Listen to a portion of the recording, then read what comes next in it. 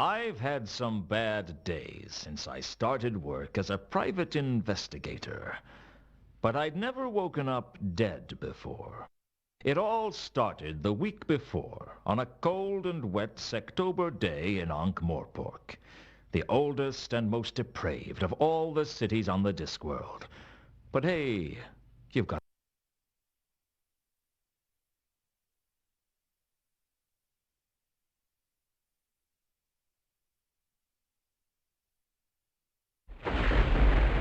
I'd been working as a PI for a little over a month, and business was slow. Hiring an investigator to look into your business requires trust, and the amount of trust in Ankh-Morpork wouldn't fill a cup. And it's a small cup I'm talking about. Sure, people trust that you don't get on the wrong side of the patrician. People trust that you don't walk into the shades alone.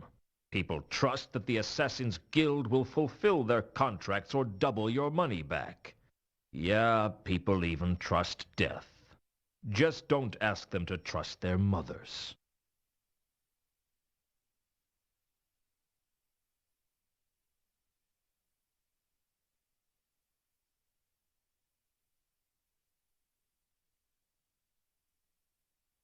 Mr. Luton? If I'm not, I should fire the guy who painted the door. So this is what a private investigator looks like. I expected someone more heroic. Heroism costs extra. What can I do for you, Miss... Mrs. actually. And the name is Carlotta. Okay, Mrs. Actually. Carlotta it is. What's a girl like you doing out on a night like this? I want to hire you, Mr. Luton. Please, call me Luton. Mister sounds so formal. How much do you charge for a simple investigation? I don't know. I've never had a simple investigation. A tricky one is 20 a day. I'll give you 200 in advance, plus expenses. For 200, I guess I should treat you with some respect. Oh, I wouldn't ask a guy like you to attempt the impossible. What's the case? I want you to find a man named Mundy. Why do you want to find Mundy? Do you know him? No. And this case will go a lot faster if you let me ask the questions. You like to be in control, don't you, Luton? If you don't pull the strings, then you're the puppet. Tell me about you and Mundy.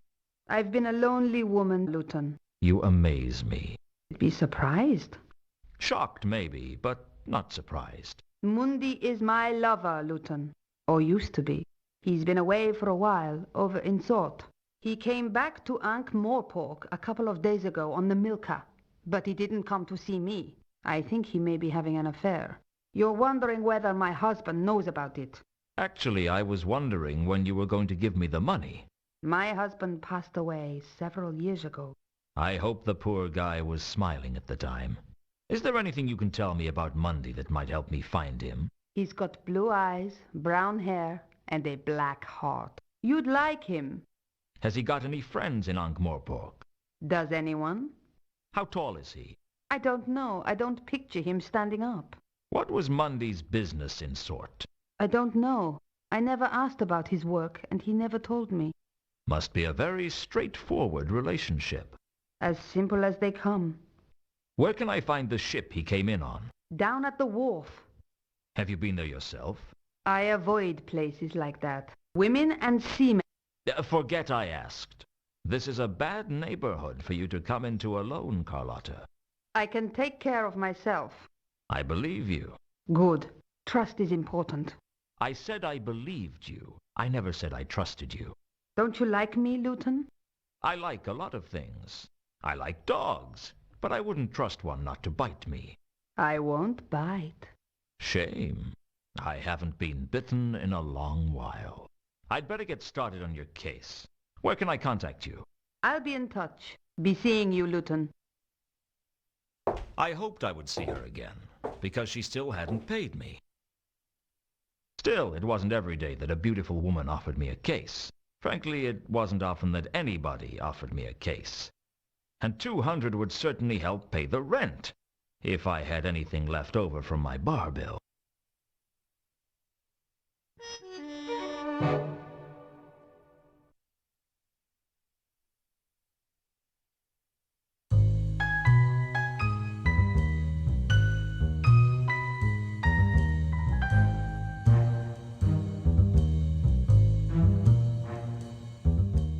All I had to do was track down Mundy and tell Carlotta where he was.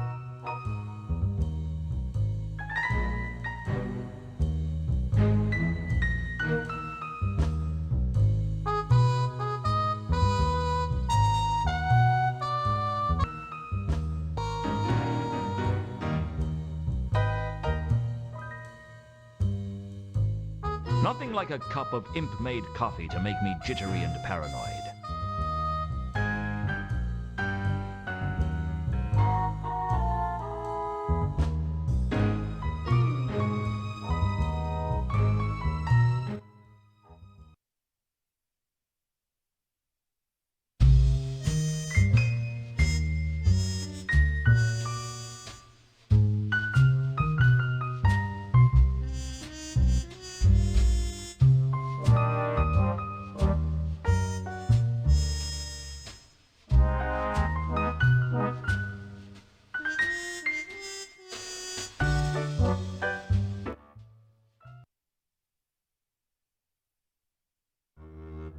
The wharf was on the upmarket side of the river, in the city of Ankh.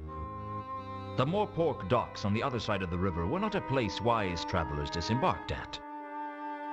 But then again, wise travelers tried to avoid Ankh-Morpork altogether. But if you traveled a lot, it was hard to miss, like malaria.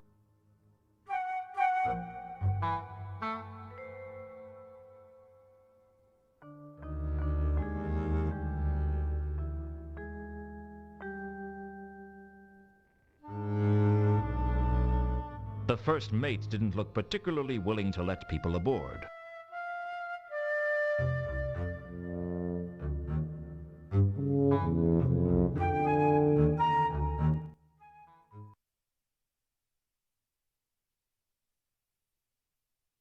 Are you the first mate? Arr! Shiver me timbers! Hoist the main brace! Let's start again. Are you the first mate? Hoy! That I be! You're not going to get any money off me, so you can drop the fake accent. Sorry. You know how it is. Some people are stupid enough to fall for that sort of thing. What can I do for you?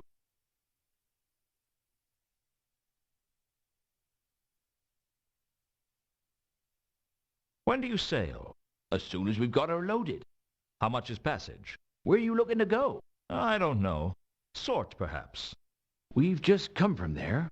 It'll be a long time before we get back there again. Did you bring any passengers? Sure. We always try to take a couple of passengers. They pay their way, and if there's a big storm, they are very useful as to sacrifice to the angry sea gods. Of course, we tell people they were washed over the side.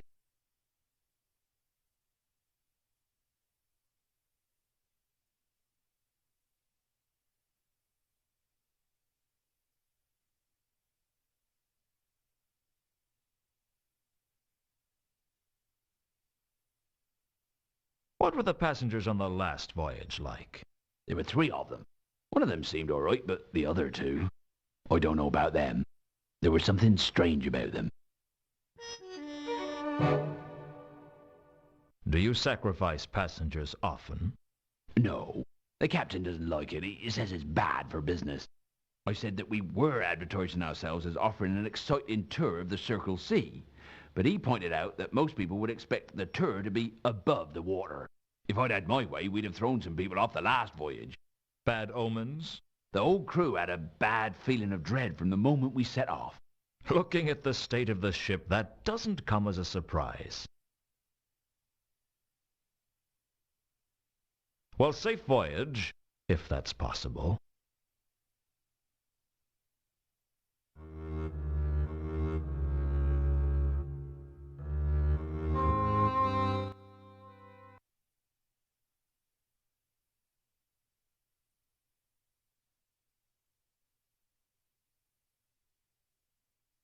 I couldn't carry the crates even if I wanted to.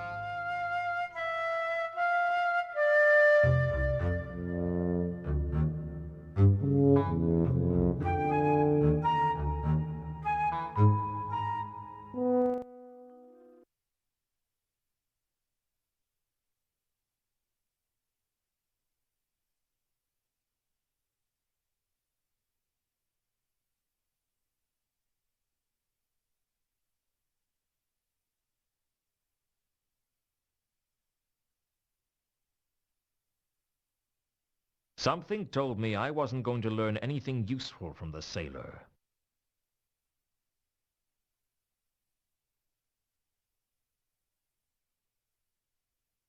Something told me I wasn't going to learn anything useful from the sailor.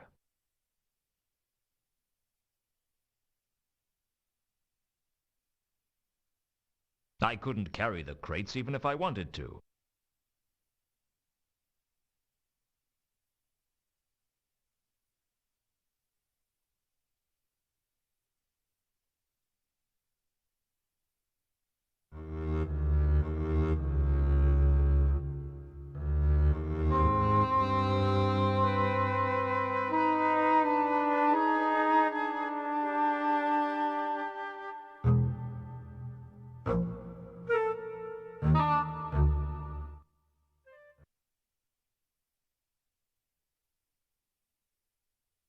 Still here?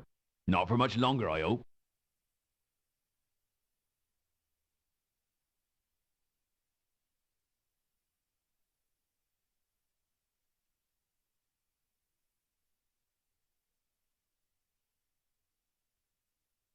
When do you sail? As soon as we've got her loaded. How much is passage? Where are you looking to go? I don't know. Sort, perhaps. We've just come from there. It'll be a... Did you bring... Sure, we always... They pay... What were the... One of them seemed... I don't know about them. There was something... Do you sacrifice passengers often? No. The captain doesn't like it. He says it's bad for business. I said that we were advertising ourselves as offering an exciting tour of the Circle C, but he pointed out that most people would expect the tour to be above the water. If I'd had my way, we'd have thrown some people off the last voyage. Bad omens? The whole crew had a bad feeling of dread from the moment we set off. Looking at the state of the ship, that doesn't come as a surprise.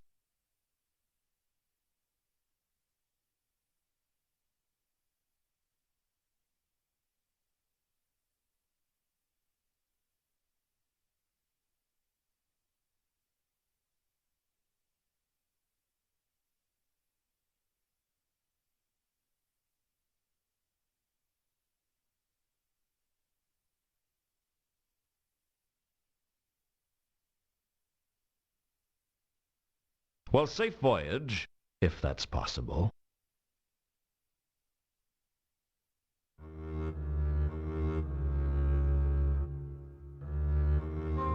The first mates didn't look particularly willing to let people aboard.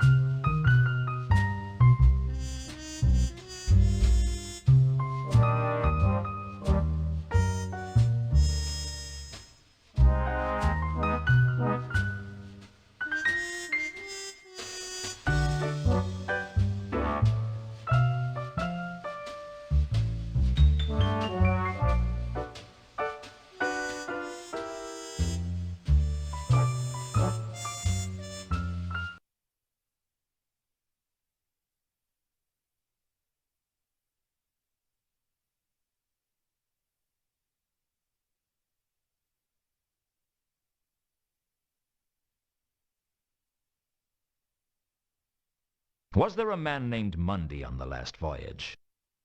It's funny you should ask that. You're the second person today to have an interest in Mundy. Who was the first? A dwarf. He didn't give his name. I don't think he was from round here, though. What about Mundy? What was he like? I don't pry into the passenger's business, but for a man who came on board pretty happy, he seemed pretty unsettled when he left. Not that I blame him. Something was definitely amiss on this last voyage. Do you know where he is now? Mundy? No. Like I said, I don't pry into passenger's business. Unless you actually look through their luggage after they've been washed over the side. Hey, what are you inferring? I'm not inferring anything. I'm implying that you might have had a look at their luggage at one point. If I had, I certainly wouldn't admit it to you. Which either means you didn't look, or you didn't find anything of interest. You better watch your steps, son. It's not good to make accusations like that. Don't worry. Anything we discuss is strictly between you, me, and anyone else I tell.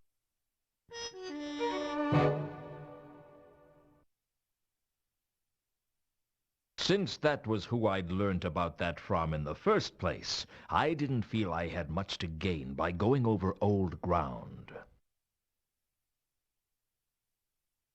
What was strange about these passengers? I don't know. One of them seemed kind of foreign. I mean, more foreign than most.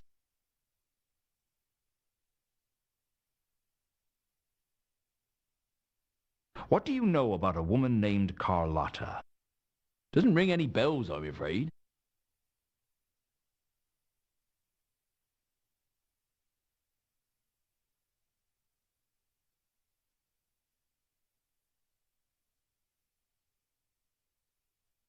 This is the Milka, isn't it? That's what it says on the prow. It's impossible to read anything written on that hull. Just because you can't read it doesn't mean it isn't there. Reality is subjective, after all. Don't get all existential with me. It was more ontological than existential. That's a really bad habit you've got there. What? Oh, sorry. I picked up a bad case of philosophy in Ephoebe a couple of years ago, and I haven't been able to get rid of it since. Just can't seem to shake it off. Normal as anything one minute. Next moment, I'm wondering if anything can truly be said to exist. A bit of a drawback when you're supposed to be navigating. Okay, assuming the existence of an objective shared universe, is this the Milka? Yes. Can I have a look on board? No. That better not be some kind of philosophical objection. No one gets on board without Captain Jenkins' permission. Where is the captain? I don't know. But you could try the Cafe Ankh. He usually goes there when he's in Ankh-Morpork. If it exists, of course.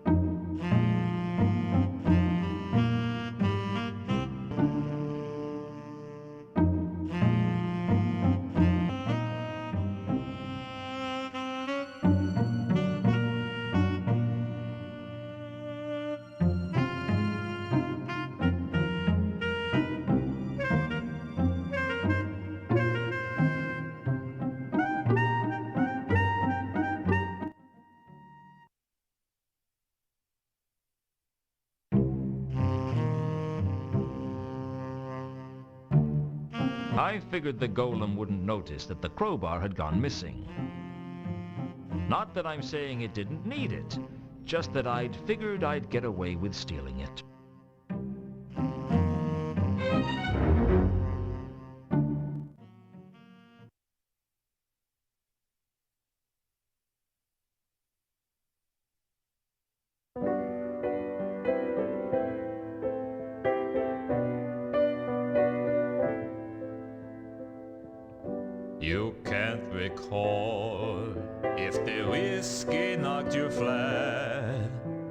if everything was a blur when you met her. All that you remember are the tunes of a vampire, a melancholy tune about impending doom. I'll fetch your tankard, fill it to the brim, a cask of stale, broken drum ale, wondering how long till you meet again on the bank of the Ang.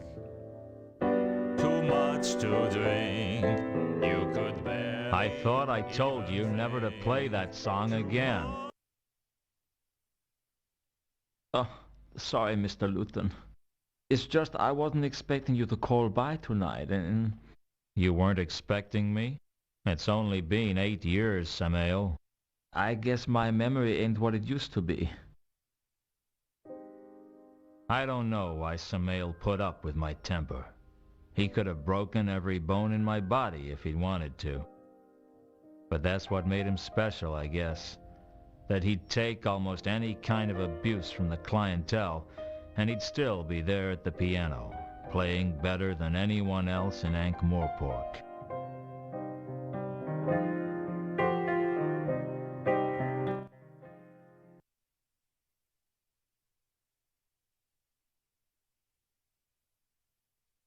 Hello, Nobby. Hello, Luton. How you been keeping? I've been worse. Of course, I've been better, too. And I've been a hell of a lot better and not much worse. That's good, isn't it? Don't worry. If Commander Vimes sees us together, I'll tell him I made you talk to me. It's not that I don't like you, Luton. I mean, we was friends and all. But it's just, well...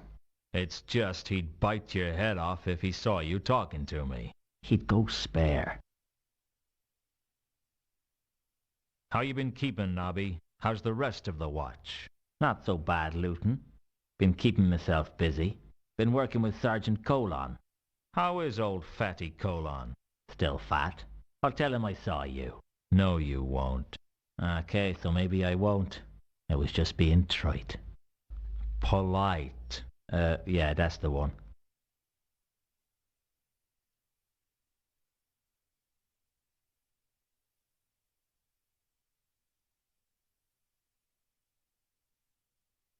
I guess I never really understood why it was that you didn't get kicked out as well, Nobby. Me? I ain't never done nothing wrong.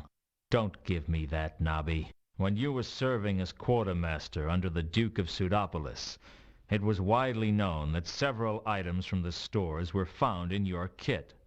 That was all above board. I had all the paperwork for him. Your kit at the time consisted of 2 warehouses.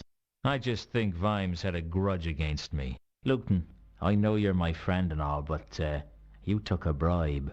Are you trying to tell me you never took a bribe? Never. The ham from Harga's House of Ribs? Evidence. The pocket clock from the Suicide in the Shades? I wanted something to remember him by. The money in the petty cash box? Mislaid by someone. Misappropriated by you. I never misanthropated anything. I just want to understand why it was that you could get away with all your petty theft, and I couldn't get away with one act of weakness. Well, you see, Just say it, Nobby. I'm not gonna hold it against you. Well, I reckon Mr. Vimes thinks that a bit of petty theft ain't something to get excited about. I ain't admitting anything, mark you. Nothing's ever been proved. Compared to some of the stuff that goes... But someone who's taken a bribe, well, that's like allowing the rich to avoid justice. That wasn't why I did it. I know. But you know Vimes. Yeah, I know Vimes all right. What's Vimes up to these days? He got married. Married? He was only ever married to his job. Nah, straight up. He married into nobility. Old Stoneface in the nobility. That'd drive him crazy. Well, he's sort of nobility himself now. What? They made him commander of the watch. And we got a great new premises down on Pseudopolis Yard. They're full of paintings and vases and all sorts. Full? Well, maybe not as full as when we moved in, but pretty full. I'll have to call round sometime.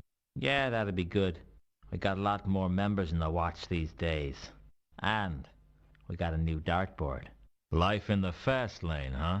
Do you seriously think it's a good idea for me to call around? I mean, Vimes isn't gonna like it. Whatever you may think about him, he's loyal to his job. I can't say he'll welcome you with open arms, but he won't stop you.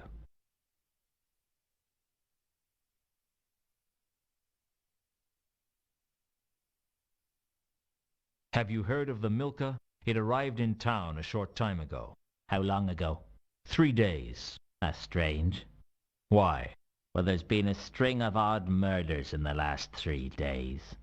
What do you mean, odd? I mean, this is Ankh-Morpork we're talking about. I'm not sure I should discuss the details with a pavilion.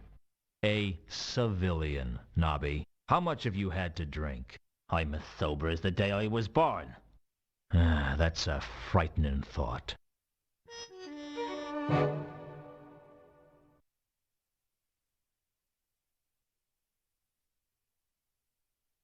Since that was who I'd learnt about that from in the first place, I didn't feel I had much to gain by going over old ground.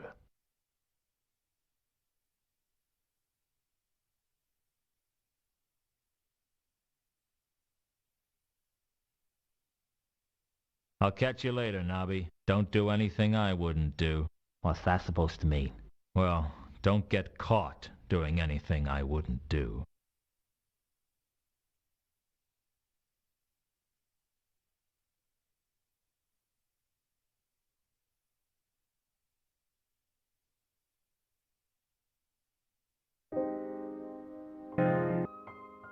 Are you Captain Jenkins? That depends on who's asking. Don't play games. I'm just after a few answers. That song really put you in a bad mood, didn't it? If you're trying to get me angry, it's working. No need to get upset. You need to drink more and think less. If I drank any more than I do now, I'd never think again. That's the ticket. So, you're the captain of the Milka. Unfortunately. Unfortunately? Ordinarily, I'd be happy being a captain of a fine ship like the Milka, but after this last voyage, I'm thinking of taking up farming. Tough journey? I don't want to talk about it.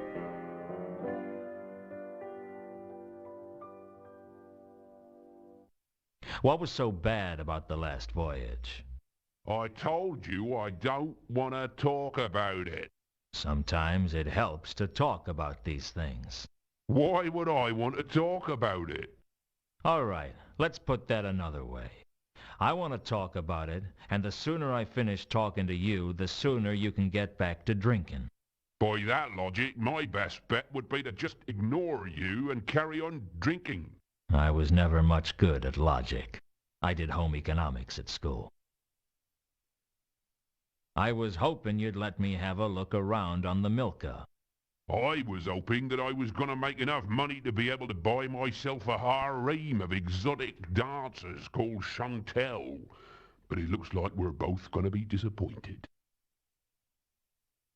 Is there any way I can persuade you to let me on your ship? Is there any way I can persuade you to go away?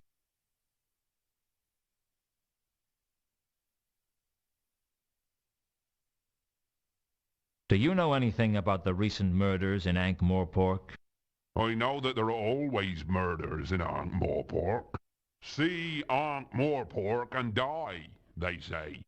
Often in the same day. That's not a very helpful answer. It wasn't a very sensible question.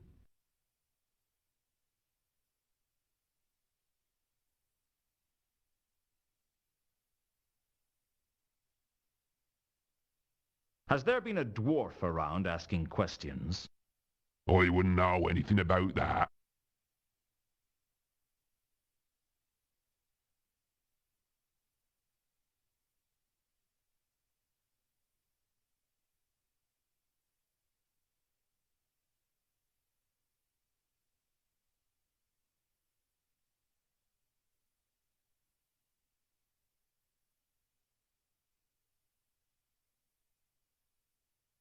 On your last voyage, there were 3 passengers, right? Mundy and 2 others. You tell me. You seem to know more about my ship than I do. I just want to know what you can remember about them. I remember that we picked them up in Ecclepon, and I know they had a lot of cargo. Oh, and one was a woman, and one was a man, I think. You think he was a man? There was something particularly foreign about him. I'm not sure what. Where's Ecclepon? Up near the hub. God's forsaken place. All there is to do there is drink and eat fish sandwiches with no tops on. Sounds like a long way from the Circle C. We got lost, all right. It's easy to mix up port and starboard when you've drunk too much port. Are they still on board? Nope. We dropped them in Ankh-Morpork. And before you ask, I have no idea what they were doing here. That's not my business. I was beginning to realize that Captain Jenkins only had 2 questions to ask his passengers. Where are you going, and how much money have you got? What do you know about a woman named Carlotta? There's no one I know.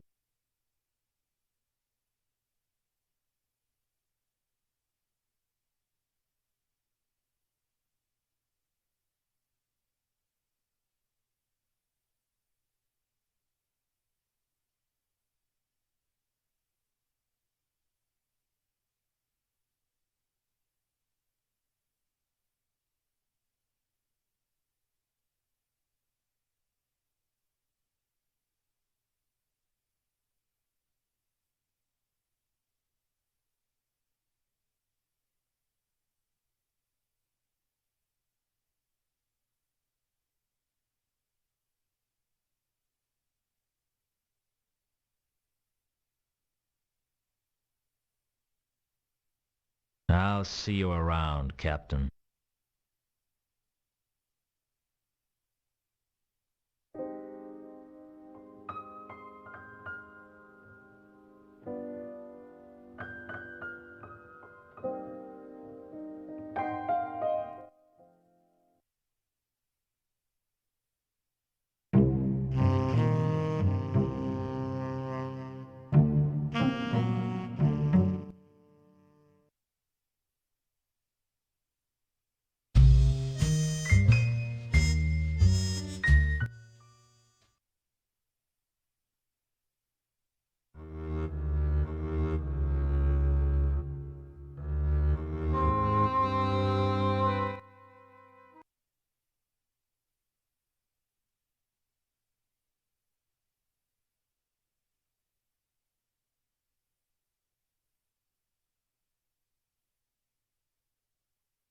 Something told me I wasn't going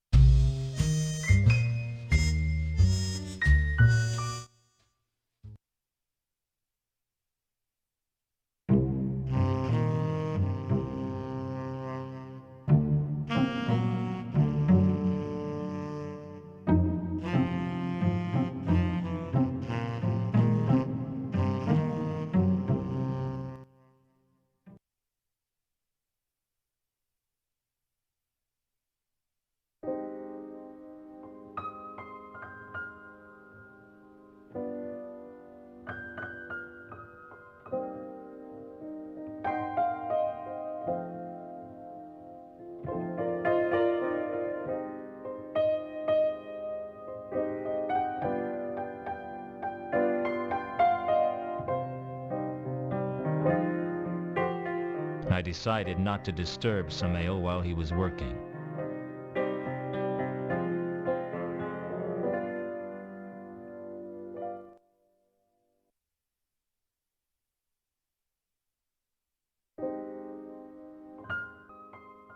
Hello again. Hello yourself.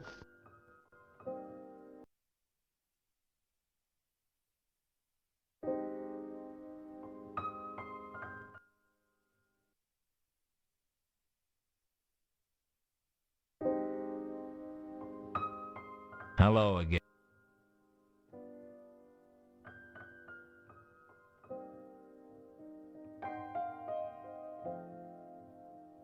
I was hoping that...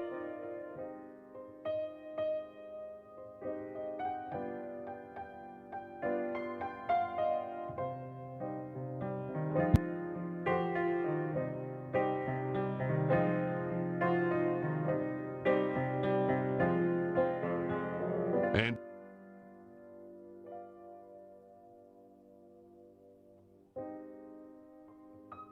there was something...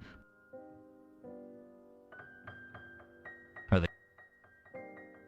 Nope.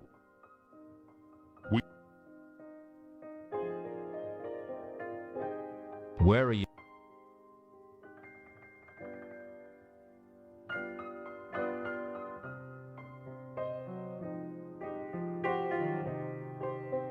I understand you were carrying a man named Mundy on your ship. What's it to you? I was hoping to find him. Owes you money, does he? No, he's an old friend. Him? You must think I'm as drunk as I look. Aren't you? Well, okay, so maybe I am. What did you want to know? Where is he now? I've no idea. We picked him up in Sort a couple of weeks ago and we brought him here. That's about all I want to know about him. Did he say what he was coming to Ankh-Morpork for? I think he said he was meeting someone. Who? Now, I can barely remember my own name, let alone something I overheard through a doorway last week.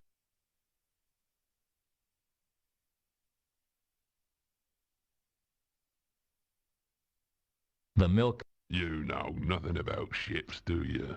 She looks like exactly what she is. A run-down tramp schooner with no future.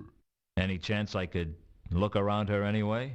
All I want to do is get the cargo loaded and get out of this god's-forsaken city. I don't need people snooping around on board.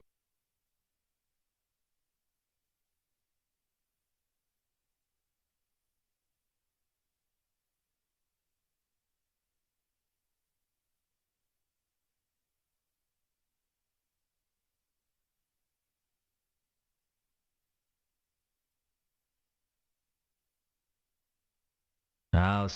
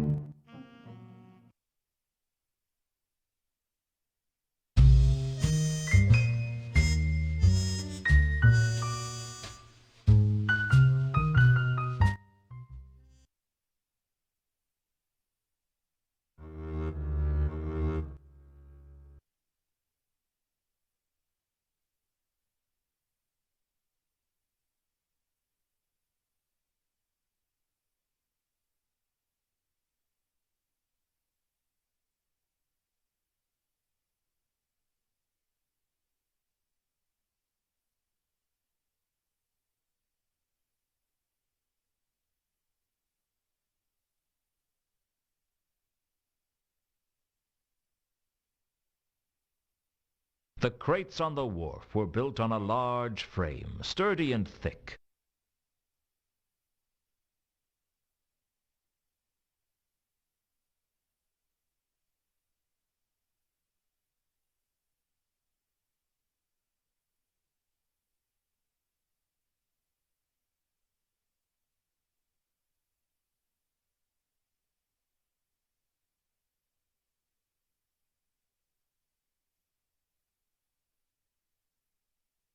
I couldn't carry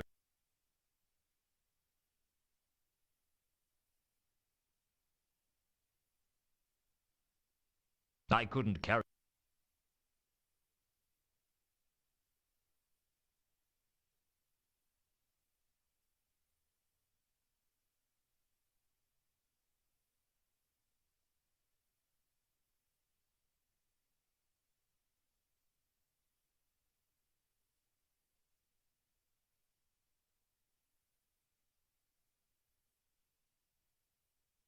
What more could I say?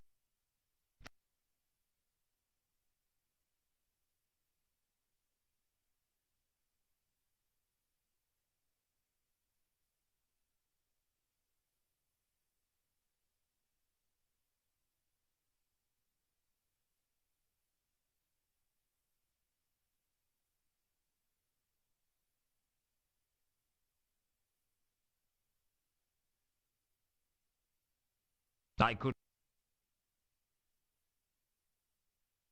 The crate...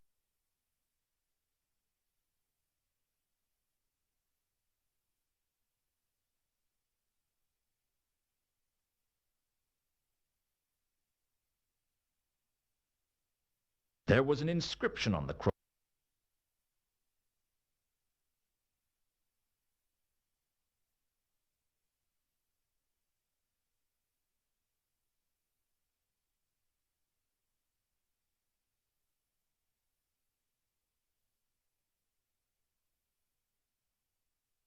Perhaps the single crate would be a better choice.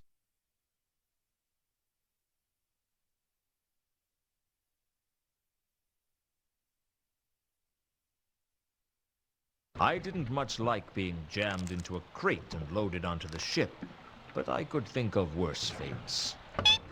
Like being jammed into a crate full of rats and loaded onto the ship. What's your name then, little fellow?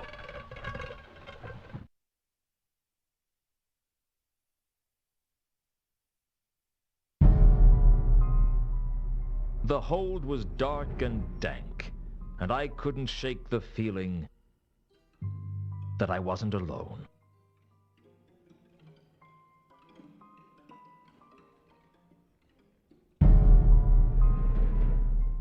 I pulled the label out of the wreckage.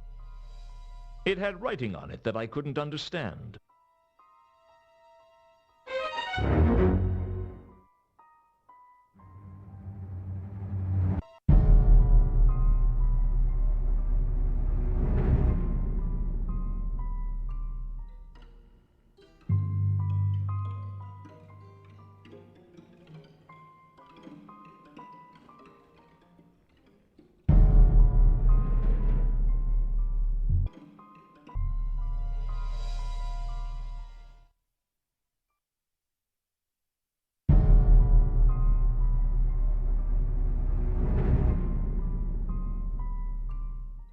There was nothing of value in the debris.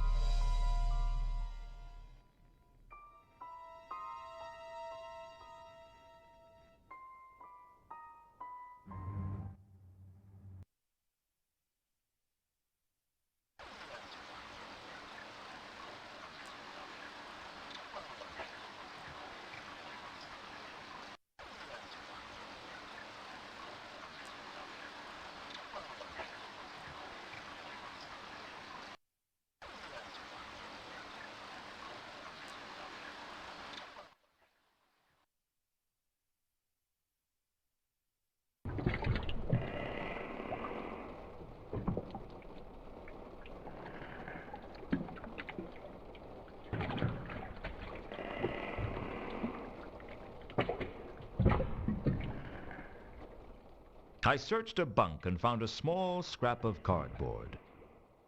It could have been anything. There was a number on the back, either a 6 or a 9. It was hard to say.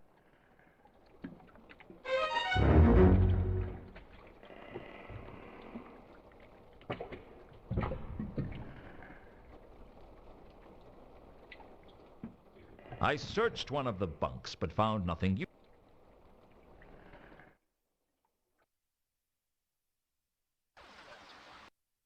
I'd managed to remain hidden on the ship, but I knew my luck couldn't last forever, because I'd stopped being lucky around age 12. The first mate looked less than happy, but I don't think he saw who I was as I dived in elegantly on the Ankh. Fortunately, the crust of the Ankh was soft that night, and I escaped both injury and discovery, although I needed 2 baths just to feel dirty.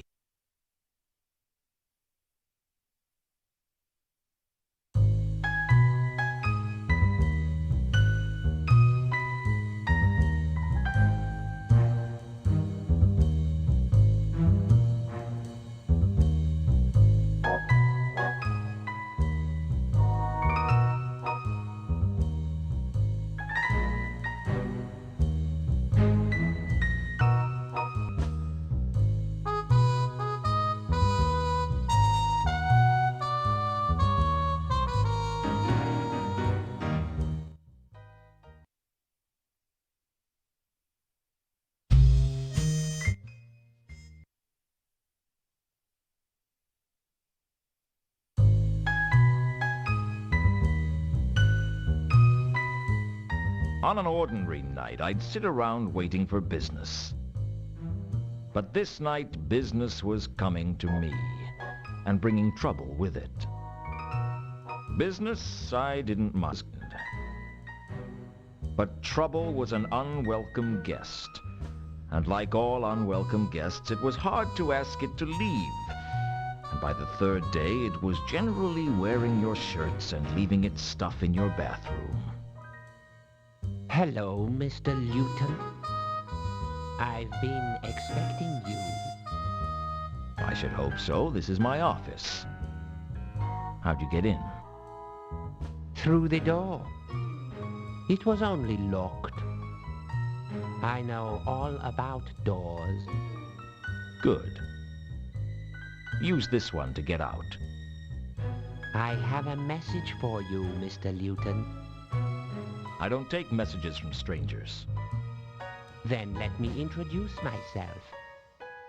My name is Mr. Al-Khali. I don't take messages from dwarves named after cities. My name isn't important. You seem to think it was. I've come to warn you to stay clear of the Mundy case. I'll bear that in mind. Now get out. If you don't stay clear of the Mundy case, something untoward may happen to you. This is Ankh-Morpork. Something untoward may happen to me whether I investigate this case or not. Now either you get out or I'll throw you out. Don't say I didn't warn you, Mr. Luton. Don't say I didn't ignore you, Mr. Al-Khali.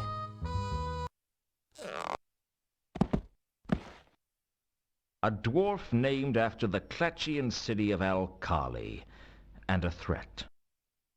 This case was getting more interesting by the minute. All we needed was a troll and a member of the undead, and we could open an ethnic comedy on Broadway.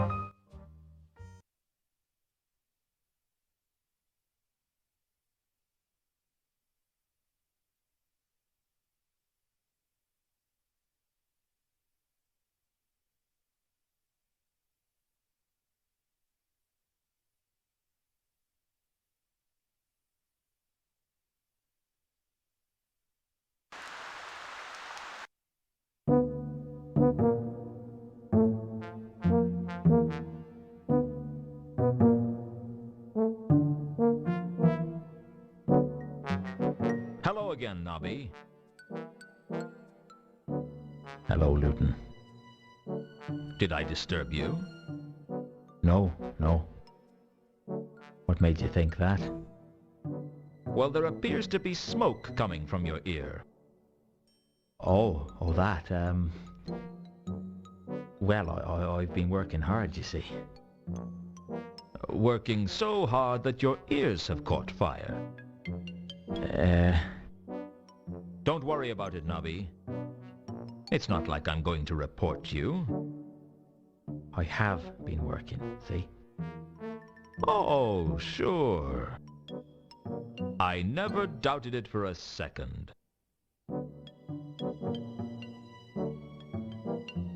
How's work treating you then? Not so bad, Luton. I've been busy, though. Rushed off my feet. Yeah, I can tell.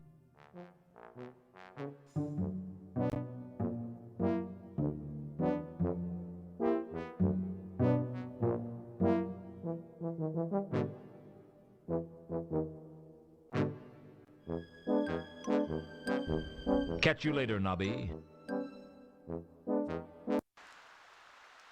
The troll stepped out of the shadows like light was too intimidated to illuminate him.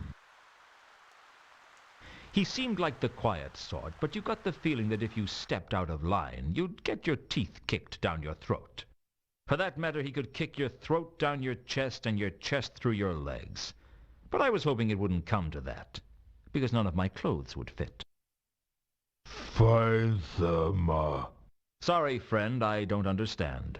Find Therma. You want me to find Therma? Is that it? Well, what is it? A person? A thing? Look, if we're going to carry out a conversation, it'd help for you to talk. Find Therma. Okay, find Therma. What's your name, friend? There was something about a troll that big that made you want to call him friend. Malachite. Find Therma. You've got to find her. I wasn't about to argue with a troll that could twist my head off and use it as a cocktail onion. Okay, friend, what can you tell me about her? Any suggestions of where I should start looking? Used to sing at the Octarine Parrot. Find Therma. Got to find Therma. How can I contact you? Find Therma. That was all he said. I guess he wasn't very bright. But then there's things under damp logs that are brighter than most trolls.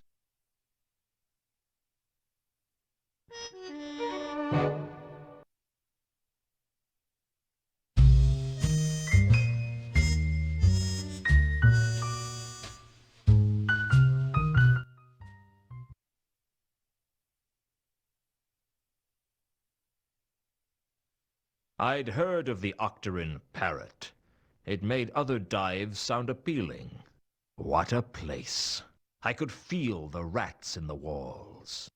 Hell, I could see the rats in the walls. In fact, some of them had come out of the walls and were sitting at the tables. Why must I be so blue? There's no time to cry over you. Your rugged features. Can I help you? You could sell me a drink. What's your poison? I'd prefer whiskey straight with a whiskey chaser. You didn't come here to drink, did you? Well, I didn't come here for the sparkling conversation. Most of the customers go squeak, squeak. This seems like a nice place. No, it doesn't. It seems like what it is. A wretched hive of scum and villainy. It's tough to get to the top in that field. You could have that on a sign outside. Come to the Octarine Parrot, the most wretched hive of scum and villainy this side of the Ankh. Are you being funny? Apparently not. You look a little nervous. I can't shake the feeling that sooner or later someone is going to get their arm cut off. Have you always owned the parrot? No. It used to be a troll bar. I took over the place after the riots. Did you keep any of the staff? Sure, I kept anyone who wanted to stay and wasn't too badly injured by the riots. But there's something about a group of rioting trolls that makes people reluctant to walk back into a place. Or indeed unable? Did you keep any singers on the staff? Only Sapphire.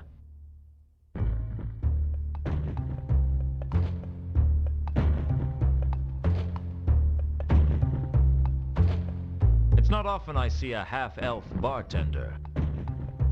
Be honest. It's not often you see a half-elf.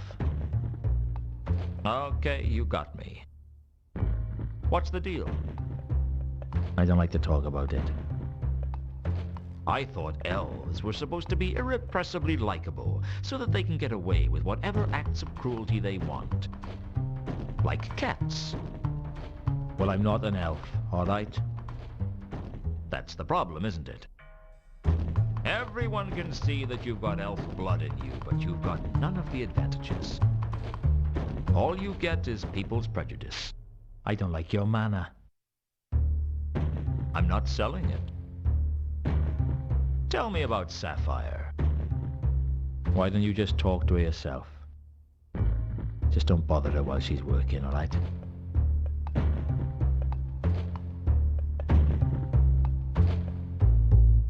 Until later, Mencken.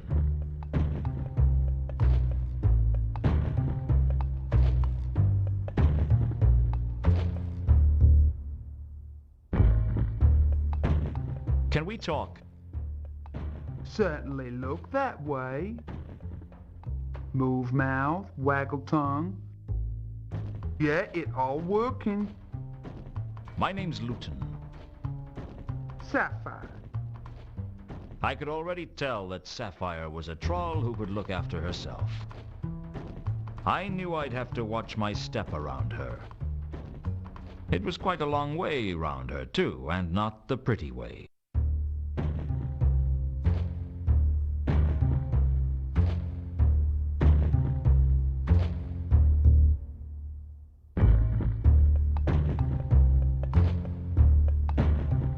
You been a singer here long?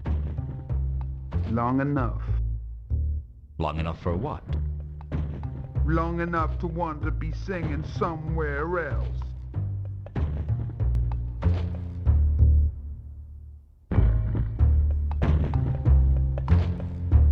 Tell me about yourself.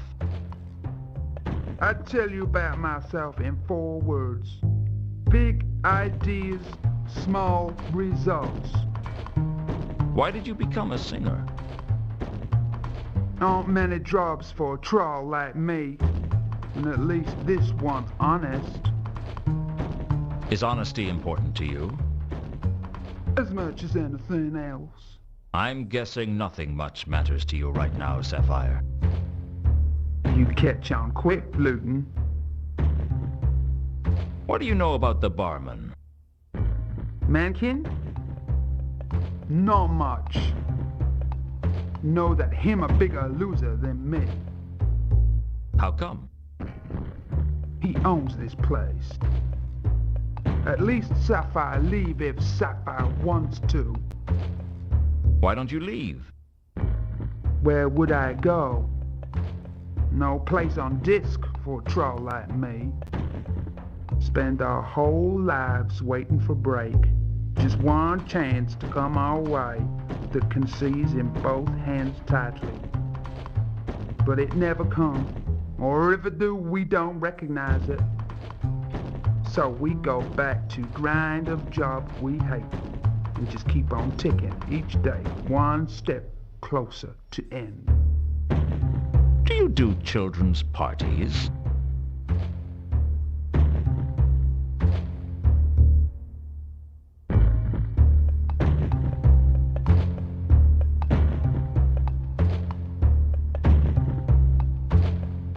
I I don't suppose you'd know a big troll called Malachite.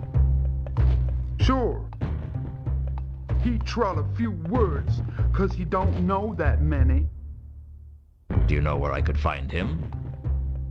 Sapphire not seen him in years, but you try Rodin's workshop. He used to hang out there.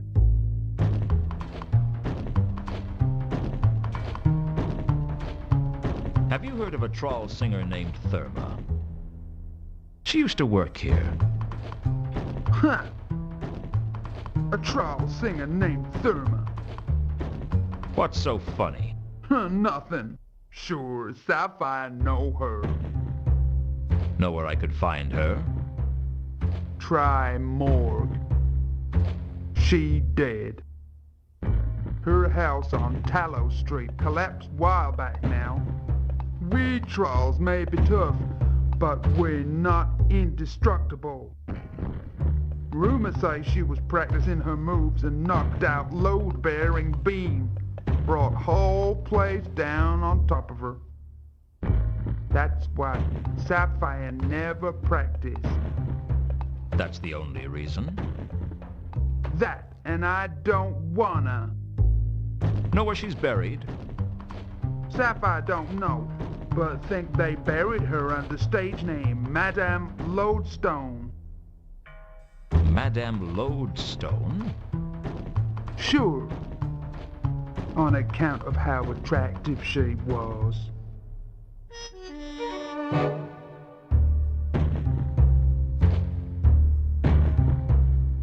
So Therma performed here under the name Madame Lodestone. Who are you? The narrator? I told you that already.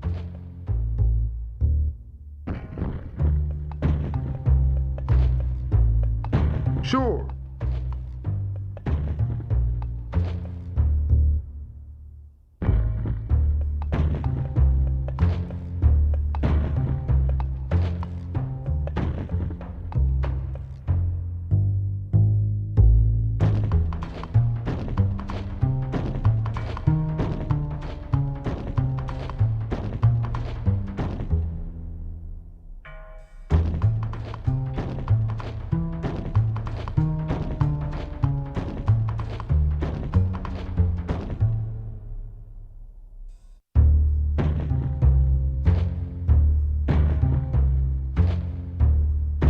I'll be back.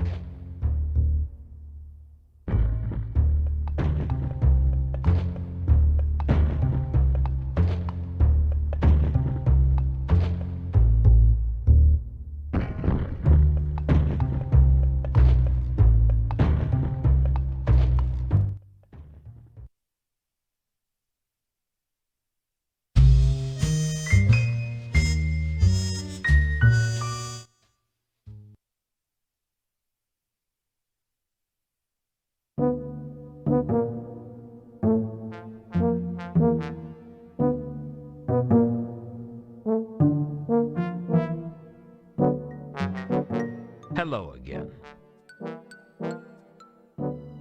Hello.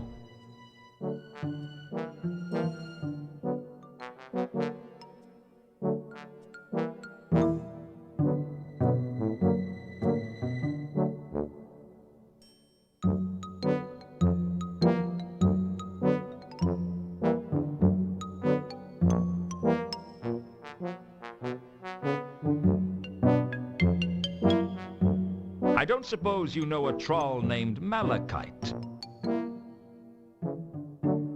Not Mount Malachite. Describe him. Big. Tall. Stupid. Not very talkative.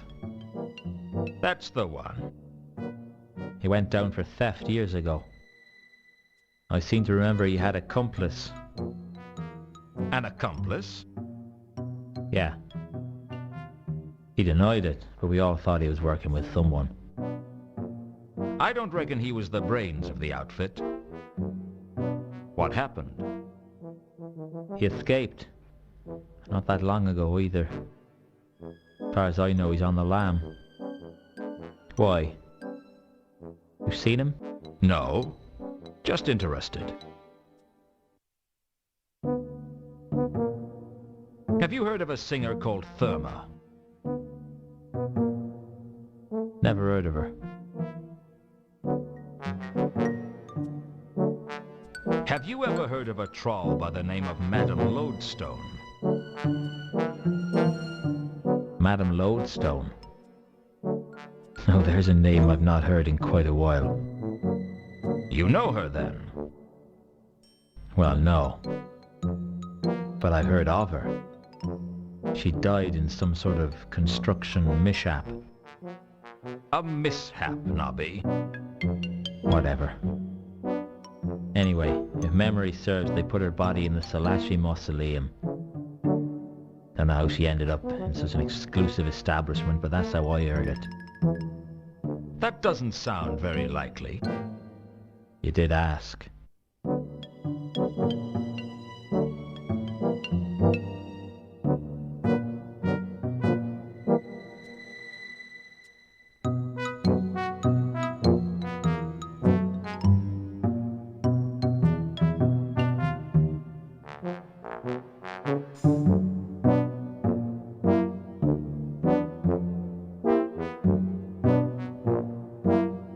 Do you know anything about some passengers that came into town by ship a few days ago?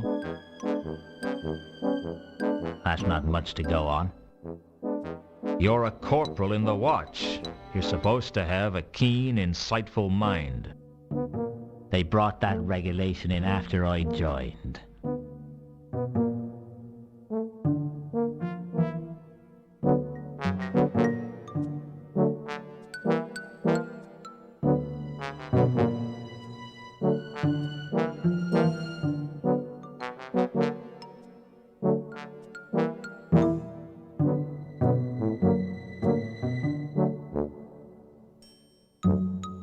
How's work?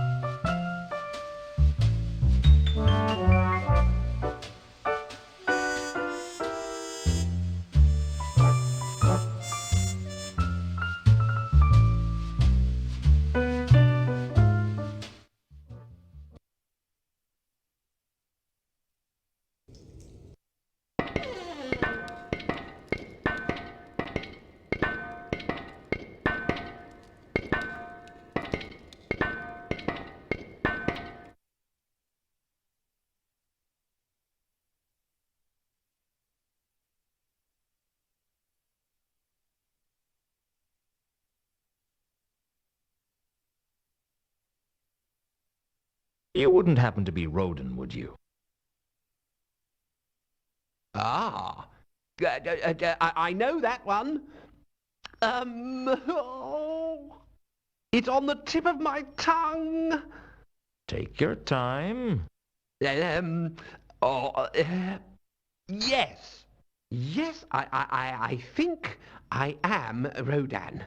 How can I be sure? Beats me. I had a note from my mother the day they did philosophy at school.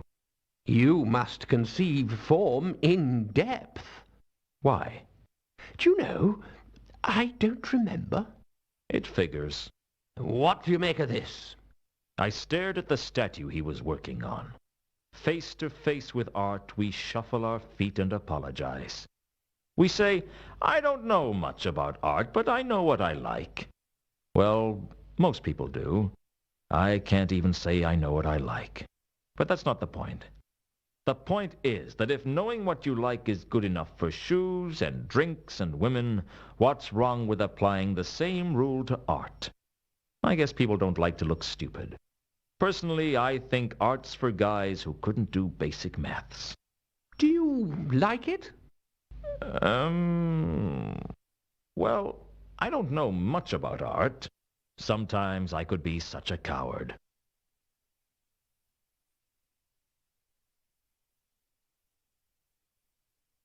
So you're a sculptor, then?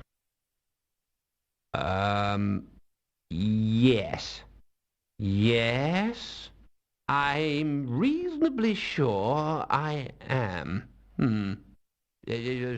Something like that, anyway. Why do I get the feeling that you aren't going to be much good at small talk?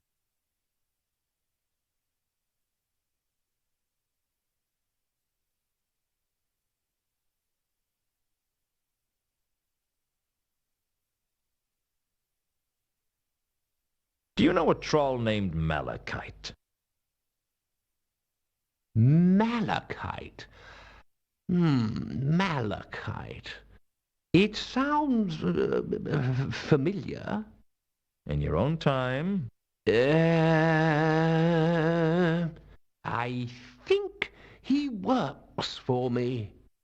Or he did work for me. No, I think he must still work for me. Look, there he is over there.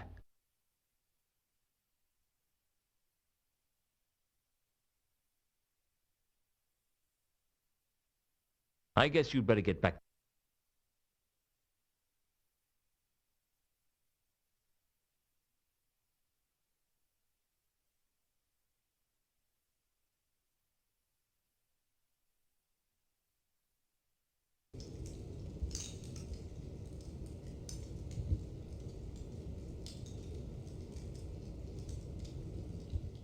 You're a tough troll to find, Malachite. You could say something. Okay, so I'll do the talking.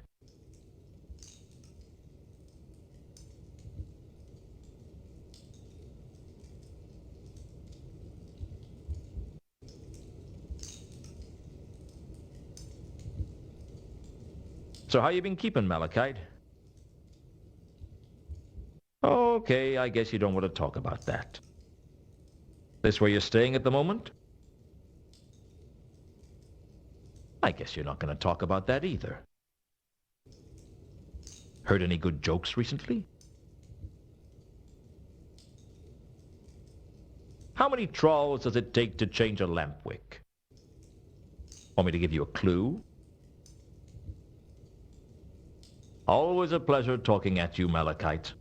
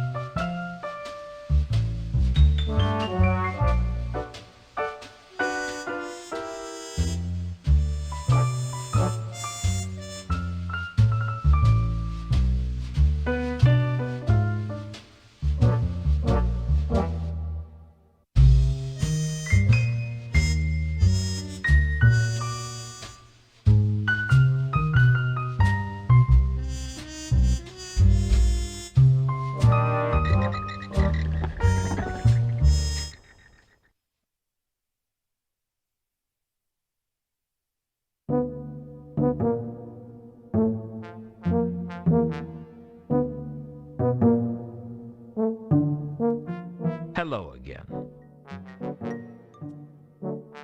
Hello.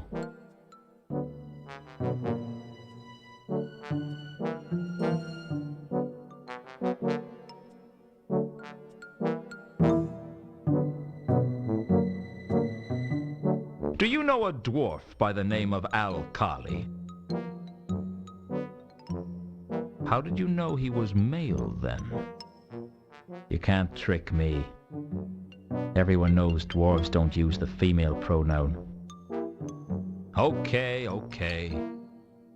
Mind you, I've always wondered what a female pronoun was. One of nature's wonderful mysteries, Nobby. Is it normally kept covered or what? I'm going to leave it to your rather uninventive imagination, Nobby.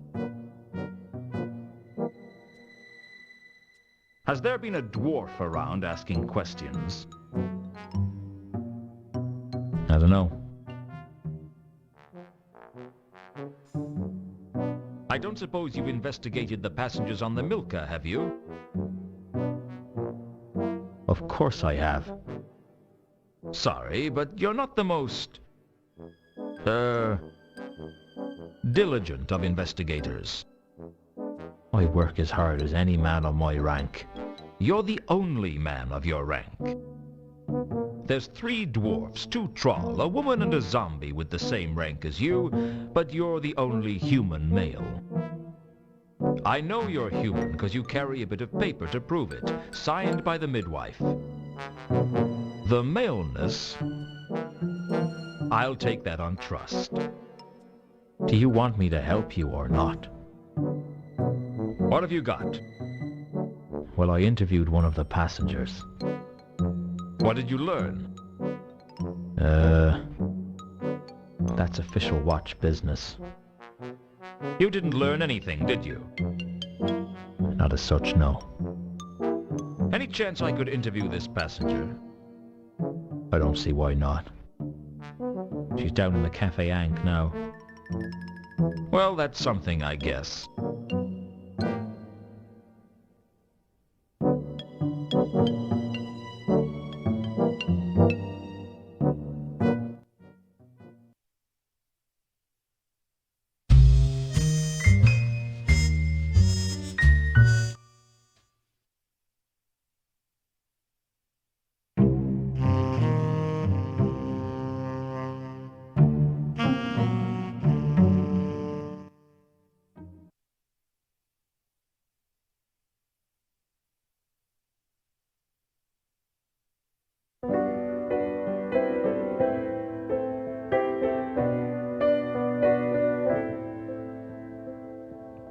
You can't recall if there is. I thought I told you never to Ilsa.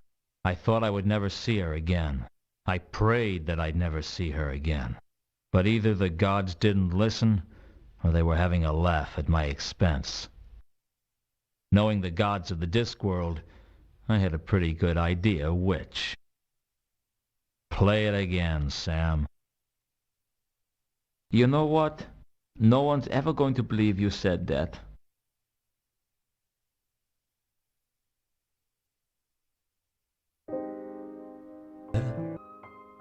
Hello, Ilsa. How long's it been?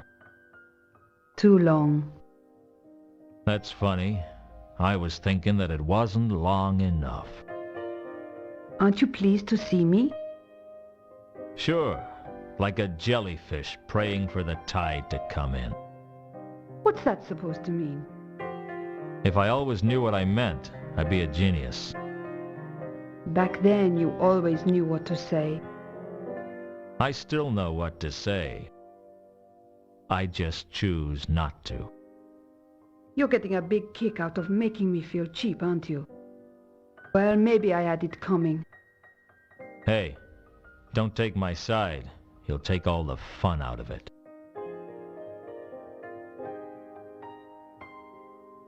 I spent years rehearsing what I'd say if I saw you again. What I'd ask you. I tried to imagine what you'd say. But now I'm here. You can't think of anything to say? Now you're here, and I just want to slap you. Just once, across the cheek. What will that prove? That I still haven't forgiven you. You're not making this easy, Luton. Did you think I would? Did you think I'd just come bouncing up to you like a trained puppy? Maybe I'd wag my tail and wait for you to throw me a stick. Well, I'm never going to be another woman's dog for as long as I live. That's cruel. Not as cruel as the day you left me. What made you ask for that song? I was feeling sentimental. It's good to know that you still remember me. How could I forget? I don't know. But you managed to leave. I figured you'd probably manage to forget as well. Never. I tried to forget you. I tried to forget the day you left. I tried to forget the good times. I tried to drown your memory in cheap whiskey. And did you forget? I don't remember. I still remember you. That's what the song means to me. It's everything that's good about our time together. You got lucky, Elsa. You got all the good memories, and I got all the bad. It didn't have to be like that. It's always like that. I suppose you have some explanation for what you did. Some pat excuse that'll make everything all right. There's no excuse for what I did. At least we agree on one thing. Why do you hate me so much? Because I had everything when I had you. And when you left, you took everything with you. It's easy to hate someone who took it all away from you. It hurts to hear you talk like this. Good.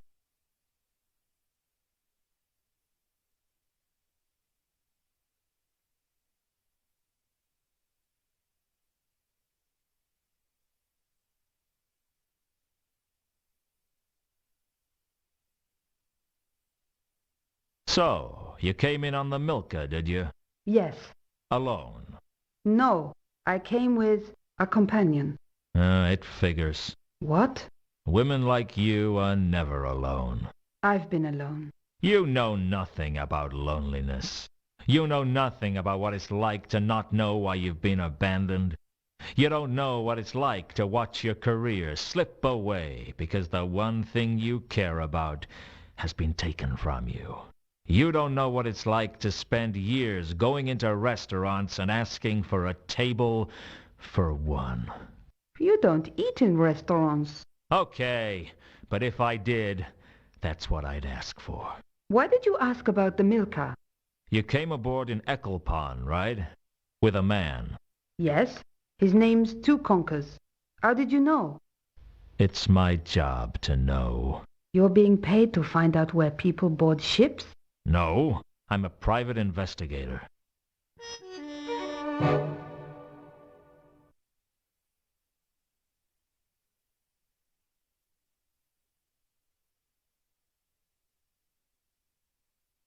Ilsa had told me she was traveling with a man named Two Conkers.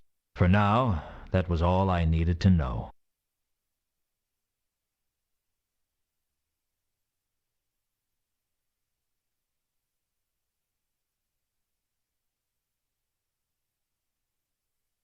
Can you read this? Yes.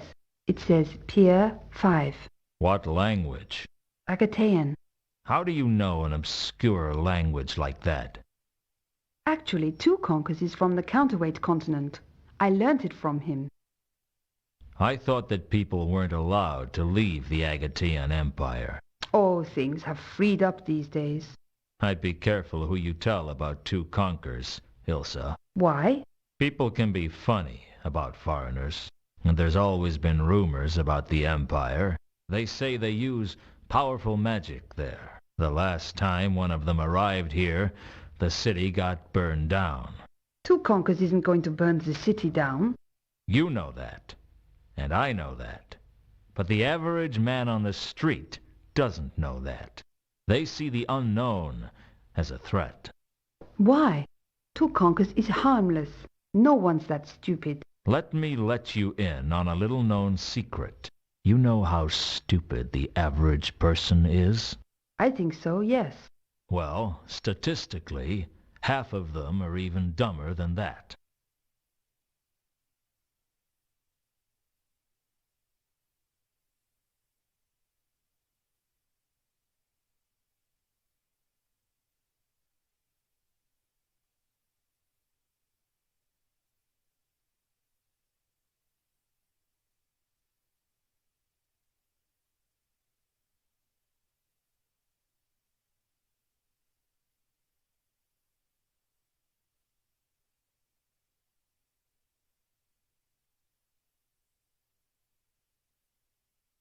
Hello again. I'll see.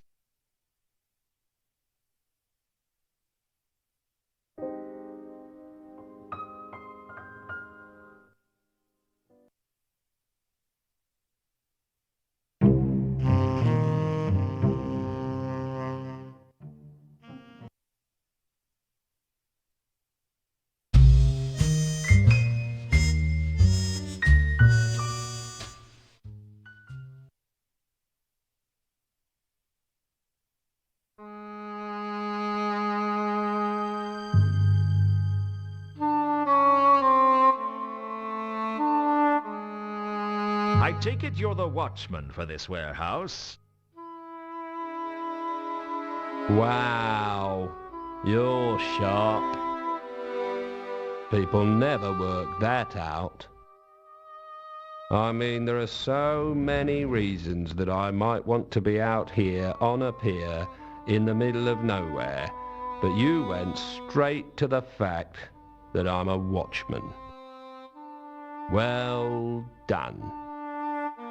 That's a real talent you've got there. It usually takes me much longer to take a dislike for someone.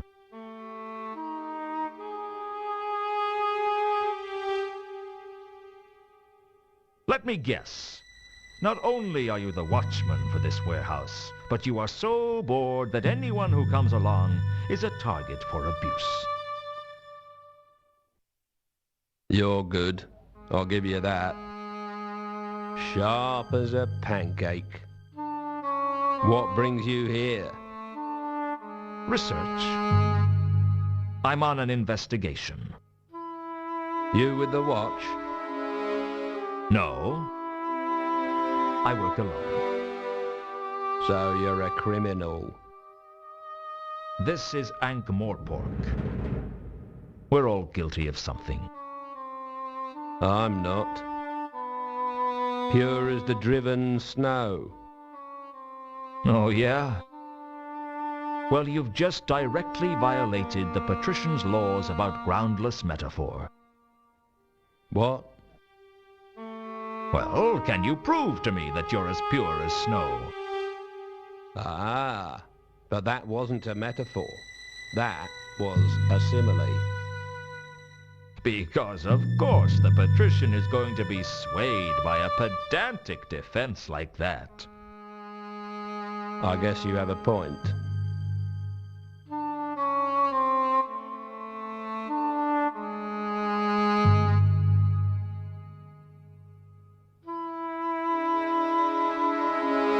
I have a... I can't...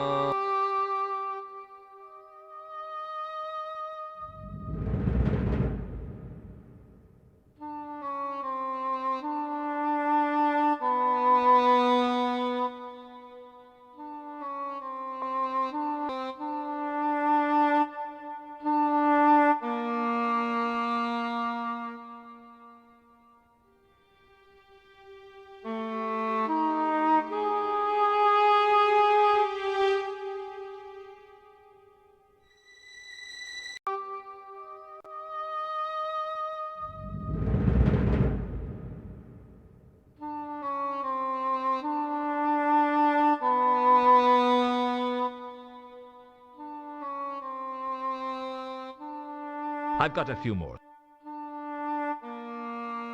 That's lucky.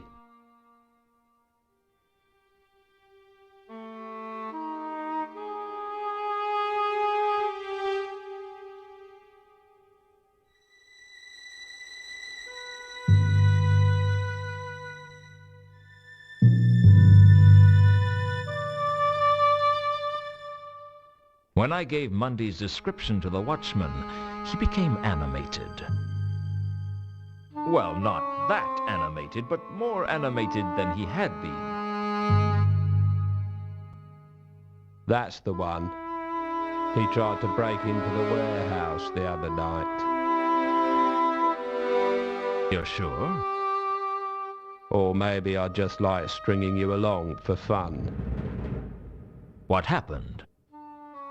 I scared him off. I'd like to know where he is now, though. It doesn't look good to have people get away with breaking into a place like this. Bad for our reputation. Oh, I'm sure. Because everyone respects you, and this would just put a total stop to all those dinner party invitations. Oi, watch it.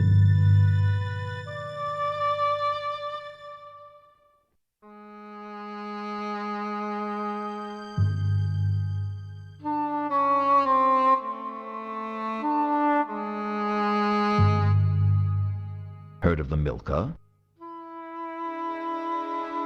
Sure. Put it in my copier. It's a ship.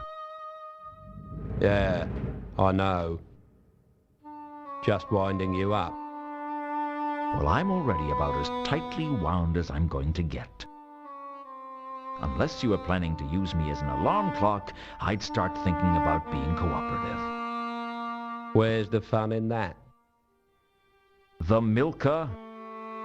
Oh, yeah. All I can tell you is that they unloaded their cargo here. What was their cargo? Oh, I couldn't tell you that. That'd be violating Watchman cargo confidentiality. There's no such thing. Oh, all right. I just don't want to tell you then. Satisfied? Ecstatic.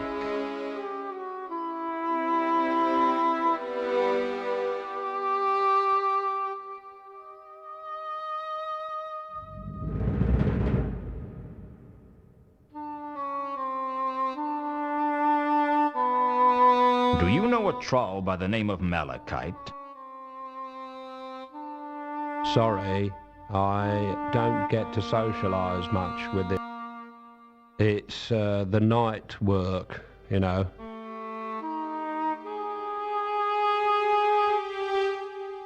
Do you know anyone named Therma? It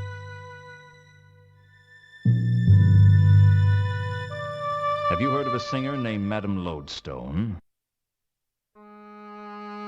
Sorry, I don't get to socialise much with this job.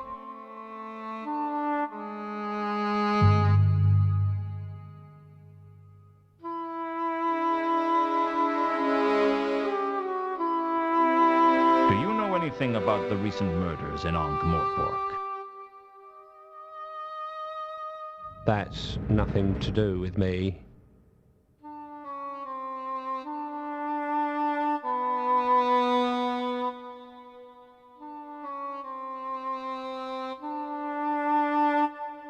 Do you know a woman named Ilsa or a man named Two Conkers? Sorry, I don't...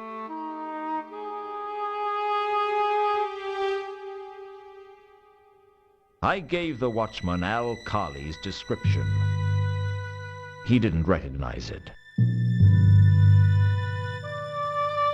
Has there been a dwarf around asking questions?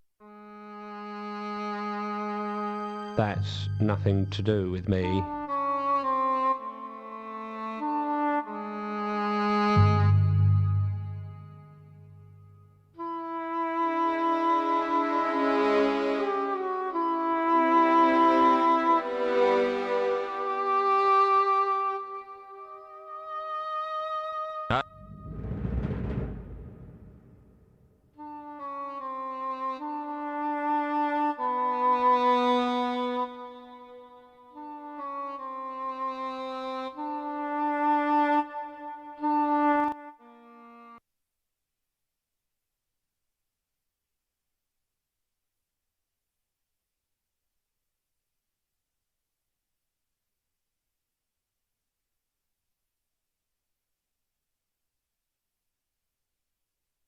I wasn't the Disc's greatest climber, and the warehouse wasn't the easiest building to scale.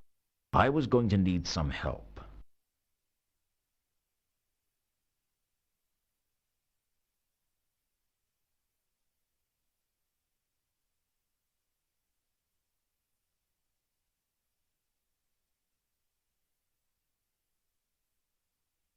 I'd already had to dive onto the Ankh once. I wasn't about to do it again.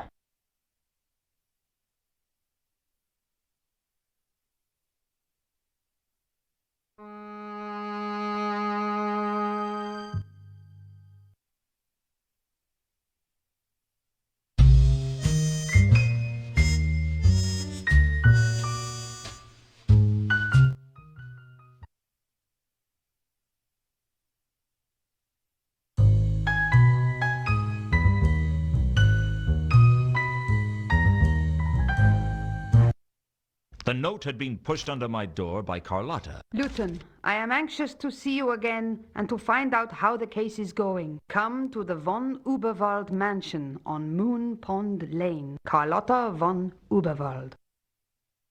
So, Carlotta was a member of the von Uberwalds, one of the richest and most reclusive families in Ankh-Morpork. That explained why she could afford to offer to pay me so much. It didn't explain why she hadn't got around to paying me yet, but I could wait. At least until the rent was due.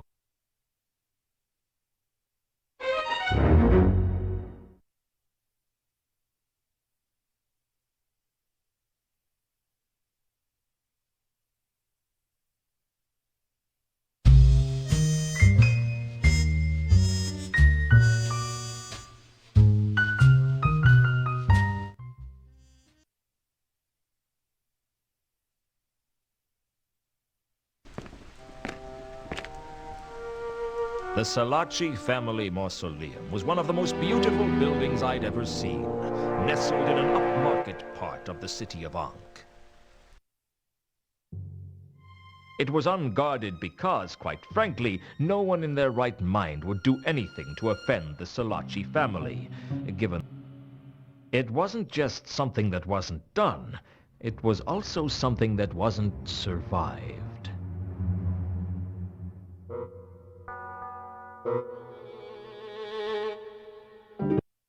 I tried to find Therma's grave, but it was a waste of time.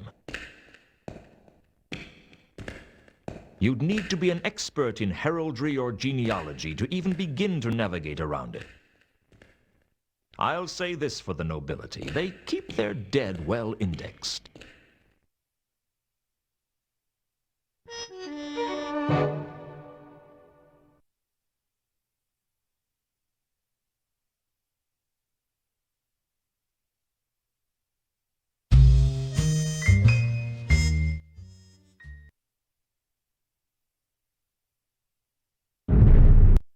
I already had a bad feeling about the Mundy case, but learning that my employer was a von Uberwald didn't fill me with confidence. I didn't know the facts about the von Uberwalds, but the rumors were bad enough.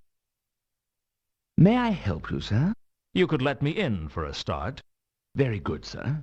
And don't call me sir. As you wish, sir. May I take your coat and hat, sir? Thanks, but no. I feel naked without them. That must make it difficult to clean them. Was that a joke? I never joke, sir. It's not my job. I may lie, dissemble or deceive, but I never joke. Look, I don't want you to take my coat, okay? But of course, sir. Sir is welcome to drip all over the immaculate hardwood floor that I spent several hours polishing this morning, because Sir is a guest, and Sir is entitled to do whatever Sir wishes. Nice house. Sir's taste in architecture must be quite exquisite, to so accurately summarize the many splendid cornices and archaic stained-glass frescoes of this splendid Lorenzian building as nice. You have a gift for making people feel welcome, don't you? One is blessed.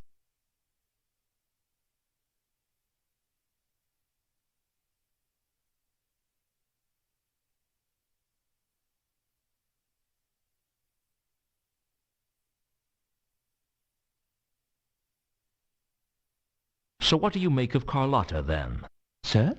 Carlotta. Carlotta von Uberwald. She does live here, doesn't she? Indeed, sir. Sir is as dogged in his pursuit of the truth as he is determined to warp the incalculably valuable hardwood floor by his persistent dripping. You're not going to give up on this hardwood floor thing, are you? As ever, sir is both astute and incredibly stubborn. What about Carlotta? She is also quite astute and most definitely stubborn. What do you think about her, then? I am not paid to form opinions, sir, merely to perform menial actions such as guarding the hardwood floor, a task I am, alas, failing in at the current time. Will you shut up about the hardwood floor? As sir wishes. I will no longer mention how sir is irrevocably damaging timber felled by the hand of the 77th Earl of Ankh. Boards that have lain here for longer than sir has been alive, and that were first laid before sir's father was even a glint in the eye of his grandfather, whomsoever that may have been.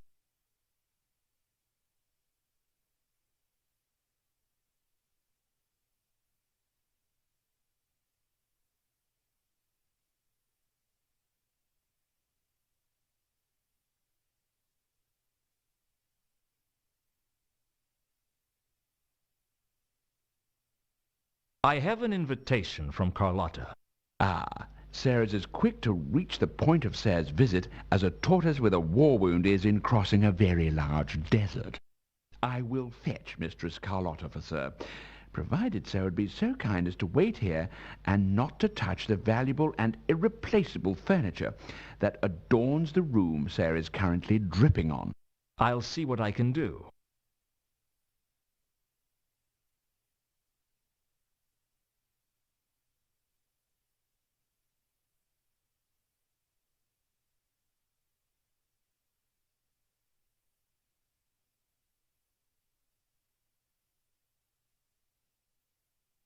I couldn't think of a good reason to steal the painting, even though it would have looked great on my office wall.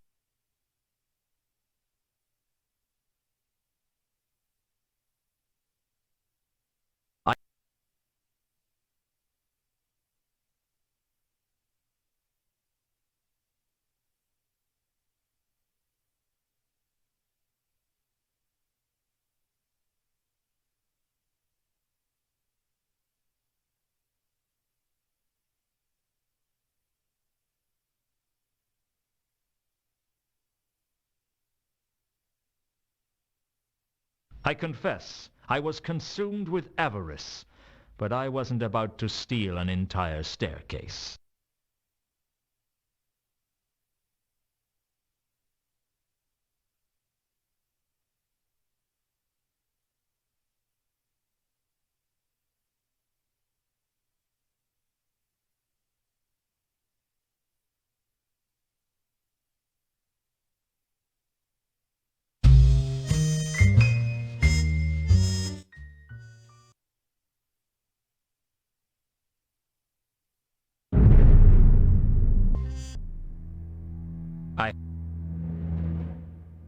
Sir had to attend to some business so urgently that sir couldn't wait for Mistress Carlotta to see him. Sir is presumably unaware of the customs of Uberwald, where such impoliteness would incite a civil uprising. We're not in Uberwald. Sir's perspicacity is blinding. I do believe my knees are weak in trembling awe of sir's mental powers.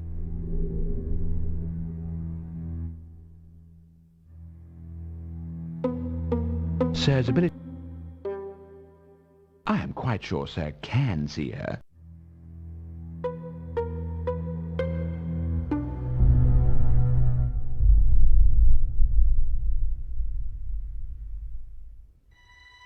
I couldn't think of a good reason to steal the painting, even though it would have looked great on my office wall.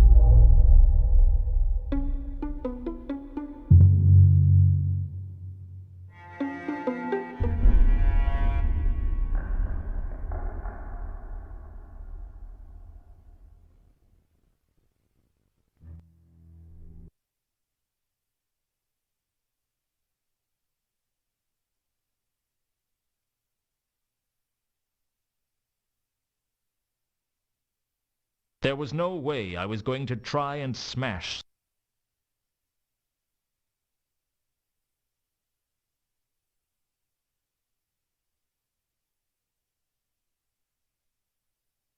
I couldn't think of...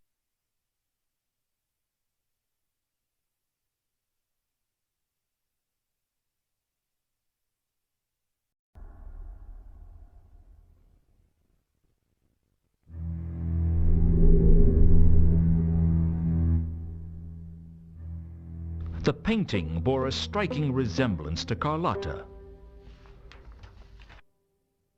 The Duchess Charlotte von Uberwald, née Leopoldine. My predecessor, in a sense.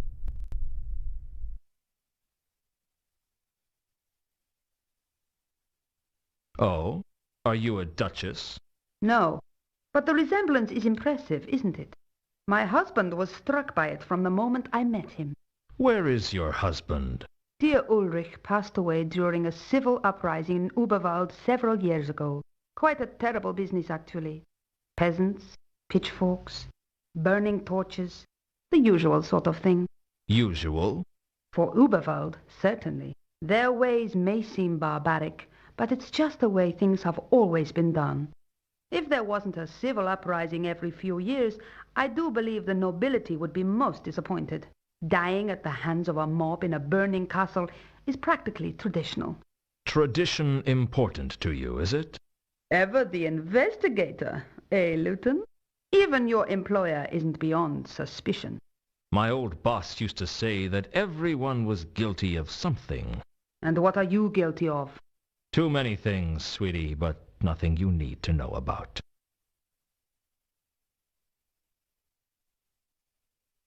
You wanted to know how the case was going. A girl's got to have hobbies. I think I'm getting somewhere. We're all getting somewhere, Luton. The question is, am I going to like where you're going? I guess we'll just have to find that out the old-fashioned way. That's me, an old-fashioned girl. Like the girl in the picture. The Duchess? She was quite a trendsetter in her era. She wore her dress so high, you could almost see her ankles. My heart is pounding at the thought.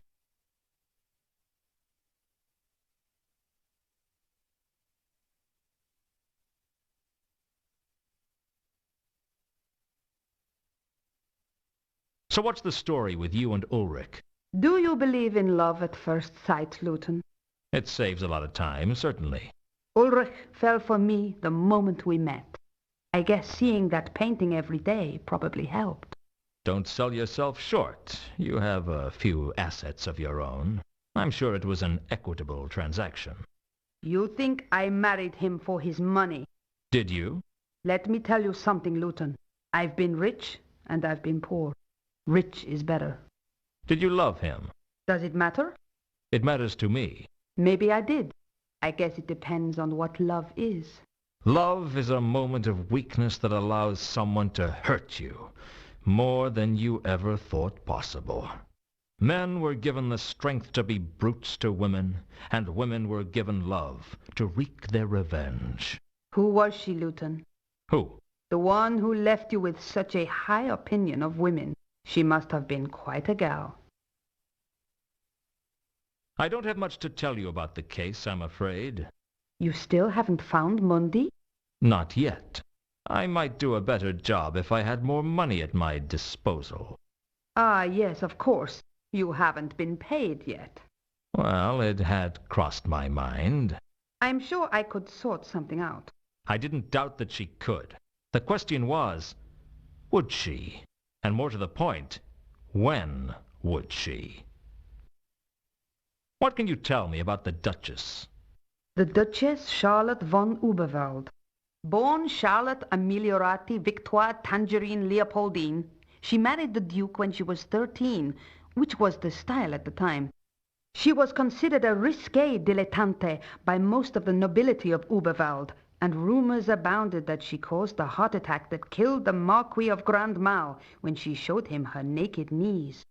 Her corset was said to be so tight that her first pregnancy went into extra time, and her first and only son had learned his first word by the time he was born. You're pretty good on this family history business, then. I dabble.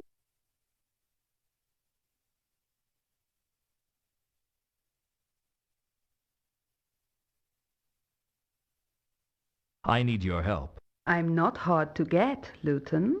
All you have to do is ask. I need your knowledge. I need to find a particular tomb in the Salaci mausoleum, but I don't know enough about genealogy. You do. The Selaci mausoleum? That could be trouble. Don't worry. I'm not going to mess with the tombs. I know better than to offend a family whose ties with the Assassin's Guild go back to its very foundation. I just want to see if someone's buried there. Who's the stiff? A troll named Therma. A dead troll? You don't get much stiffer than that, I suppose. Will you help me or not? Of course, although I'm not really properly dressed for a mausoleum. You don't mind waiting while I get changed? It's not like Therma's going anywhere.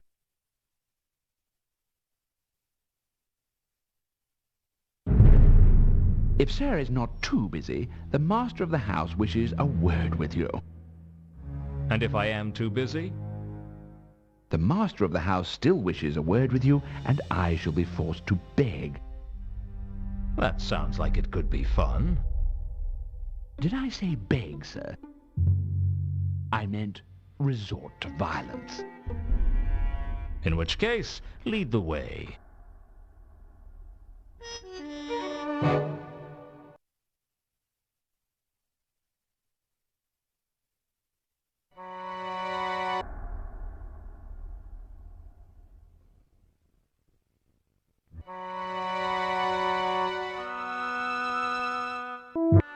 Mr. Luton.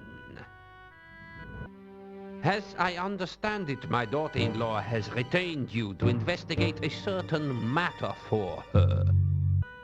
That's correct. Then I take it you will be a frequent visitor to my house. It seems likely.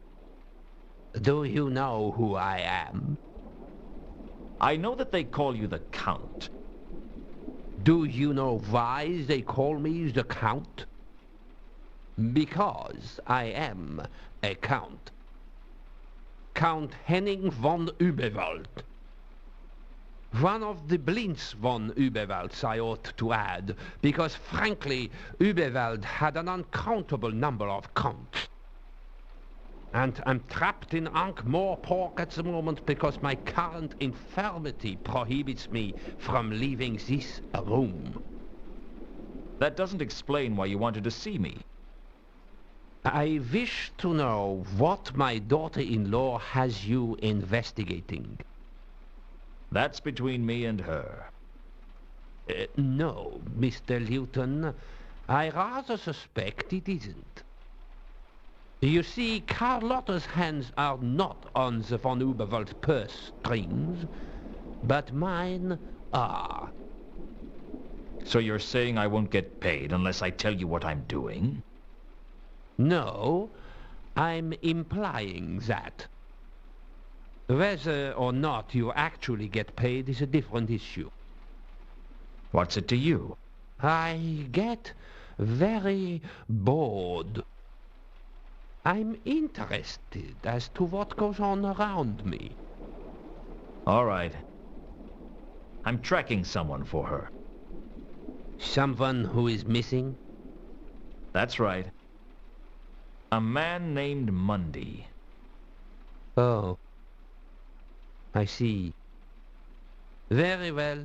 If you keep me informed on the progress of the case periodically, I will ensure that you receive payment.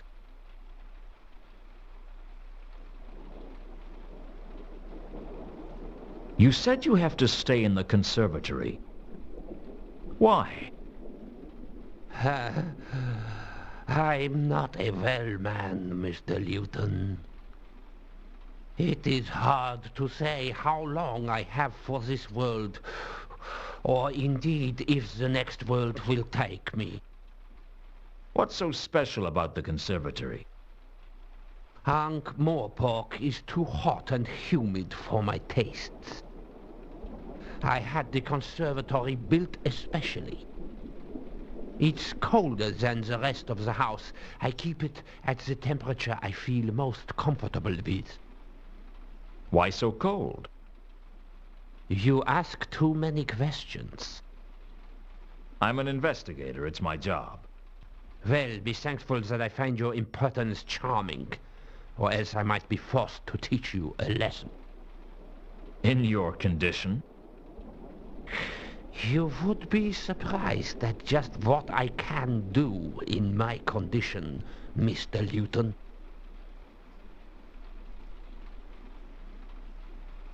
So if I keep you informed on how the Mundy case is going, you'll ensure that I get paid? As much as it is in my power to do so, yes. And what if I mention this to Carlotta? Maybe she's got the money from other sources and doesn't need the family money. A possibility. Very well. I'll offer to pay you irrespective of whether Carlotta pays you herself.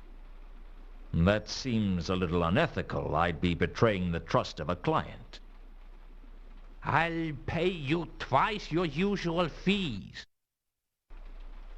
Well, what do you know? Suddenly I've resolved all my ethical dilemmas.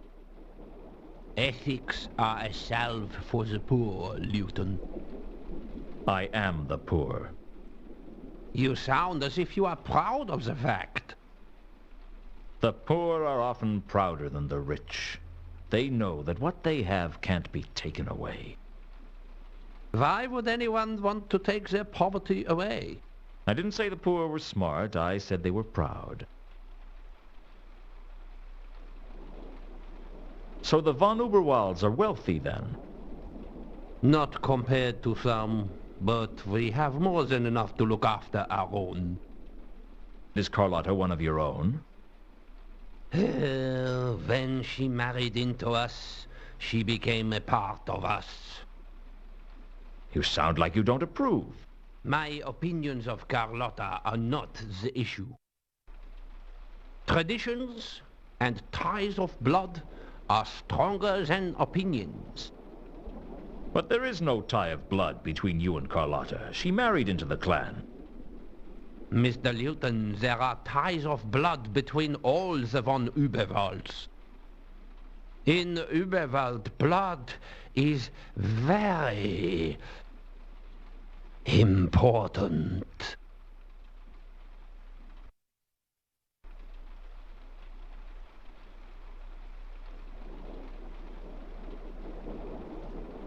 So you're a count? I am the Count, yes. What's it like? It's fine, although one does get the occasional burning desire to tear out the throat of people who ask too many questions. Do I have to draw you a picture?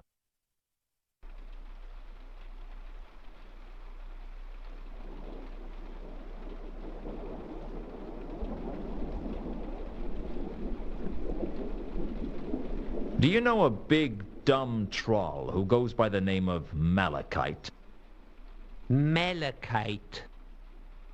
There's a name I have not heard in many years. Yes, I know of him. How? As it happens, he broke into this mansion several years ago and stole several valuable heirlooms that were never recovered. Incredibly, the City Watch was able to catch him before the Thieves Guild did, and he was imprisoned. For some reason, I decided not to tell the Count that Malachite had escaped. I had a feeling the troll could still be useful to me. Maybe as a rockery one day.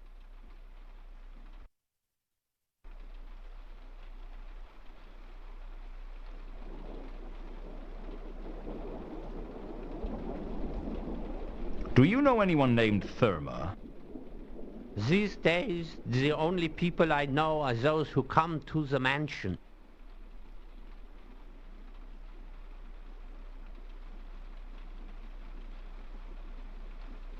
Have you heard of a singer named Madame Lodestone?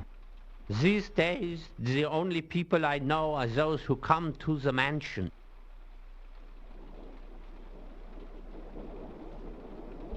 Do you know the Salaci Mausoleum at all? I'm aware of it. The Selaci family and the von Uberwalds do occasionally mix in polite society. By polite society, you mean high society. Well, certainly out of your reach. Is there any chance you could show me around it? Mr. Luton, there is little chance that I will leave this room for you or anyone else, let alone travel halfway across town to give you a guided tour of a mausoleum. Also, I confess, it would bring back happy memories of when I was dating. You took your dates to a mausoleum? Sometimes. Sometimes my dates lived in mausoleums. You dated the dead?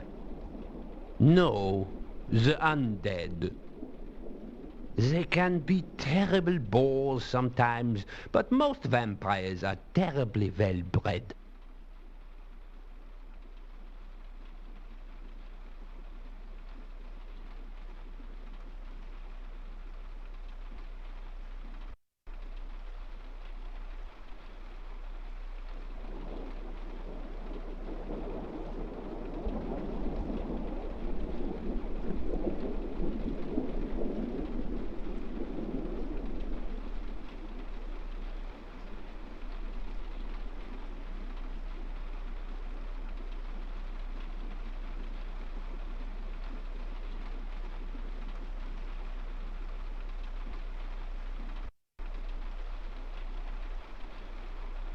What can you tell me about Monday? I'm afraid I can tell you nothing. But I would be interested in what you have to say about Monday. Carlotta says he's an ex-lover and she suspects him of cheating on her. And you believed her? Whether I believe her or not is immaterial.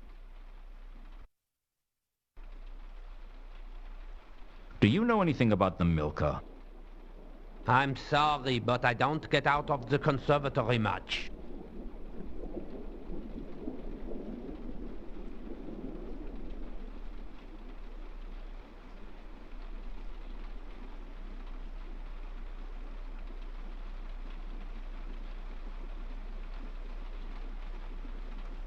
Do you know anything about the recent murders? There are always murders in Oop. I don't see why these should be any different. I was talking about the murders here in Ankh-Morpork. Mr. Luton, I couldn't be less interested in the petty crimes of this wretched city.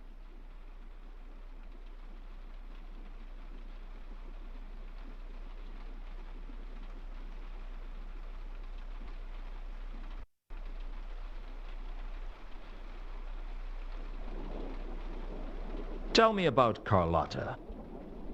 I find it impertinent that you should ask questions so boldly of me.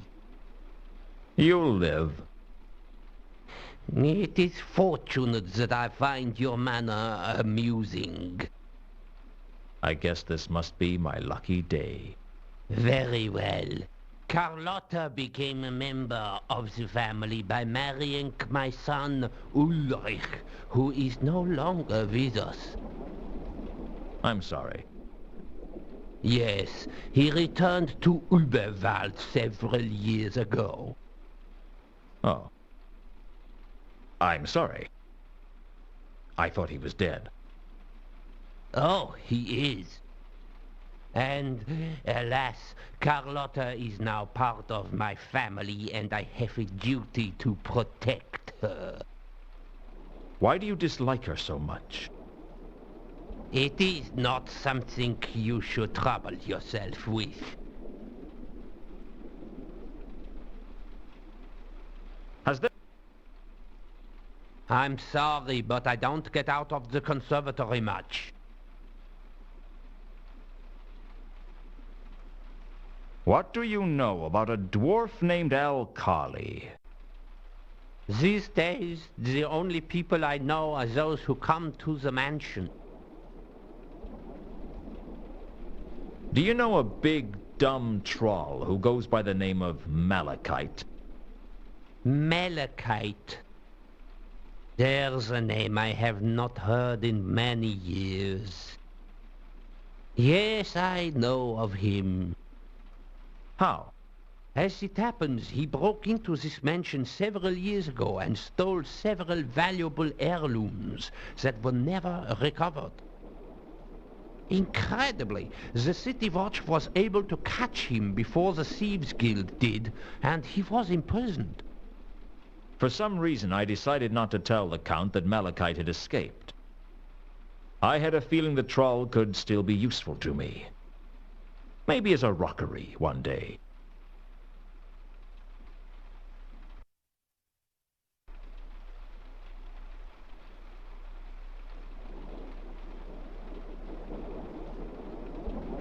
I'll be back later. I look forward to it.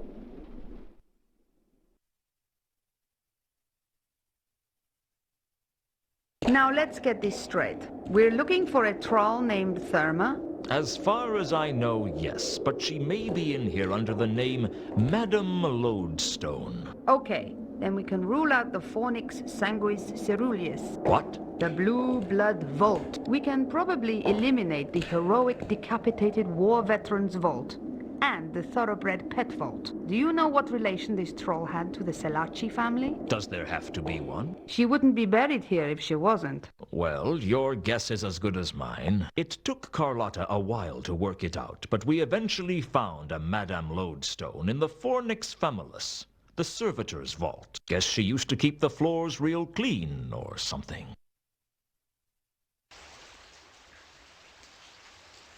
Here we are. Madame Lodestone. There's an inscription. Madame Lodestone, singer and retainer of Lord Robert Selaci, taken from us when her house collapsed, returning her... Not much of an epitaph. Still, it's more than I expect mine will say. I'll probably end up with whatever's written on the cement bag round my feet.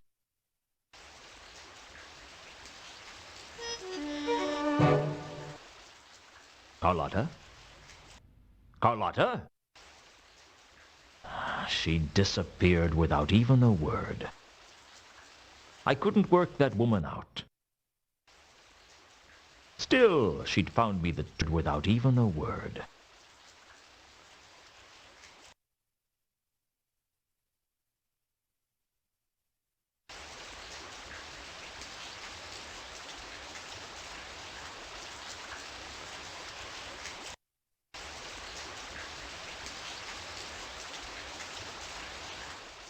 I tried to move the slab, but it was far too heavy.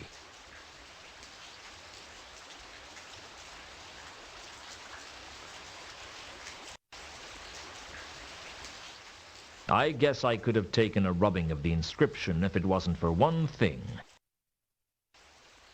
I didn't want to.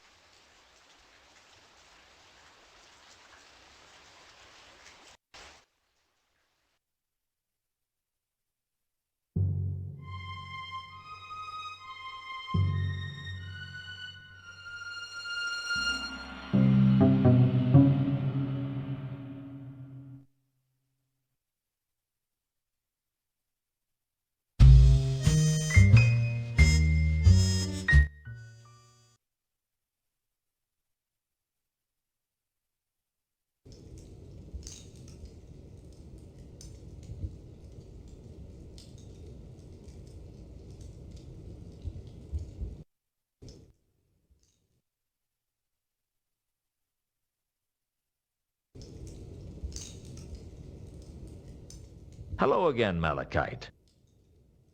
No, don't say anything. I know how you'd love to talk, but I'd hate for you to wear out that beautiful voice of yours.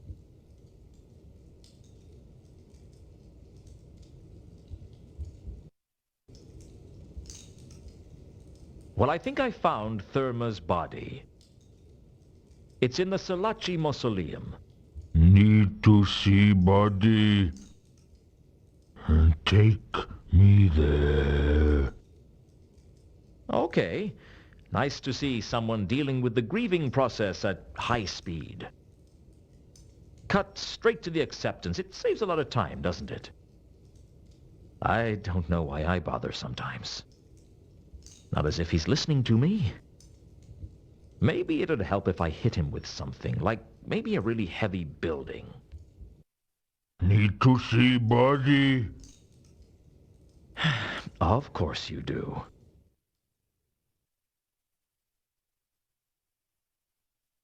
Here's the tomb. Need to see body. Hey, it's going to be pretty ugly in there. I mean, she was crushed under a house. That'd mess up even a troll. Need to see body.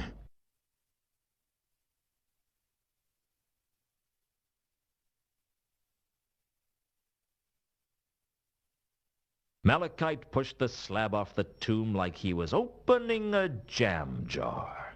Inside was some rubble that I assumed was Therma's body. Frankly, there wasn't much to go on. Trolls are rocks, and that's the whole story. Not Therma. Keep looking. Are you crazy? How could you tell? Not Therma.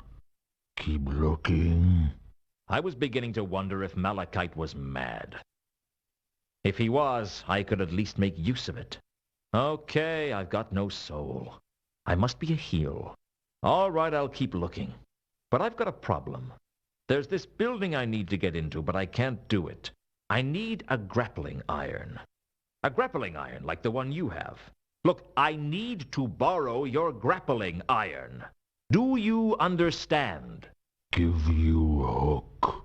You find Therma. That's the deal. I couldn't help but wonder what it meant if that rubble wasn't Therma. Had Sapphire lied to me? I wouldn't be surprised. Frankly, I was more surprised by people telling me the truth than telling lies. Lies flow like water, but the truth burns. That's not a bad line. I better write that down.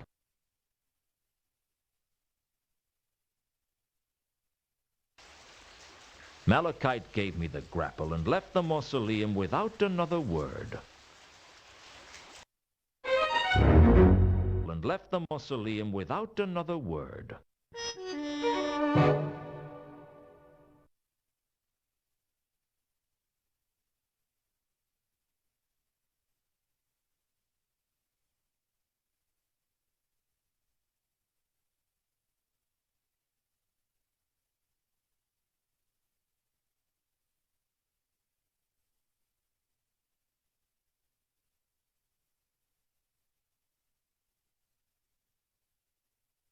I examined the body closely, but all I could see of interest were the troll's diamond teeth glinting at me.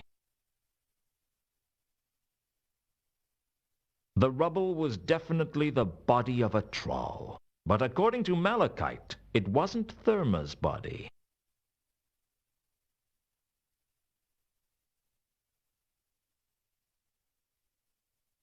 All my best instincts told me not to take the tooth, but I just ignored them.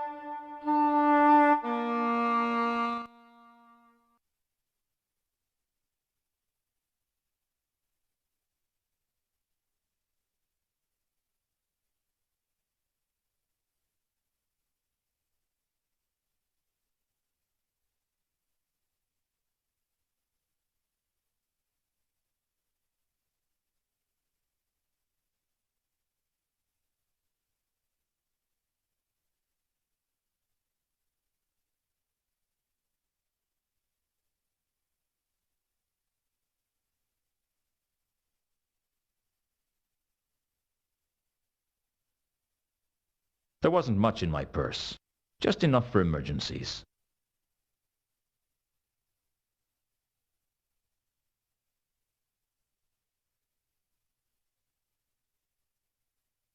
I examined. It looked as if it...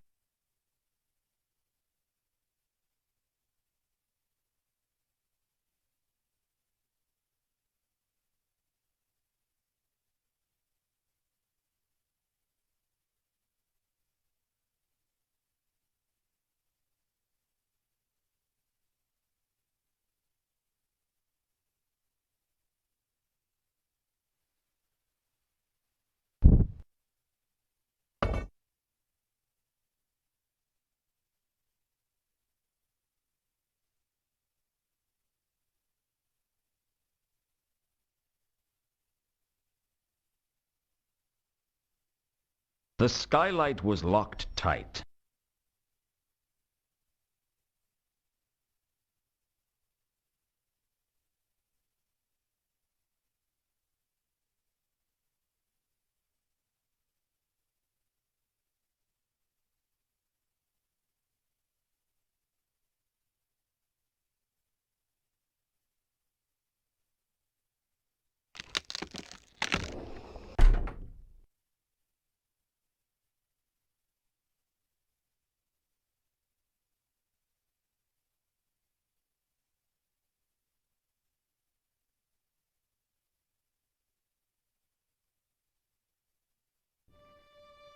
Breaking into the warehouse was easier than I thought, but then I was a natural pessimist. Living in Ankh-Morpork did that to a man. What little light there was in the warehouse was coming through the skylight, and shadows played on the walls as I searched for something to help the case. I didn't know what I was looking for, but I was desperate enough that anything would do.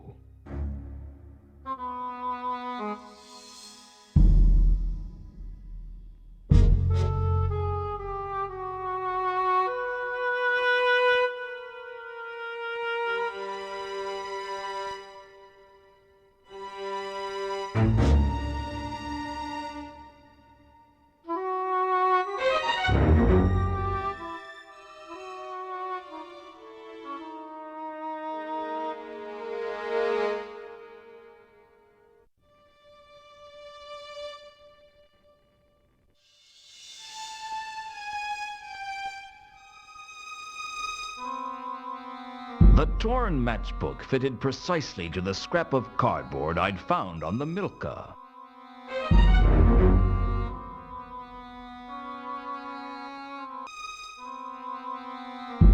The reconstructed matchbook clearly read 9 Whalebone Lane.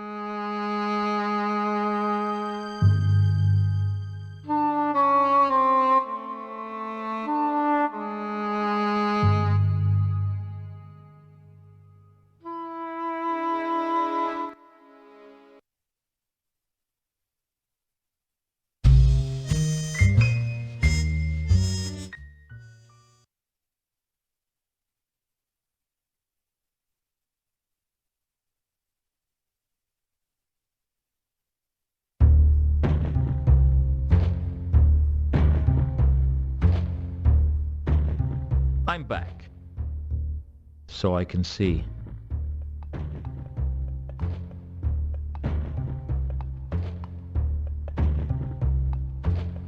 Have you seen Sapphire? She's not here. She went off to see someone. Who? Who do I look like? A keeper?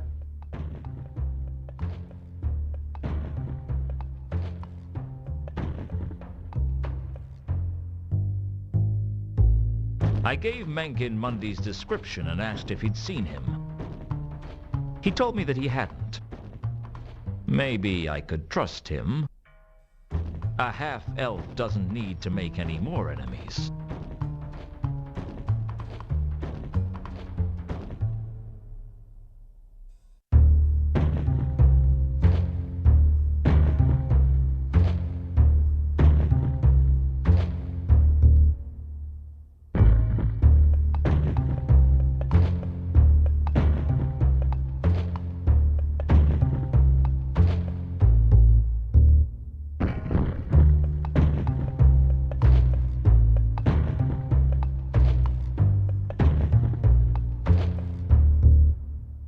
Do you know what this is? It's a matchbook. Any reason it might have the address of the parrot written on the back? None that has anything to do with me. I knew he was hiding something. The question was, how could I get it out of him? I'm against unnecessary violence. Besides, these skinny types can be tougher than they look.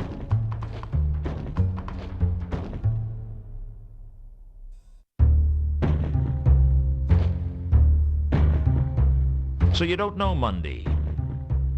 I've already told you that I don't. And this matchbook means nothing to you? Do you practice to become this irritating? Well, I'm confused. You see, this is Mundy's handwriting on the matchbook, and this is your address he wrote. Shall I tell you what I think? I don't think I have that much choice. I think Mundy is here, but he told you not to tell anyone that he's here. You're just making it up as you go along. Well, I could always go and fetch the watch. I heard they were looking for Mundy too, and if he's not here, you wouldn't have to worry about being charged with hiding a known fugitive. They can get so impatient. Mundy's not a fugitive. How would you know? You little... All right, you win. He's upstairs. But don't tell him I told you. I wouldn't dream of ruining your reputation in high society.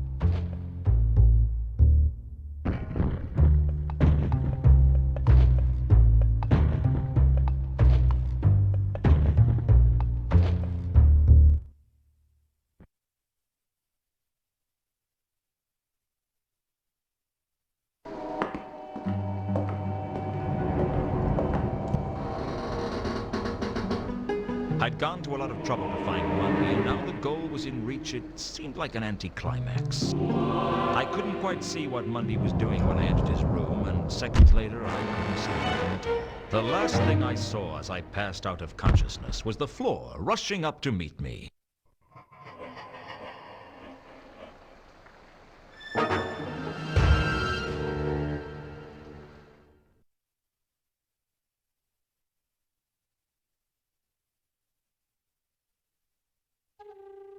By the time I came around, the watch had arrived. I must have been unconscious for hours. Maybe days. I thought no one could feel as bad as I did, until I saw Mundy. His feet were bound and his eyes had been gouged out. Either he died of massive blood loss, or he'd spilt an awful lot of red. It wasn't going to be a good day, I decided. Going somewhere, Luton? You don't leave until we've finished with you. You know where my office is. If you want an interview, you can find me there. I consider you to be the prime suspect in this investigation. You've got to be kidding. I've never been more serious. Never? What do you want with me? I was unconscious throughout the whole incident. We only have your word for that. You could have killed Mundy and then knocked yourself unconscious. With what? Your wedding. You're pretty serious then. What? Yes, Nobby. Now shut up. Will you explain what you think I did? You came in, mutilated Monday, and then knocked yourself unconscious. Is that all? There's your promotion, too. You were really serious then. Nobby, you've made your point, thank you. Shut up. How did I knock myself unconscious? I don't know yet. But you're not a complete fool, Luton. You'd have found a way. Do you have any evidence against me, or is this just part of your ongoing campaign of victimization? Just, you're always kind of serious. You were present at the time of the murder. Your rope was used in the murder. My rope? The murderer steals from me, and suddenly I'm guilty of murder? It's not a bad thing. I mean, you're the commander of the watch, and that's a serious job. Then there's the victim's message. Azil? How does that incriminate me? It ends in L-E. He could have been trying to write Luton. He could have died before he could finish. He could have been trying to write lemon. And what is Azzy supposed to mean? I was only trying to help. For all we know, Azzy might mean it was in Mundy's own language. For all we know, Azil might mean, help, someone has gouged my eyes out. You're just guessing. There must be other suspects. The landlord says no one went upstairs after you. It could be the landlord for all you know. Mankin? He's not the type. Anyway, he reported the incident to us. Listen, you've got nothing on me, and unless you're going to arrest me, I'm going to leave. I'm keeping an eye on you, Luton. Consider yourself a suspect for all the counterweight killings. If you're in any way involved, I'll find out. Don't leave town, Luton. He's really got it in for me, hasn't he? He's not a bad person, Luton. He's just a bit... Psychotic? Obsessed? Judgmental? I was going to say overworked, but I've changed my mind. What's this about counterweight killings? Well, and this is in the strictest confidence. I won't tell anyone who doesn't talk to me. The murders have all been a bit, well, odd. Redualistic. What? They are involved with a revival of philosophical principles concerning the division of reality into two independent forces, mind and matter? No. Redualistic. Like what cults do. Reduals. Ritualistic. I see. Like someone was trying to make a point. Yeah. One of the patrician's clerks was killed the other day. Very suspicious. Why the counterweight killings? I'd better not discuss that. Gotta go. See you later, Luton. A lot later will do.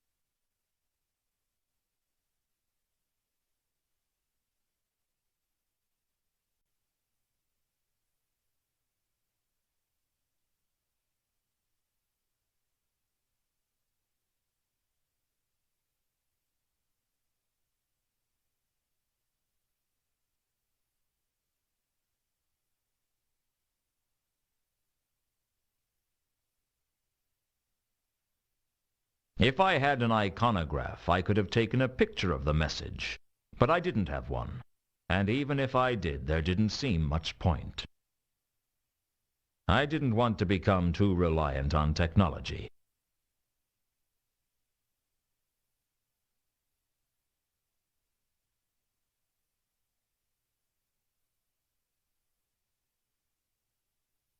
If I had an iconograph, I could have taken a picture of the message, but I didn't have one. And even if I did, there didn't seem much point. I didn't want to become too reliant on technology.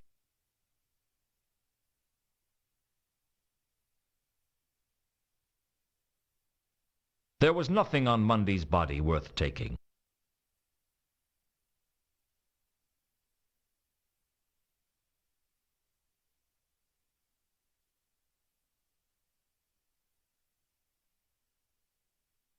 Nothing. There should have been something in the boots, only there wasn't. I was pretty sure that the watch didn't search them, and that didn't leave many options.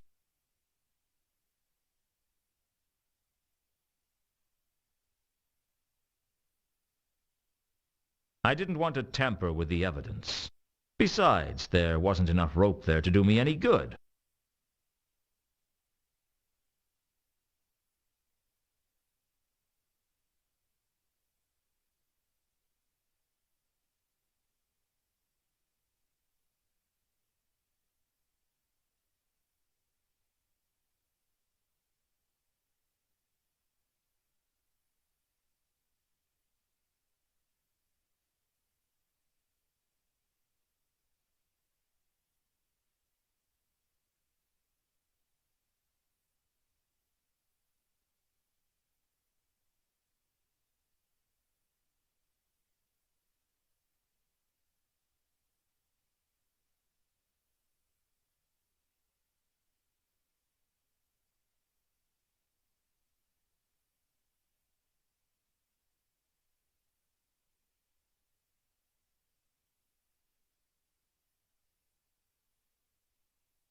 Someone had tied Mundy up and gouged his eyes out.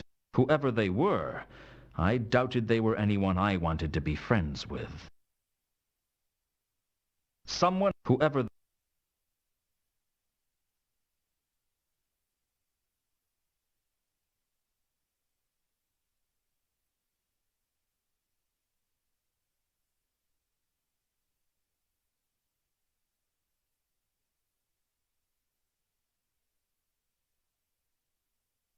I didn't want to tamper with the evidence. Besides, there wasn't enough rope there to do me any good.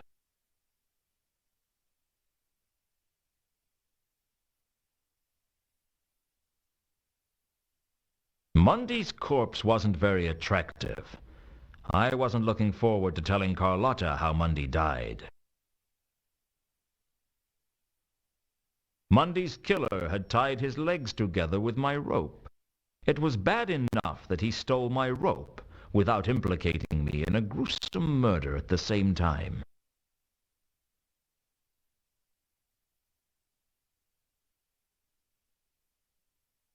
Looking closely at the frayed rope hanging from the rafters, I knew that Mundy had been tied up by the legs and then hung from the ceiling. I didn't know why. Frankly, I wondered if I really wanted to know why. Something very strange was going on.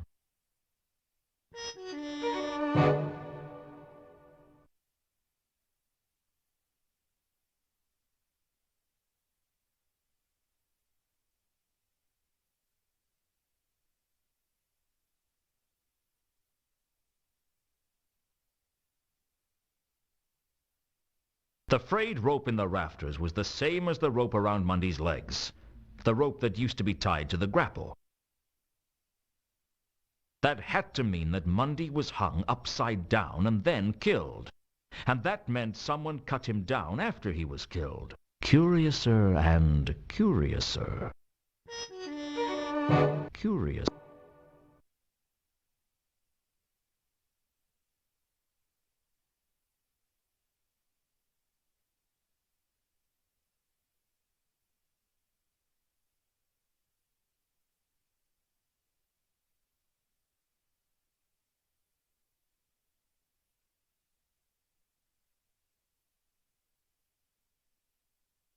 If there was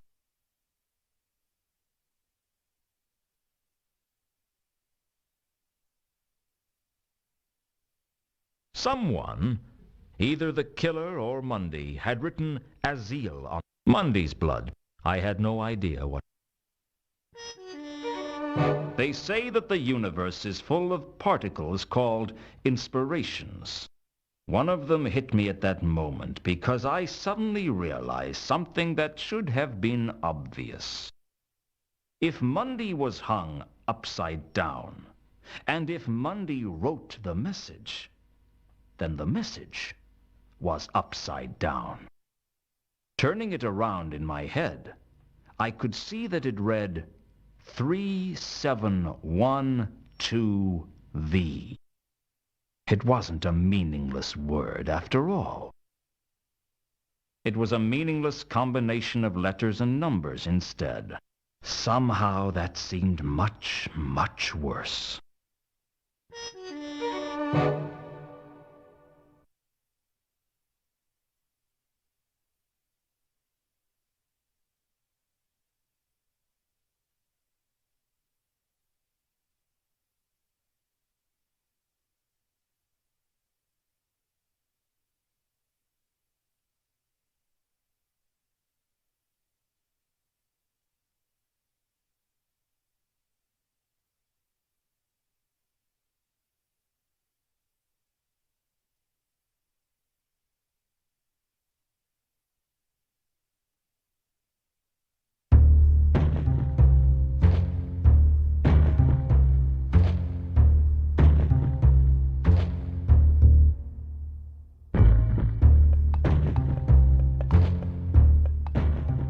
How does it feel to be a suspect, Mencken?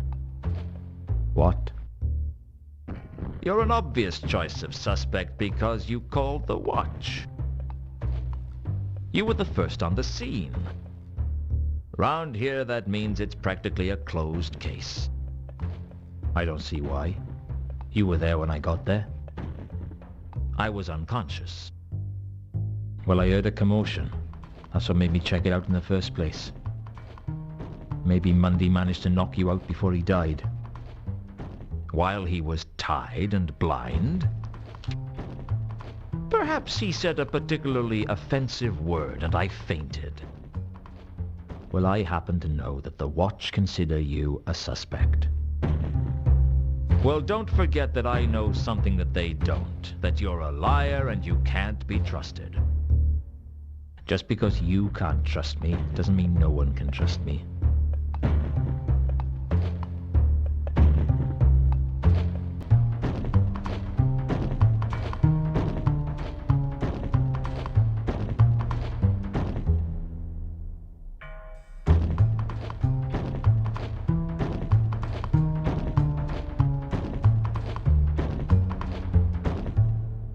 I need to speak with Sapphire.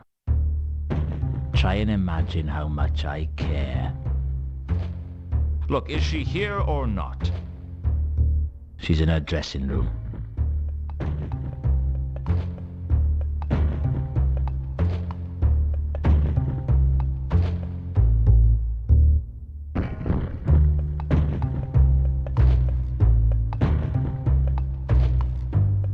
I've been thinking hard about Mundy's death, and there's something that doesn't add up. Oh, enthrall me with your erudite wisdom, great one. When Mundy was killed, he was hanging from the ceiling, but when the watch turned up, he was on the ground.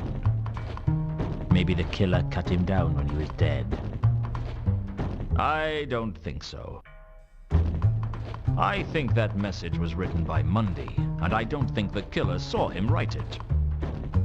Which means someone must have cut him down. Somebody who was in that room cut Mundy down. I don't think it was the killer, and I know it wasn't me. What are you getting at?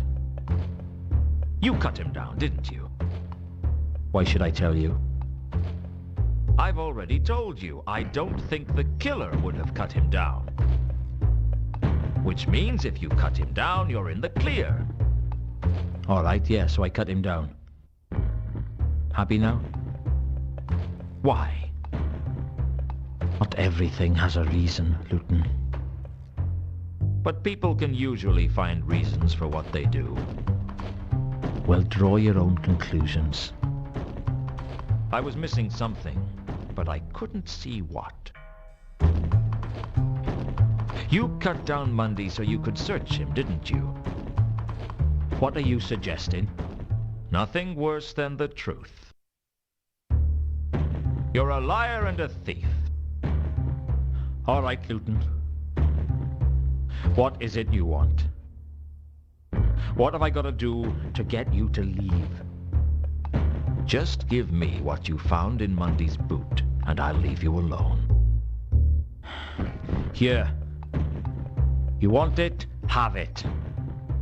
It's worthless anyway. What is it? How the hell should I know? Now, I kept my end of the bargain. You keep yours.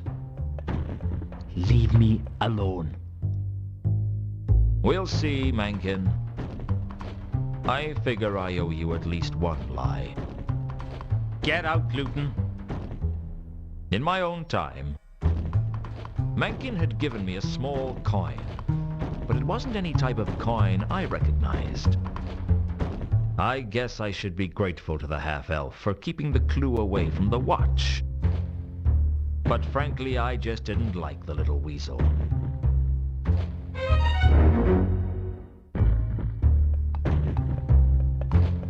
That's all for now. Always a pleasure.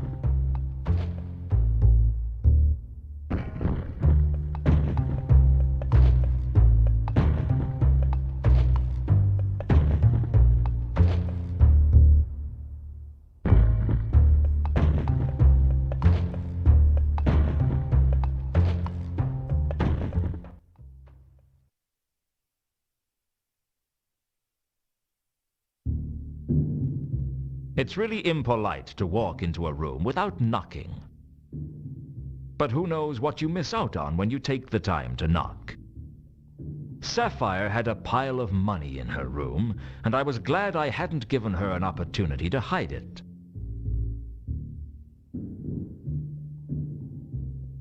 Luton, you startled me. Didn't Mother tell you not to walk into rooms unannounced? Mother told me to walk into rooms with a crossbow. She was a sensible woman. What you want? That's quite a lot of money you've got. What? Oh. Yeah. Money. Yeah. Where'd you get it, Sapphire? Oh, that. Well, see. I won it. Won it? Yes. At casino. Which one? Saturnalia. Sapphire go there often. Really? Is it a good casino? Oh, yeah. Good as casino get. You should go, Luton. Maybe I will.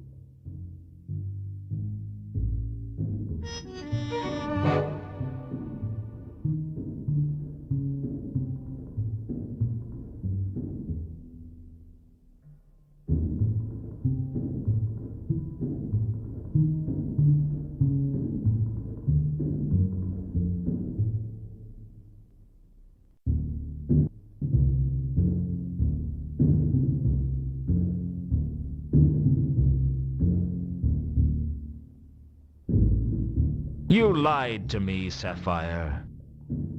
Strung me along with that Madame Lodestone story. What? No. Sapphire told truth. The trawl in Madame Lodestone's grave wasn't Therma. How you tell? Malachite told me. You trust him? He's too stupid to lie. and you're too smart not to.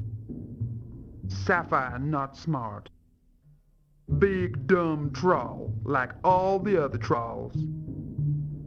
Don't play games, Sapphire. I know you're smarter than the average troll, although I could say the same about some mushrooms. Look, Sapphire don't know why someone would switch bodies. Sapphire just trying to help. She was lying to me. I could feel it. She was obviously hiding something, but it was apparent I needed to know more if I was going to worm it out of her. So, you won this money at the races. No. Not at races. At casino. Oh, yeah, that's right. At the casino.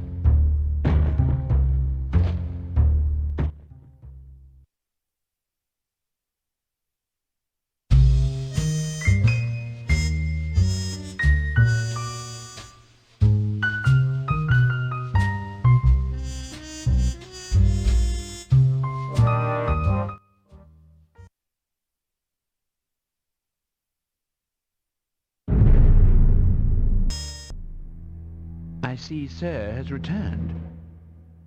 Sir has? Who would Sir like to see?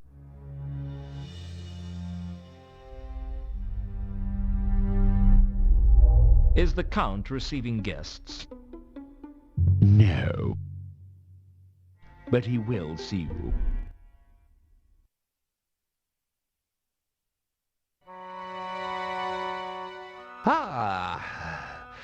Luton.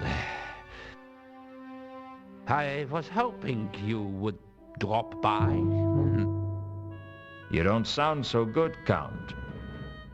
I am not the man I used to be, that is certain. Past my prime, you might say.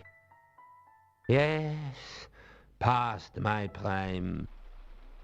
I could come back later if you want. No. No, there is no guarantee that I will be getting any better. If anything, I might be worse. Your health? We are both men of the world, Mr. Luton. I will not mince words with you. I am dying. I might last another year or so, or I might not last the week. And to think I thought Ankh-Morpork would be good for my health. Not too many people would believe you, certainly. Let us dispense with the pleasantries and get straight to business. Yes? Yes, straight to business.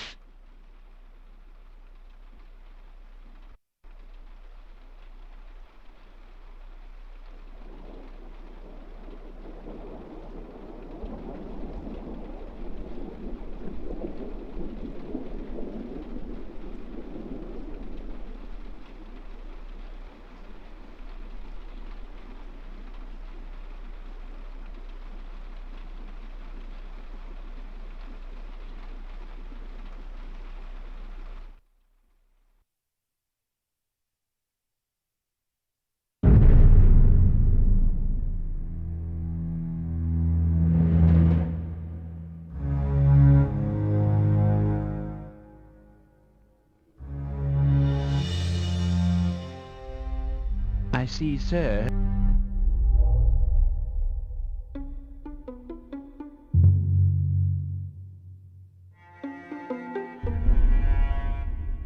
What can you tell me about the Count? I regret to inform, sir, that the Count's health has been in gradual decline and that he will probably not live to see the new year. That's 5 months away. Sir's grasp of mathematics dazzles me, sir. What's the problem? Merely that, unlike Sir, I have not been blessed with a truly dizzying intellect. With the Count, I mean. The Count's health has been failing for some years now, but I believe he has never been so bad as since the loss of his one companion. His companion? Who's that? I fear that my idle tongue has already revealed too much of the Count's private affairs, and I would ask that Sir respect the Count's privacy, lest I be forced to provide Sir with a thick ear.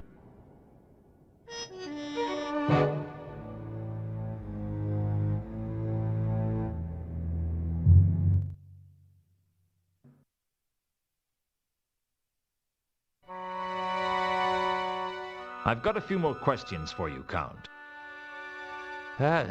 Yes, good questions. Go on.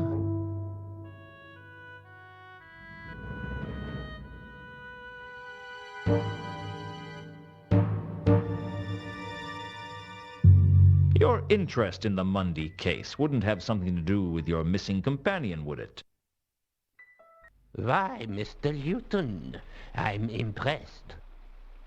You actually do have some detective skills. What's the deal? He was my friend. Perhaps my last friend. He was a dwarf of simple tastes, and when I was younger, he drove my carriage for me. These days, given that I am confined to the conservatory, I have no need for a driver, but I kept Regin on the payroll so that I should have someone to talk to. When did he go missing? 3 days ago. He took the carriage out that night and has not been seen since. And you thought Carlotta might have employed me to look for him? I was hoping, yes.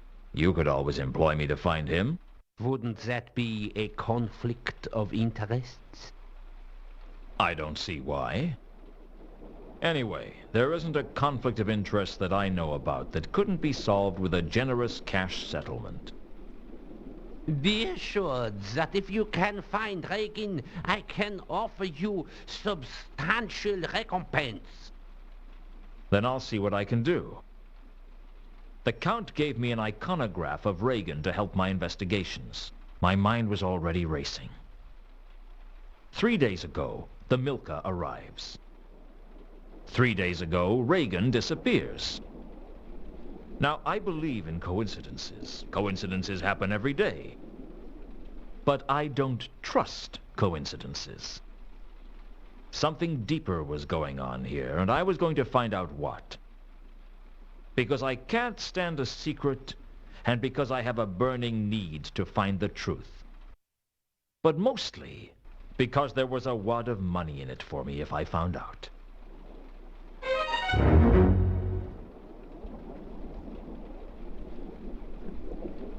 I'll be back later. I look forward to it.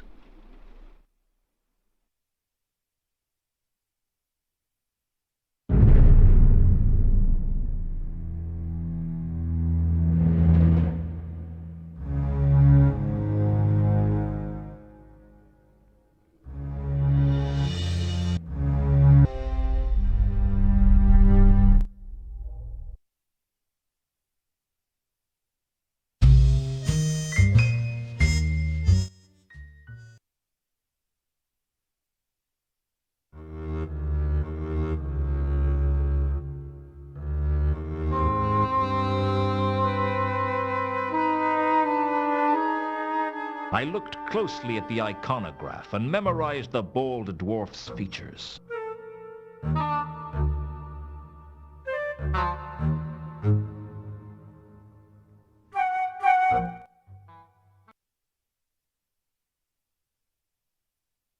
Still here, Not for much longer, I hope.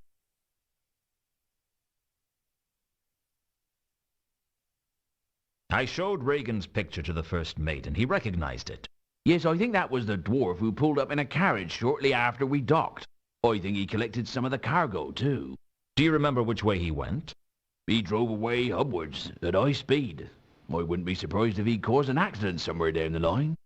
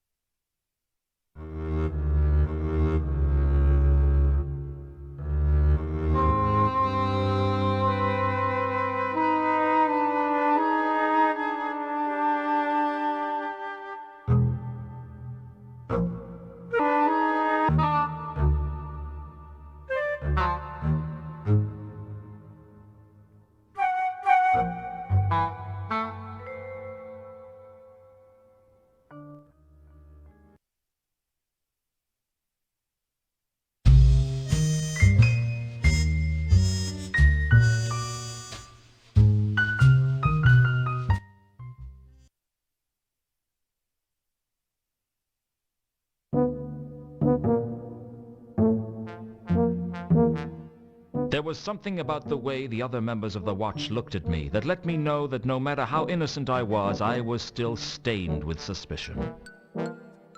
Still, I'll take the stains of suspicion over the tarnish of guilt. Suspicion was easier to wash out.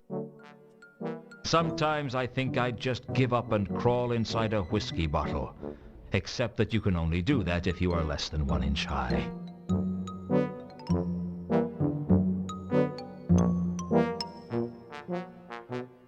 Doesn't look like I'm too welcome around here. Of course, I haven't been welcome here since I got kicked off the force, but at least then they just thought I was corrupt. Now they think I'm a murderer. Nah, Luton, you've got it all wrong.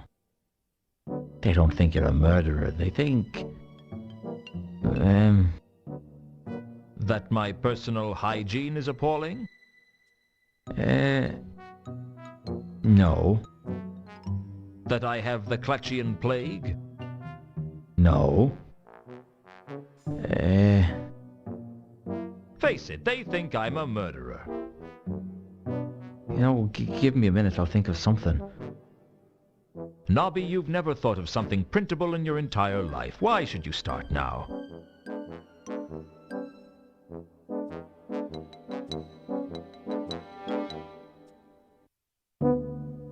Did anyone report a speeding carriage 3 days ago? Funny you should ask that. Sergeant Colon was almost run down by a carriage 3 days ago. He's been going on about it ever since. Says we ought to have speed limits for carriages. How would you tell what speed a carriage was going? Well, a watchman's instincts are never wrong. You could always go for a more preventative approach. Like what? Well, you could ban carriages altogether. Yeah, that'd work. Hey, you could go one step further. You could ban people from Ankh-Morpork, and then there'd be no crime at all. Well, there'd still be the trolls and the dwarfs. And the gargoyles, and the gnomes.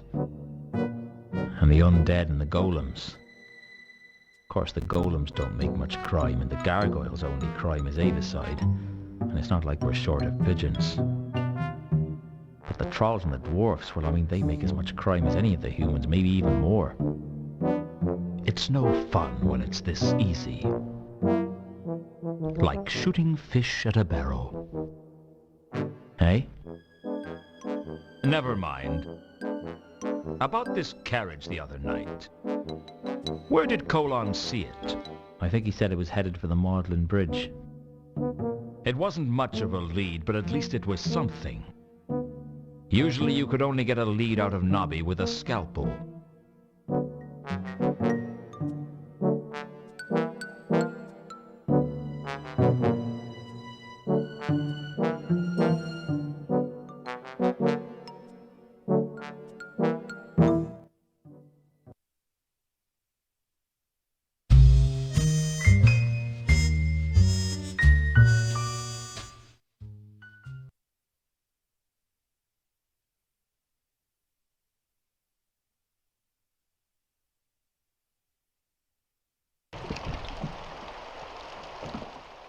The Magdalen Bridge was one of 10 bridges that linked the city of Ankh to the city of Morpork. It was an unremarkable structure, most famous for the number of suicides it attracted. The trouble with trying to drown yourself in the Ankh is that you're more likely to break a leg falling onto the thick crust of the river than actually come near any water. Still, if you were heavy enough, you could eventually sink into the depths. I can think of nicer ways you could, though, and much quicker ones, too.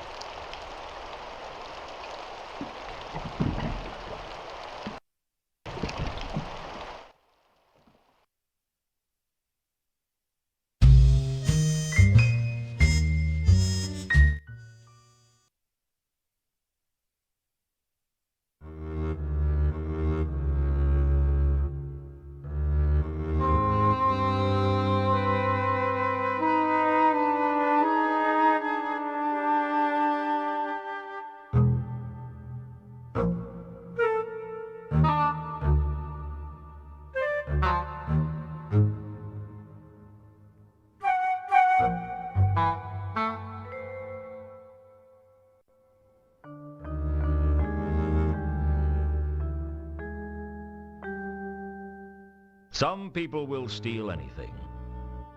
And that includes me, it seems.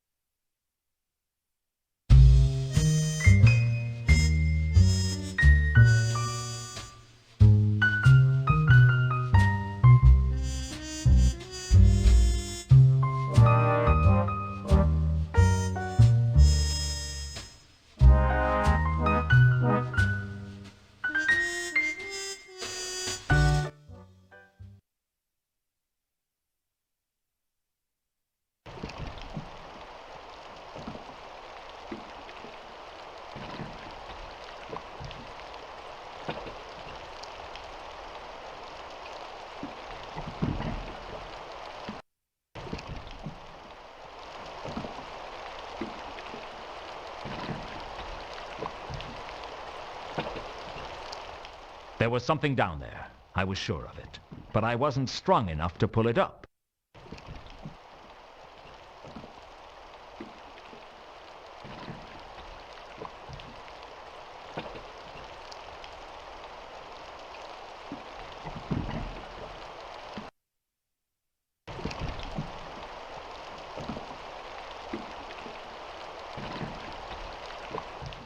I'd already had to dive onto the Ankh once.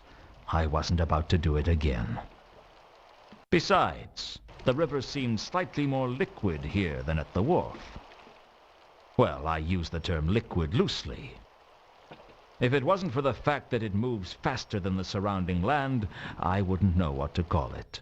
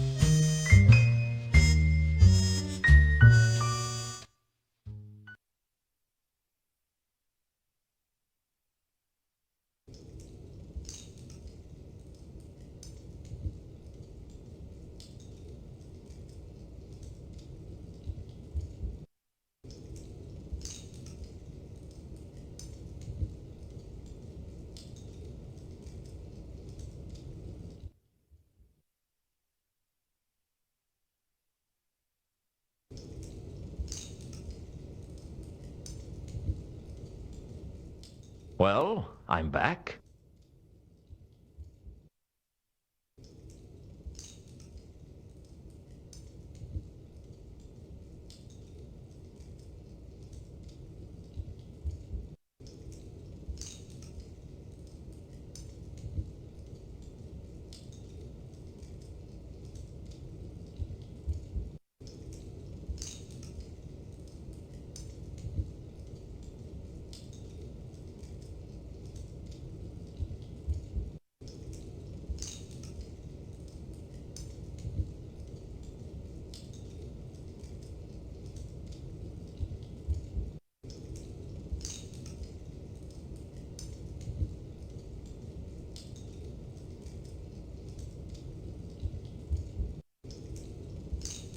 Listen carefully, Malachite. I've been patient with you, and you owe me a favor. I need you to use the grapple to pull something out of the River Ankh. I don't know for sure what it is, but it's big. Too big for me to lift. But you could do it. And I figure you owe me one. Found Therma? Look, Therma is dead. Remember? We found her in the mausoleum. Not Therma. Therma alive. Find Therma. Look, she is dead. Get used to it. Not dead. Find Therma. All right, you big dumb troll. I'll carry on looking for Therma if you help me get this thing out of the river. Do we have a deal? I pull thing. You find Therma. Yes. You scratch my back and I'll scratch yours. Or something. Whatever you want scratched, within reason. Don't want scratching. Find Therma. Okay. You pull thing, I find Therma. Got it? Need grapple. That may be the first intelligent thing you've said to me.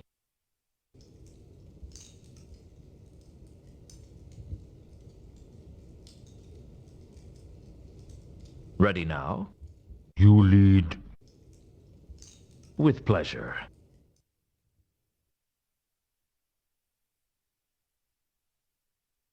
I hadn't been able to move whatever it was in the river.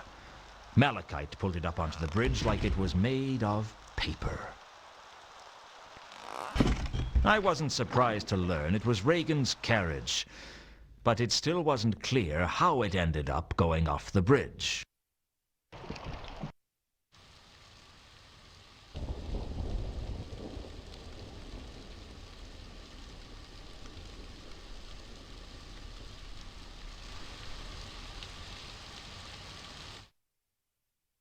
Amidst the wreckage, I found a small ornamental box.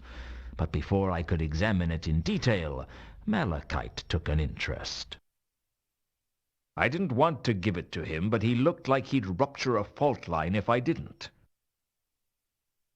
He kept insisting that the box proved that Therma was alive, or at least that's my best interpretation of what he was trying to say. With his usual annoying habit, Malachite just walked off, taking the box with him. That left me to get back to my usual habit of not really knowing what was going on. Usual habit.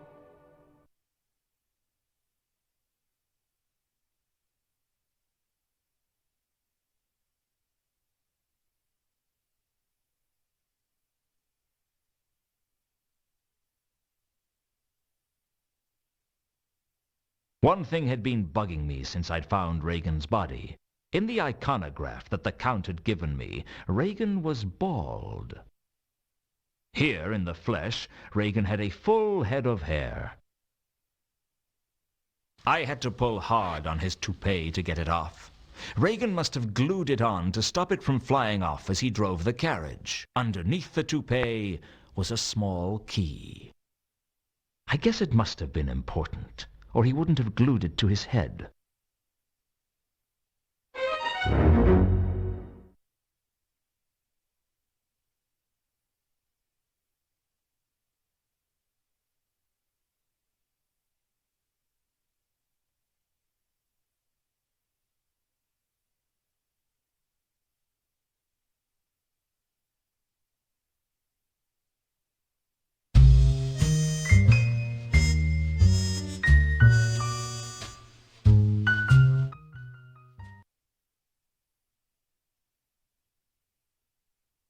Saturnalia was almost legendary.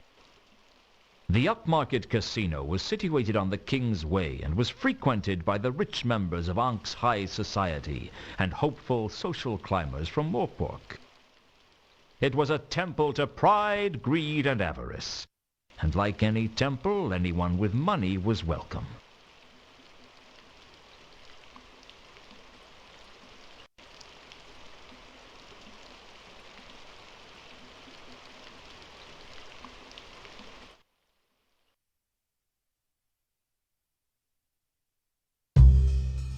The last person I wanted to see was Death himself, waiting to take me to whatever hell awaits a failure like me.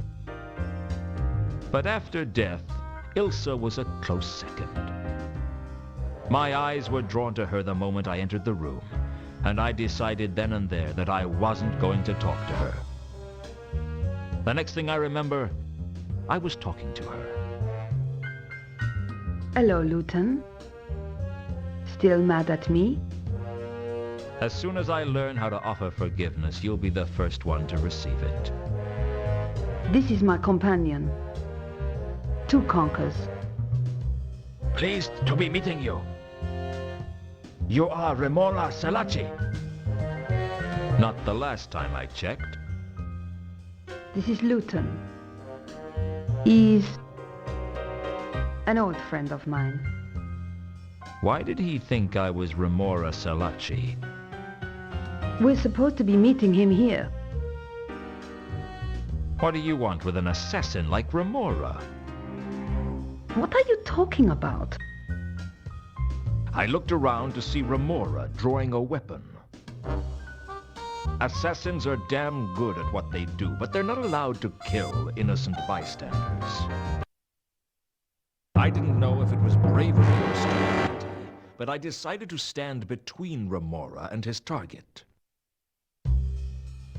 Interrupting an assassin while he was working was a risky business, so I decided to ambush Remora with the old only answer questions with questions routine.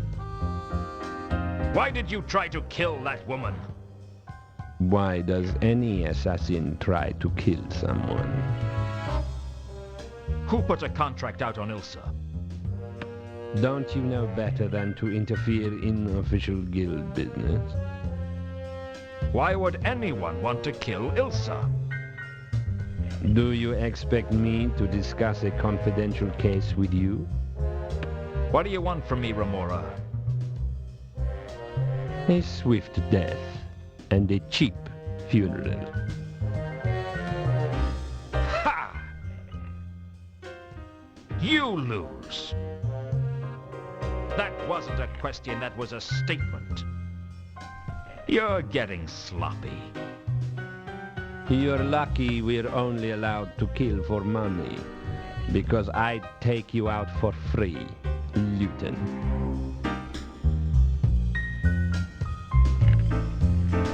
Allowed. I'd managed to embarrass Remora in front of a crowd of social notables, and that was bad news. It was bad enough that I had the Remora in front of him down my neck without the Assassin's Guild baying for my blood. Fortunately, there was nothing they could do to me unless someone paid for a contract on me. Actually, that wasn't strictly true. They could tie me up and torture me for days if they wanted to, just as long as I didn't die. It wasn't a comforting thought. Who was the woman? Carlotta. What are you doing here? I like to take risks. Isn't that what life is for? I've taken enough risks to last a lifetime. You didn't answer my question, you know. Who was the woman? Ilsa? Why do you want to know? Jealous? Afraid you might have a rival? All women are rivals, Luton. She's not important. I see. If you decide to be honest with me, I'll be around. It was the most unsettled I'd seen Carlotta get. I guess there was a heart in that cold chest after all.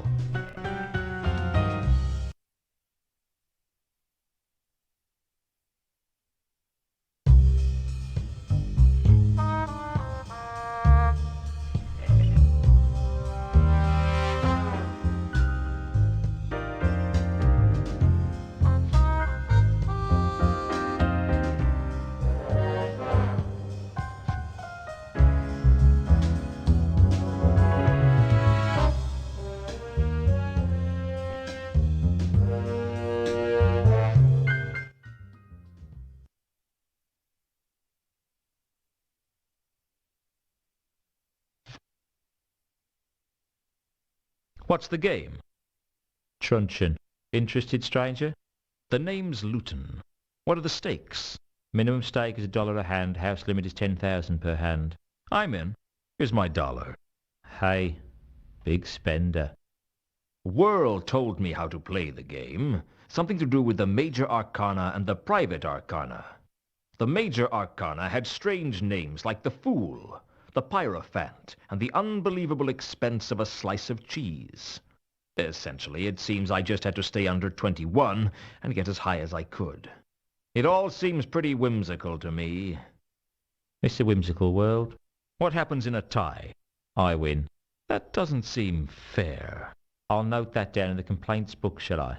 Player thinks the odds might be stacked in favour of the house. I didn't really know what I was doing, but I expected to lose my dollar anyway, so I didn't worry about it. But someone else at the table seemed pretty worked up about what I was doing. That isn't the way to play it. Why not? Because it isn't the way to win. Is there a way to win? Well, there's a way to lose more slowly. What's it to you? I've seen enough losing. I don't want to see any more. I only bet $1. No, it's the principle of the thing. What do you think? I'm just a croupier. I'm not paid to think. I lost my dollar, but I reckon I got value for money. And hey, the cards were pretty.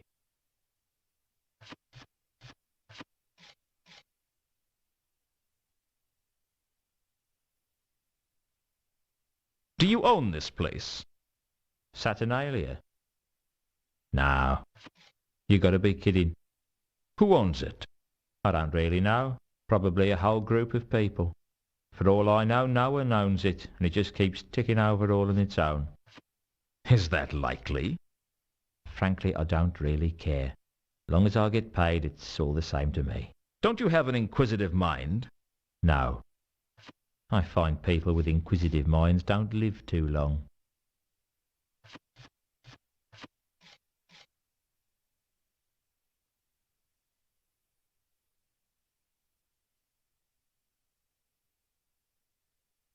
Do you know what this is? It looks like a purse. I think I have something of yours in it. Really? Oh, yes, so you do. And what do you know, my memory is suddenly much improved. I thought it might be.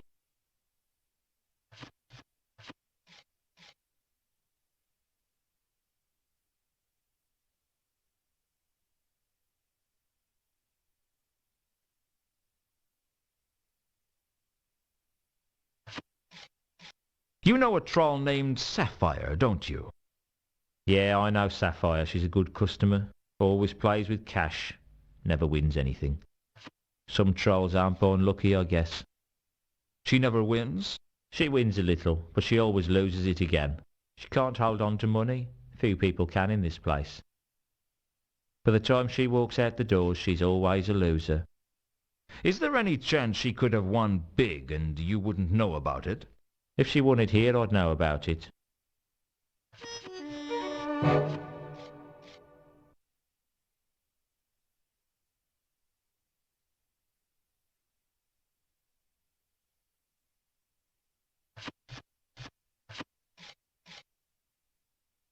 Do you know Carlotta? Well enough. She's a regular here. Oh yeah. She likes to come in every once in a while. She usually ends up betting with somebody else's money, and she never loses control. What do you mean? Well, you can win or lose in a single game. That's just the way it is. But sooner or later, people lose control and bet all they have left, and then that's it. For most of them, they don't care. Mostly they're just big shots with more money than sense who like the glamour of Saturnalia. Some of them are hopefuls who can't afford to lose the money they've wagered. But those that are really good at the game, they never lose control. They know just when to play and just when to quit. And Carlotta's one of them?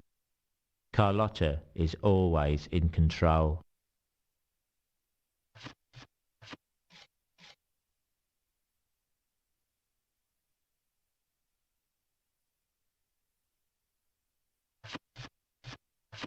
You seem to get worked up over my gambling. I'm not as easygoing as I used to be. You're a wizard?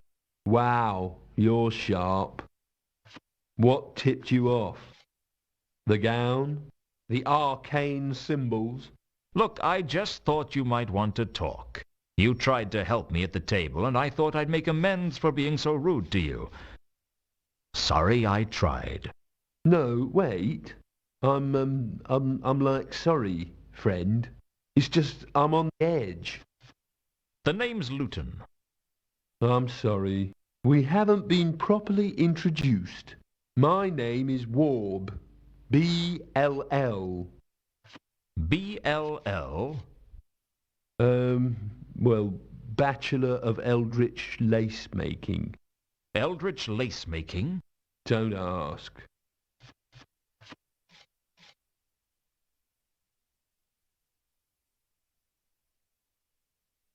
You a regular in here, then?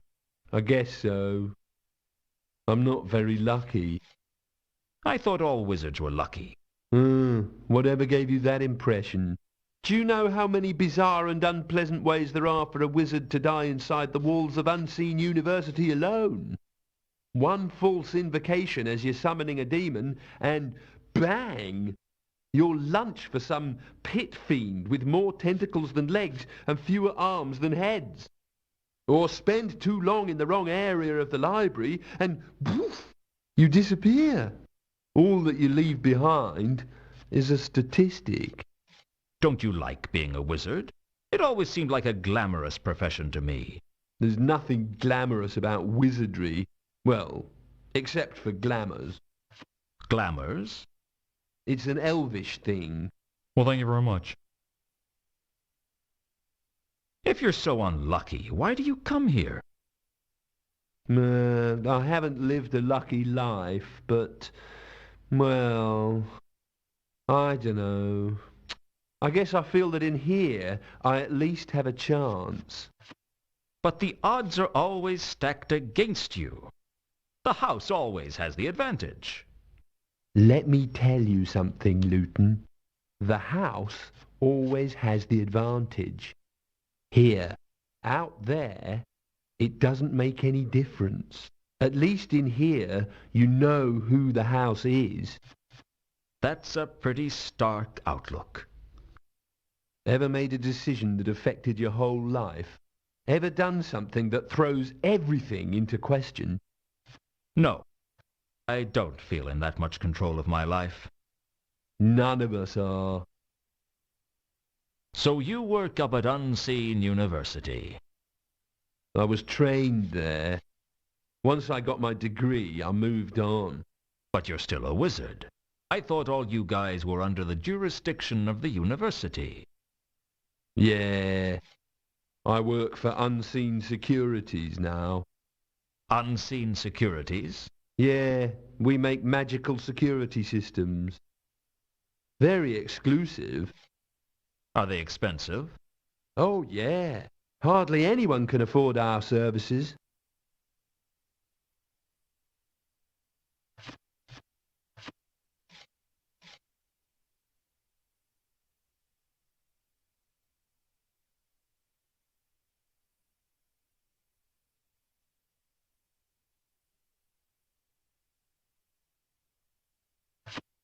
Is your bad luck common knowledge?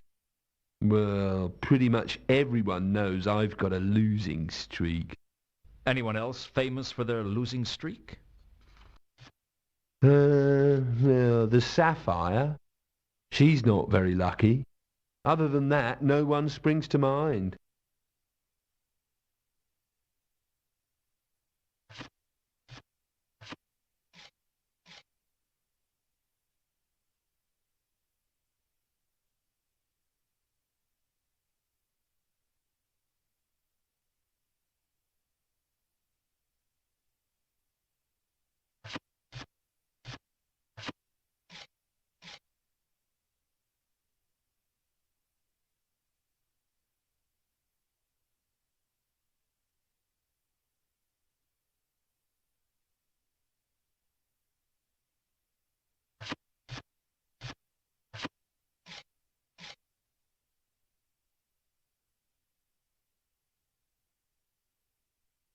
Heard of the counterweight killings?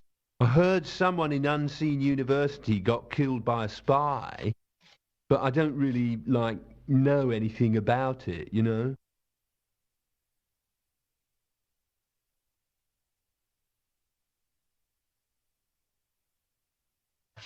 Ever seen a dwarf called Reagan around the casino? Sure. Well, I've never spoken to him, though. What does he play? Truncheon, roulette, onion, craps. He plays them all a little. He always seems to win, but he never pushes his luck. He wins, and then he stops. That's his way. I wish I had his luck. I'd make much better use of it.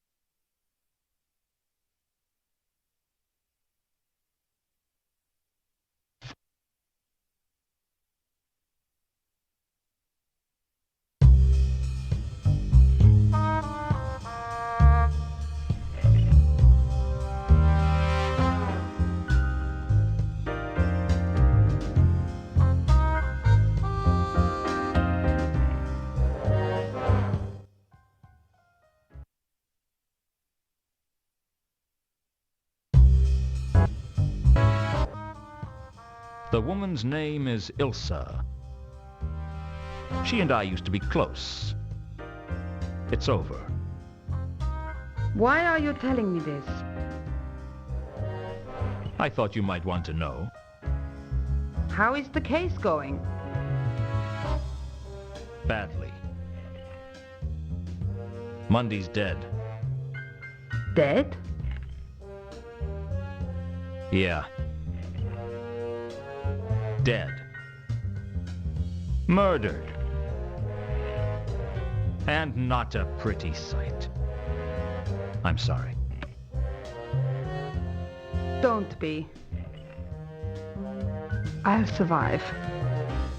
You could have chosen a nicer way to tell me.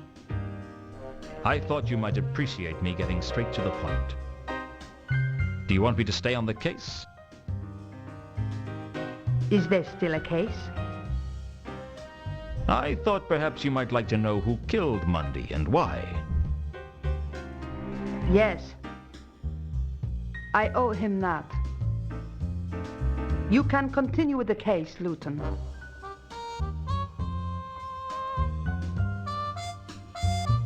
Do you want to know what happened with Mundy? That's what I'm paying you for, isn't it? Is it? I'm starting to wonder. Don't you like me, Luton? What's not to like? You're a woman like any other. Do you look down on all women, or just the ones you know? I have plenty of distaste to go around.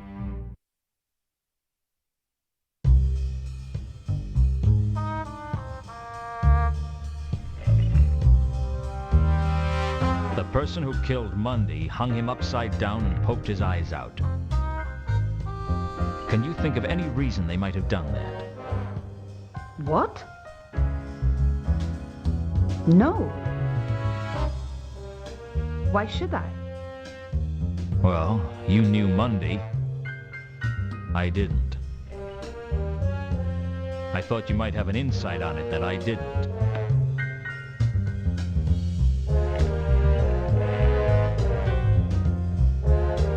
Did you kill Mundy?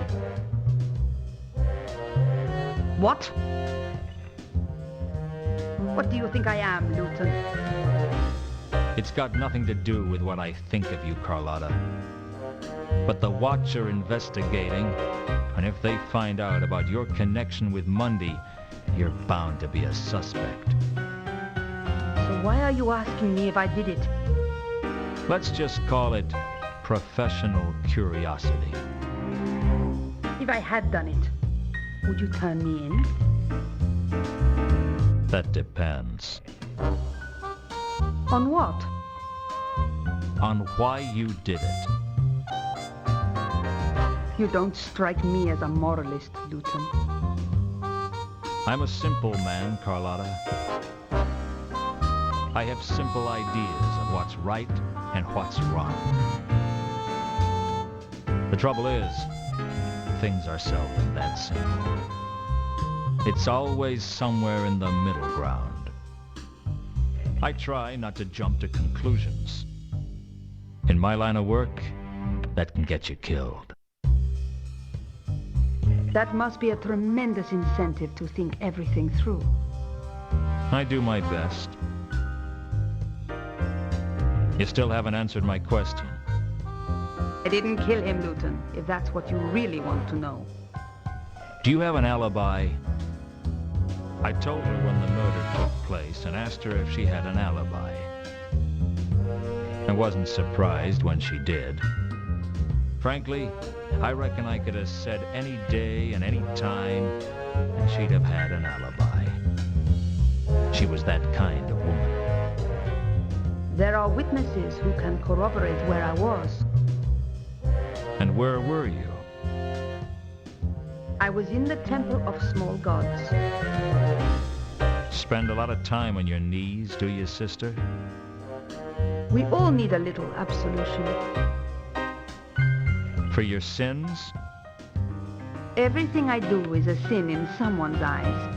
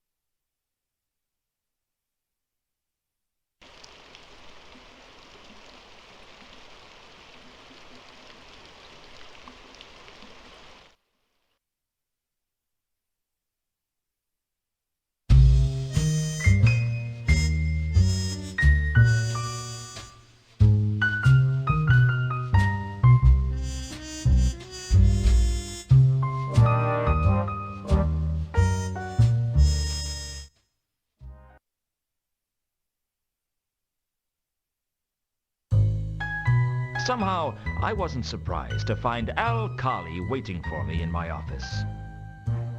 In my head was a list of suspects for killing Mundy, and Al-Khali had gone straight in at number 1.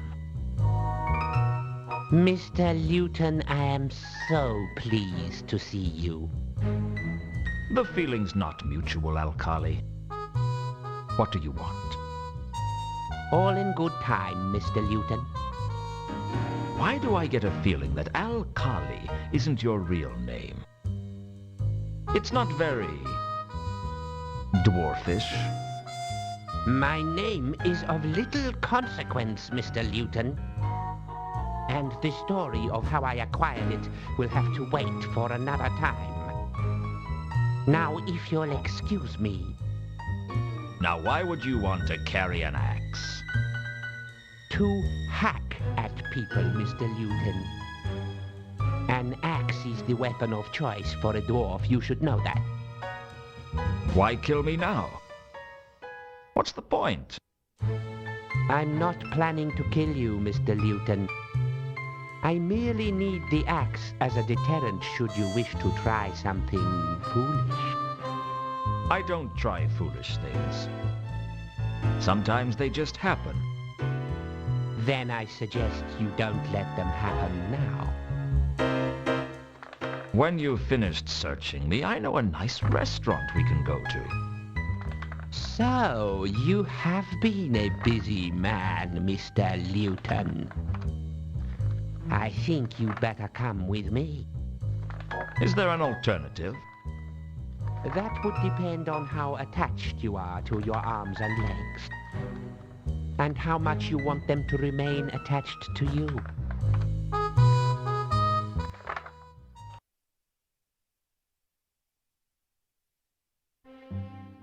I didn't know where Al-Khali was taking me, but I was now sure he wasn't going to kill me. He could have done that in my office, and it would have been days before anyone found the body. No, he wanted me for something. I just didn't know what. I don't know what I was expecting, but I wasn't expecting to be taken to see a troll. I've seen some unusual things in my life, but a troll and a dwarf working together? That was something else. Ankh-Morpork wasn't hot at that time of year, but the big troll was sitting back in a wicker chair being fanned. Smart. Out of the cold of the mountains, overheating of their silicon brains was the reason for the trademark stupidity of the trolls. I'd have to watch my step with this one. Al-Khali had a brief whispered conversation with the troll, but I couldn't make out what was said. At one point, I thought I heard Al-Khali mention a coin from Sorta, but the rest was a mystery. Mr. Luton, so glad you could come and join us. And so punctually, too. Yes, I know you were escorted by Mr. Al-Khali here. But the fact that you arrived on time shows that you didn't put up any show of resistance, which means you're intelligent enough to realize that we are not your enemies. And since we are not enemies, there is always the possibility that we might be friends. You are a quiet man? No. I like to talk.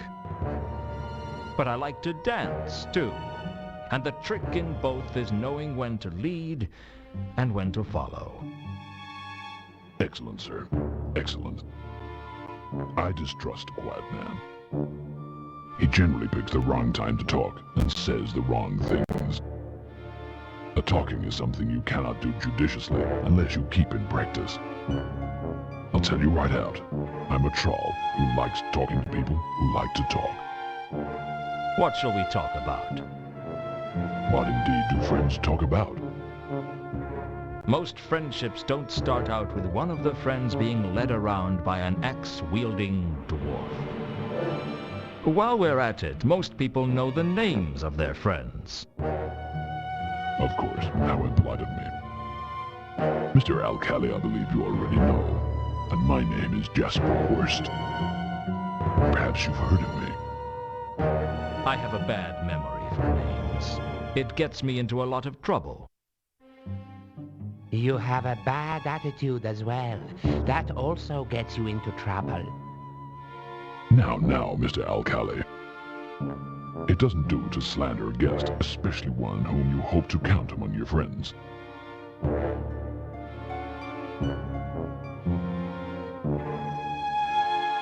So, if we're friends, I guess Alcali's warning about staying off the Mundy case was just a friendly warning. Straight to the point. I do admire a man who avoids skirting the issues. Such a man makes an excellent politician, but is almost impossible to trust. Well, sir, it seems you are now in the possession of something that we would like. And what might that be? Come now, sir. There's no need to play coy. We know you were the last person Mundy saw, and we know you have the coin from Sorter. Frankly, sir, we know you have the golden sword, and we wish to make an offer for it. What if I told you it wasn't for sale? Don't be tedious, Mr. Luton. We obviously know that you are in the employ of Carlotta, hence we know that you have a price. Whatever she is offering you, we can safely offer double. And unlike Carlotta, I am a trall of my word.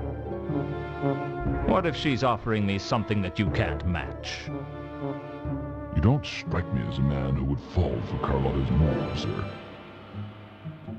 You strike me as a man with better judgment than that. Are you loyal to Carlotta? I am loyal to one person and one person alone. Me. That's wonderful. I do like a man who isn't afraid to tell you that he is looking after himself. We're all looking after ourselves. Indeed, sir. Indeed. And I don't trust a man who says he's not.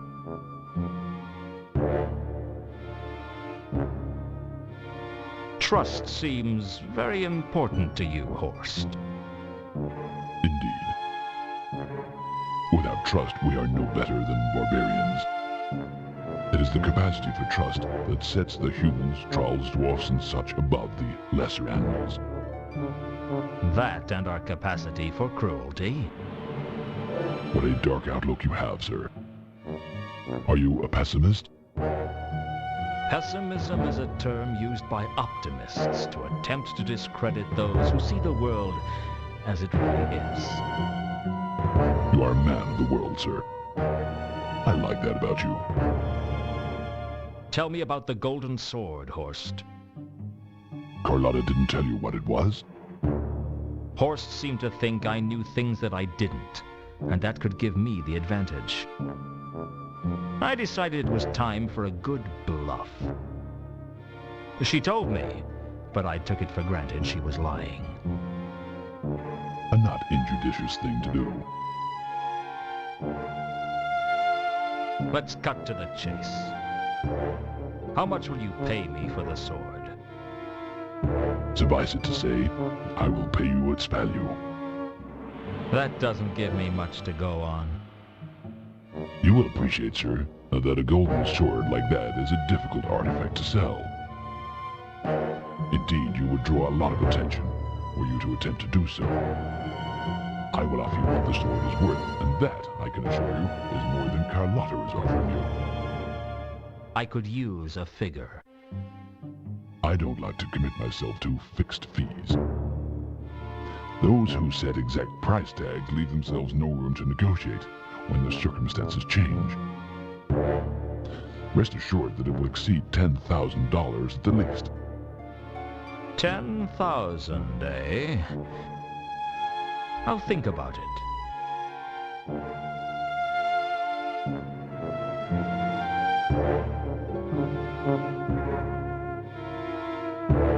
What do you know about the circumstances of Mundy's murder? A strange question, sir. But you have your reasons, I'm sure. I must say I was impressed. Disguising the murder as a counterweight killing was clever, but knocking yourself out after the murder was a masterstroke. A gamble, certainly, but the greater the risk, the greater the reward.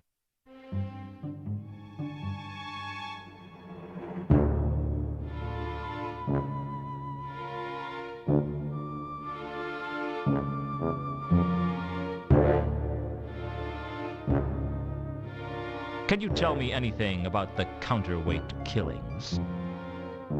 I had assumed you would know more than I, sir. I know only what I've heard. That there's a spy from the counterweight continent in Ankh-Morpork, and that he is killing people in a manner that is both striking and extravagant.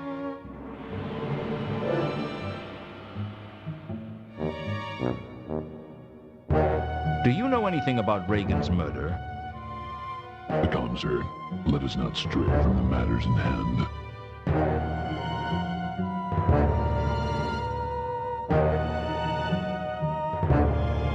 What exactly is your connection with Carlotta? She didn't mention me to you? I'm not surprised. Carlotta is a model for deception. Never tell the truth when a lie will do. As for her connection with me, she and I are associates. That doesn't tell me much. Alas, sir, you are right.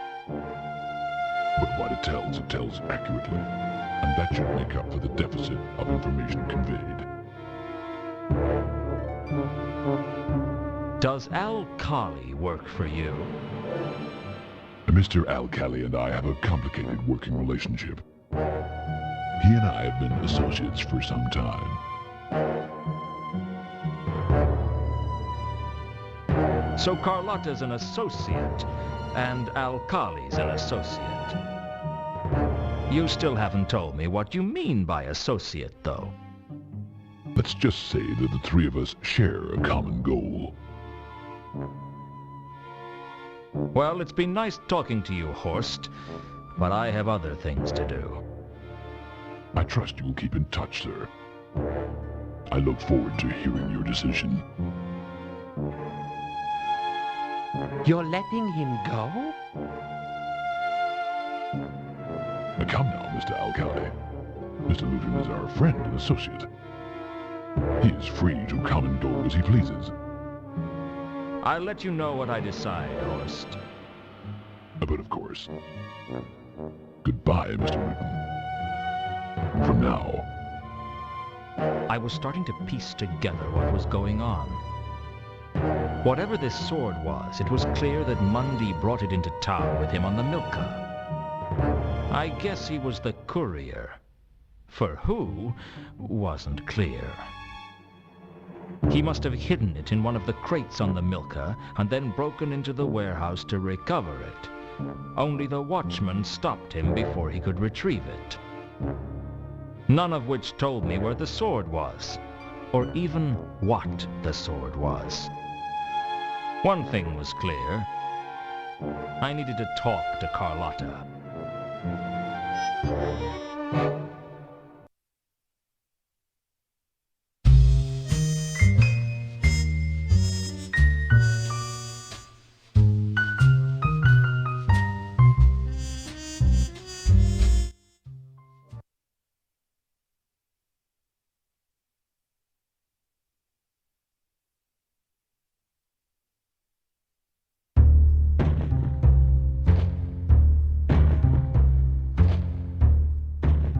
Come to persecute me some more, Luton?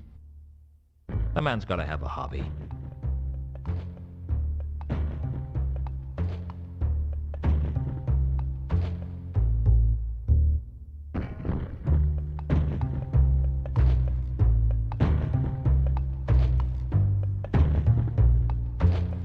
Where did Sapphire get all that money from? Ha, ha, ha. You never give up, do you?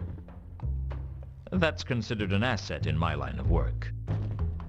Just leave me alone, Luton. I'm sick of the sight of you. I'm sick of talking to you.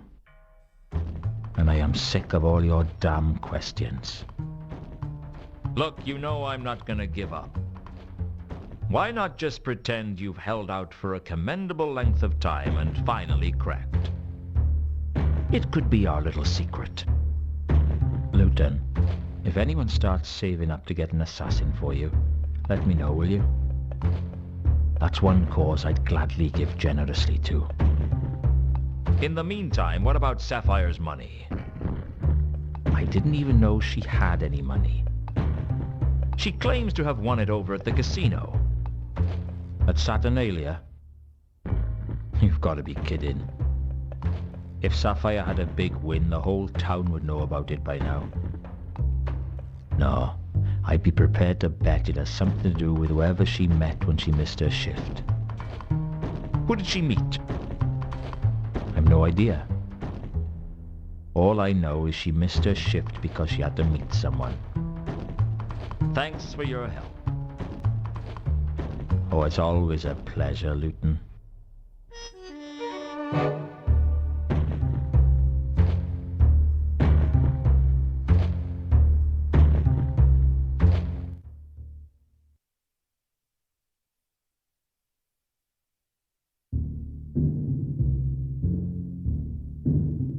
I've got some more questions for you, Sapphire.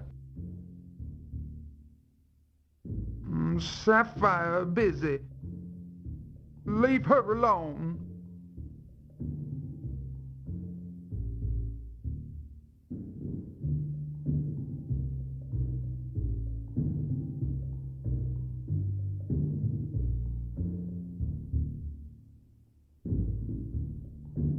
I know about your problems. Problems? The debts. The huge losses.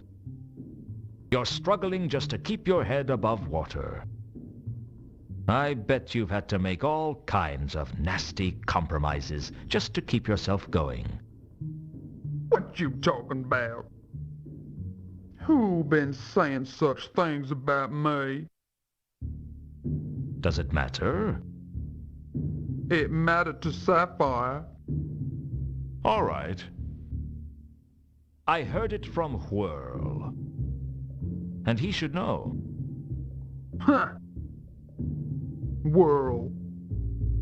He don't know everything goes on at Saturnalia.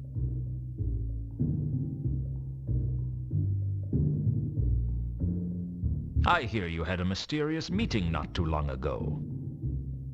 Not long after, you turn up with a lot of money. Sounds like an awfully big coincidence to me. Stop harassing Sapphire.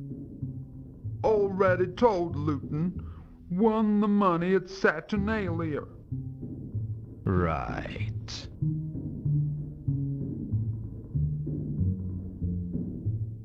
So, you won a lot of money at the casino. Yes. Already told ya. Big win. You won big at the casino, but no one at the casino seems to remember you winning. They lie. Sapphire won big. And this mysterious meeting as well. You say that had nothing to do with the money. Forget about meeting. Meeting not important. Not important, eh? I think it is. I say you met with someone and they gave you the money. Someone who had something to hide. Someone who'd pay good money to keep it quiet. Who was it, Sapphire? No one. It wasn't no one who paid you, Sapphire. It was someone who was interested in me, wasn't it? Someone who didn't want me digging around after Therma. Why? What's so important that someone would pay you to cover up for them? Who is it? No one. You'd better tell me, because I'm going to find out one way or another. And if you don't tell me, when I find out who it is, I'll tell them you told me where to find them. No. She'll kill me. Who? Who'd kill you? Therma. It was Therma. I've been blackmailing Therma. She not want to be found. Therma is still alive? Yeah? Good. Arrange a meeting with her for me. What? You heard me. Face it, Sapphire, your little scam is broken. If you want me to keep quiet about your little windfall, you're going to have to fix a meeting with Therma for me. Therma won't do it. Well, you'd better make her do it, because otherwise I'm going to go straight to the Guild of Thieves, Burglars, and Allied Trades to tell them about you. They don't take kindly to unlicensed blackmail. You do that to me? Look into my eyes and tell me if I'm bluffing. All right. Give me some time. I'll leave message at your office when it arranged. I look forward to it. It's a pleasure doing business with you, Sapphire. You're a cold one, Luton. Not as cold as you, I reckon. I decided to leave Sapphire alone after that. I'd got what I wanted.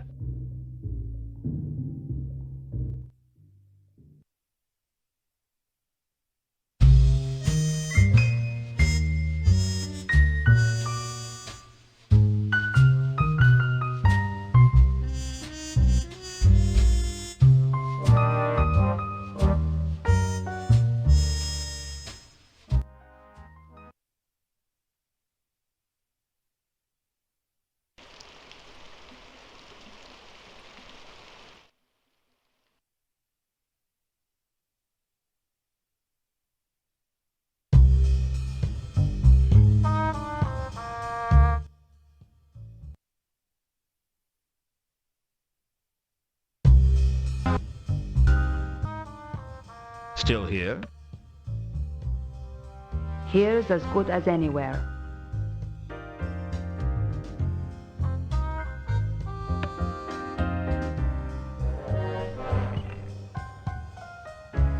I want to talk to you about something important. Really? I can't wait. Not here. It's too public. Your place or mine? Yours is probably safer. Let's go. We barely spoke at all on the way over, and there was a certain tension between us. God's help me, I liked it.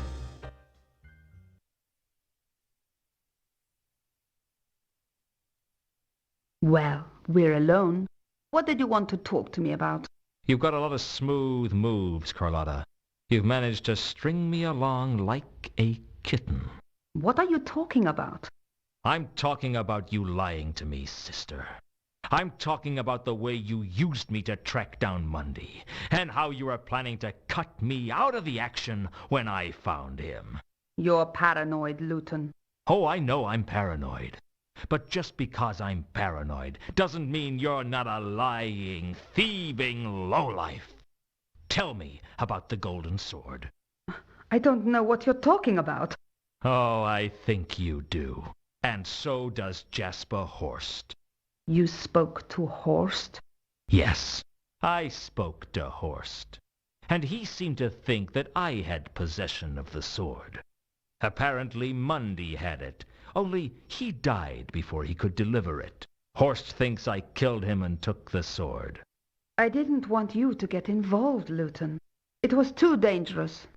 Ah, don't pull the hysterical woman act on me, Carlotta. It won't work. All right, you got me. I used you. Everybody uses everyone, Luton. It's the way of things. Friendships are just what happens when you've used someone for so long it becomes habitual. You're a bitter little lady. It's a bitter little world. What now? You tell me everything. Why? Because you need me. I don't need anyone. You'd like to think so, wouldn't you? But even you aren't totally independent, Carlotta. You need the Count's money, for one. One word from me and I could get you cut off. He wouldn't dare. He's too bound by tradition. Perhaps. But can you really afford to take that chance? What's the deal, Luton? Straight cut. I'll help you recover the sword. We split the profit. You think you can trust me enough for that to work? No. But this isn't about trust. It's about money. You don't trust me any more than you trust Horst. But I figure you'd work with him if it got you the money. You're smart, Luton. But you've got one thing wrong. What's that? I trust you more than I trust Horst. Oh, I'm touched. But I reckon you'd trust a rattlesnake before you'd trust Horst. You're a good judge of character. Hang around with scum long enough and you learn to tell the different types of scum apart. Horst is the treacherous kind. What about me? You're just a woman, Carlotta, and that's not a compliment. Why do you hate women so much? I hate everyone and everything. No one gets special treatment. Now tell me the real story between you and Mundy. Mundy wasn't my lover. He was my contact. He was supposed to be bringing the artifact in from Sota, but something went wrong on the way. I don't know what it was, but Mundy never made his rendezvous. I went with Reagan to the wharf to meet him, but he wasn't there. Do you know what happened to Reagan after that? He dropped me at the Temple of Small Gods, and that's the last I saw of him. Did he know what was going on? Reagan? Ha! No, I never told him anything. Everything I told him would have gone straight to the Count. That would give you a pretty strong motive for killing Reagan. My, you are a suspicious one, aren't you? It's a hobby. Anything else you haven't told me? I'm sure there's plenty of things I haven't told you. The girl's got to have some secrets. You're trouble, Carlotta. Admit it, Luton. You like trouble. What if I do? I know what's going on inside of you, Luton. You're just like any other man, only a little more so. When she kissed me, fire burned in my veins and I felt alive. Have you ever kissed someone who you didn't know whether to love or to hate? Well, other than your parents. Not that I'm prying into your private life, just trying to get my point across. Something changed in me at that point, and I knew I'd never be the same again. I guess we have a deal then. With my brains and your looks, we could go places. What about with my brains and your looks? We could still go places. They just wouldn't be as nice.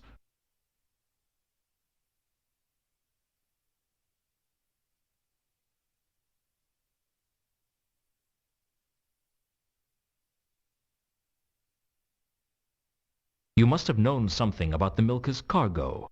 Yes, I had a crate amongst the cargo.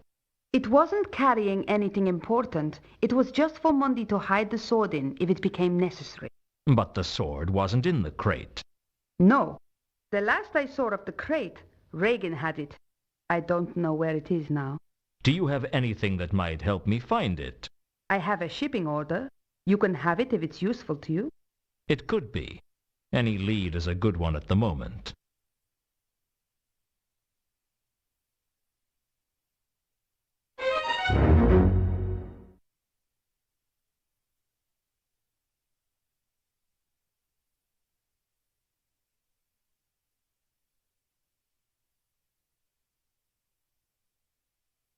So, now we're working together, is there anything you'd like to tell me? What like? Anything you've kept back from me. Any lies you'd like to confess to, and secrets you're still hiding. A girl's got to have some secrets, Luton.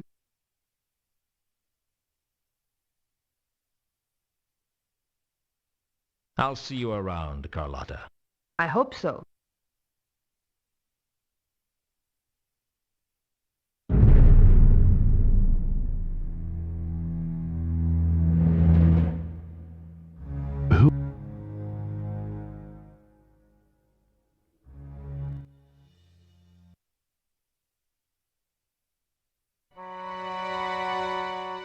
I've got a few more questions for you, Count. Yes, good questions. Go on.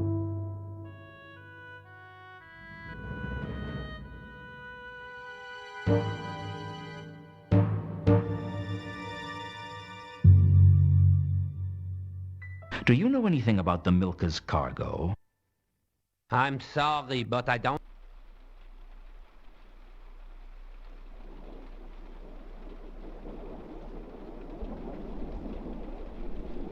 I'm afraid I have some bad news for you. It's Regin, isn't it? He's dead. I'm afraid so. I found his carriage near the Magdalen Bridge. It must have lost control and skidded into the river. Regan must have drowned. Or suffocated. It's hard to say with a river like the Ankh. Very well. Of course, I will pay you for your time. If you should hear anything else in connection with this case, please let me know. Otherwise, consider the case closed. There is one thing.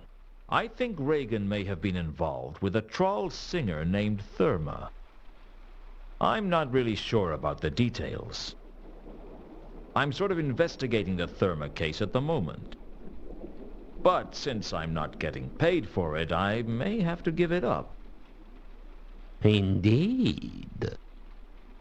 How would you feel if I were to pay you for the Therma case and you continued to investigate it, hmm? I'd feel a little bit richer and a lot happier. Very well. It's agreed.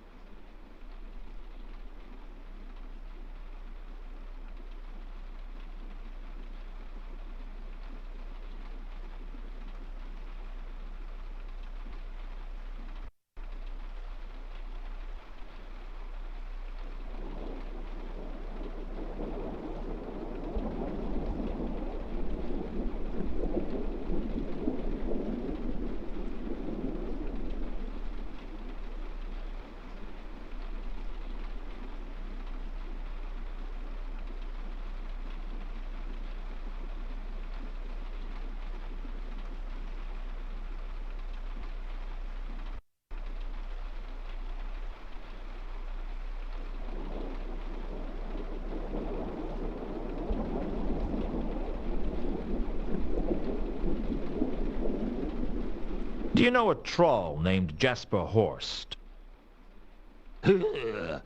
Horst? Horst? Is Horst here in Ankh-Morpork? Mark my words, young man, this is poor augur for us all.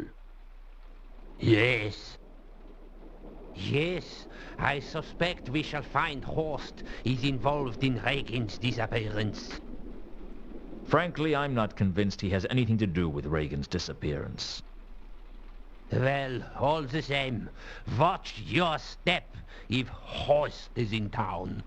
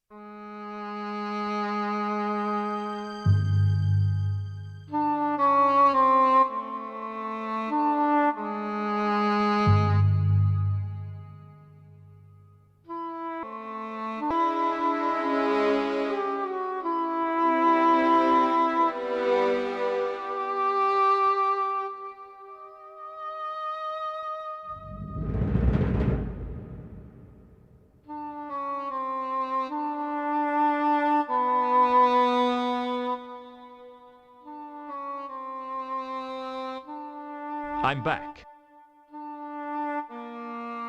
Let's have a party.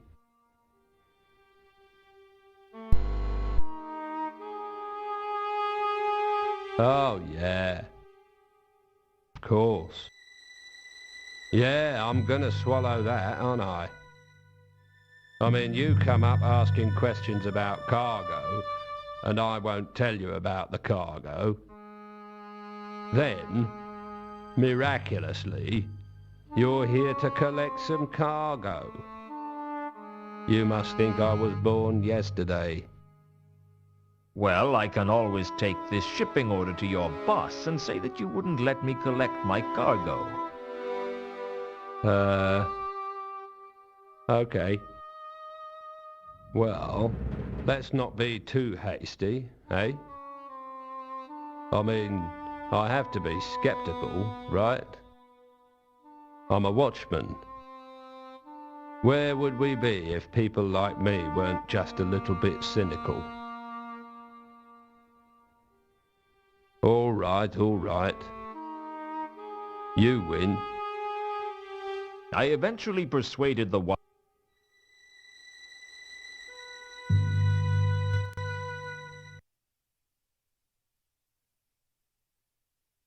Milka had been carrying some wine barrels that were shipped to the Café Ankh and some crates under the name Varberg. According to the watchman, they were collected by the Guild of Archaeologists, Antiquarians, and Tomb Evacuators. I guess somewhere was the von Uberwald crate that went with the shipping order, but the watchman didn't know about it, and there was no sign of it in the warehouse.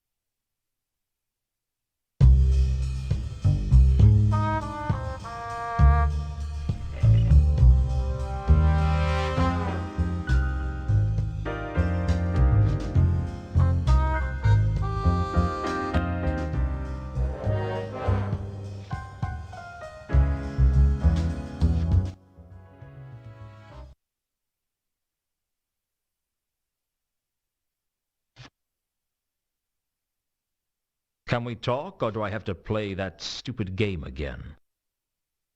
Business is slow. We can talk.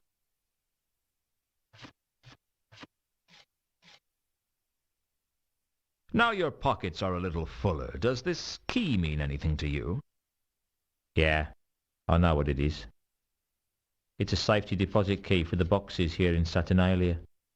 Thanks.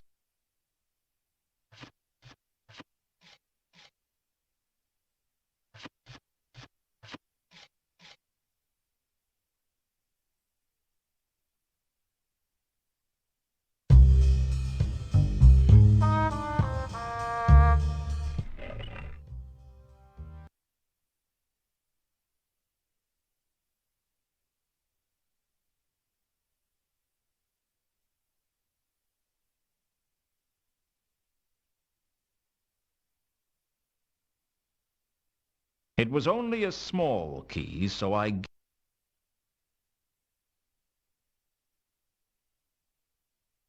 figured a really good private investigator could do a lot of painstaking research and work out which box belonged to Reagan. But I figured, hey, the guy's a dwarf, so I just tried all the lockers on the bottom row. It fitted into box 39 like a glove. Eventually.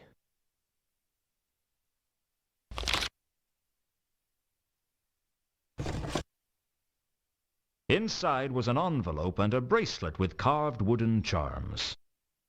The plot thickened, and you could already stand a spoon-up in it.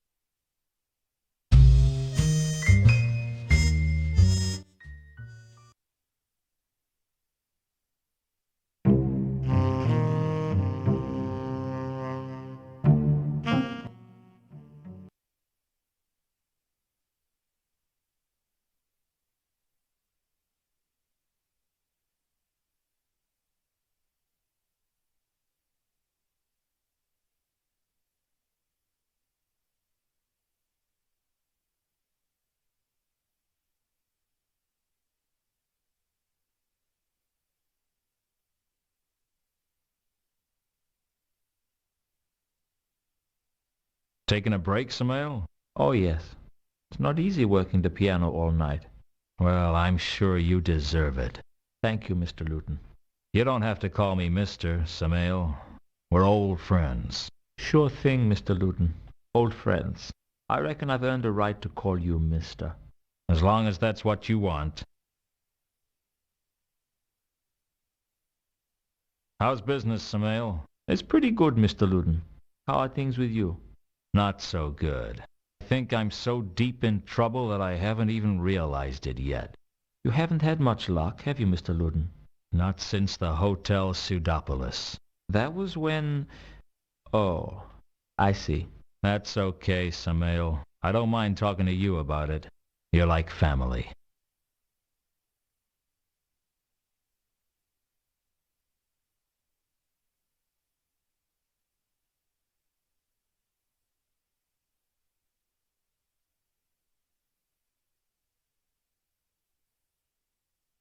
Have you seen Ilsa recently?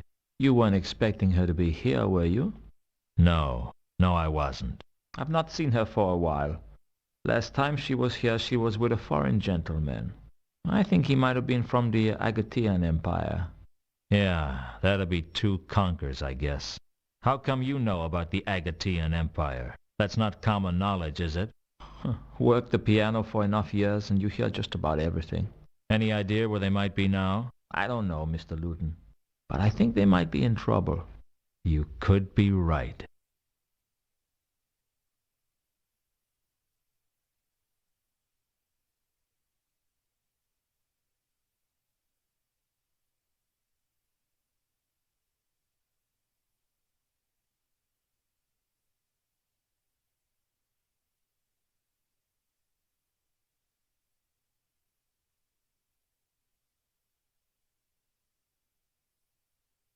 Apparently, some of the cargo on the Milka was delivered here. That's right. The Milka always brings us a supply of amphibian wine. Where is it now? Most of it is still in the wine cellar. We sell some of it on. Who to? Lots of different people. I have a box of receipts in the cellar if you're interested. Sure. I'll give you the key.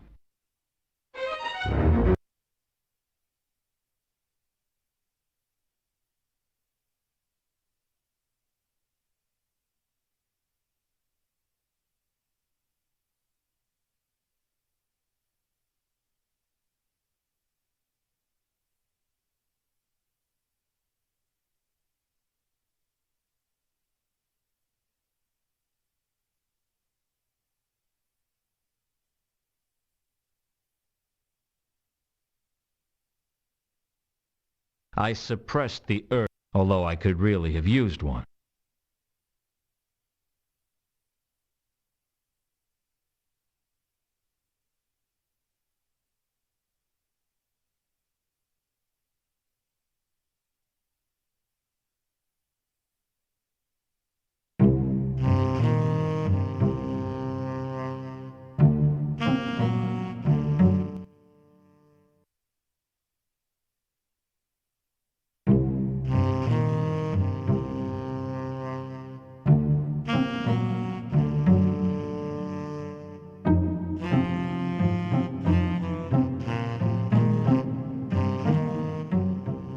All I...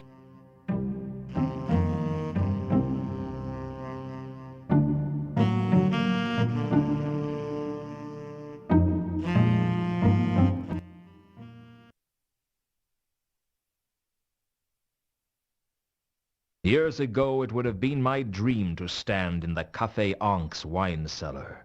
So many barrels of fine wine. Even Chateau Hector, Year of the Weevil. My favorite vintage. I used to dream of Ilsa, too, from time to time. So when I walked in to find Ilsa there, I had to check I wasn't wearing my pajamas. Hello again, Ilsa. I can see I'm going to have to get used to finding you where I least expect. You didn't say goodbye at the casino. What happened to you? We got away, thanks to you. It was nothing. It wasn't nothing. You saved our lives, Luton. Lulu, is that you? What's up with him? He's delirious. He's been injured. Let me have a look at his wound. He'll be fine. He needs a chance to rest, that's all. He fades in and out a little, but he'll be okay. What happened? It was Remora. He's been following us. He won't quit. He's an assassin. It's his job. Once they've been paid, the target is as good as dead. They never renege on a contract. They throw great soirees as well, and if they invite you, they won't take no for an answer. That's not much comfort. Well, at least you know if an assassin kills you, you're not going to be killed by some thug. They're very efficient at it. Practice makes perfect, you might say. I was going to be an assassin once. What happened? The usual. Forces outside my control. It is you, from Casino. You save our life. We to be in your debt. I guess you to be just that. We need your help, Luton. Haven't I done enough for you? I know it's a lot to ask after what happened. Women. It's never enough for you, is it? Please, you have to find us somewhere safe to hide. Why? Why should I do that for you? Why should I do anything for you? Not for what happened, Luton. For what we had. Once. We had a dream. Trouble is, I woke up and I could still remember it. Does he know about us? 2 conkers? No, I never told him. Why not? He's my husband. You're married? I always was. Even when I met you. Why didn't you tell me? It's not as simple as that. I met 2 conkers in Ikalpon. He was on a secret dig for the Sun Emperor and we fell in love. I thought the Agateans weren't supposed to know about the outside world. That's true, but the outside world isn't supposed to know about the Agatean Empire either. Trouble is, centuries ago, their empire spread beyond the counterweight continent, and there's archaeological evidence for the strange and charmed quack dynasties all along the Turnwise Ocean coast. The Sun Emperor sent 2 conkers out to cover up the evidence. This doesn't explain why you didn't tell me you were married when we met. 2 conkers went back to the Agatean Empire, and I stayed behind. He wasn't sure I'd be safe there as an outsider. I didn't think I'd ever see him again. He might as well have died. I almost died too, until I met you. Great. I was your number 2 husband. You don't understand, Luton. I didn't love 2 conkers. I mean, I was infatuated with him, and he needed me. I was nothing before I met him. He gave me a purpose. He gave me a life. Oh, that's good. Because he took mine. At least his accounts will balance. He came back, didn't he? That's why you left me. Yes. I got a letter from him saying that the government had been overthrown and the empire was a new world. I wanted to tell you, but I didn't think you'd understand. At least you got that right. So you're Mrs. Ilsa Conkers. No, I kept my maiden name. Our marriage was supposed to be a secret. So you've been traveling with 2 conkers for quite a while now. Yes, we've been making our way around the Circle Sea. There have been several digs. And everything you find goes back to the Agatean Empire. No, not now. There's no point. Most of it comes here to Ankh-Morpork. We give it to the Guild of Archaeologists, Antiquarians, and Tomb Evacuators. They have quite a collection of artifacts. That's it? You spend your life digging up junk that no one ever sees? We're looking for something. Something 2 conkers wants to take back to the Agatean Empire. What is it? A jewel. Jewel. Find jewel, yes? Tell me about this jewel. Gold-plated jewel. Very old. I thought the Agatean Empire had plenty of gold. Special artifact.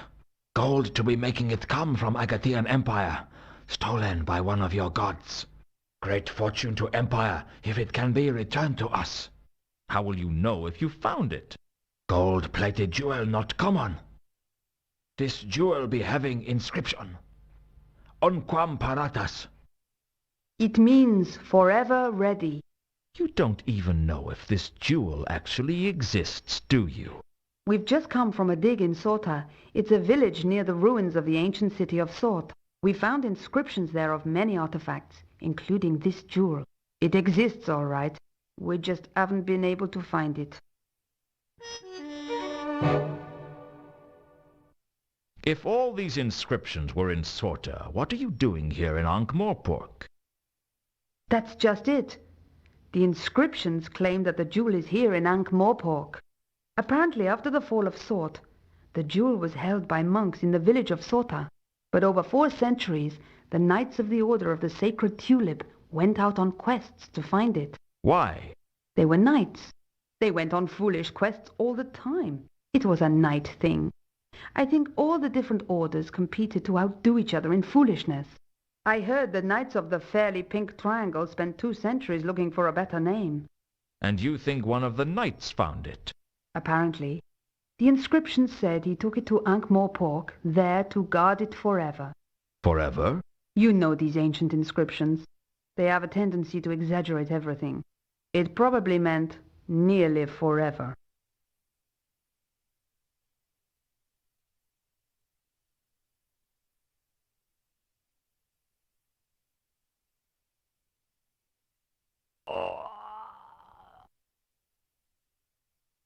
I didn't think they had anything. You two must know about a lot of ancient artifacts. Of course. Why do you ask? Ever heard of a golden sword? Golden sword? You have to be being more precise. Must be 50 golden sword artifacts in Agatean Empire alone. But then they do have a lot of gold. That's why they call it the Orient.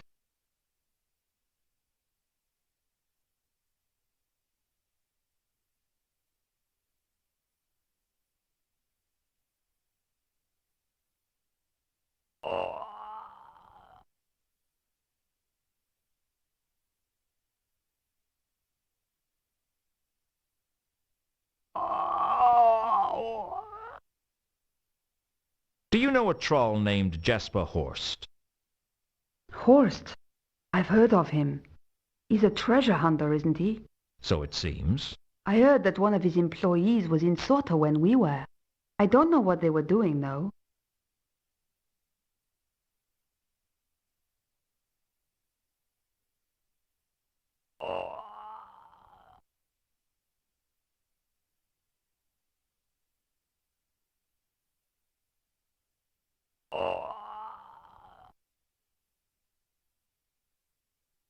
Have you heard of the counterweight killings? The what? The counterweight killings. Word is all across town, it seems. That's what they were talking about in the casino. A foreign assassin in town killing prominent officials. That's it. The ritualistic murders in town. People must have heard about 2 Conkers, and word has got around that there's someone from the counterweight continent in town. The rumors must have got mixed up somehow. There's no somehow about it. Rumors always get mixed up. Do you think the Duke of Earl is really as stupid as people believe? Of course not. But every time someone does something stupid and no one can remember who did it, it gets blamed on the Duke. You mean he doesn't have the mental powers of a mushroom? Well, there's some truth in all rumors. So people think 2 Conkers is an assassin. This is insane.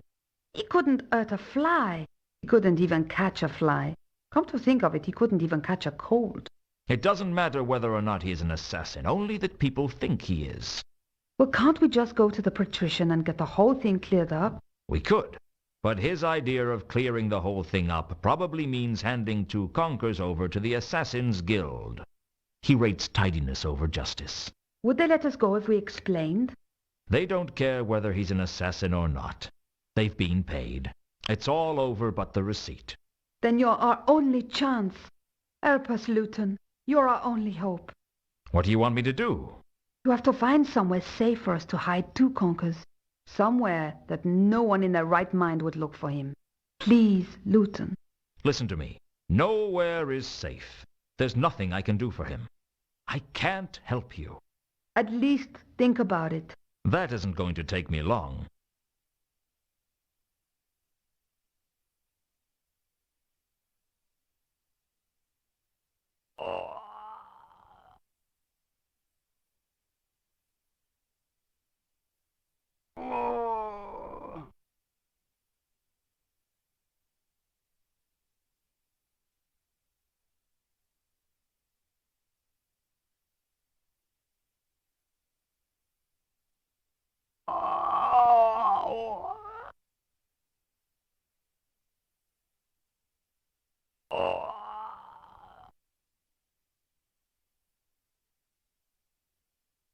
The what?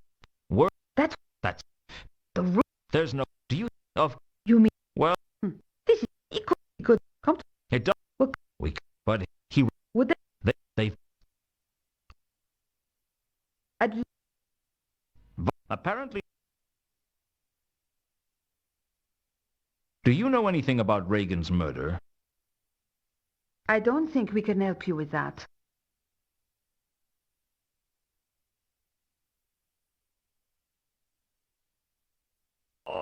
Can you think of any reason that Mundy might have been hung upside down before he was killed? I don't...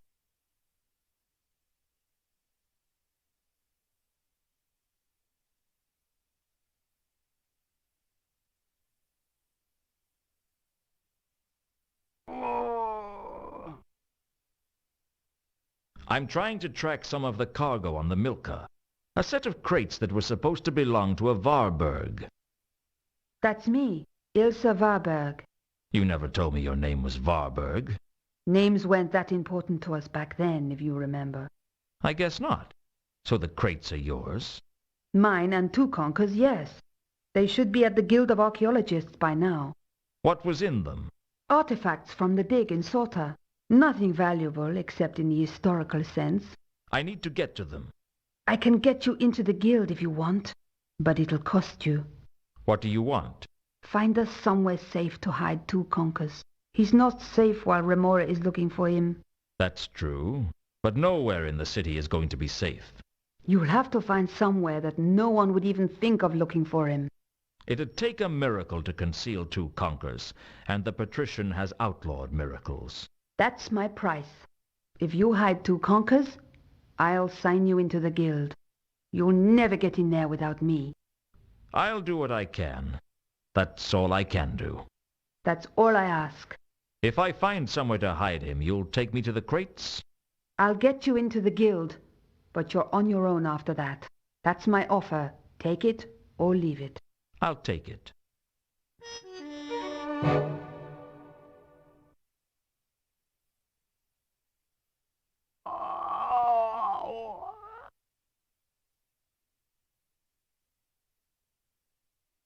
Do you know anything about the...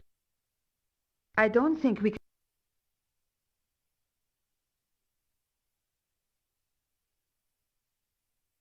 Does this coin mean anything? My word! That looks just like 2305. What? Number 2305. One of the artifacts we dug up in Sorta. It's an early Sortian coin, I think. Your having one would seem to confirm that. What makes you say that? Well, we only found one, so we thought it might be a seal with some symbolic or cultural significance. But if there's more than one, then it's probably just a coin. Is it valuable? Not really.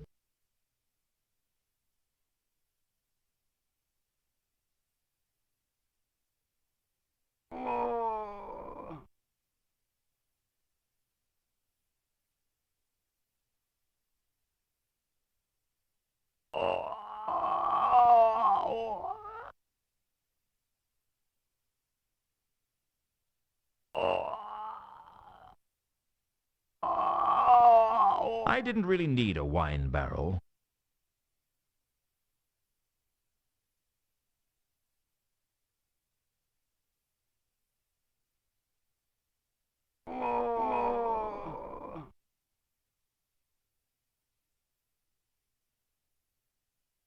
I rooted carefully through the receipts, and the only recent purchaser was the patrician. It seems he'd bought a number of barrels of fine wine to take to the palace.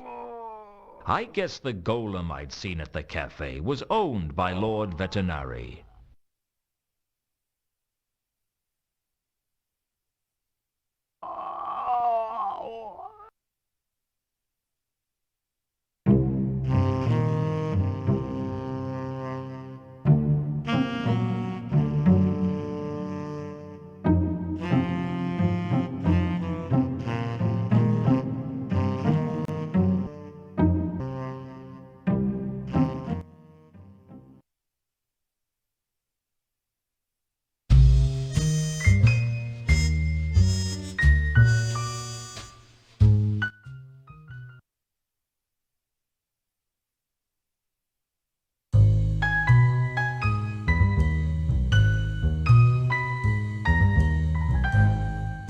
I knew that someone had pushed the card under the door, and I knew what it meant.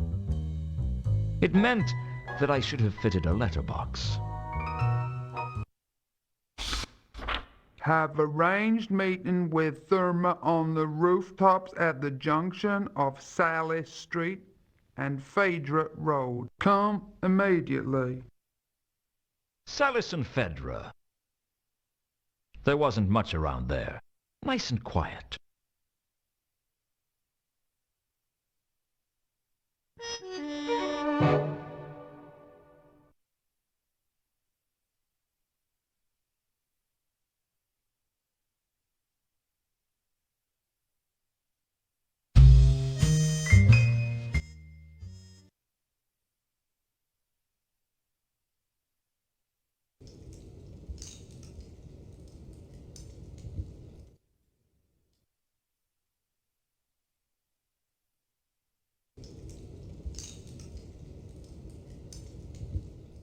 Well, I'm back.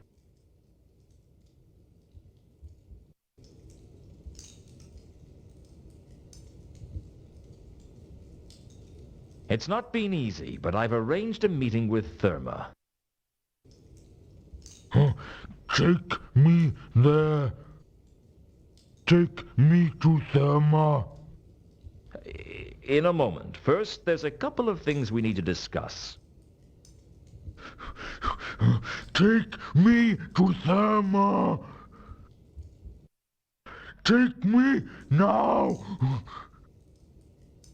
Okay. Let's go. The rooftops above Salis and Phaedra were quiet. No one had a reason to be up here. I was looking forward to meeting the mysterious Therma, and I was hoping I might get some answers out of her. Unfortunately, the last thing I remember was looking up at the moon.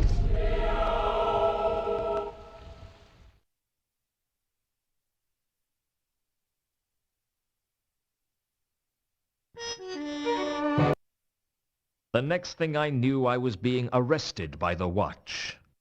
They told me Malachite was as dead as two sides of bacon, and I was the prime suspect. His back had been chipped away like he'd said something particularly insulting to a disgruntled quarry workman, and they seemed to think my crowbar was the murder weapon. I had the opportunity and a possible murder weapon. All they were missing was motive. And anyone who had ever tried to get an intelligent comment out of the troll had a motive to kill him. It looked like I'd been stitched up as nicely as a fine genuine tapestry. They took me to Pseudopolis Yard to be interrogated. They had a salamander lamp shining in my eyes, so I couldn't see what was going on, but I could hear Nobby and a troll talking in the darkness. It was probably Detritus, the first troll to join the Watch. Detritus was the troll many people in Ankh-Morpork thought of when they heard the word troll, bringing back as it does vague memories of sudden concussion and extreme pain. Sometimes you'd hear two short planks being described as thick as detritus. Your ideal street cop, in fact. So I'm the good cop? No, I'm the good cop. You're the bad cop. Then, why don't I get to prod him a bit with my fists? Because we're supposed to get information out of him, and it's hard to understand people talking through a mouthful of loose teeth. I can smash lightly. More like a gentle caress, right? No punching. I can kick using minimal acceptable force. Like Mr. Vimes says. Lots of it. No punching, no kicking. We just talk to him. Talk? Right, well, I'll talk. You shout. All right, you done it. Own up now, we know it was you. No, not yet. Oh, all right. I've just got to start the audiograph. Right. All right, you done it now. You got to sing like one of them flappy twittery things. Wait! I've got to start the recording properly, otherwise it doesn't count. Right. Interviewing Suspect Luton. Present, Corporal Nobbs and Sergeant Detritus. Now? Now. All right, you done it. It might as well make it easy on yourself. Everyone know it was you. This is my interrogation, is it?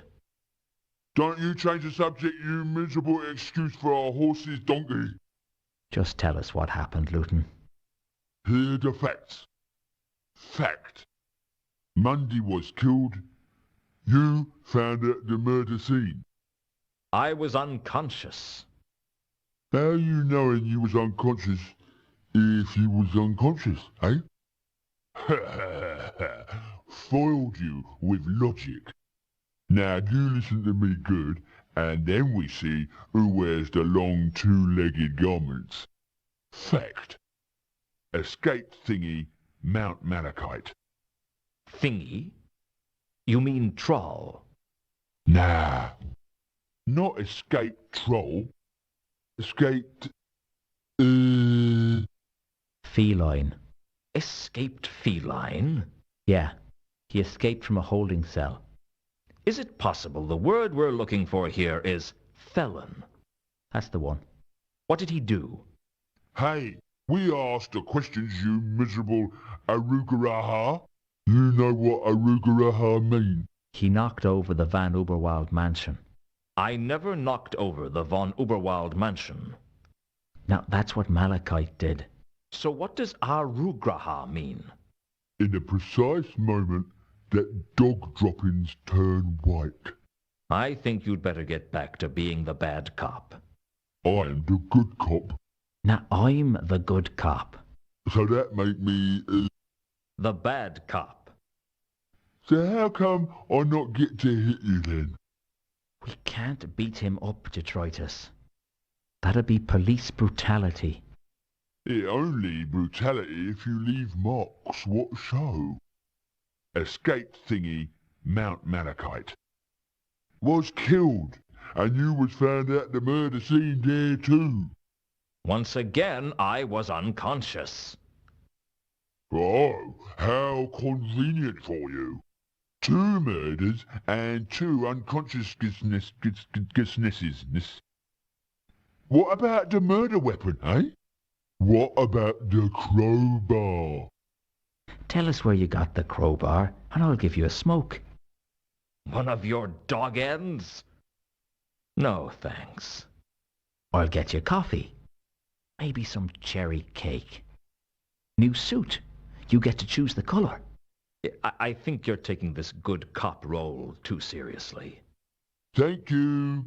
Now my turn. You want to fall down the steps to the cell without leaving your chair? It's fine by me.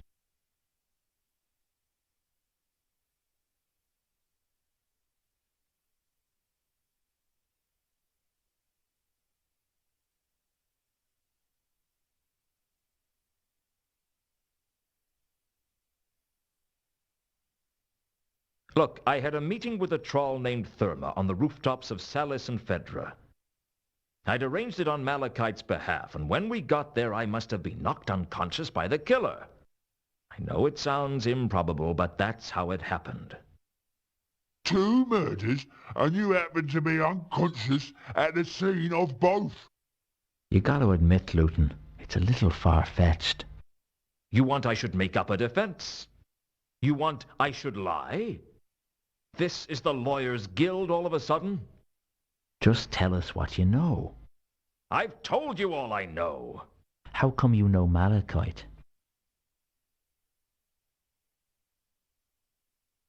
I met him in the streets. He wanted me to find someone called Therma. When you find out he was a felony? A felon. And I didn't find out until just now. Luton, you're going down for murder. I don't think it's worth pretending you don't know who Malachite was. I didn't know who he was. Do I need to draw you a map? To what? It just doesn't seem right, Luton. You being a detective and all, and not knowing one of your clients was an escaped felon. What can I say? I guess I'm not as good a detective as you are. You want to know what else? I wouldn't mind that map you mentioned. Might make things a little clearer. Shut up, Detritus. There isn't a map. He said there was. I kept following Malachite's case because it intrigued me, and the more I dug, the more interesting it became. What did you find out? I don't know. I guess I learned that I shouldn't have tracked down Therma. It seems likely to me that she's Malachite's murderer. Why don't you interrogate her? There's no troll named Therma in Ankh-Morpork. You expect us to believe that this Therma killed Malachite and Monday and framed you for both? Come on, sing like a pigeon on a stool. You done it, didn't you? There's no reasoning with you, is there? Not often. Come on, you ugly sewer scraping. We want something we can believe. That's enough, detritus. Sir? You can go. I did it right? Let's say you were everything I expected. Now go and write up the report. Not in crayon this time, please. That should keep him busy for a few days. He may be slow, but he's not an untrustworthy killer like you. Why the personal interest in this case, Vimes? I'm sure you've got more important things to do now you're commander of the watch. My reasons are my own. You're not interested in my guilt or innocence. You're just out to nail me. Frankly, Luton, I've got all the evidence of your guilt I need, and if I get my way, they'll lock you up and melt down the key for scrap iron. You're a bad cop, and I don't have any time for you.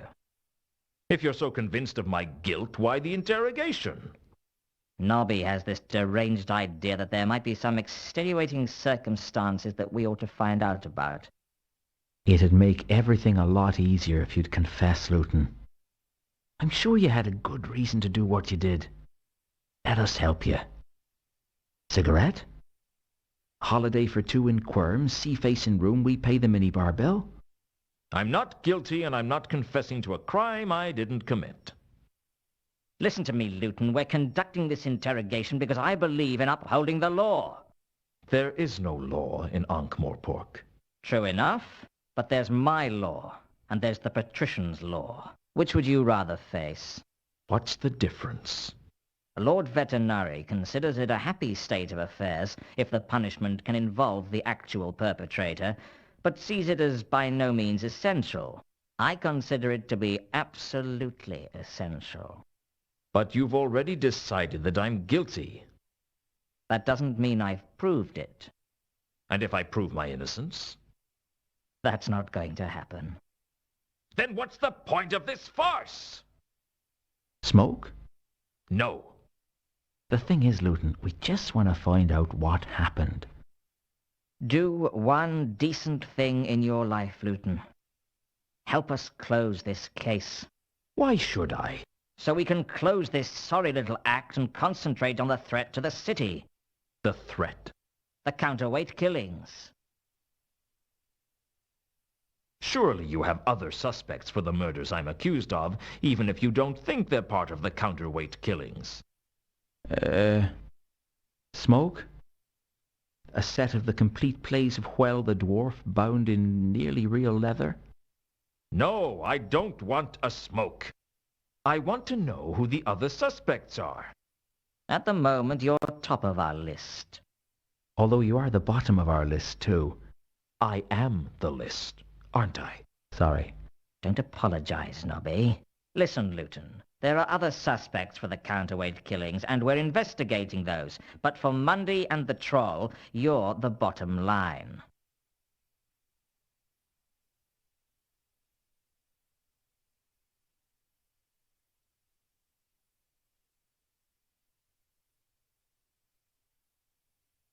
What about Horst? What does Horst have to do with anything? He's been watching me. He's up to something. He's always up to something. But he's not a murderer. Not by his own hand, anyway. He'd never be so careless as to carry out a murder himself.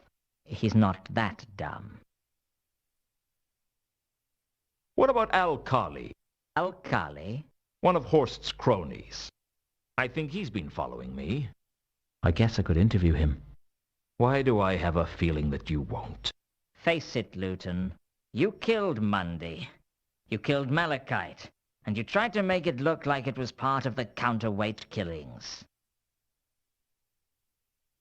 Doesn't it make more sense that both Mundy and Malachite were killed by this so-called counterweight killer? That's what you'd like us to believe, isn't it? You make the murders look like the counterweight killings and hope to get away with it. That's it, isn't it? You're not interested in me. You want to catch the counterweight killer. You're just a low-life killer, Luton. My job is to protect citizens from people like you. What? You don't even like them much. You think they're all criminals. Maybe, but murder leaves the place too messy. Look, Luton, we don't think you're involved with the counterweight killings. But we have to know which ones are which if we're going to stop him from killing again. This is your chance to be a hero, to help us to catch a foreign assassin. A hero? There's nothing I can do to save myself. Why should I care about the rest of the city? You were a good man once, Luton. This could be your one shot at redemption. I was never that good a shot. You ought to know, Luton, that you're a suspect in the counterweight killings. That crowbar of yours was palace property, which means you had access to at least one of the murder sites. You're getting desperate, aren't you? We're wasting our time with you. What about Reagan? The dead dwarf? What about him? Another murder in suspicious, almost ritualistic circumstances. He's a nobody, but it has all the hallmarks of a counterweight killing. Are you confessing to the murder of Reagan? No.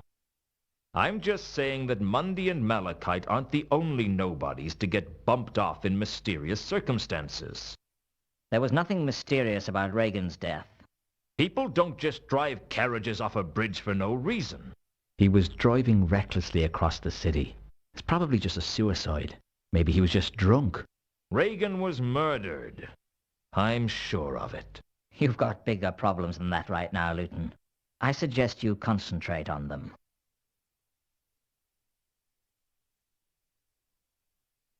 Nothing I say is going to convince you of my innocence, is it? It doesn't look that way. All right. Yes, I was in Mundy's room when he was killed, but I was unconscious. And yes, I was on the rooftops when Malachite was killed. Again, I was unconscious. I don't know what happened, but somebody knocked me out, and whoever they are, they're the one you should be looking for. Fine. If that's the way you want it, that's the way you'll get it. Give my regards to Lord Veterinary when your trial comes up. I doubt he'll be as patient with you as I have. The fact is, mister, that with you behind bars, the city will be a slightly better place.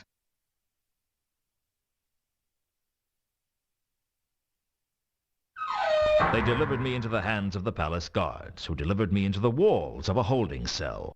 I had a bad feeling about the way things were going. Mostly people who were sent to the patrician for trial got seen right away. Rumor had it that being put in a holding cell pending trial was like being filed away in a drawer marked forgotten. And not a very big drawer at that.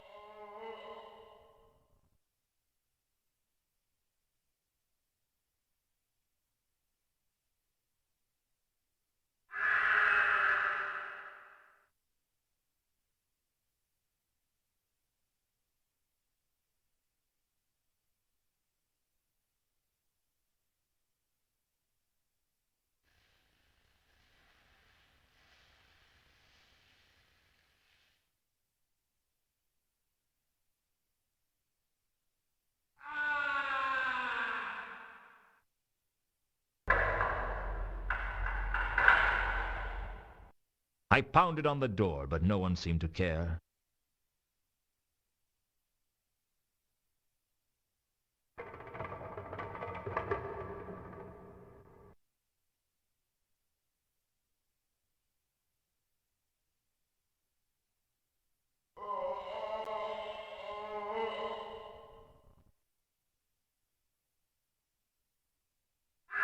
Fast little fellow, he disappeared the moment I started moving.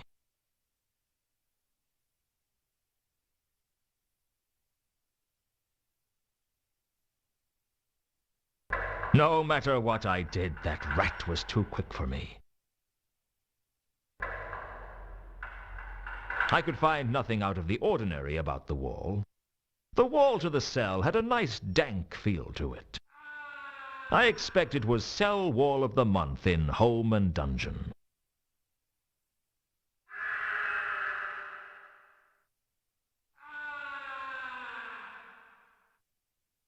The door to the cell was so stereotypical I half expected to look around and find a bearded old man manacled to the wall.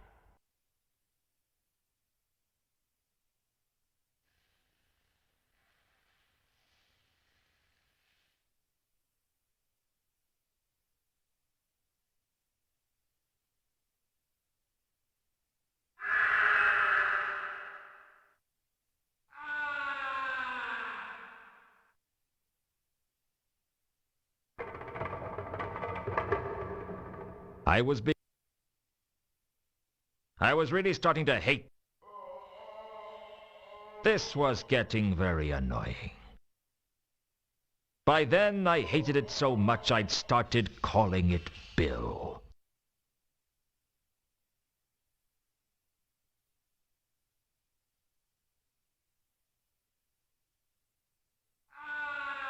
I was beginning to lose.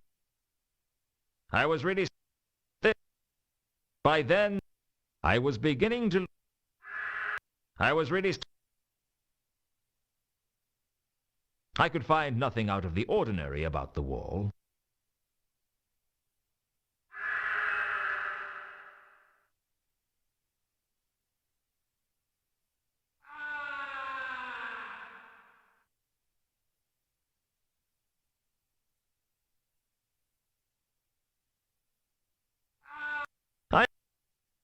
The wall to the cell.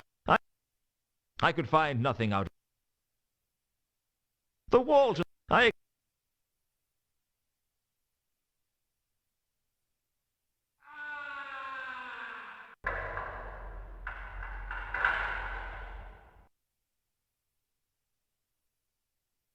could find nothing out of the ordinary about the wall.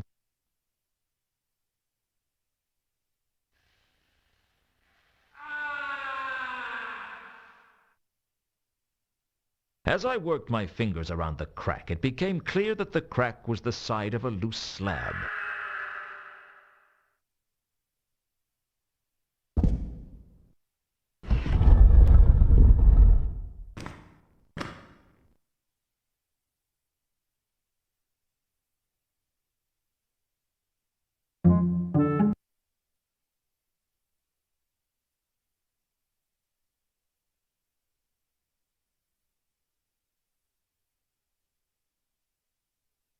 The other side of the wall was another cell, but nothing like the holding cell. This was full of sketches and models, tools and materials. It looked more like a workshop, and there was someone working in it. Would you like a cup of tea? No, thanks. Are you sure? Or are they not drinking tea outside anymore? Outside? The city. I take it you're from the city. How is it? Same as ever, I suppose. You're Leonard de Quirm. Yes, I am. I'd found Leonard de Quirm. The man was almost a legend. There was no disputing that Leonard was a technological genius. But this meant he was as dangerous to the precarious stability of Ankh-Morpork as a compulsive smoker in a firework factory. Rumor had it that the patrician Leonard was locked him in a nice air genius. Everyone's safe, and he was as dangerous to... It was the kind of guy who'd light any fuse for the innocent pleasure of seeing what kind of bang he could make. The only other thing I could recall was that although the guy was hot stuff at the nuts and bolts, he was definitely at the bottom of the class when it came to thinking up names.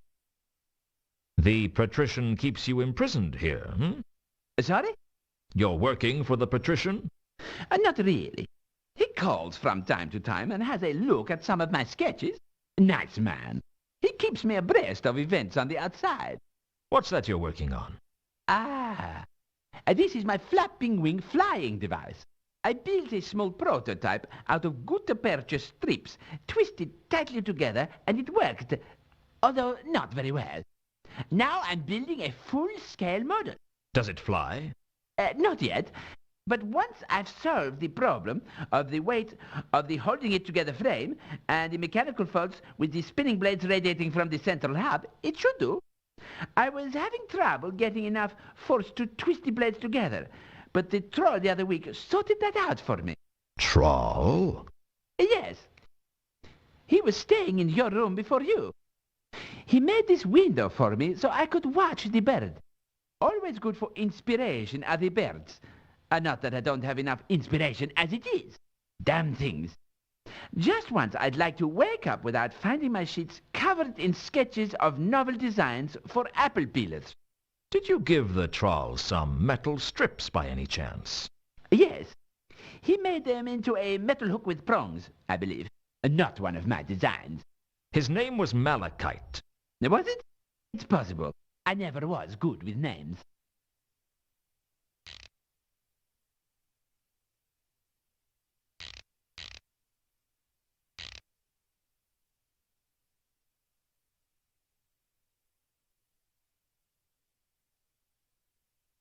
Useful though they are, an exit is just an exit.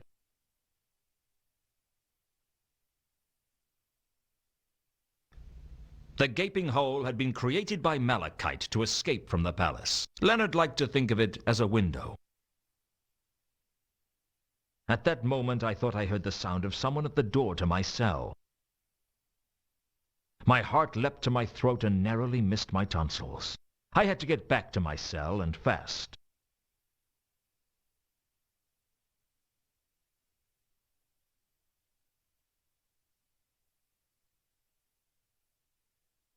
Hello, Luton. Nobby, what are you doing here? I've come to let you go. Does Vimes know you're here? Yeah, he sent me. What happened? There's a witness to Malachite's murder. Saw the whole thing, although not very well. He couldn't identify the killer, but from the description we got from him, we can rule out you. So, I'm off the hook? More or less. Vimes must be livid. I've seen him happier, but he's still convinced you're involved in this somehow. I dare say he has a point, actually. But I'm not a cold-blooded killer, whatever he may think. Who was the witness? A gargoyle up on the roof of the clerk's office on Salis Street. What did he see? I'm not supposed to discuss that with you.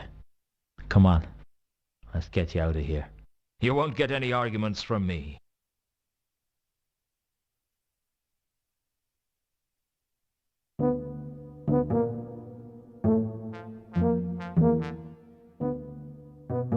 Right, here's your stuff.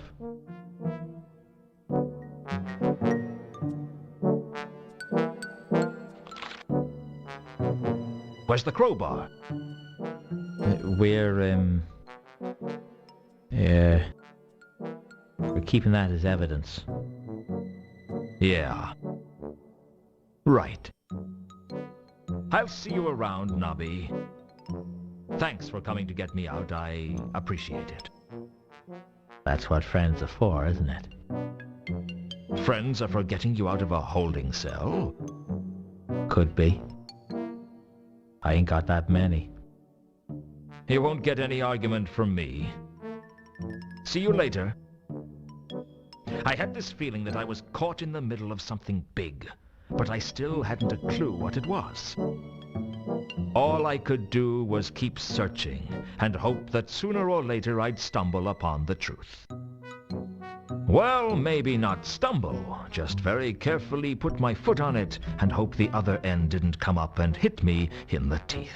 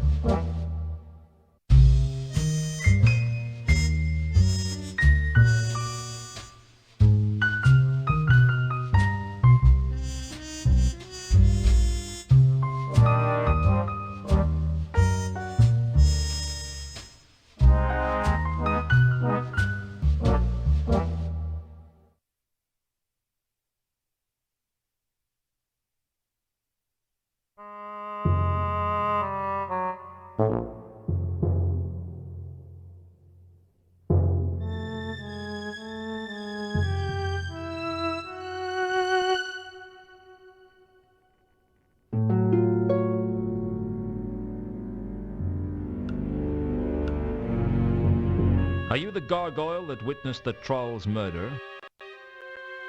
Clark's Gable? That's right. I don't suppose you could talk a little more clearly. Thing is, I have a gutter in my mouth. Have you ever tried to speak with a gutter in your mouth? Have I ever tried to hick with a what? A gutter. A gutter in your mouth. Oh. With a gutter in my mouth. Yes. Sorry, I guess I haven't given much thought to the orally challenged. That's okay. We're none of us perfect. I heard you saw the murder that took place here the other night. Sure did. Mind if I ask you some questions about it? Be my guest. So you're a gargoyle, then? What kind of a conversation opening do you call that, eh? Don't you get bored being stuck in the same place for so long? You get used to it. Mating is a bit of a pain. You must be incredibly patient. Oh, I always have plenty of things to think about. Such as? Well, like, is it raining? Or doesn't that cloud look like a really big cloud? Oh, the fun never stops when you're up on the rooftops. You said it. How do gargoyles mate? Very slowly. You can move, though. Course. How do you think I got here in the first place, Then why don't you? Look, I don't criticise you for running about like your brain would stop if your body stopped moving.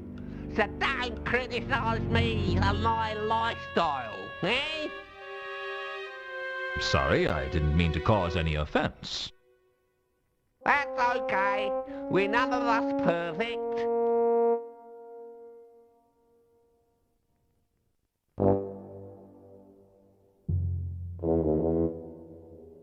You can see the Magdalen Bridge from here, can't you? Sure. I don't suppose you saw a carriage drive up the bridge the other night. Yeah, I remember that, yeah. What happened? Let me see, I remember the carriage coming flying along the bridge. The driver was a dwarf, I think, and he went into convulsions just before the carriage went out of control. The next thing I know, there's someone coming out at the back of the carriage. What do they look like? My eyesight's not that good, All I know is that as the driver went limp, the other person cut the reins. The horse ran off, the carriage careened into the river, and this other person leapt clear. That's all you saw? That's about it,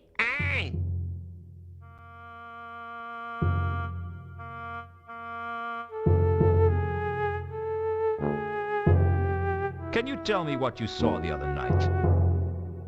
When the troll was killed, eh? Has anything else interesting happened recently?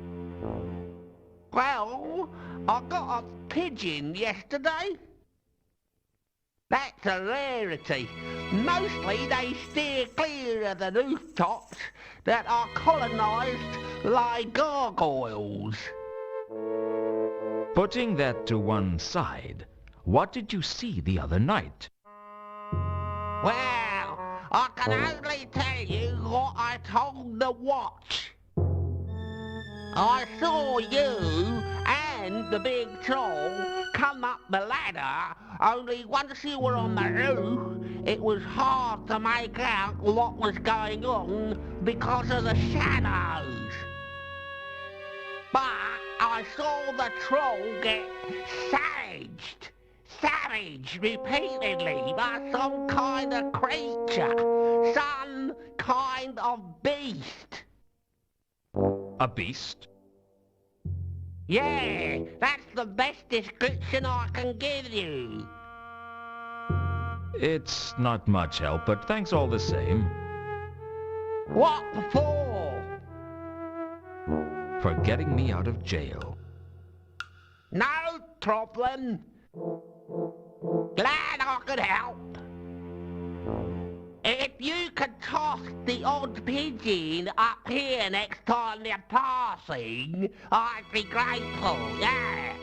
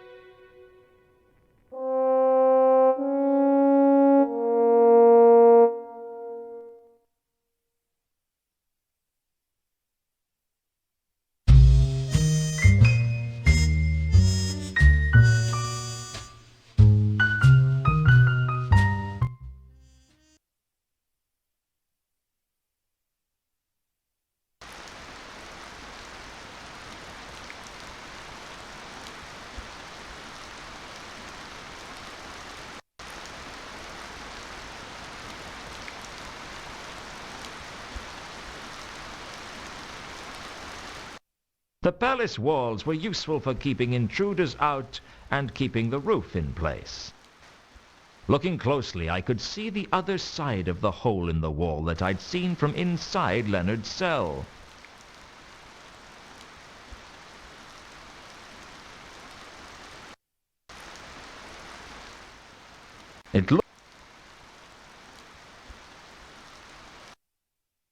It always looked much easier in the clickies.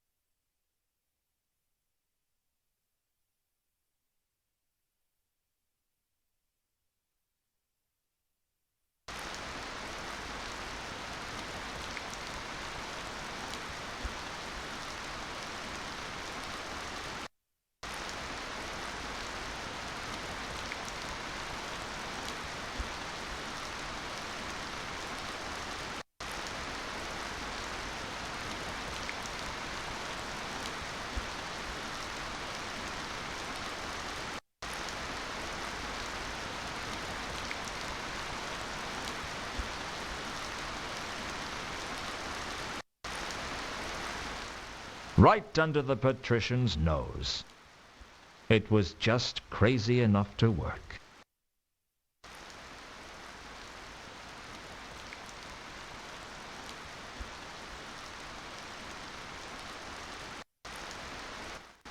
The gates to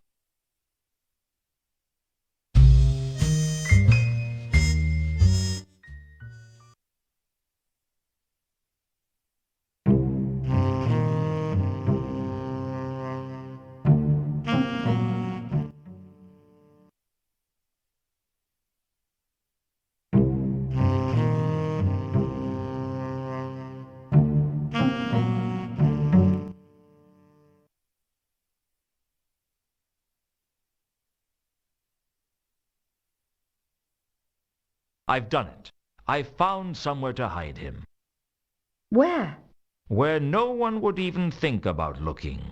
Somewhere that only the patrician and I know exists, I reckon. The patrician and you?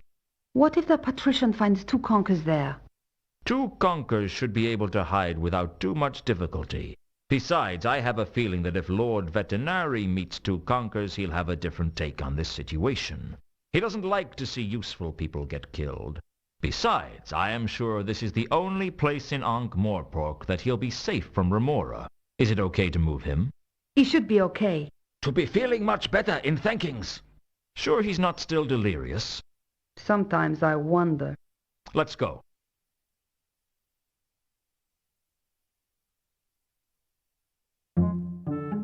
Hello again, Leonard. Hello. I'm afraid I had to go back to the drawing tablet with the spinning blades radiating from central hub.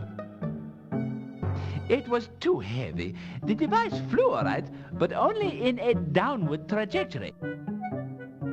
That is looking like some kind of The device... machinery. Yes. I call it a flapping wing flying device. But it isn't working yet. May I take a look? Be my guest.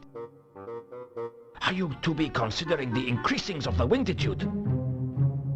The span of the wings? I considered it, but the weight is still the problem. What if you be using bombastic Still... flame? It hadn't occurred to me that two conkers would have any practical skills, but I guess you didn't carry out complex excavations without learning a thing or two about engineering. I left him to get to know Leonard and hooked up with Ilsa. She had a deal to keep.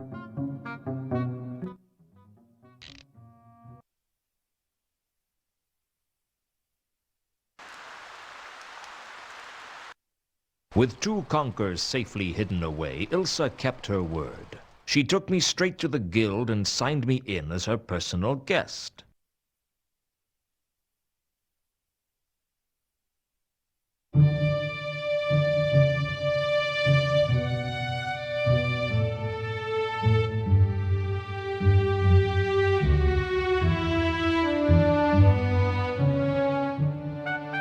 Excuse me.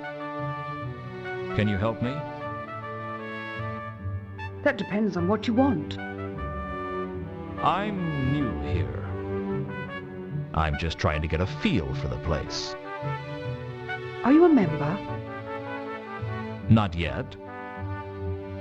What's your name? Luton. Laredo Kronk. Pleased to meet you, I'm sure. The pleasure is all mine. Of course it is. So you're a guest, are you? Is that a bad thing? Only in so much as 8 out of 10 guests who confess to preference stole something before disappearing. I'm not going to steal anything, trust me. No, I think you're wrong. You are going to steal something, but don't worry about it. Almost everything the Guild of Archaeologists owns is stolen, and frankly, they should expect people to steal from them. Do you steal from them? Golly, no! I never never steal from any building less than 1,000 years old and with really exciting puzzles.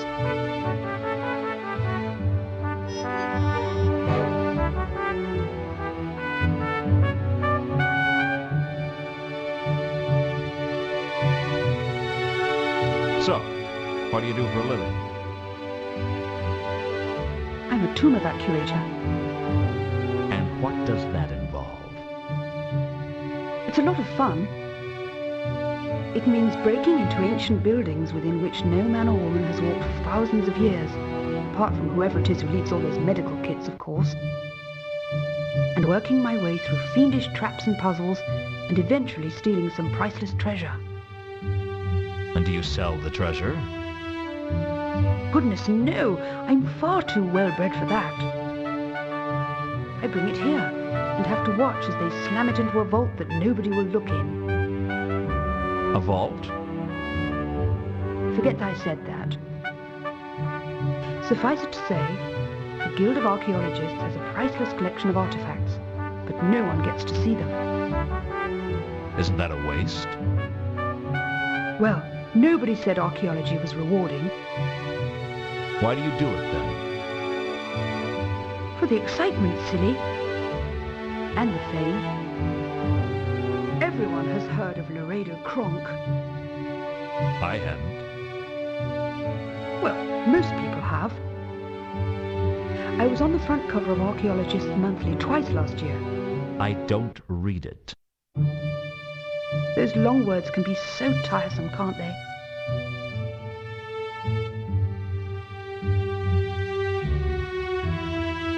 So, what does a tomb evacuator do? Nothing special. I break into places where priceless antiquities have been locked away for centuries, overcome the elaborate and convoluted security systems, defeat my rivals, and make away with the treasure. Typical day's work, really. So, you must be pretty rich then. Oh, I've got absolutely pots of money. Anyway, the whole thing with the tombs and so on is just a hobby. And of course, it's great for making friends. What? Among fiendish tomb-guarding monsters?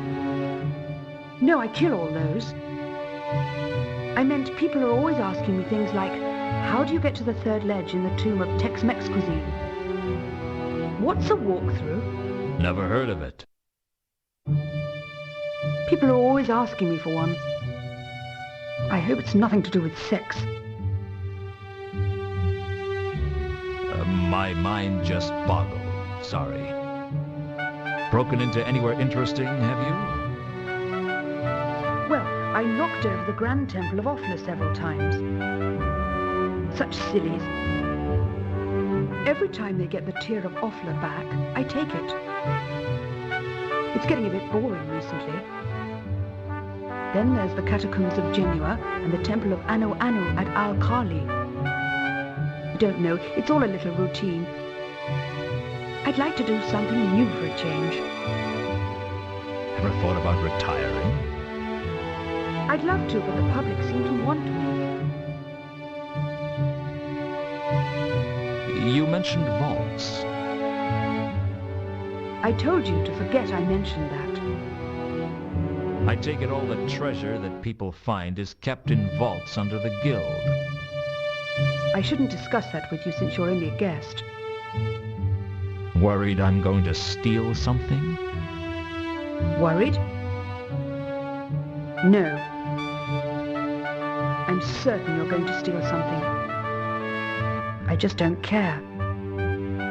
Why not? I'm very philosophical about this sort of thing. It's like I said, everything in the guild is stolen. It seems only fitting that someone else should get to steal it back. Assuming they can overcome the traps, of course.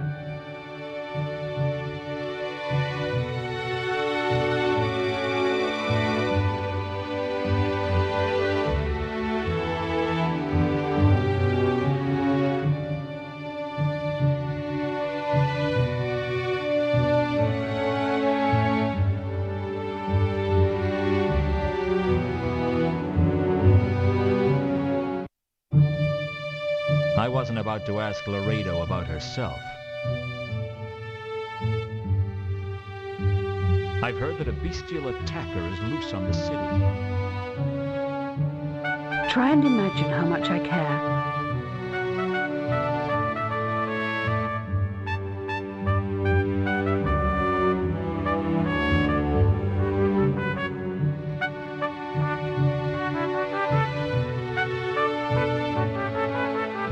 Do you know a troll by the name of Horst? Jasper Horst. Yes, I know him. Horst and I go way back, and I don't mean that in a good way. How do you know Horst? You could say that he and I are rivals. We have this uncanny habit of turning up in the same place at the same time, looking for the same archaic treasure. You sound bitter. Well, I always win, of course. But that doesn't mean I don't resent his interference. Must keep your life interesting, though. Perhaps. I could stand a little less excitement in my life, though.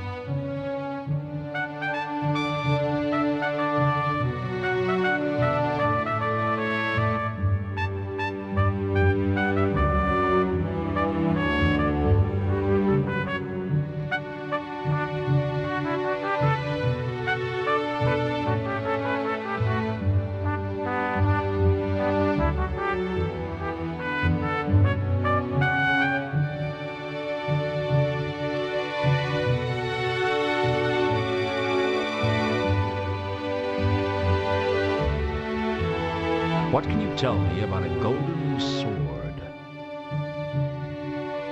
Huh.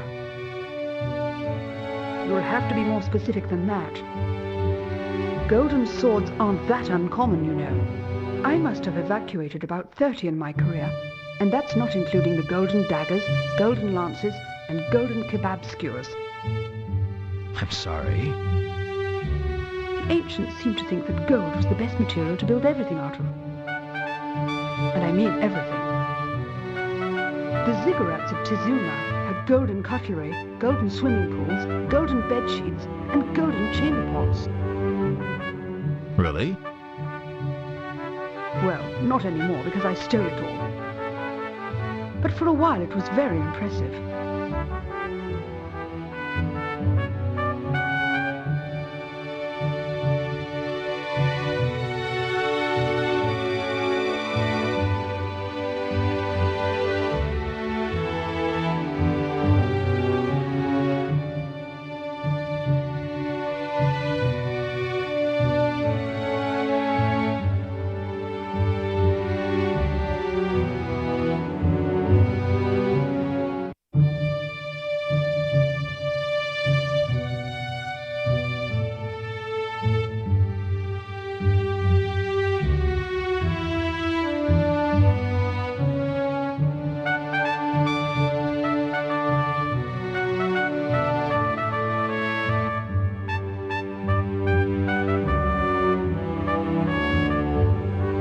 Do you know anything about the wine barrels the milker was carrying? Sorry, I can't help you with that.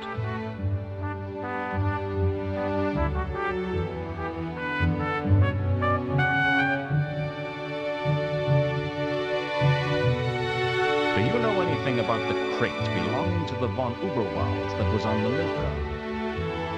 Sorry, I can't help you with that.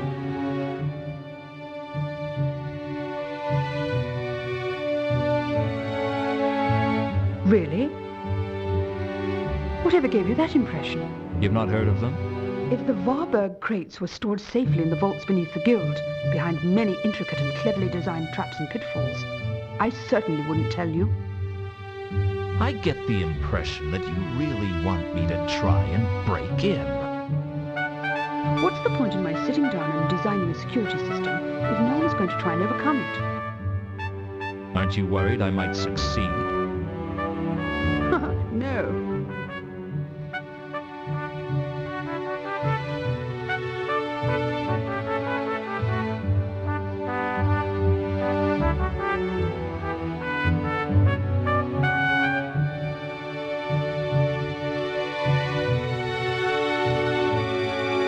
Do you know anything about Reagan's murder? Sorry, I can't help you with that.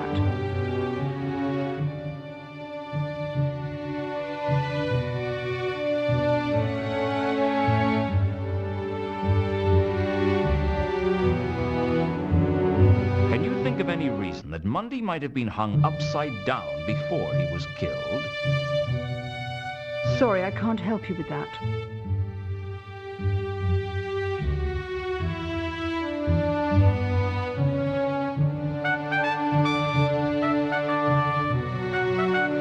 Does Azil mean anything to you?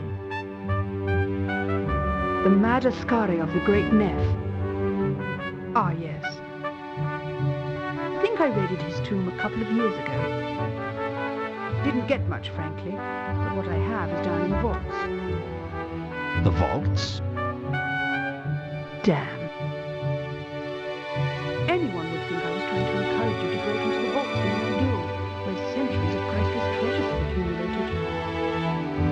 It's all protected by a hideously complex and brutal security system, isn't it?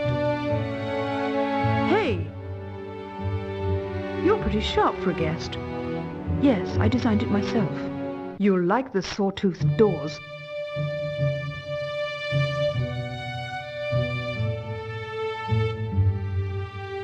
Absolutely. Care to tell me what it means?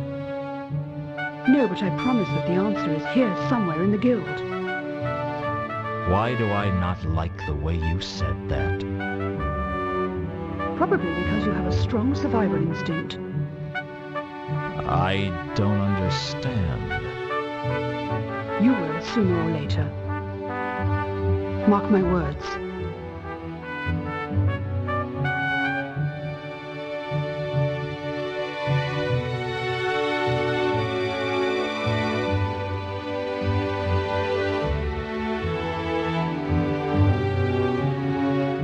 Have you heard of a gold-plated jewel with the words Unquam Paratus inscribed on it?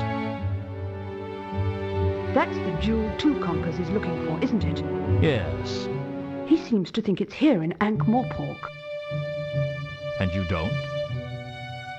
If there was a valuable antiquity protected by an intricate and ancient security system anywhere in Ankh-Morpork, I'm sure I would have already found it.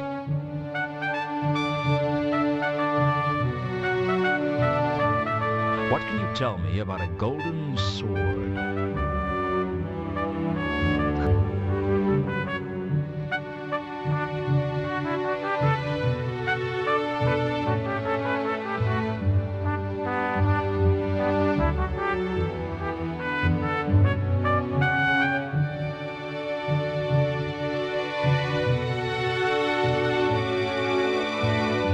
Do you know a dwarf named Al-Khali?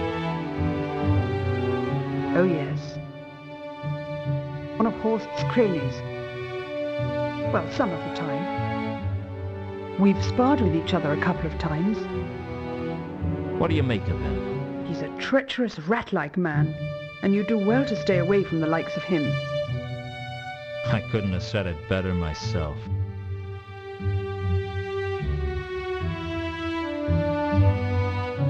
Do you know Ilsa and Two Conquers? I understand they're members of the Guild. Why, of course. I have a lot of respect for them. Of course, they do all that boring excavation work, which isn't really my thing. Still, someone has to do the boring stuff, I guess. Not everyone can lead an exciting, action-packed life like me.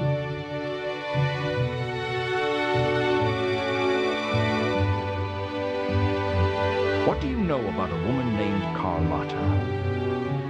They're no one I've had the pleasure of meeting.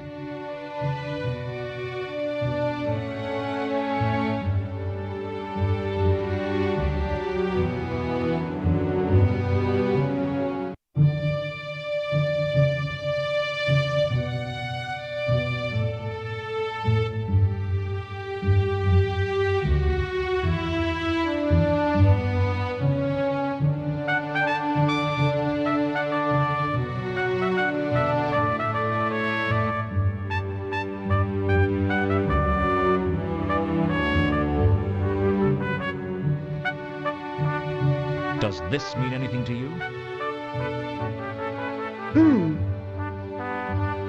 I'd say it was either a Sortian or a Sortese coin. Not especially valuable. What's the difference?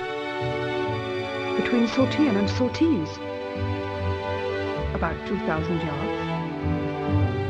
Sort was a city, the site of the famous Sortian Wars, and Sorta is a village, the site of the famous Sortian Wars tourist trade. Where did you get it? It's not important. You stole it, didn't you? No. Oh, come on, I can see it in your eyes. Don't worry, I'm proud of you. The disc needs more tomb evacuators. We're really not that common, and there seems to be a never-ending supply of tombs, catacombs, pyramids, ziggurats, burial chambers, wrecks, caves, lost cities, temples, mines, crypts, mazes, barrows, castles, forts, vaults, swamps, chasms, labyrinths, mountains, mausoleums, tunnels, and dungeons to raid. Tunnels and dungeons. And trolls and dragons. You'll get the hang of it, I'm sure.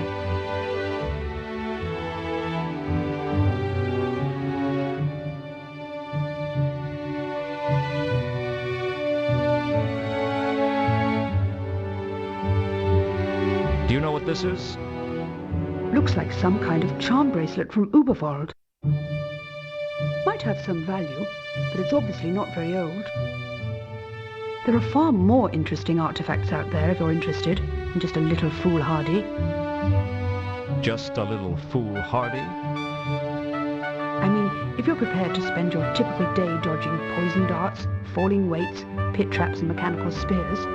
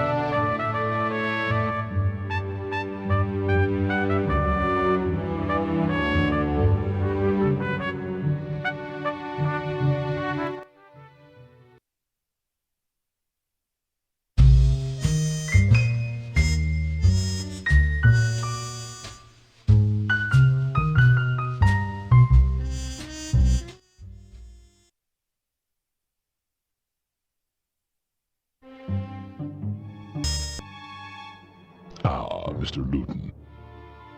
It is always a pleasure to see you. I trust you have brought something with you that will be to my liking.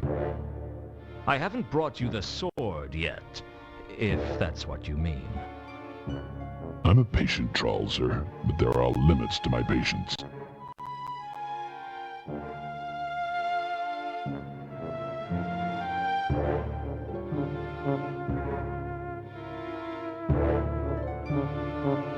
So Carlotta's an associate, and Alkali's an associate. You still haven't told me what you mean by associate, though. Let's just say that the three of us share a common goal.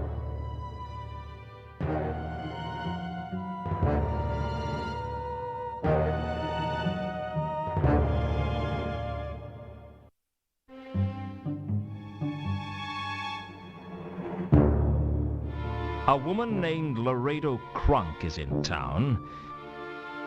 It seems to me that you might know her. Laredo is here in Ankh-Morpork? Really? I thought that we had dealt with her in the temples of Tezuman. She is full of surprises, that one. Would you do me a favor, sir, as one friend to another? Perhaps. It depends on the favor. But of course. Your prudence continues to speak well of you. I'd like for you to arrange a meeting with Laredo for me? It seems as if I'd be doing you a favor. It seems as if I should be getting something in return. Very well. Arrange this meeting for me, and we can discuss the sword in detail. Do we have an agreement? Works for me. I'll go give her the news. I can't guarantee she'll turn up, though. Oh, she'll come. We have much to discuss.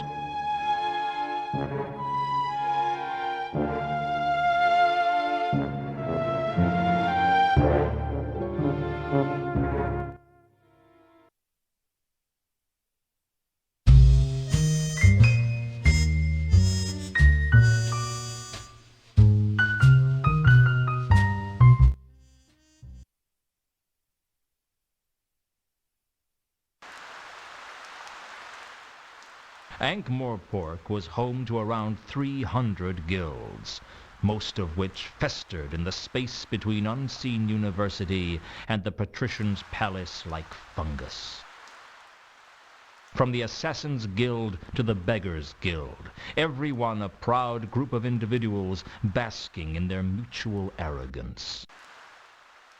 I hated them for their smugness. I hated their petty bickering. But most of all, I hated that I wasn't part of one.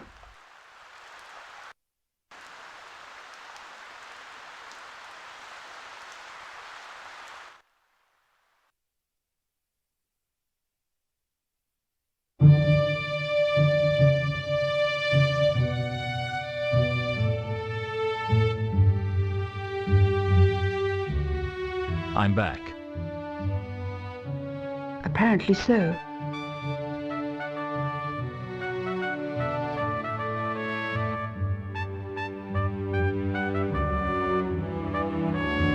I've got a message for you from Horst. Horst is in Ankh-Morpork. Absolutely. He wants to meet with you to discuss certain matters arising. Super. I have to say that it's probably a trap. Of course it's a trap. That's what makes it interesting. I'll see you later, Luton. Best of luck. You too. Laredo made her way over to Horst's quarters and didn't look back. I had no idea what the two had to talk about, but I was sure it would lead to a new and exciting adventure, one even more complex and challenging than her last. For the time being, at least, what to talk about was out of the way.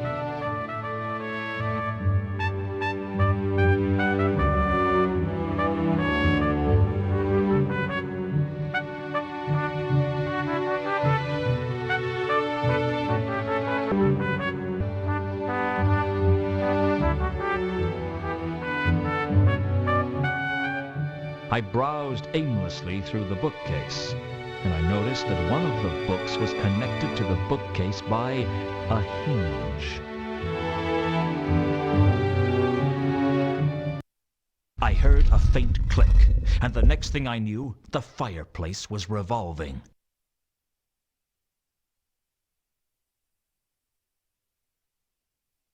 I won't bore you with the details of the Guild's security system. After all, if you've seen one intricate and fatal collection of pits and traps, you've pretty much seen them all. Suffice to say, it took a lot of trial and error, some scorched eyebrows, and more levers than I could count.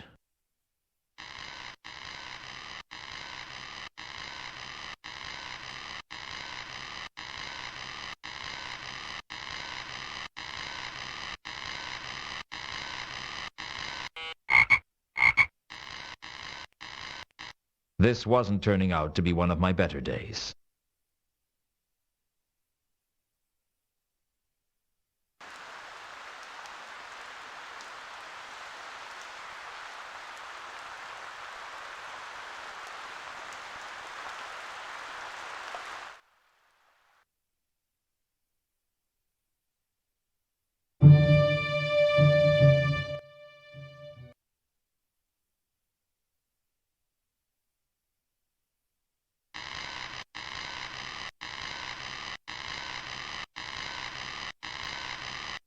One of the vaults grabbed my attention more than the others, Vault 51. Whereas most of the vaults were open, this one was sealed behind a large oak door with the words Nil Introitus written on it. I once knew a man who had that tattooed on his buttocks.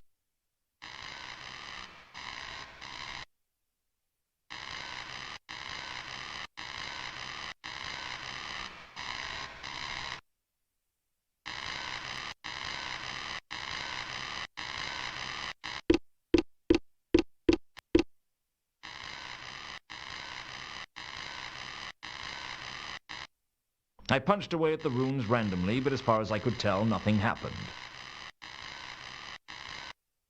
There was a panel by the oak door with runes on it.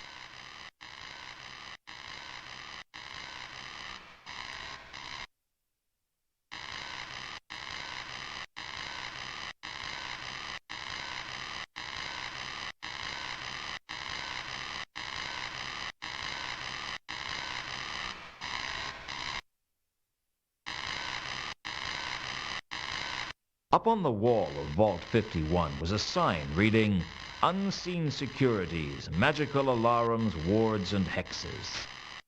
I guess a place like this needed the best security around. I wasn't about to steal the security notice.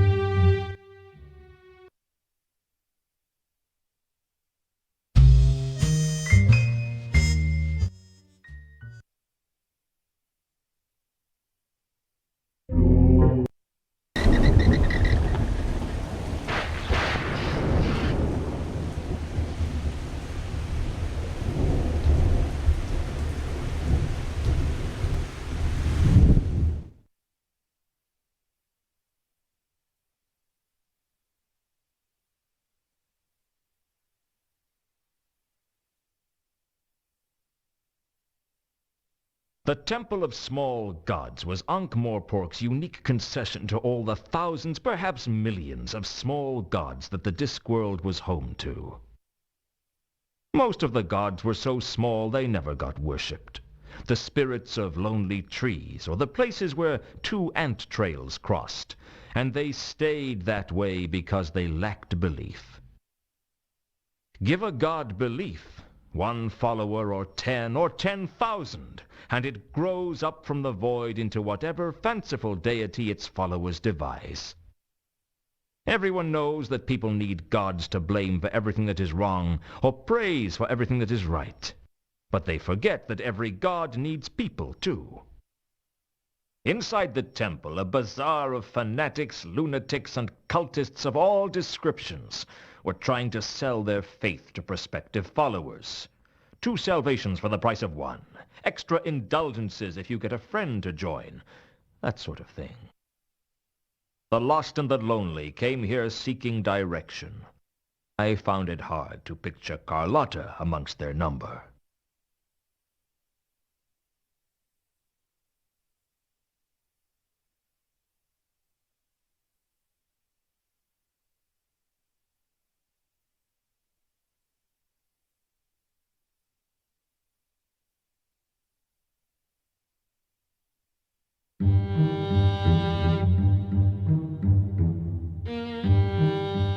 Who do you worship, then? Why do you want to know? Who sent you? What do you want? My name's Luton. I'm a private investigator. You've been sent by the elucidated brethren of the Ebon Knight to silence me, haven't you? Their plots are so transparent. It won't work. I have protection. There isn't an elucidated brethren of the Ebon Knight anymore. They were forcibly disbanded. Disbanded? By a dragon, as it happens. Ah, That's what they want you to think. That was all faked, so that they could eliminate all their traitors and go underground. Even as we speak, they are plotting to control the patrician by putting mind-altering drugs in the palace's water supply. Then it's true.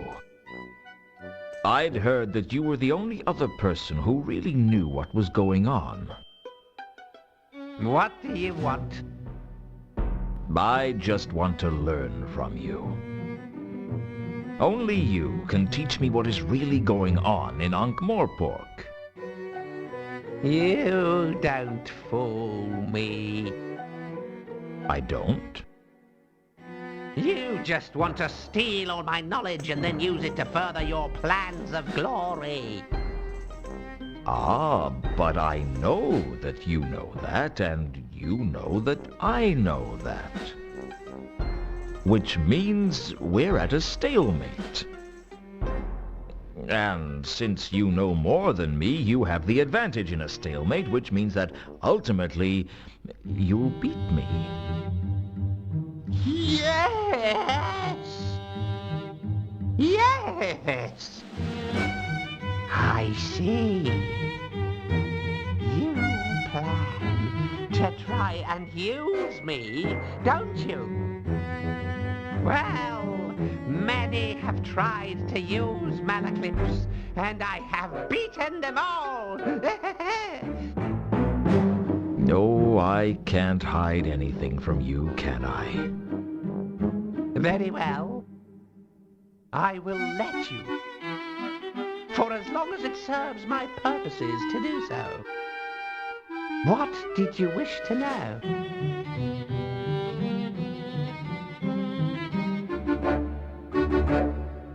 Which deity do you serve? That's a big question. Which deity do you serve? I don't serve any deity. Then I don't serve any deity either. I'll tell you mine if you tell me yours. Right. You first. I serve...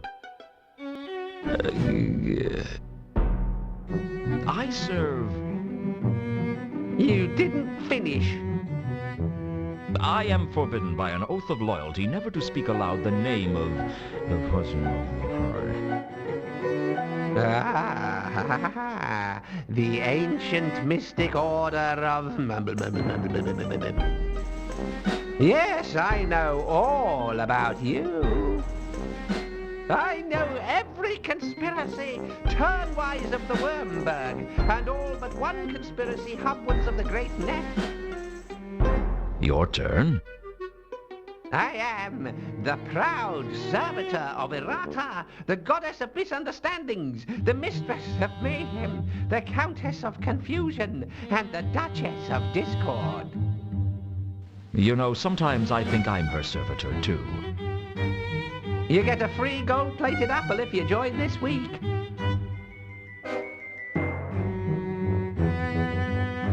Tell me about the goddess Errata. There is no goddess greater than Errata. Have you not looked at the world and seen all the confusion and misunderstanding? Well, who do you think put it there? It didn't happen by chance. Nothing ever happens by chance. So, every misunderstanding that has ever happened, Errata was behind them all. Yes. She has started wars, and she has ended wars. Millions have died for the glory of Errata. And presumably most of them believe they were dying for something else. Oh, yes. The goddess is shrewd in her ways. She must be very powerful.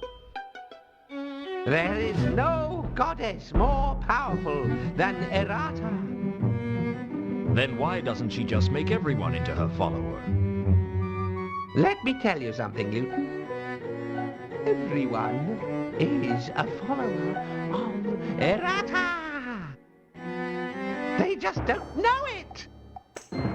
How come you know that you're a follower of Errata? I only think I'm a follower of Errata. I might be a follower of someone else, and I wouldn't even know it. Errata thinks of everything, doesn't she? You said you knew all but one conspiracy, Hubwards of the Great Neff. What's the one conspiracy you don't know? If I knew that, I would know all the conspiracies, wouldn't I? You don't know anything about that one conspiracy. Nothing. Then how do you know that there is another conspiracy? Because when I put all the other conspiracies together, I can see the pieces missing. In other words, you can tell there's a conspiracy because you can't see it. Everything casts a shadow, Luton, at least of some kind. What if the missing pieces are a ruse by one of the conspiracies you do know about to try and distract you from paying attention to what they're doing? No. That's too far-fetched. So is there a formal Church of Errata? I am the formal Church of Errata. I hold her sacred emblem. And what would that be? The scarlet totem that I wear around my neck. And how do you go about joining the church? I told you! Everyone is part of the Church of Errata. They just don't know it.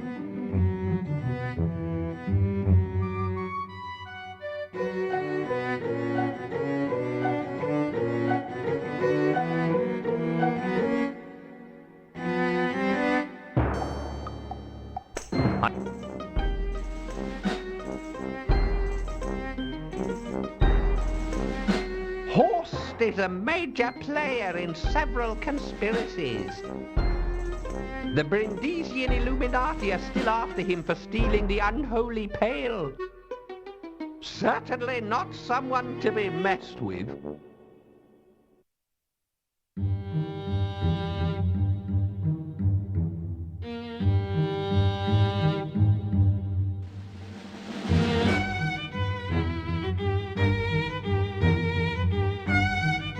Do you know a woman by the name of Carlotta von Uberwald? Have you seen her around the temple? Oh, yes. I know her.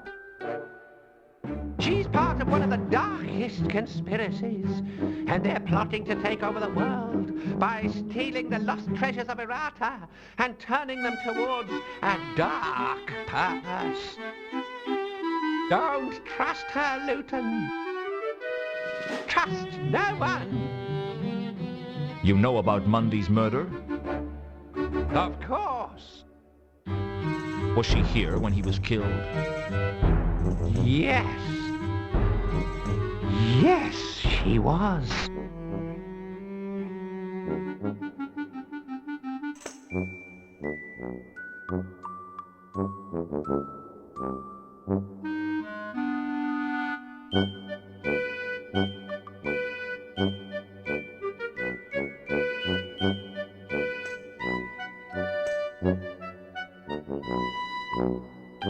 Do you know Al Kali?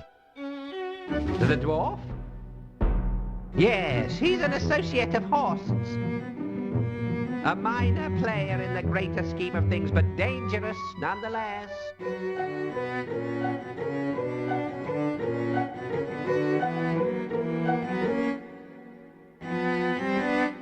Do you know a woman named Ilsa and a man named Two Conkers? No. No? I thought you knew everything. Not everyone is important in the grand scheme.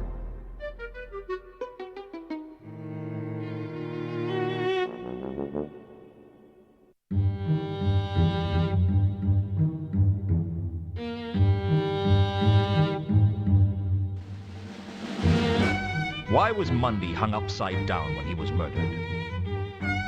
And why were his eyes poked out? His body was offered up as a sacrifice to the creatures of the dungeon dimensions, the fetid obscenities from beyond time and space. Except errata caused them to get their rituals confused, otherwise the city would be crawling with Helpspawn right now. Does the word Azil mean anything to you? Azil? Yes. He was an Ascarian and Great Neff a couple of centuries ago involved in the Great Light Dam conspiracy, which culminated in the theft of 12 barrels of light from the sacred distilleries of E, the Lost City. What is 3712? It's the combination to the phantasmal vault of Capsicum. Even the lowliest neophyte of errata knows that.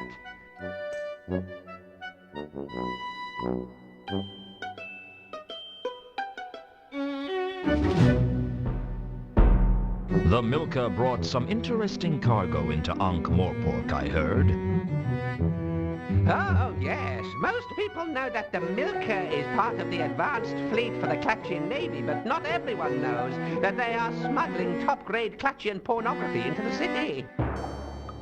It's all part of the Brindisian Illuminati's plot to corrupt the moral minority and make Ankh-Morpork the most depraved city on the Discworld. It's already the most depraved city on the Discworld. Now you see what we're up against. Actually, the porn wasn't a patch on the homemade stuff. The Milka... Oh, yes, most people...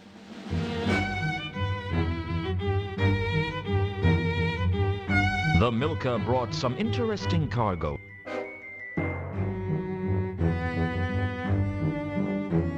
What do you know about a golden sword?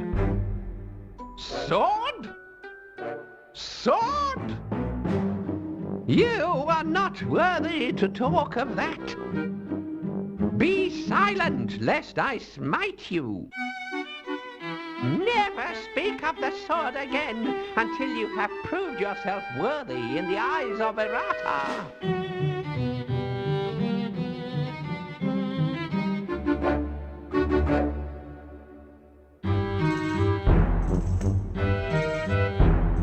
Do you know anything about Reagan's murder?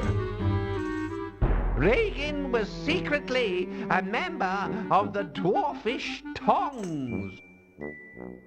He was rubbed out in a gangland skirmish between the Shin Kicker Triad and the Neck Cleaver Elite.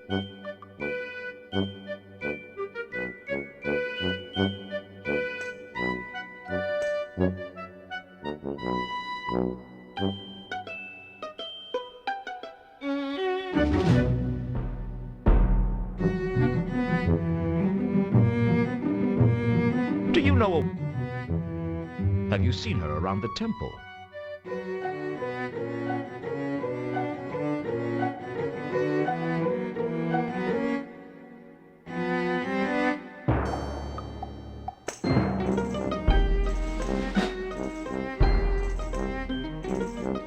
Tell me about the counterweight killings.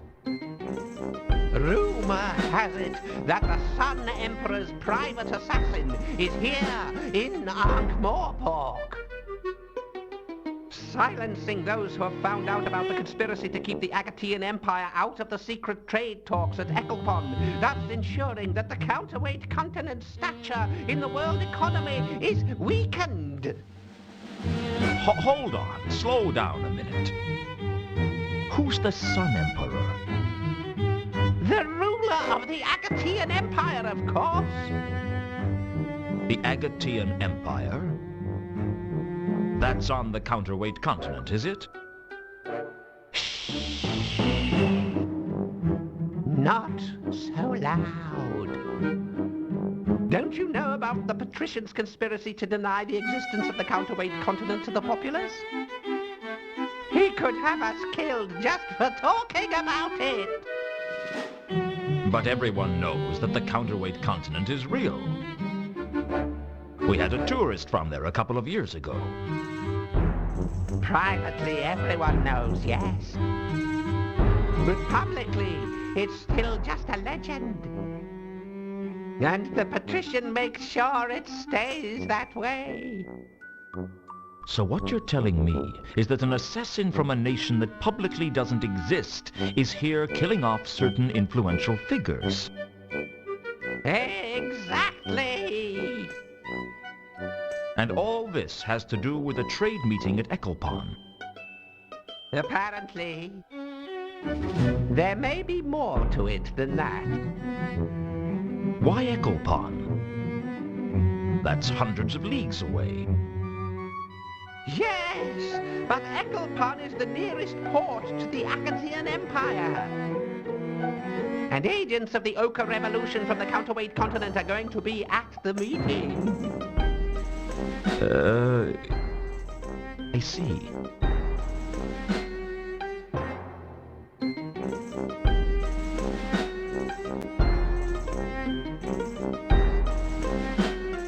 Why was Malachite killed then? He knew too much. Are we talking about the same Malachite?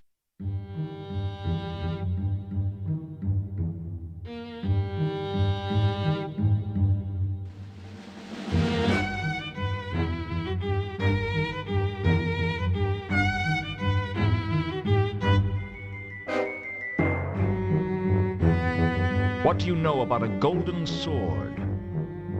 Sword? Sword? You Do you know anything about obscure jewels? I know that the tear of Offla has been stolen again. Again? They spend 1 month of the year admiring it in the lost jeweled Temple of Doom, and 11 months of the year tracking it down after someone steals it. And the other month?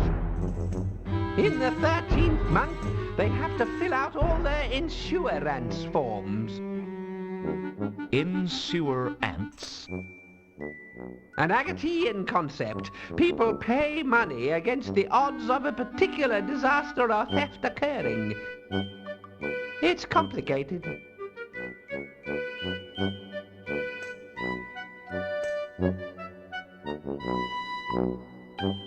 Do you know what this is? It's a Hersheben groat. What's a Hersheben groat worth? Nothing, unless you want to hire a member of the Hashishim, the first assassins. The Hashishim? The original assassins. A band of mad killers who are feared throughout Hubwood Clash. They derived their name from the huge quantities of hashish they consumed. They are unique among killers in being both deadly and, at the same time, inclined to giggle and wear beads. The ones with the flared trousers are the most deadly of all. And you'd pay one with a Hersheben groat? No, but if you give it to one, he'll stare at it for hours and leave you alone. Does this charm bracelet mean anything to you? Well, well. It's a Gluckding carved out of serendipitous redwood from Uberwald, I guess. What does it do? It brings luck. Good luck or bad luck? Both. First, it brings good luck. Little snacks of felicitous circumstances. But sooner or later, the wielder pays for any good luck with a massive dose of bad luck. A giant omelette of doom, delivered by a mad god. Great. A mad god's omelette. Do you want it? Are you insane? Give it to someone who's desperate.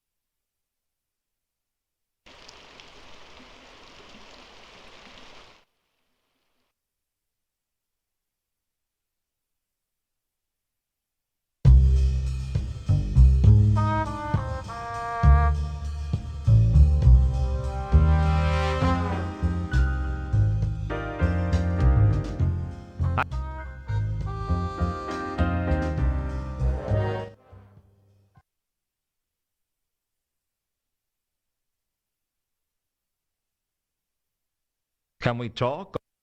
Business waking.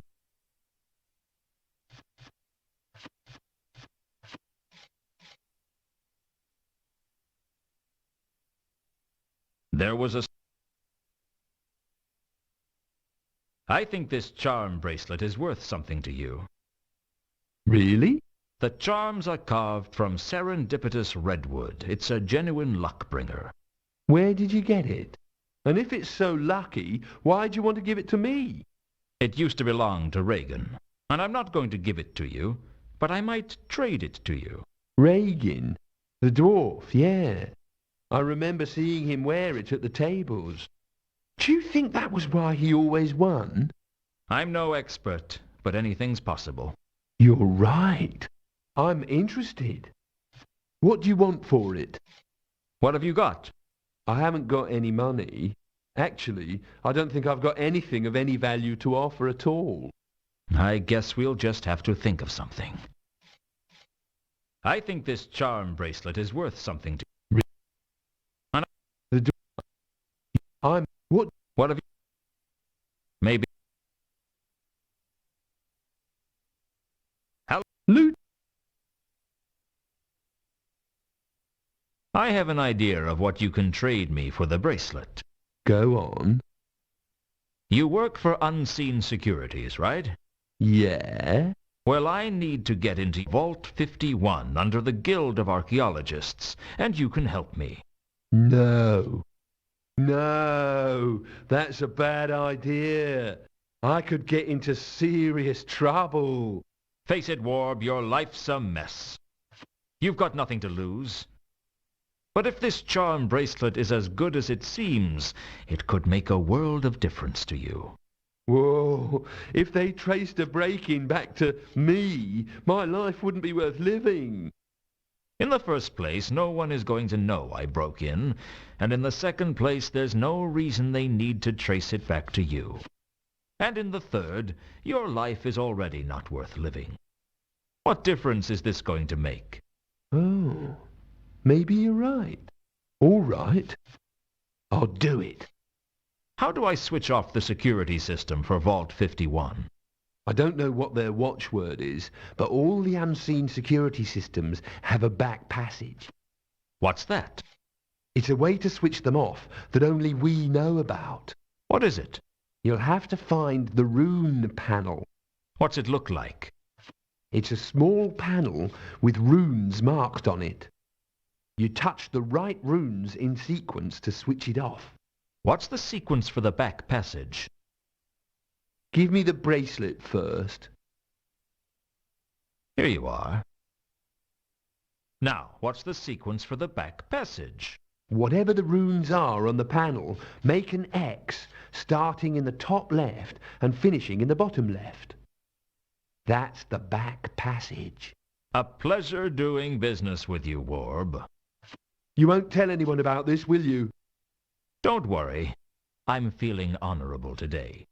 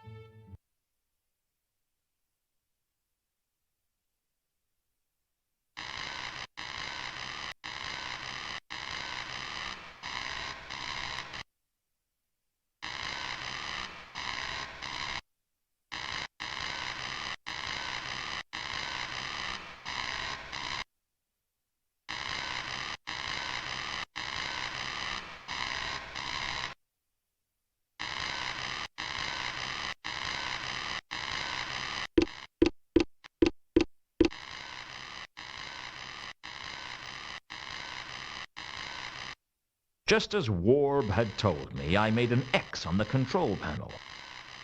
I just hoped he was telling the truth.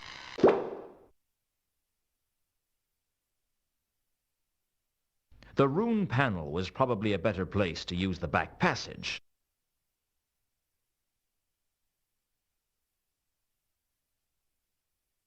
One of the vaults grabbed my attention more than the other. Whereas most of the vaults were open, this one was sealed behind a large oak door.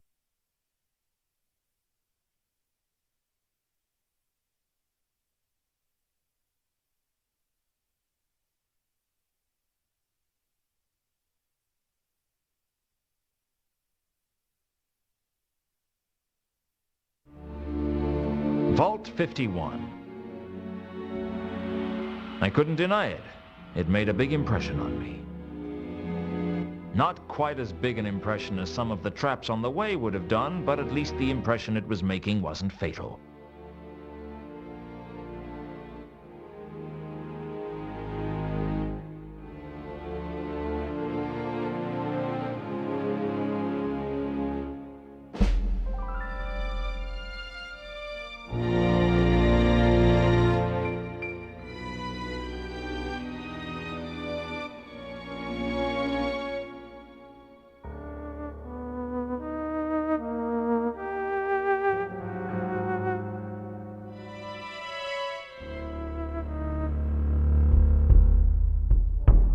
I worked my way around the vault towards Exhibit 3712V.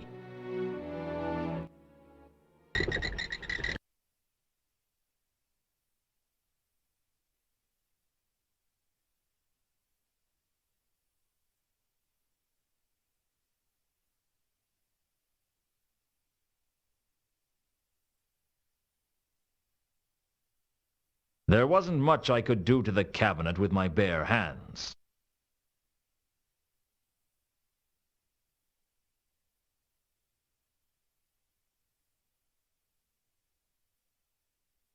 The diamond tooth was very sharp.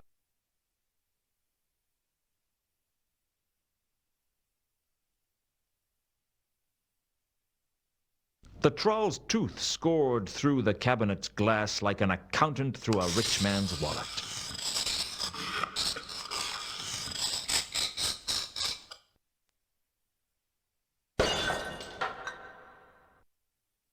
I smashed the toy urn into tiny pieces, and inside was the golden sword.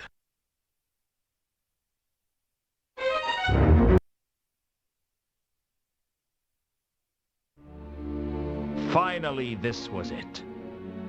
The artifact that Carlotta, Horst, and who knows how many other people were looking for. Frankly, it was a bit of an anticlimax. I expected it to at least glow a little, or perhaps sing to itself quietly, or hum with the stolen souls of 1,000 men. But it just felt cold and hard in my hand, like any other sword.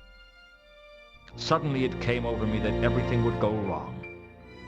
It sounds crazy, but it's true, so help me. I couldn't hear my footsteps, but it's true. It was the walk of a dead man.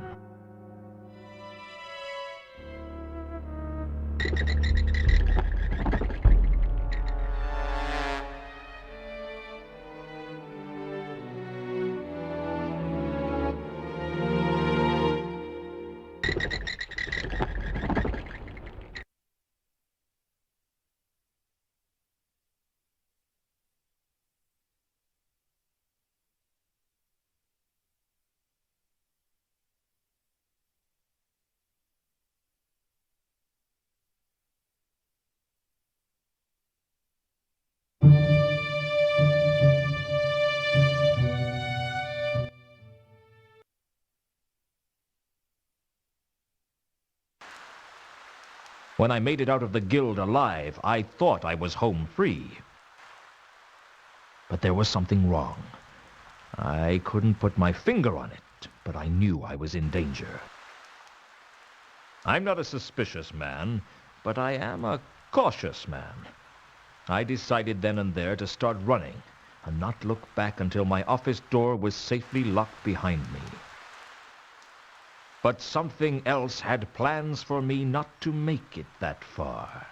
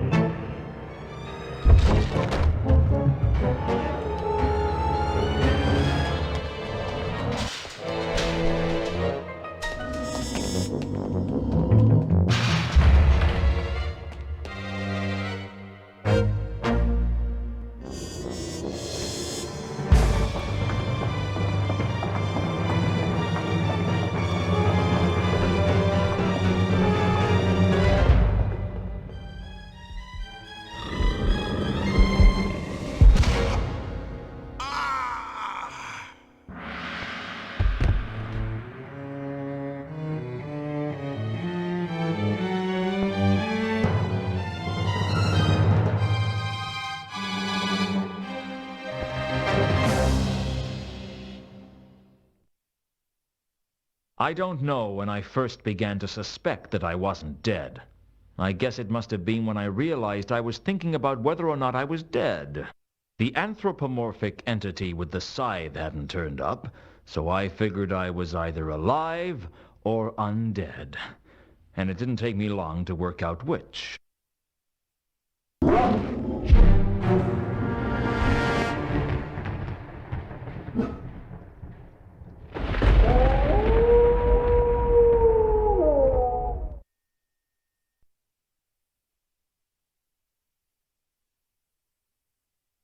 I wandered through the streets in a daze, not really knowing what was going on.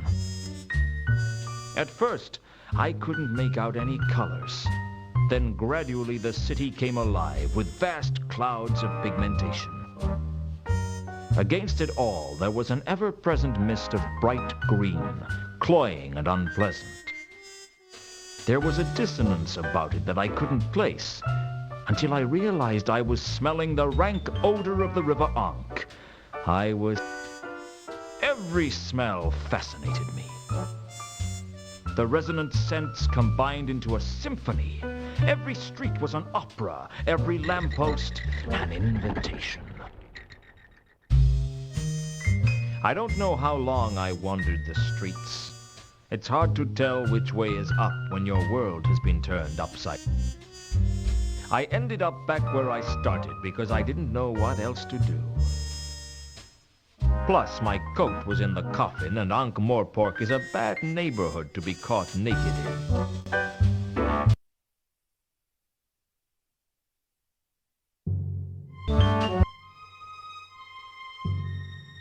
Woof, woof. I haven't got anything to eat, if that's what you want. Woof. Woof, woof. I haven't got any idea what's going on either. Woof, bloody woof. Hey! That's pretty sharp. Most people don't catch on to that. What did you say? Woof, woof. You can talk, can't you? I mean, really talk. Nothing gets past you, does it? How did you do that? Well, I can sort of talk. Nonsense. If there was a talking dog in Ankh-Morpork, I'd have heard about it. Well, the thing is, most people don't seem to notice it. Yeah, right. Like you wouldn't notice a talking dog.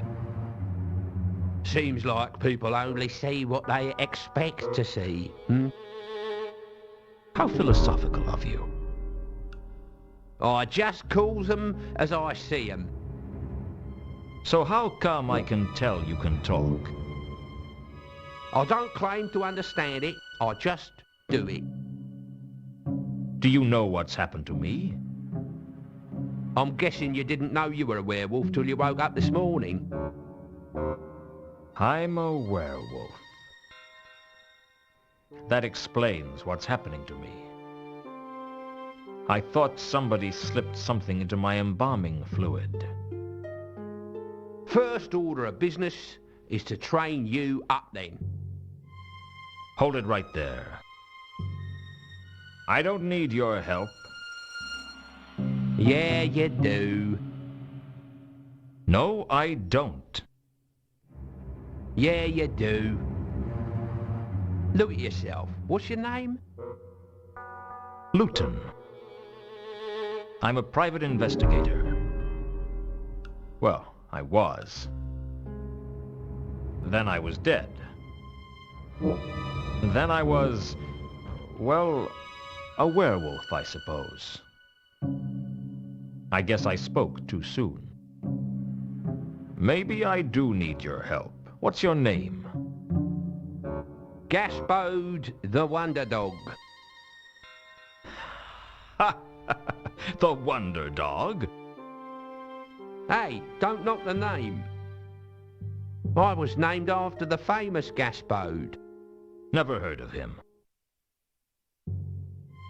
Most people haven't. He belonged to an old man in Ankh many years ago. When the old man died and was buried, Gaspode lay down on his grave and howled for a couple of weeks, growling at anyone who came near. Then he died. And they called him the Wonder Dog because he was such a paragon of doggy faithfulness and loyalty. Until they discovered that his tail had been trapped under the stone, yeah. How do you think I became a werewolf? Well, presumably you got bit by a werewolf. Bitten? Right. Lesson 1. Don't correct me grammar, all right? Sorry. Okay. Well, once I've trained you, I suggest that the first thing you do is try and work out how you got infected. Infected? With lycanthropy. It's the blood disease that werewolves have. Now, since you don't have any cubhood memories of romping with your pack, I reckon it's a safe bet that you got infected somehow. So someone I know is a werewolf. Give the wolf a cigar. So can I change between being a wolf and a man at will? Sort of. There's a certain way the change works. The change? There's 2 things you've got to learn about being a werewolf. The nose and the change. The nose? Yeah, the nose. Werewolves have a unique perception of the world, a different point of smell. I've noticed that. I can see scents as colors, and they have a certain feel about them, too. Those colours are unique. Each smell has its own signature colour. So you can tell whether or not someone has been somewhere by whether or not you can see their scent there. Even as a man? No, only when you're a wolf. And how do I switch between forms? That's what the change is all about. It's a skill you've got to learn how to do.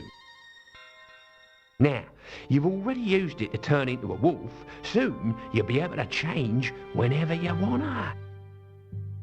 How did I change this time if I didn't know how? That's the other thing about the change. You have to change at the full moon. I guess that's what brought this on in the first place. Other times, it's voluntary. So can I change now? Give it a try. At first I didn't know what to do. But Gaspode talked me through it.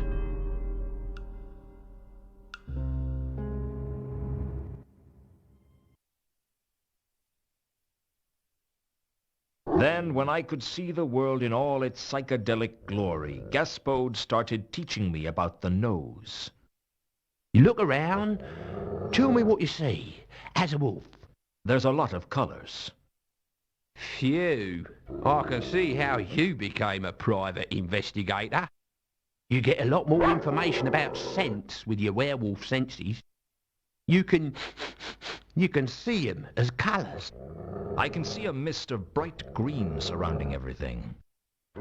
And there's something that looks like a long stream of purplish red cloud with some tiny fluorescent greenish yellow purple specks in it. Also, there's a ground fog of some kind of unpleasant blue. Well, the bright green is the stench of the River Ankh. No mistake in that. That long stream of cloud sounds like the scent of someone having gone through the cemetery recently. Does it smell like a privy carpet? No, it smells like Carlotta, but with less treble. Well, it wasn't me then. I guess I'm the ground fog of unpleasant blue. Who was it? I don't know who it was, but it was someone. I can't see my own scent. Well, that's normal. You're so used to being around it that it's invisible to you. And that's handy for me, what with my stench and all. So I can follow the purplish scent to find this person. If you want, and assuming you don't lose the trail. Other smells eventually drown scents out, especially out on the streets. What about the coruscating dots? What's it like? It's like flashing green, yellow, purple. Is it like mature mould with an earthy echo? No. It's not you then? Dunno what it is. See where else you find it, and you might be able to work out what it is. According to Gaspode, I could learn a lot from comparing different scents. I figured that could come in handy in my line of work. Assuming I could change back to being human, that is. I gave it my best shot.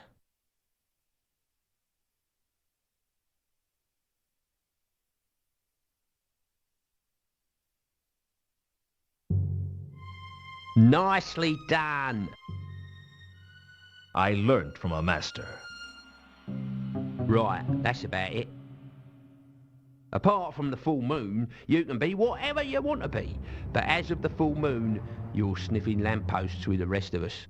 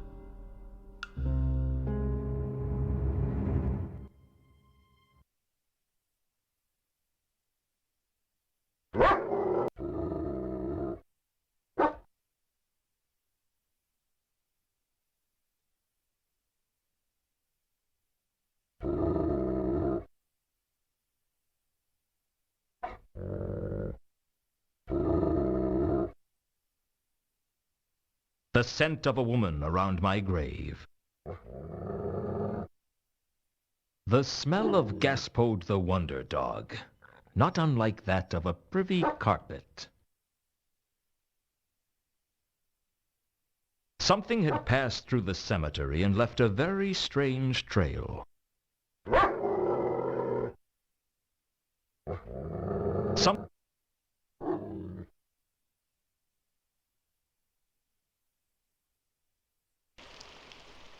I followed the magenta scent with a certain sense of grim inevitability. I already knew where it would lead.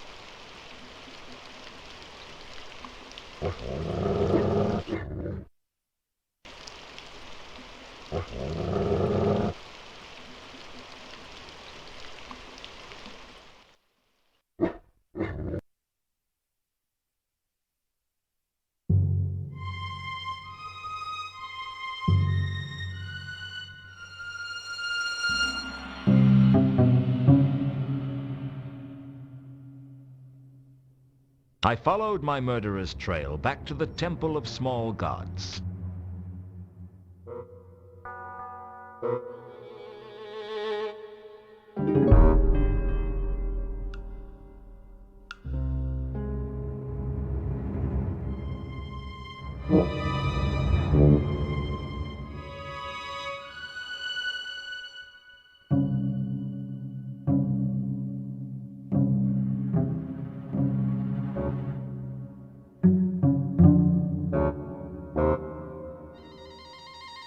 I'd have to have a look inside to find which window it was. I was on the other side of a stained glass window with some kind of angel on it.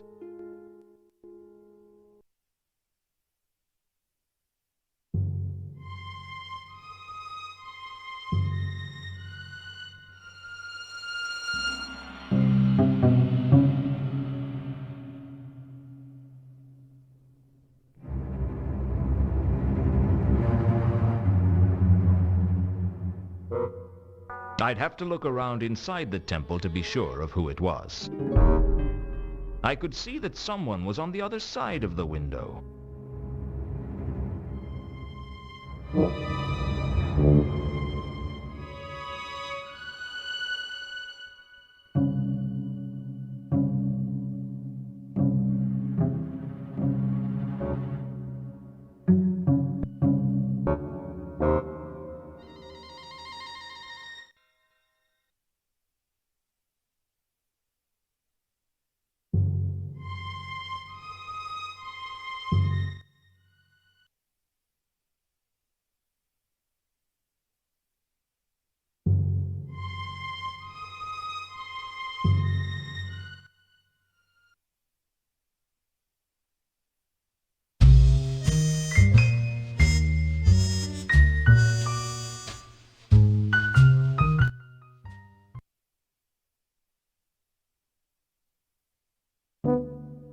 I called around at Pseudopolis Yard, which caused a bit of a stir. Seems news of my death had spread. I asked for Nobby, and someone told me he was out. I decided to head back to my office and take stock of the situation.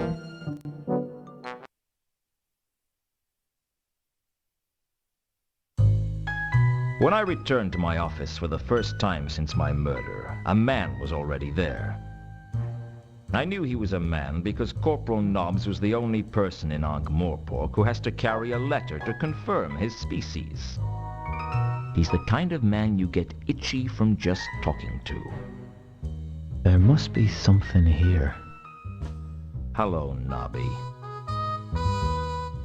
Luton, you're alive? I was just... I was just cleaning out your desk. Yes, of everything of value. Didn't they bury you? Rumors of my death have been slightly exaggerated. Meaning? Meaning I'm not dead, I just got buried. Yeah, don't tell me the details. Suit yourself. Nice crowbar you're using to jimmy open my drawers. Yeah. I sort of borrowed it from the evidence room. That's okay. I sort of borrowed it from a cart. Oh, I searched Reagan's body. There were 2 tiny bite marks on it. Really? I guess it was more suspicious than you thought. Well, I ought to go. Looks like you don't need your things collecting. How goes the case? The counterweight killings? Oh, still not much progress. They wouldn't let me investigate it if they thought there would be. How many murders do you guys think there are? 3. One of the patrician's clerks, the reader of esoteric occultism up at Unseen University, and one of the city's richest merchants. There'd be 3 more if you counted Mundy, Reagan, and Malachite. I suppose so. Still not convinced? Well, Vimes isn't convinced. Even though I've been cleared? I have to get back to the yard. Nobby didn't seem very comfortable around me. I didn't know if it was because of my return from the grave or because I caught him trying to steal everything of value that wasn't tied down. Although with Nobby, even if you tied it down, he'd steal the string. The only thing I was sure of was that my next step was to look into the counterweight killings. I had a feeling I wasn't going to like what I found.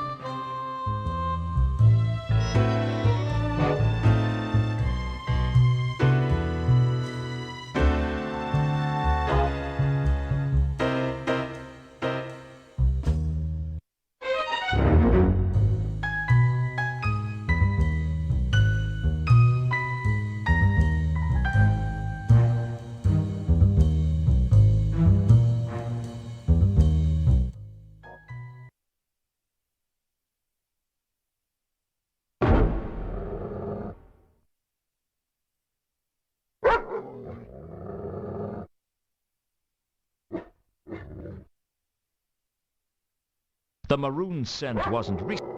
It suggested the tangy red of iron.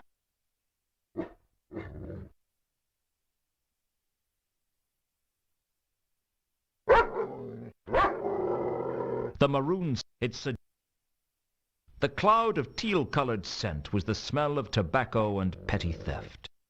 Definitely nobbies. There was a faint haze of purple in the room. I didn't know who it belonged to, but there was something about it. Around the door was a strong, dark cyan odor with an earthy overtone. Not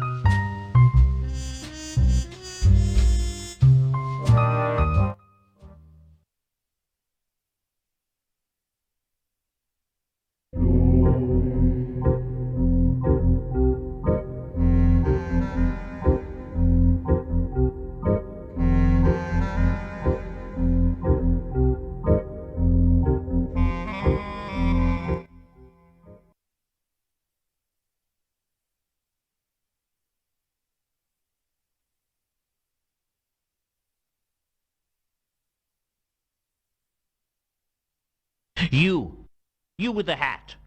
Have you accepted Anu Anu into your heart? The name isn't you with the hat, it's Luton. And no, I haven't accepted Anu Anu into my heart. Why should I?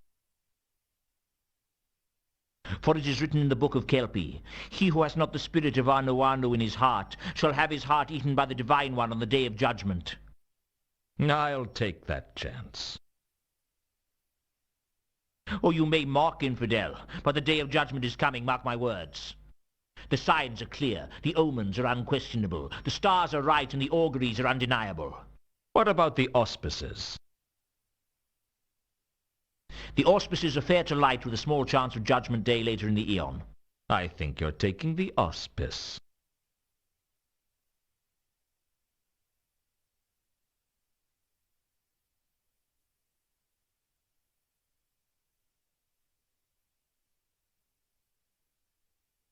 So, here I am, a fresh punter. Why should I choose your religion over anyone else's? Because Anu Anu is the true god of gods, more mighty and strong than all the others put together. About half the gods in this temple alone claim to be the true god of gods. But Anu Anu reveals himself through his divine miracles. Such as? Ever looked at your thumb? Ever really thought about it? Ever considered what you couldn't do if you didn't have a thumb? Anu Anu is the god of thumbs? No, but Anu Anu bites away the thumbs of the non-believer. I'm not convinced. Anything else?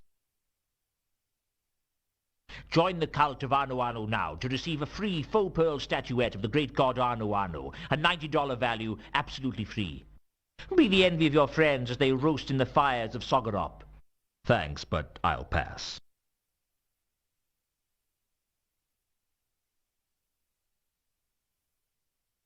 So what is Anu Anu the god of? Anu Anu is above being bound to one single concept or idea. He is power incarnate. Come on, level with me. What is he the god of? It's not to be discussed with non-believers. So this is less of a religion and more of a lucky dip. Oh, I feel sorry for you on Judgment Day. You keep mentioning Judgment Day. What do you mean? Mark my words, it's coming. Darkness and evil shall descend on this city, and fetid corruption shall consume the very souls of the unbelievers. Only the followers of Anu Anu shall be saved. Darkness and evil? How exactly are we going to tell Judgment Day from any other day in Ankh-Morpork? By the time you realize what's going on, it shall be too late. It generally is.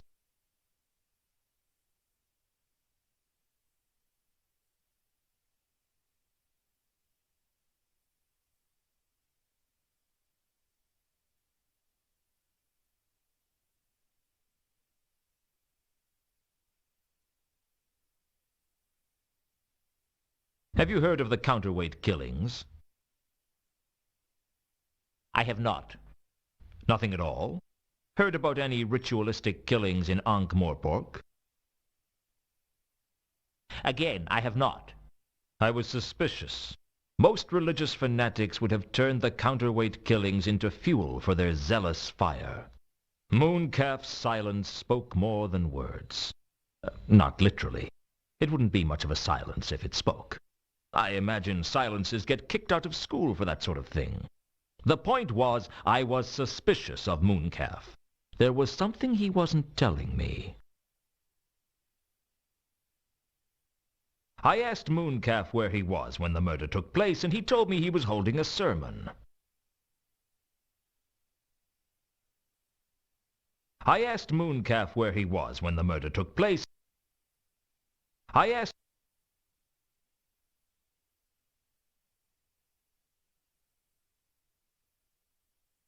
asked Mooncalf if Carlotta was in the temple when Mundy was murdered.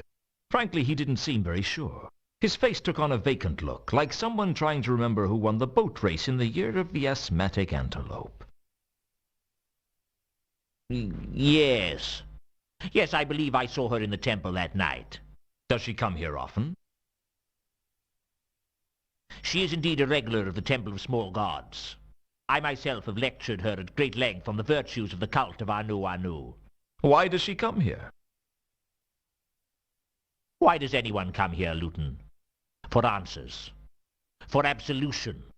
Perhaps simply out of boredom. But mostly for something to give her life a meaning. What makes you think life has a meaning? 20 million zealots can't all be wrong. There are 20 million members of your cult? Not of this cult, but every religion is testament to the quest for meaning, even if our cult is the only true religion. Don't you feel like you're just servicing a group of selfish, self-obsessed, half-wit deities whose ability to survive without you is considerably less than your ability to survive without them? Watch your tongue, Luton. Talk like an atheist and you can expect a lightning bolt to strike you where you least expect. I'll take my chances. What do you know about a dwarf named Al-Khali? My time belongs to the god Anu Anu, and I'd thank you not to waste it.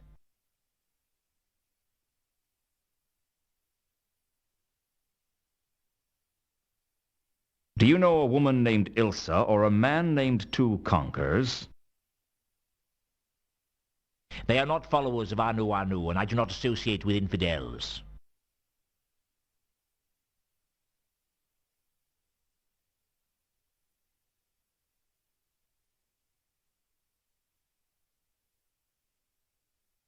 I asked Mooncalf where he was. He said, perhaps religious fanatics are... I was holding a service Where? here, in the sanctum of the Temple of Small Gods. So you have witnesses. But of course, my entire congregation saw me give a glorious sermon in honor of Anu Anu. So you can give me the names of some of your congregation to back up your alibi. Betray the confidence of my flock? You must think me shallow of faith, Luton, to propose such a barbaric plan of action. Shall I take that as a no, then? I asked Mooncalf where he was when the murder took place, and he told me he was holding a sermon. He always seemed to be holding a sermon. I asked Mooncalf where he was when the murder took place, and he told me he was holding a sermon. He always seemed to be holding a sermon.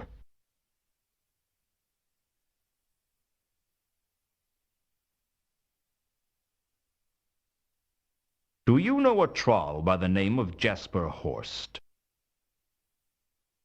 No.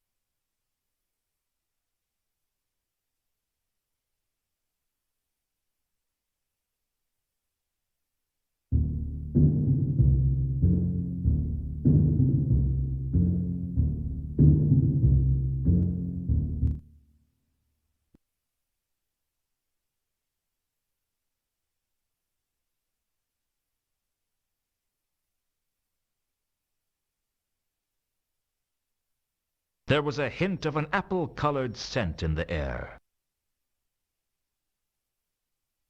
You couldn't possibly... Perhaps... The cyan stench was coming from a bottle of perfume.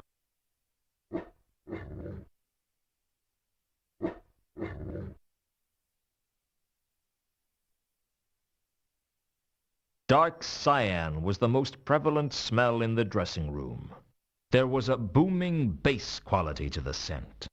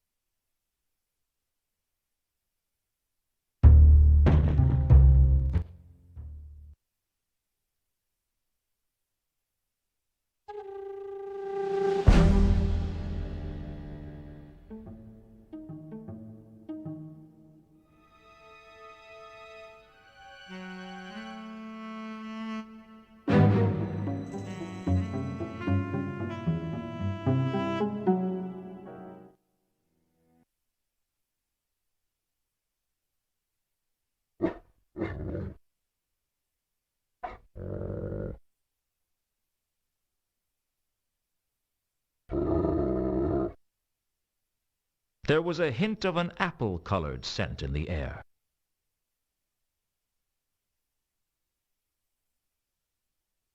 Around where Mundy's body had lain was a dark blue scent. Not the same.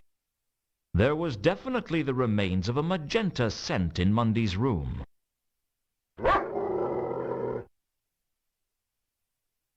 The The scent was too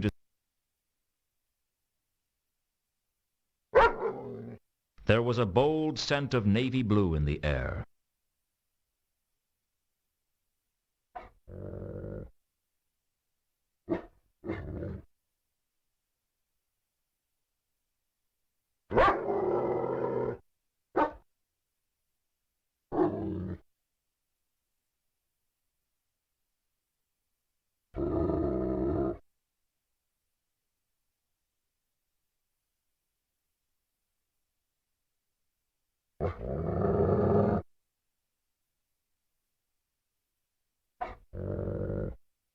The teal scent strongly resembled tobacco and guilt. The teal... The...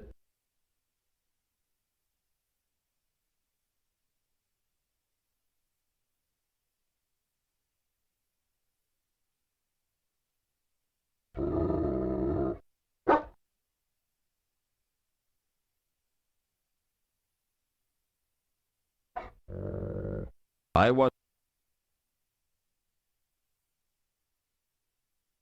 The apple scent here was the same as in Sapphire's dressing room. I guess it belonged to Mankin, the half-elf barman.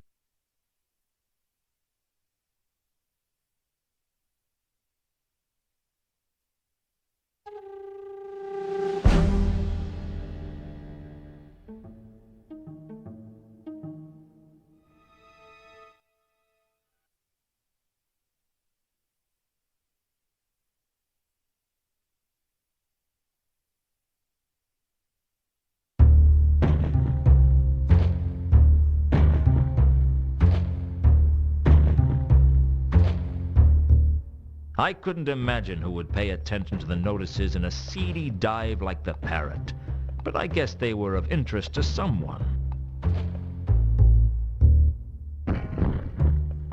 Wanted, bed maker and laundryman for unseen university. $2 for each day survived. Contact Mrs. Foames at the new hall.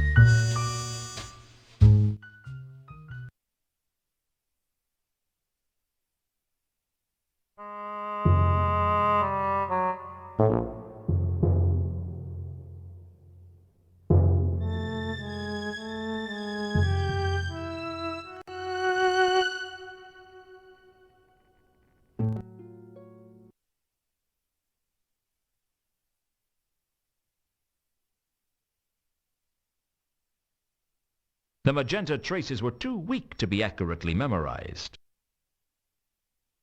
There was definitely a magenta hint amongst the scents on the roof. There was... Some parts of the roof had a navy blue scent to them.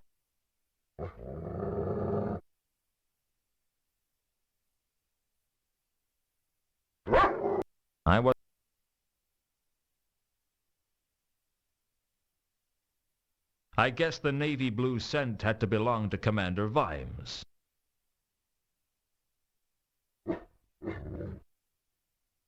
Nobby's odor was like no other scent on the disc. There were signs of a teal scent on the roof. The scent had a distinct hint of tobacco.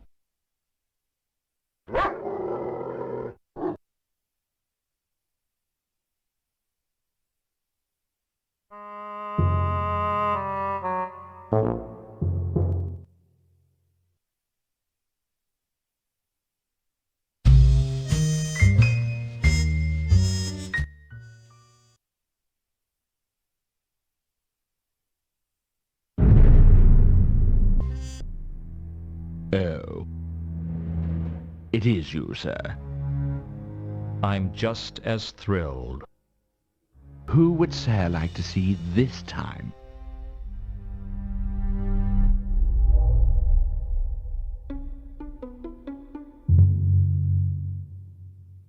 I'd like to see Carlotta.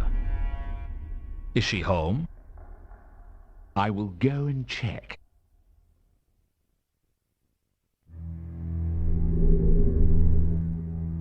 I really didn't want the butler.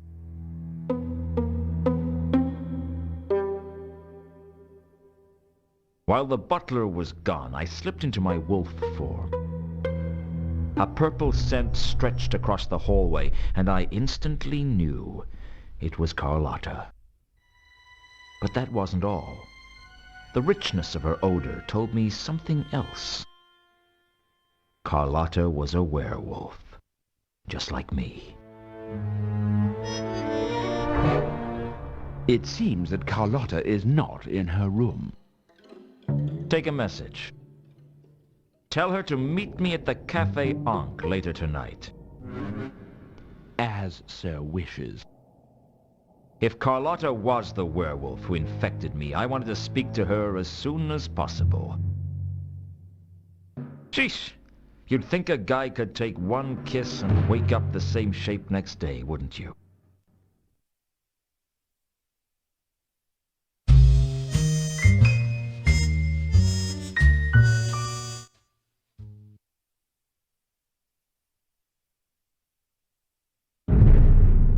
I headed back the way I came.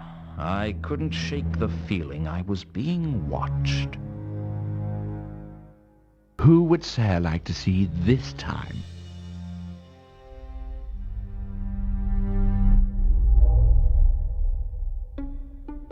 Can I see the Count?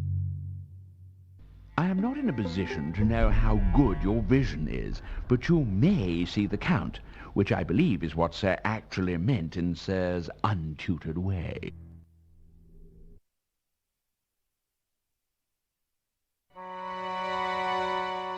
The Count's health was getting worse. He wasn't making much sense. Is that you?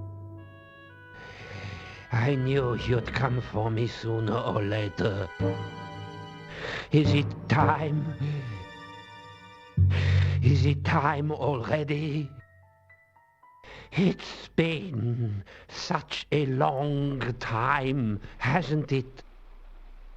We've had fun together, haven't we? Soon enough. Count? Soon enough, my dear. Soon enough. Count? It's Luton. He cannot hear you. Why not? It's almost his time. I've seen some scary things in my time. I've seen men driven mad by money or women. I've seen wars where neither side has known what they were fighting over. I've seen Nobby getting out of the shower, and believe me, that was no picnic.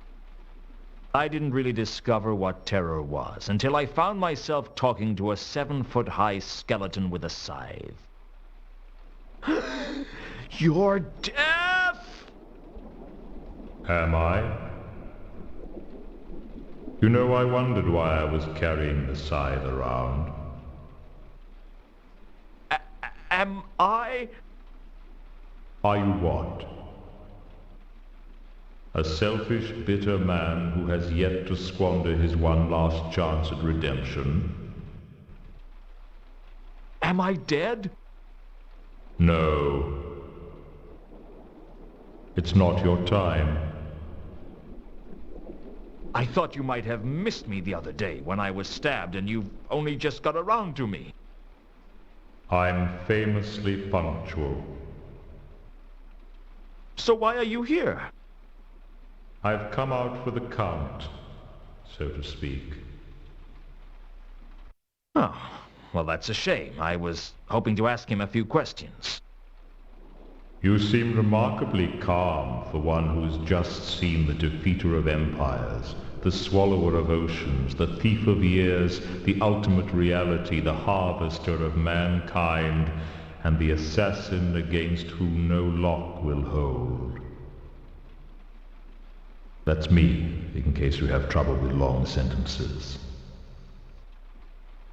It's been that kind of week. How long has he got? That depends on you. On me? I thought our time was allocated by the fates.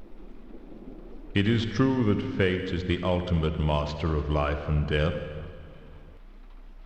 But even fate takes a back seat to the laws of narrative causality. I don't understand. Really? Who said you were supposed to? You might give me a clue. Let's just say that the actions of one person may change the way the whole story is told. I don't understand. Don't worry, it'll all become clear to you at the end.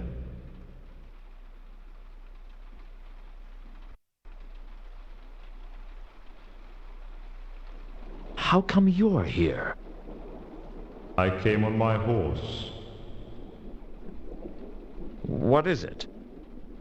A skeletal horse whose hooves spark with flames with each step? No.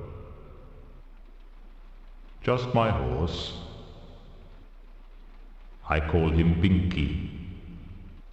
And he's not a skeleton? He happens to be very well fed and looked after, thank you very much. I still don't understand why you're here. I mean, your death. Shouldn't you be everywhere? I am everywhere. But you're here. Yes. As well. Don't try to work it out. Even I don't fully understand it. It involves really complicated numbers. You turn up like this for everyone? Generally, I'm only expected to make an actual appearance on special occasions. And this is a special occasion? Not yet. I've arrived ahead of time. But there's going to be a lot of business in Ankh-Morpork soon, so it doesn't hurt for me to get here a little early. You wouldn't care to tell me more about this, I suppose? The immediate future is not a matter on which I propose to enlighten you, no.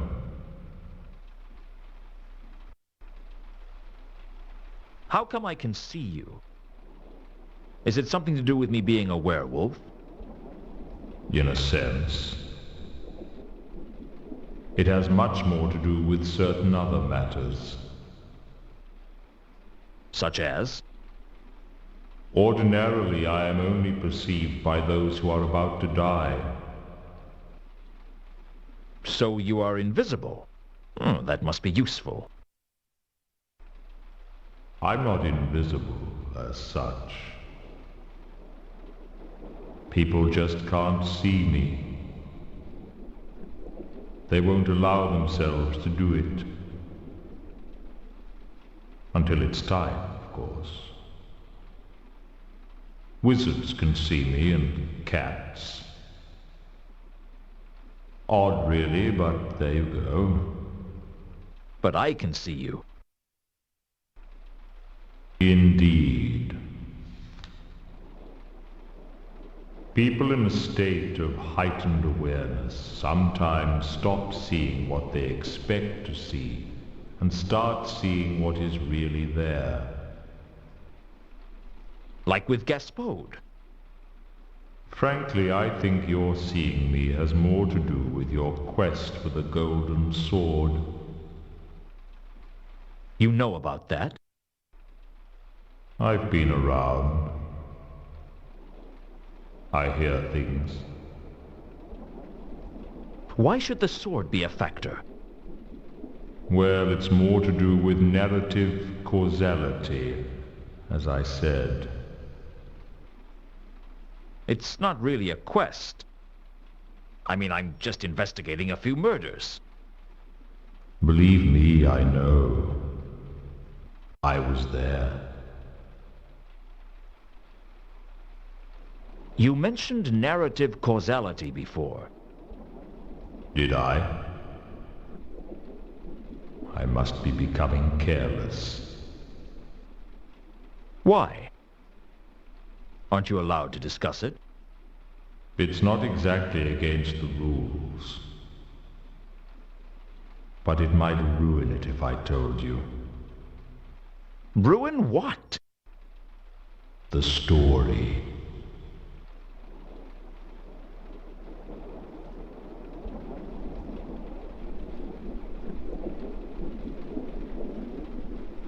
Do you know anything about Reagan's murder?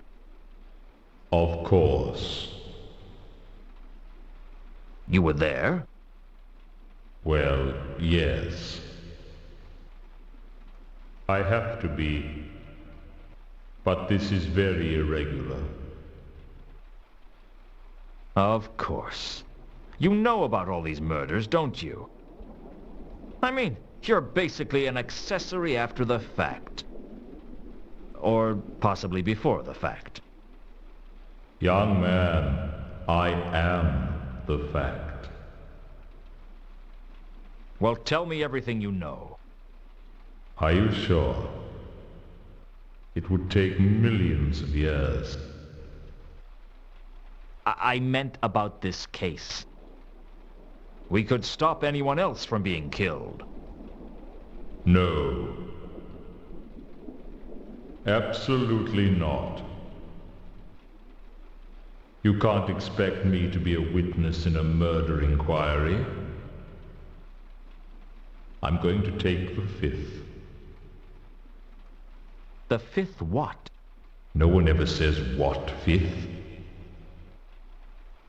They just take it. And I'll have the 6th, 7th, and 15th through 23rd, just to be on the safe side. So you won't tell me anything? Oh, lots of things. I like to talk to a man who likes to talk. But you won't tell me anything about the murders? I will not. Supposing that caught on. You think I want to spend every day in a witness box? Even though Death said he wouldn't tell me anything, I had a suspicion that I might be able to learn something if I could just trip him up. I'd have to be careful, though. The last thing I wanted was to get Death upset with me. He's not a guy you want as your enemy. It seems a woman that I've been involved with is a werewolf. Indeed. Her name's Carlotta. She's the mistress of the house, I guess. Carlotta, hmm? Yes. Of course she is. Couldn't be part of the von Uberwalds if she wasn't, hmm? You'd be a werewolf, too, if you married her. The von Uberwalds are all werewolves. Really? How do you know that? How do I know that, eh? Hmm? How could I not know that? I was married myself, you know. Do you remember my wife? Yes. No. Before your time, hmm? No one was before my time.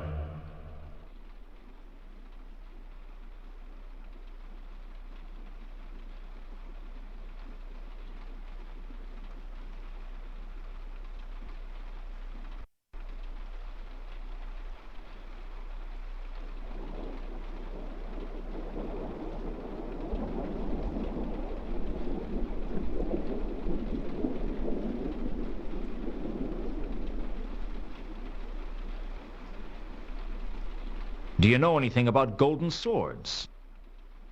I've seen a couple in my time. Such as? Oh, I don't know.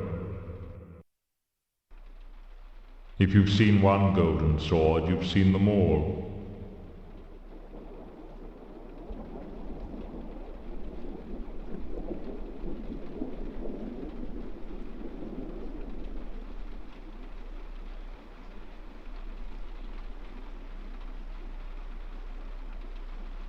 What do you know about a woman named Carlotta? I haven't met them. Yet.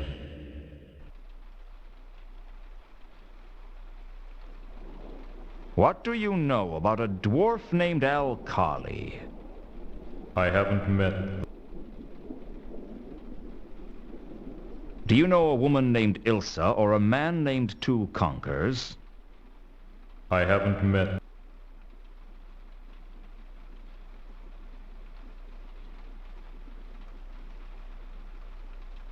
Do you know anything about the counterweight killings?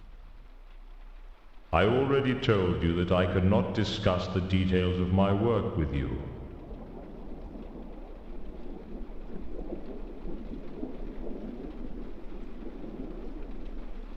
Can't you just tell me who killed Mundy? I won't squeal, copper. No one will ever say that death is a pigeon on a stool, you doity.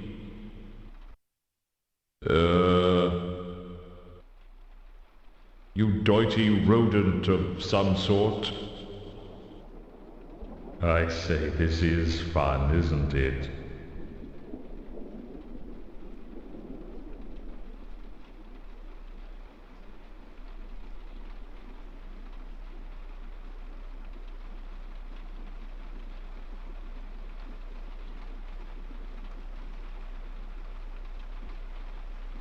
Do you know a troll by the name of Jasper Horst? I haven't met them. I think the murderer I'm looking for is some kind of beast. No doubt you will find out soon enough.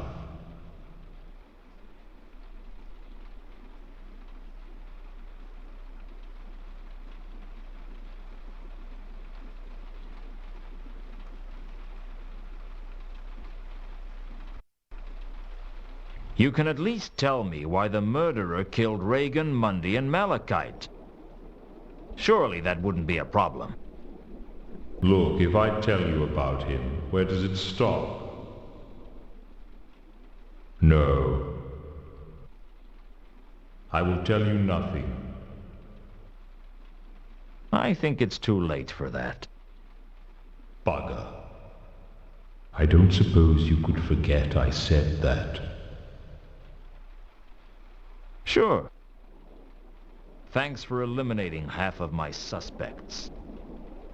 So, the murderer was male. Well, that put Carlotta and Sapphire in the clear.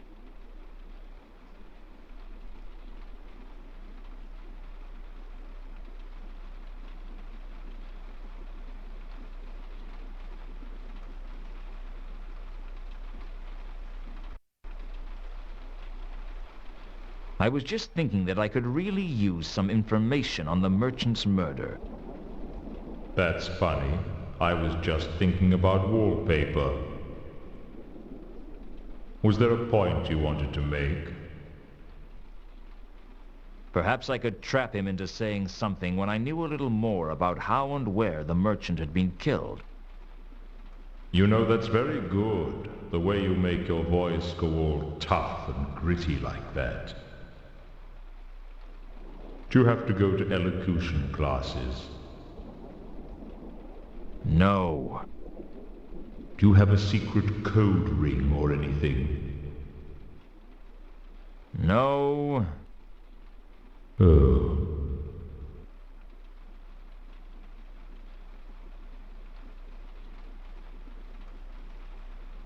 Wizards can see you, right? Indeed. So they know when they're going to die. That is also true. So the reader of esoteric occultism must have known he was about to be murdered. Knowing when you are going to die and knowing how are two different things.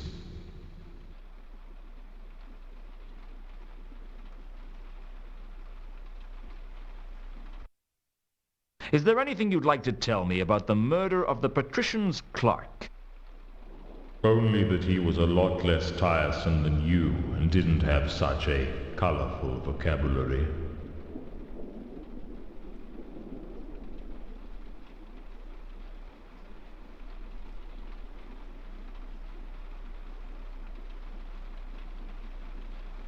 I hear there's a job going at the new hall for a bed maker and laundryman. I cannot help you with that. Do you know anything about jewels? Jewels? Shiny. Not much use for anything except looking pretty. Count von Uberwald? Has it turned cold again? I can't tell. There's life in the old Count yet. There will be. Right up until the end. What about you? I'll be there. No, I mean, do you know anything about jewels? I once had to acquire a diamond for a friend. Where did you find it? In a temple. They thought it was the tear of a god. Was it? No. Gods never weep. Sometimes the imagination of mankind astonishes me. You don't know anything about gold-plated jewels? Sorry, no.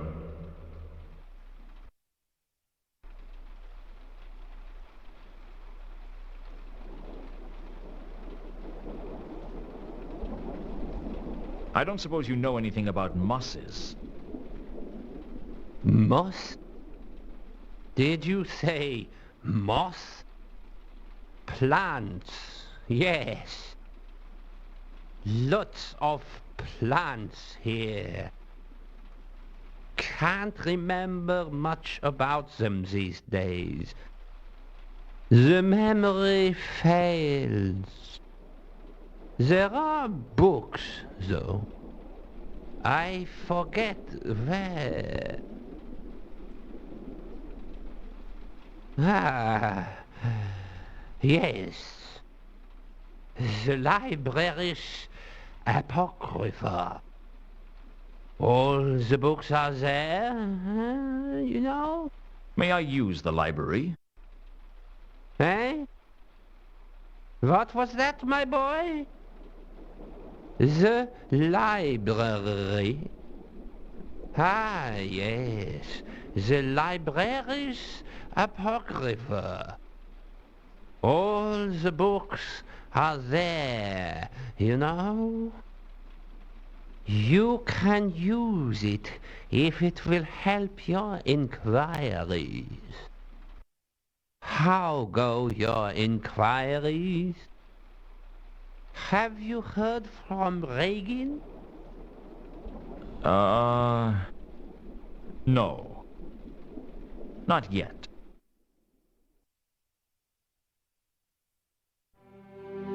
This room contains the von Uberwald's Libraris Apocrypha. So will, I trust, be careful not to damage any of the priceless tomes housed within. I'll be careful. One would be very upset if one was to return to find, sir, perhaps folding paper animals from a priceless folio edition of the Dictionary of Eye-Watering Words. What are they? They are books, sir. I realize that. What are they about? The Libraris Apocrypha is a collection of obscurities and rare volumes from across the continent. If knowledge were an animal, the libraris would be a great dragon. Sir, by the same scale, would be a kebab on an ant's barbecue. I'll be careful.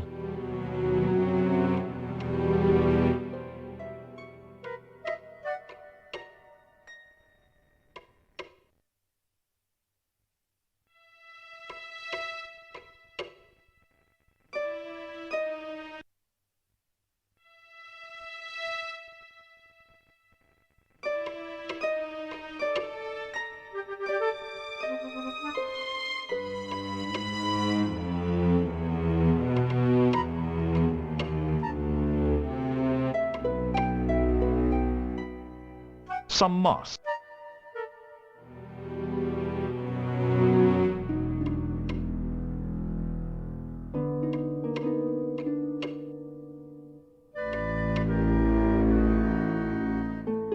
I found a copy of Orange Crates on the Nature of Plants. The book was a tediously deep crates on the plant kingdom of plants.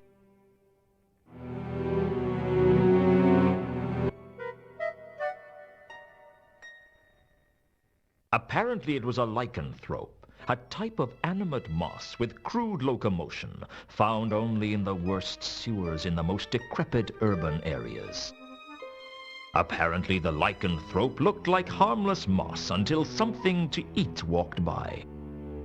Then they transformed into a deadly lichen and devoured their prey, at least as long as it was small enough. Otherwise they just clung on for dear life.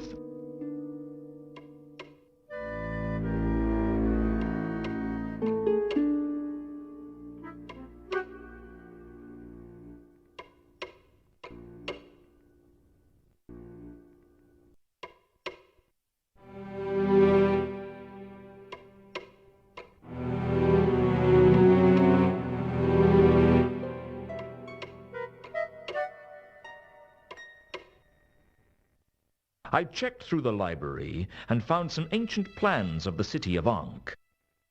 There was an intricate sewer system beneath the city. It must be thousands of years old.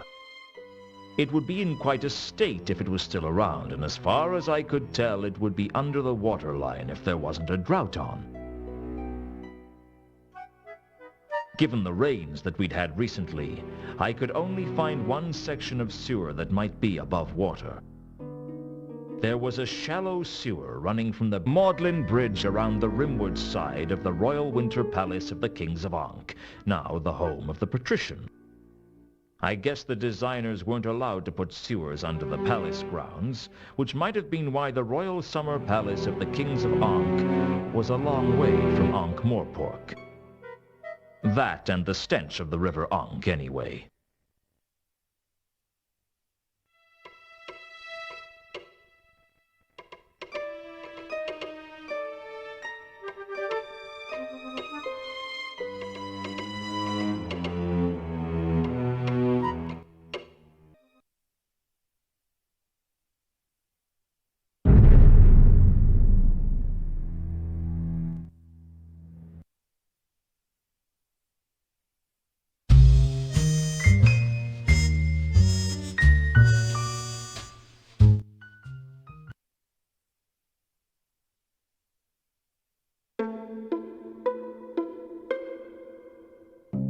The ancient civic plans from the library led me straight to the sewer's entrance, not far from the Magdalen Bridge.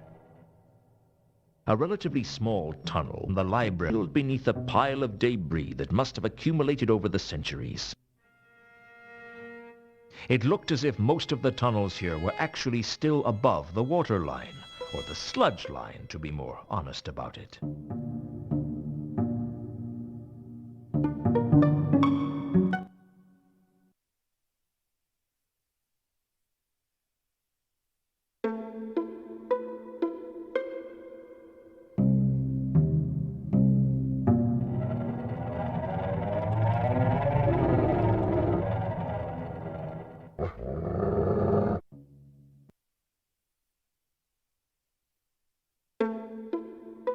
The trail that I had seen in the cemetery seemed to continue down in the sewers, starting at one of the pipes and disappearing into the passageways. It was almost drowned out by the smell of the ankh, though.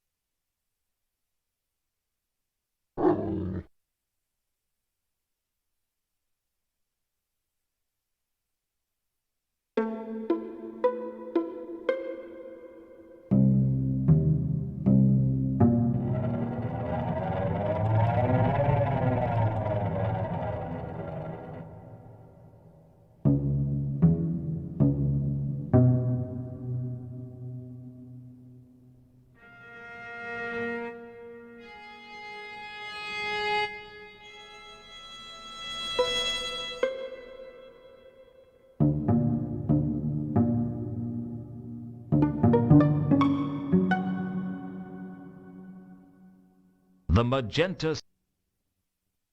There weren't many times in life you got to say that.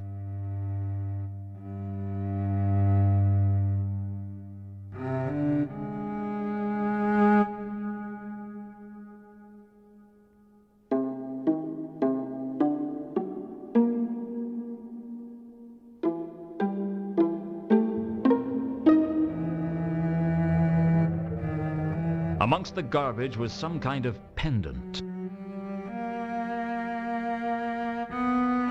There was all manner of debris piled up inside the niche. It looked like some kind of nest.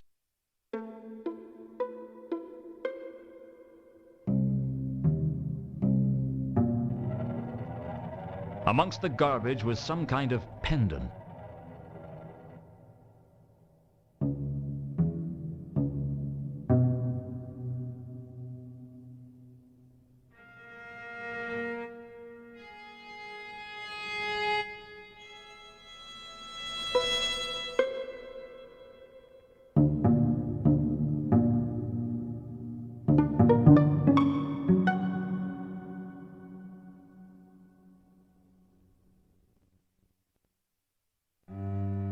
As I stood in the alcove examining the pendant, I felt as if I wasn't alone. It was the same presence I'd felt in the Milka's hold. I could feel the cold touch of death upon me. It was a strangely light touch.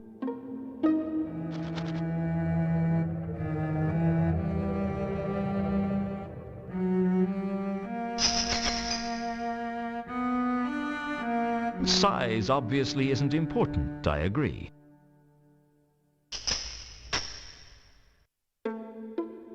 You are Death, right?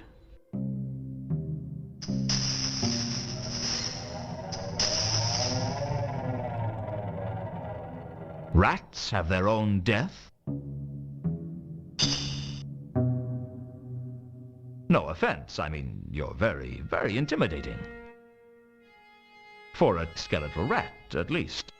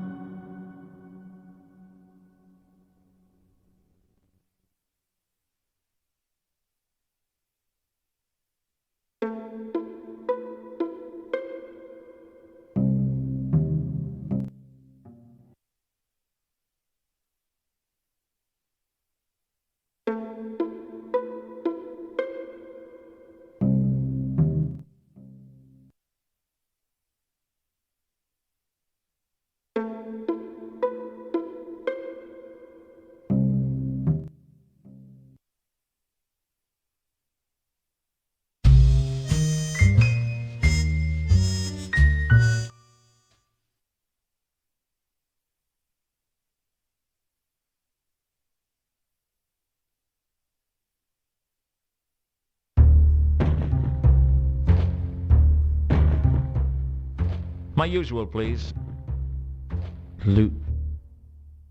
Luton. You're... What?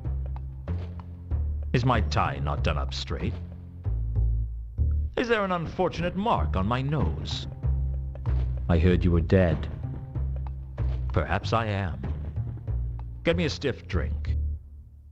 How about a whiskey? Don't you want something with it? All right, put another whiskey in there. Drinking like that'll kill you. I'm dead already. You didn't come back here to drink, did you? How's... So...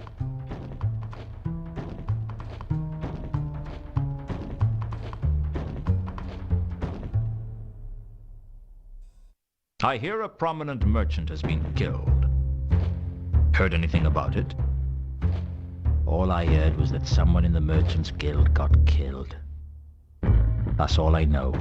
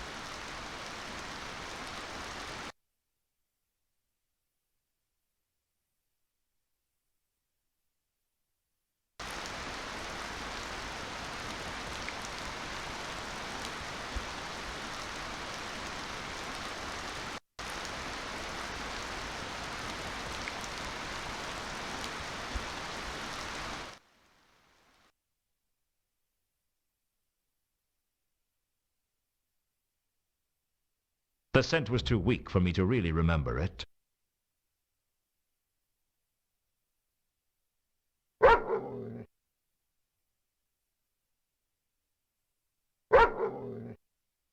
The garbage was giving off a distinctive green cloud, not dissimilar to the smell of the River Ankh.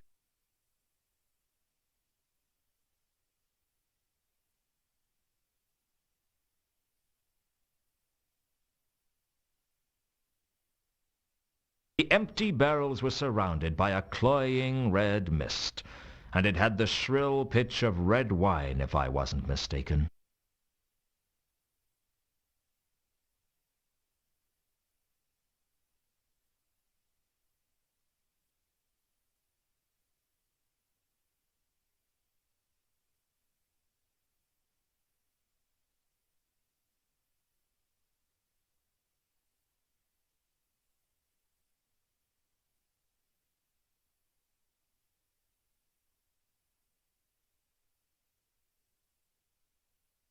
Malik al-Me.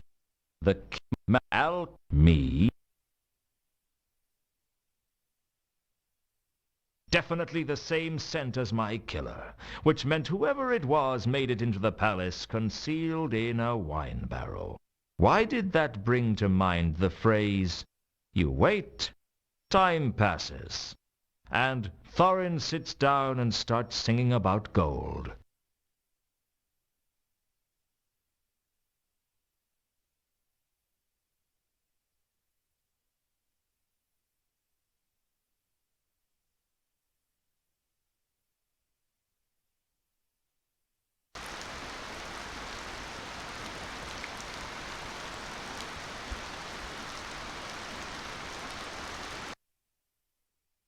It always looked much easier in the clickies.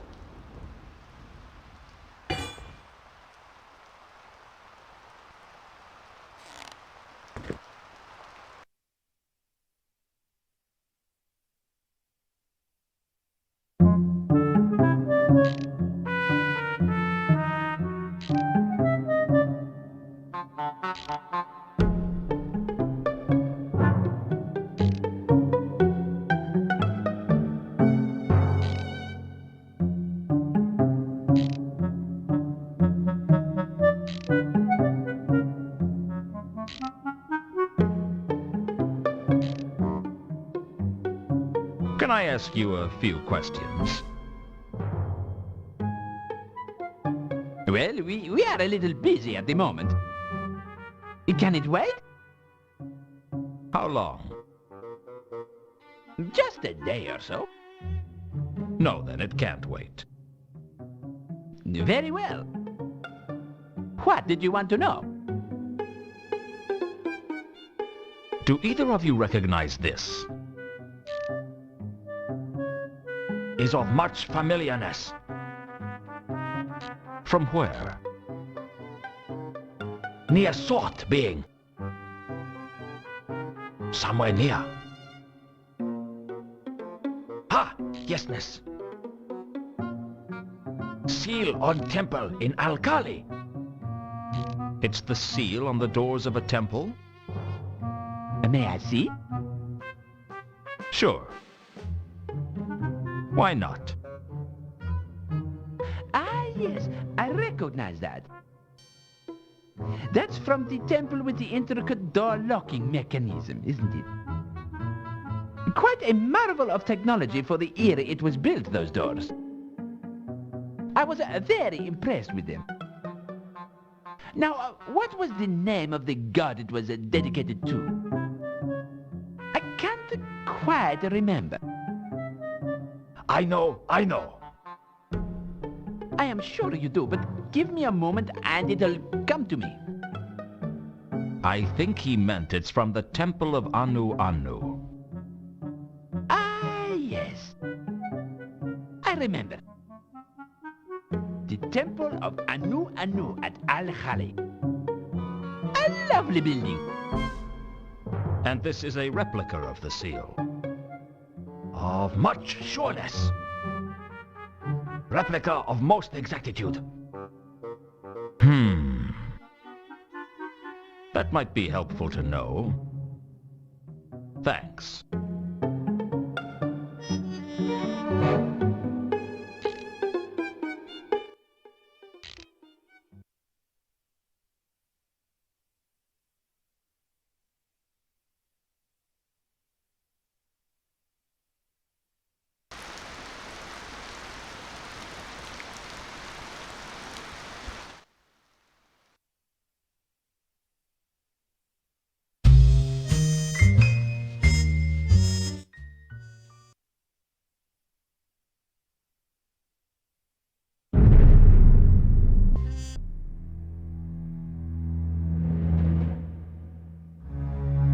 I'd like...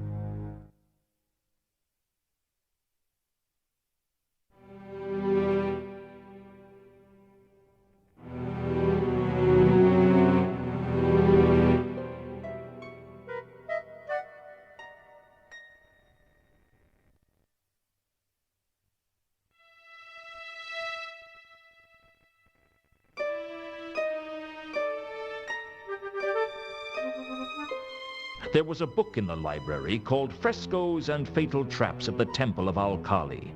But when I turned to the page on the door mechanism, it had been torn out by someone.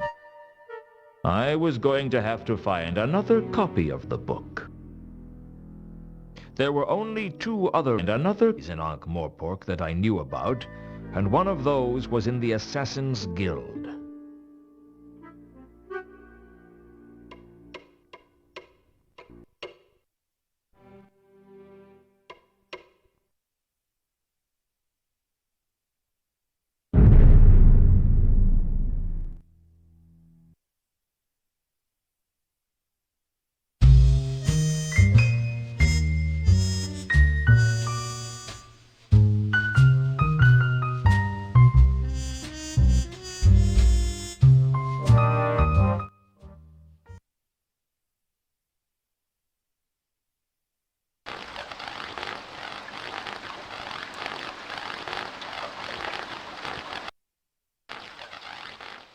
Unseen University was positioned along a large stretch in the River Ankh, and its campus was convoluted enough that it was hard to tell where the university ended and the city began. It would be wrong to say that the people of the city respected the wizards of the university, and it would be wrong to say that they hated them. In fact, all you could really say was that both the citizens and the wizards were glad of the wall that stopped them from having to socialize on a daily basis.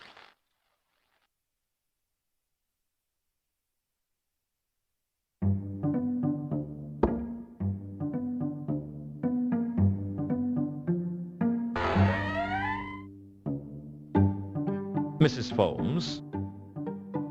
Yes? I am she. What do you want? May I come in? No, you may not. I've come about the job. Is that a fact? Very well, you may enter. But wipe your feet. I won't have the help messing up the carpets.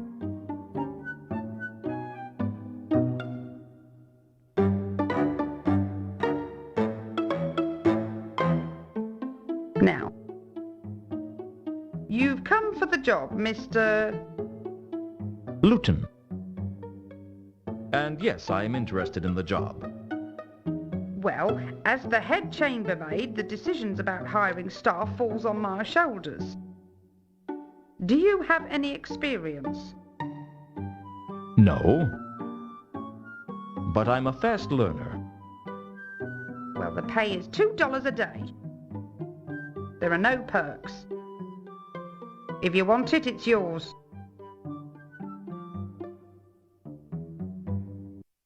Can you tell me about Unseen University? It's not the business of help to discuss their employers.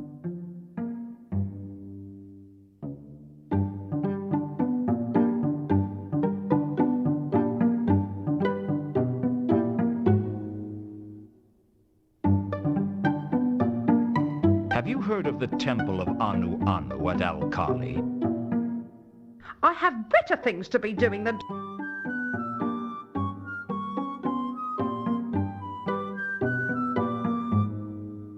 Is it dangerous working here? Only I heard that one of the wizards was murdered. Don't let that bother you, Mr. Luton. The affairs of the staff are not our concern. You don't think I'm in any danger? Goodness, no. The odd death is just the natural course of campus politics, I'm afraid. It's a shocking turn of affairs, but we mustn't question it. Dead men's pointy boots, and all that. Now, do you want the job or not?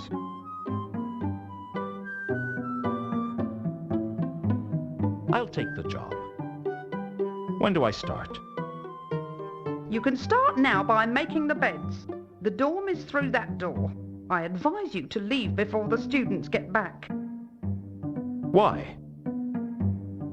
Boys will be boys, Mr. Luton. And apprentice wizards are the worst kind of boys imaginable.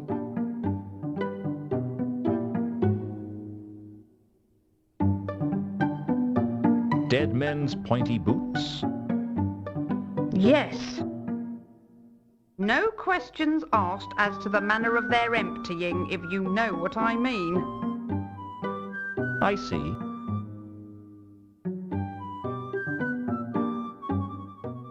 I guess I'd better get to work.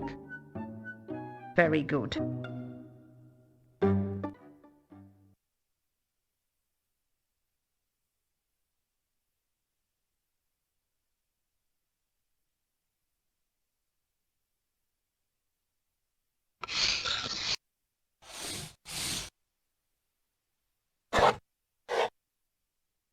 I tried to write on the octagon board with the chalk, but I couldn't see what I was writing.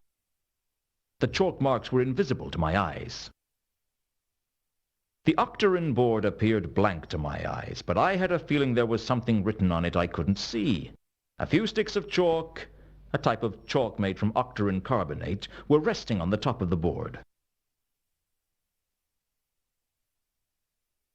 The students had their very own unlockers to keep their possessions in. This sturdy-looking unlocker seemed in better condition than the others. The only interesting thing I could find in the unlocker was some books.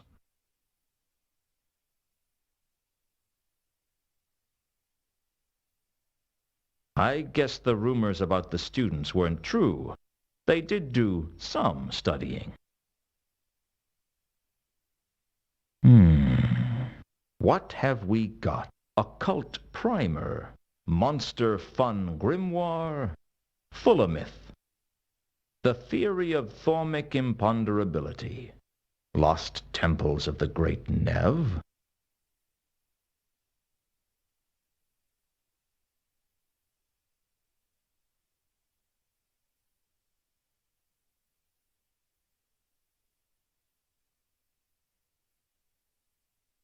The dorm was full of the jangling scents of the students, but the most surprising thing was the octarine board.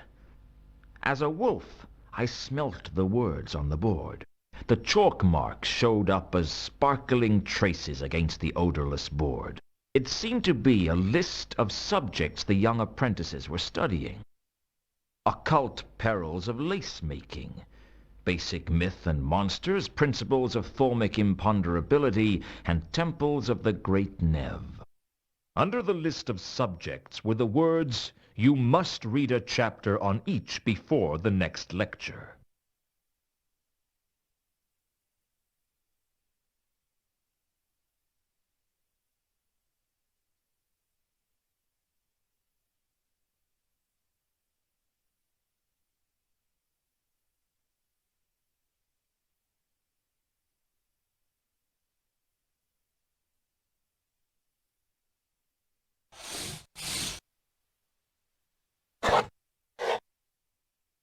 I altered one of the subjects on the board, switching the Great Nev for Al-Kali. Now all I had to do was see if anyone took the bait. Useful though they are. A door led...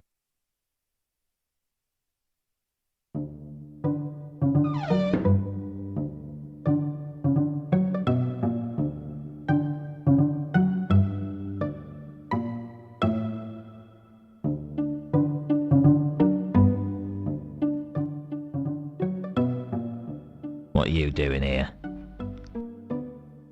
The name's Luton. I'm working for Mrs. Foames. You're the new bed maker, eh? Well, you can't come any further than this, Luton. Wizards only in the library, thank you.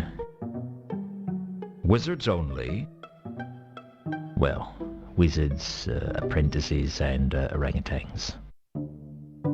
Are you a porter? No, I'm a Bledlow, and there's a difference, all right?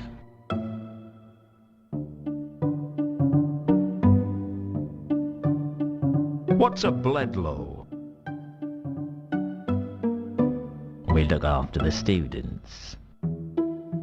Look after them? Just like the watch looks after the city.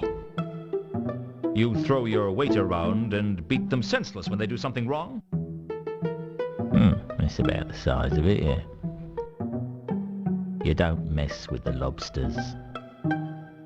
Lobsters? Just a nickname we've picked up over the years. Why? If you see us get our hands on a student, you'll understand. You make it sound like you're hunting them down. Of course. All students are guilty of everything.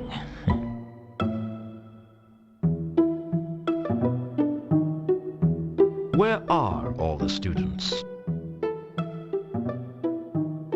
They're off playing Unseen University Challenge against the students from the Assassin's Guild. What does that involve? I don't know. Given the way most sports are conducted round here, it probably involves a very careful inspection of half the pubs in Ankh-Morpork. What makes you say that? Heard of the City and Guilds? No. When the guilds started setting up their own colleges, there was a lot of rivalry between the various students. Rivalry? Well, the university students used to be ambushed by gangs from the guilds, really. Used to be? Well, given the faculty's relaxed attitude to sudden death, most of the staff preferred dead students on account of them being easier to teach. But I gather the guilds decided that enough was enough because all the bodies around the place made it very hard to open doors. So what did they do? They founded the City and Guilds Match. See, the idea was to carry a football right from the outskirts of the Shades to the Tower of Art, goals being scored by kicking the ball through the door of certain landmarks. What sort of landmarks? The sort with names like the Mended Drum, the Bunch of Grapes. The scoring team was bought drinks by the other teams, you see. And after a few years, the Arch-Chancellor ruled that only one goal could be scored in each pub since the match had, for 3 years running, gone on for a month. Yeah. What's this got to do with Unseen University Challenge? Well, the university tends to leave the City and Guilds Match to the guilds. They prefer a more cerebral challenge. Such as going straight to the pub, not passing go, and not bothering to come back. That'd be my guess, yes. So they're not coming back? Well, they'll be back. They need to come to the library to get their course books.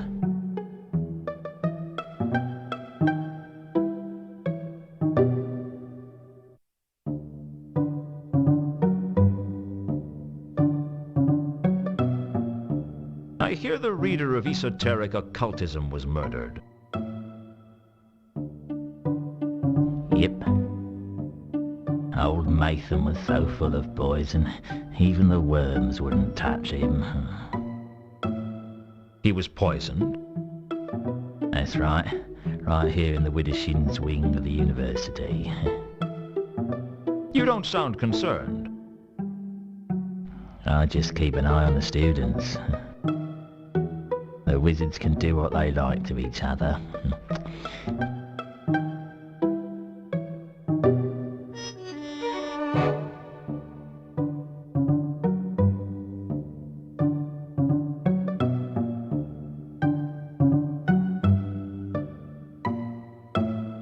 Who do you think killed Matham?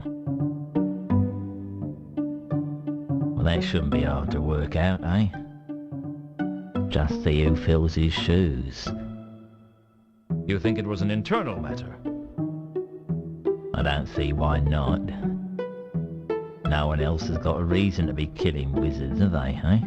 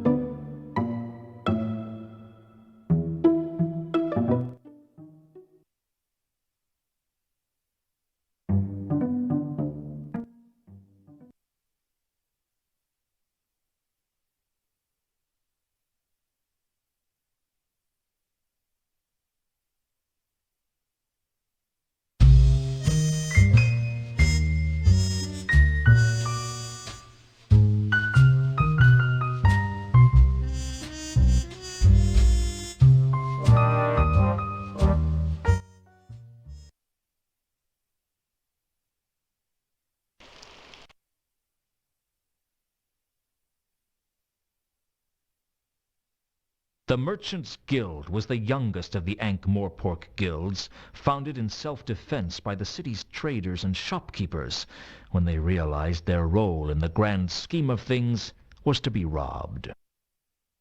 Robbing fat merchants, it seemed, was a perfectly socially acceptable, even heroic thing to do. Consequently, they weren't the friendliest of guilds either. I wasn't holding out much hope that they'd help me.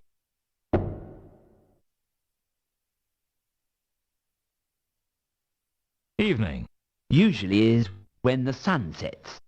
Is everyone in this city a smart aleck? Who's he? He used to be a regular at the Mended Drum. He made a reputation as a know-it-all. Used to be? The mended drum is a bad place to use the phrase no. Where did they find his body? The shades. And the diesel gate. His kidney down a well in Dolly's sister's, I think. Bits of his innards all over the place. Sounds like he had a lot of guts.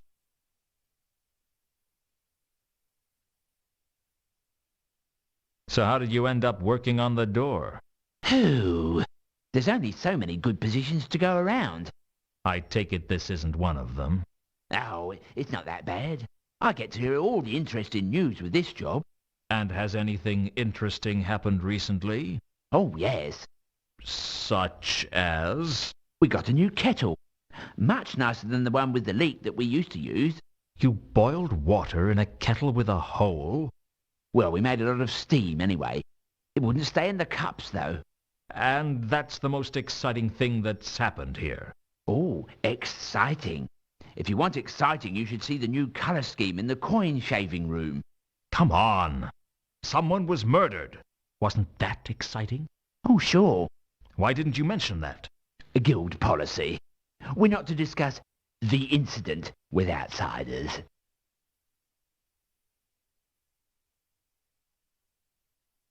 What's all this about coin shaving? You haven't heard of coin shaving? No. I didn't even know they grew hair. Well, you take a coin and you carefully shave off some of the gold, which you can then melt down and sell. Easy money. I think I see a problem with that. Yeah? Well, I didn't think there was any gold in Ankh-Morpork dollars. Well, there isn't. Not anymore. We kind of shaved them too much. So what do you use the coin shaving room for? We keep the kettle there. It sets off the new decor superbly. That's why you redecorated it? No. We used to keep the old kettle there, only all the wallpaper fell down. I don't understand. Why is it guild policy not to discuss the murder? Well, as you probably know, we formed the guild to stop the dreadful habit of visiting heroes robbing all the fat merchants. Yeah, I heard that. Ah, yonder lies a fat merchant, they'd cry, using that special landlord a flagon of your finest ale hero talk. Let us relieve him of some of his ill-gotten gains. Pon my scalliard.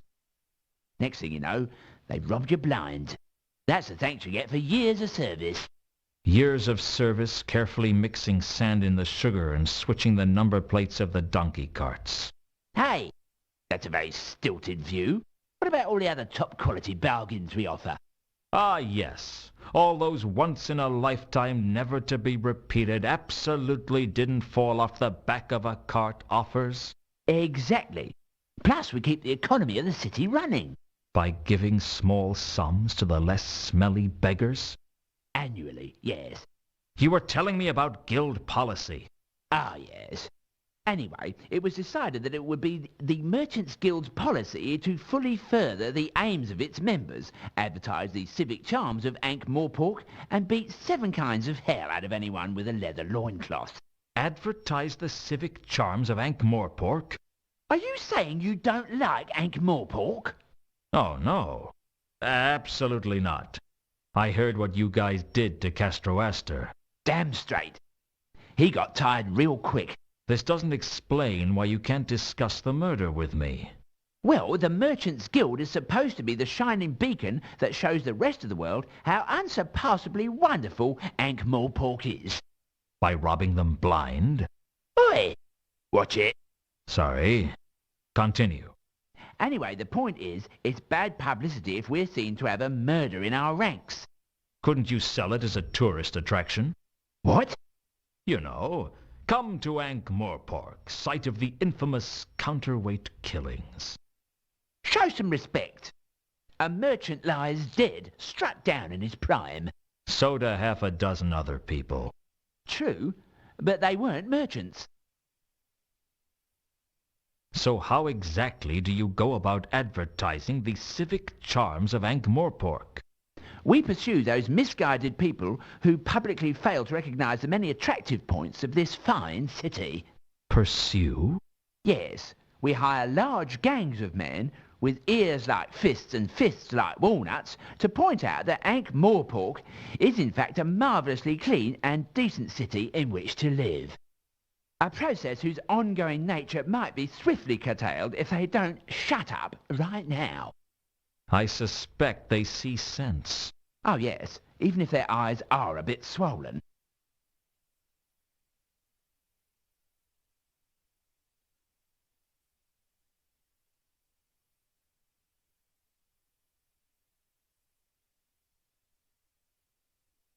About this merchant that was killed. Sorry, I am not allowed to discuss the incident with outsiders. A guild policy. It wouldn't hurt to tell me the broad details, would it? It would hurt a lot. They'd throw me off the roof. No one's going to know. I'd know about hitting the ground.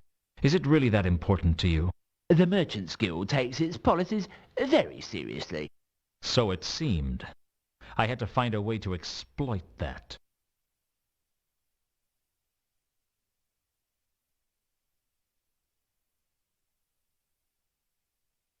I hear up at the Unseen University they talk about dead men's pointy boots. Yes, I've heard of that. Really? Yes, they ask no questions about how a wizard's shoes were emptied. Operate the same policy here, do you? What? Hey, what are you implying? Well, you know. Here you are, stuck on the door. Then a merchant gets killed, leaving a vacancy in the hierarchy. I did not kill Gaming.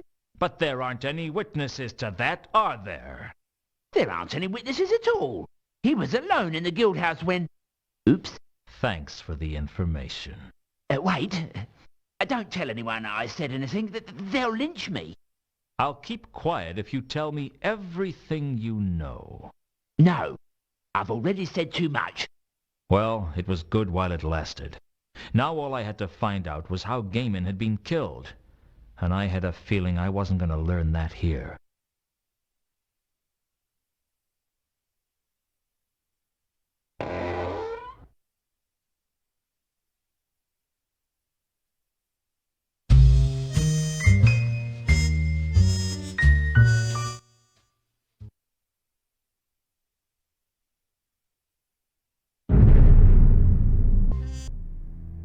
Who would Sarah like to see this time?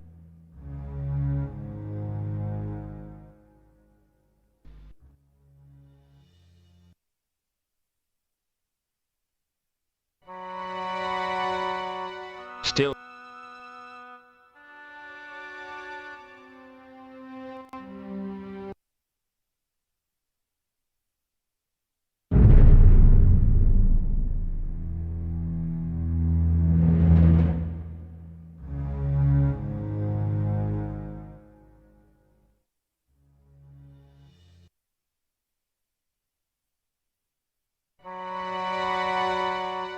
In a sense.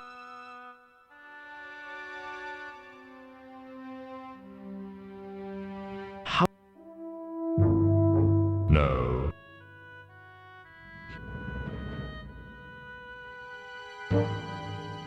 Even I don't fully understand. You...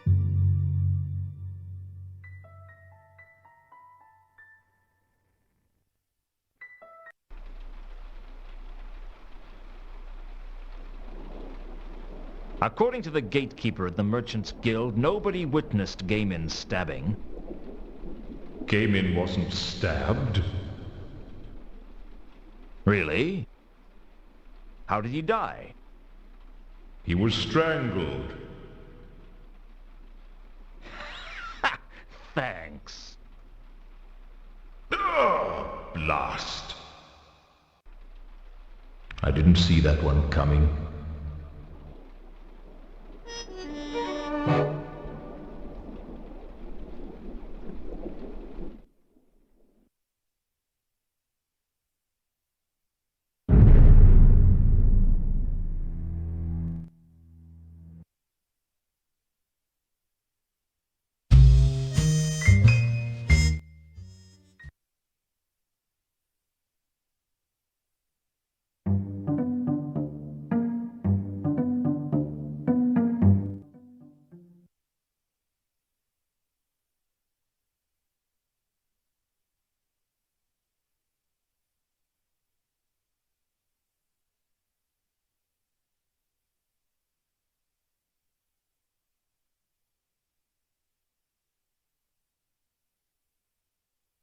The pendant's design matched the one in the book for the seal of the temple of Anu Anu at Al-Kali. The temple was famed for its intricate door mechanism, and the book described how to manipulate the seal to open the temple doors. I used the same method on the pendant, and it opened with a faint click. Inside was a small piece of paper with names on it. One name leapt out at me, intricate Therma, and the book described how to manipulate the seal to open the temple. I decided to keep the list to myself.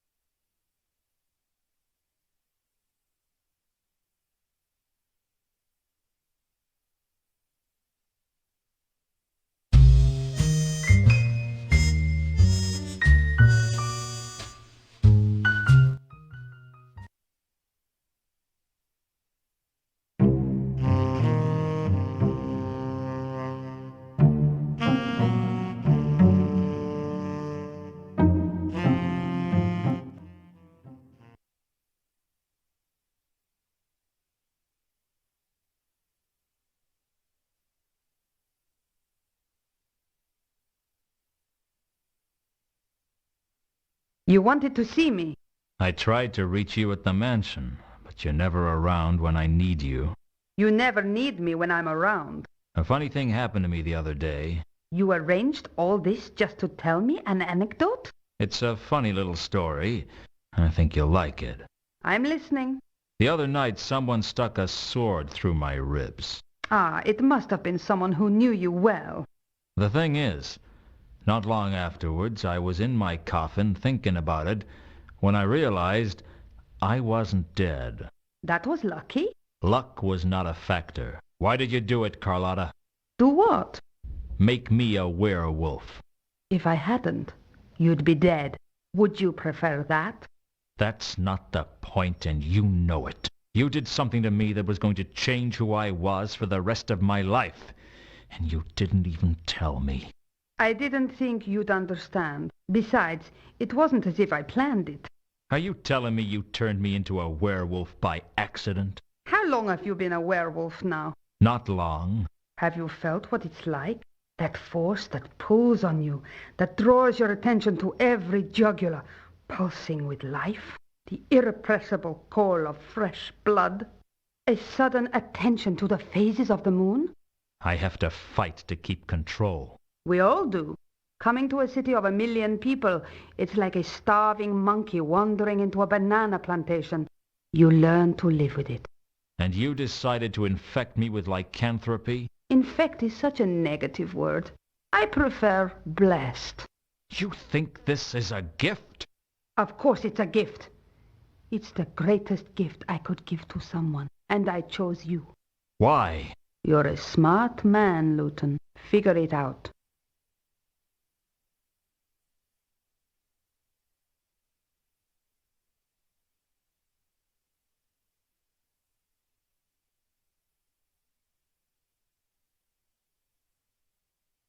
What do you know about Gaiman's murder? Sorry, Luton. I'm not an expert on murders, despite what you may think. Can you tell me anything about Matham's murder? No. Do you know anything about the murder of one of the patrician's clerks? No, I don't. So level with me. What do you really know about the counterweight killings? Nothing, I swear. I swear all the time, but that doesn't mean you can trust me.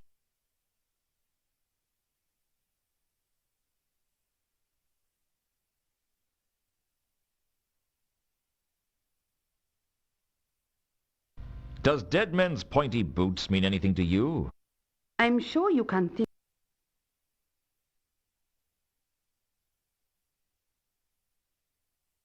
There didn't seem much point. I take it you don't know where the golden sword is now. Of course not. Do you think I wouldn't tell you? Frankly, my dear, I don't know what to think.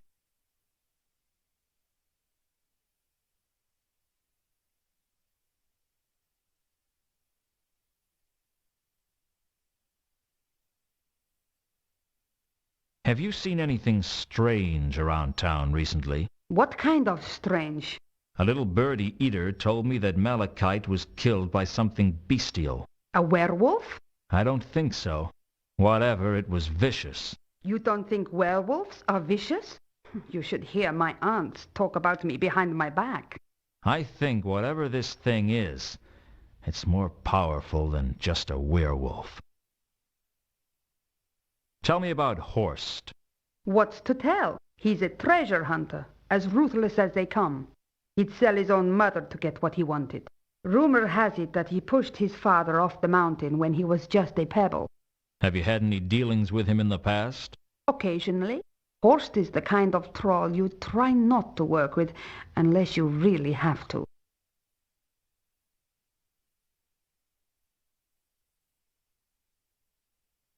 I told Carlotta when Malachite was murdered and asked her where she was at the time. I was at a service then. Why do you ask? A service? I happen to enjoy services. I bet I would too. Why don't you invite me to one? I wouldn't be allowed to bring an unbeliever. How do you know I'm an unbeliever? I doubt you believe in anything. A man can change. Don't you have a recruitment policy? I'd rather not talk about religion. It's such a controversial subject. Reagan's dead. I'm not surprised. You don't seem to care. Everybody dies, Luton. Mundy, Reagan, even you. What's your point? No point. That's just life. Where were you when Reagan was killed? When was he killed? Shortly after dropping you off at the Temple of Small Gods. Well, there's your answer then.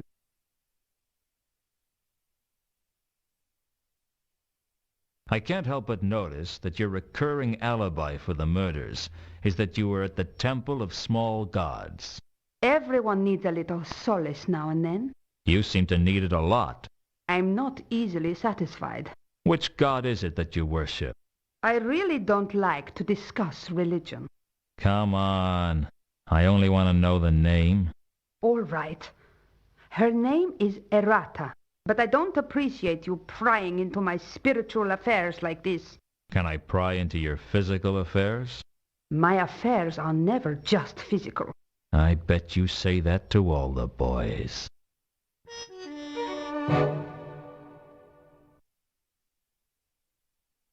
Where can I find you? I'll be around. That's not very helpful. What can I say? I go where I want to, with anybody I want. I just happen to be that kind of girl. This isn't over, Carlotta. I hope not. We don't have to be enemies, Luton. We'll never be friends. Let's not fight, Luton. We can work together, recover the sword together. I don't know who you are anymore. I'm the same girl I ever was, Luton. It's you that's changed. You're telling me.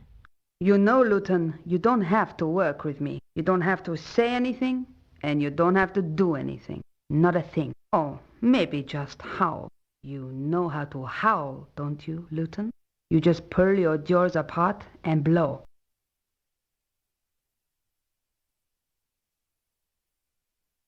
After Carlotta had left, I sat alone in the cafe, thinking about my problems.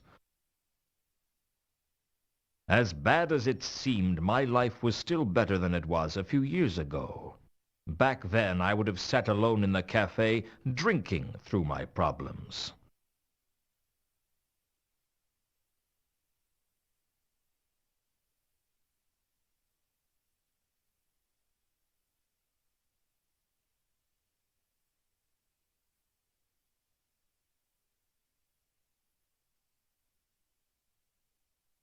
Some ale, Mr.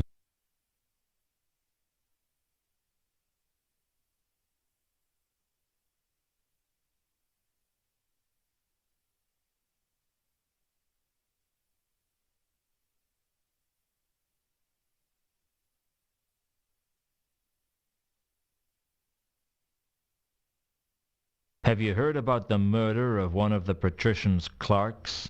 Sure thing. I was interviewed by the watch about it. You? Why? He was the clerk in charge of the palace stores. He was the one who bought the wine for the palace. Really? So do you know anything about the murder? No. Sorry. But there should be someone here from the palace any moment now to collect the next shipment. You could ask them. I guess I could. But I doubt they'd tell me anything.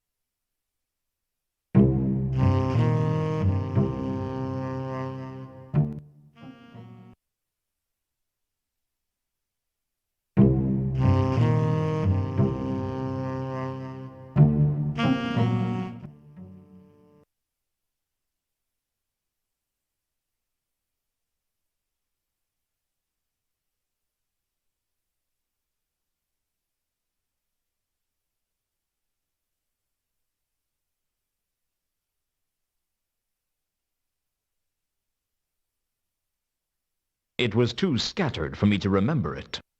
There was a lingering smell of purple in the corner.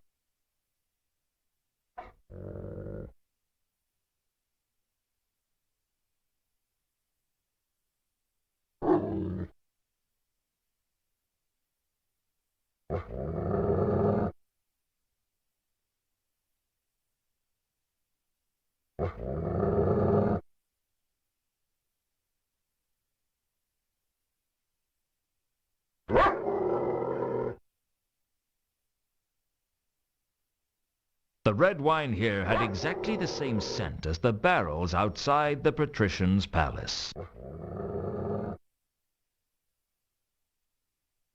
The scent was extremely...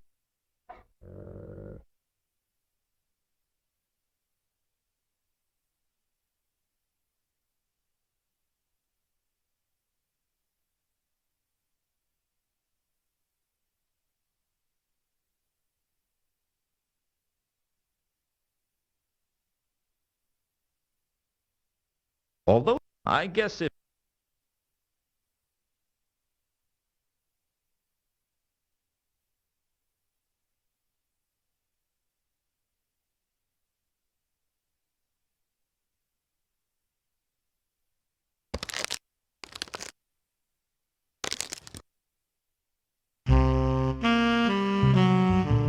I had a long wait, but it paid off.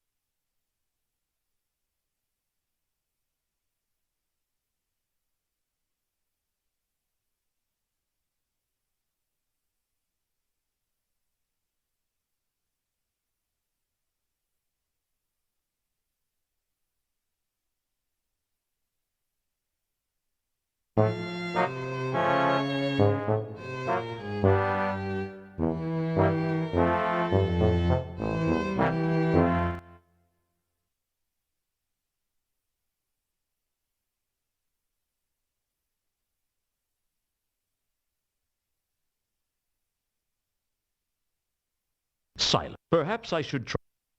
There were people talking behind the door. Oh, it's a terrible state. I don't know how he puts up with it. Oh, I know, dear, I know. Just because they're prisoners doesn't mean they shouldn't keep their rooms clean. It's shocking. Absolutely. absolutely shocking. And those ones that are chained up, they're the worst. They think 'cause they get special treatment they don't have to tidy up. Nobody thinks of us cleaners, do they, dear? Perish the thought. All in all, it wasn't the most useful conversation I could have overheard.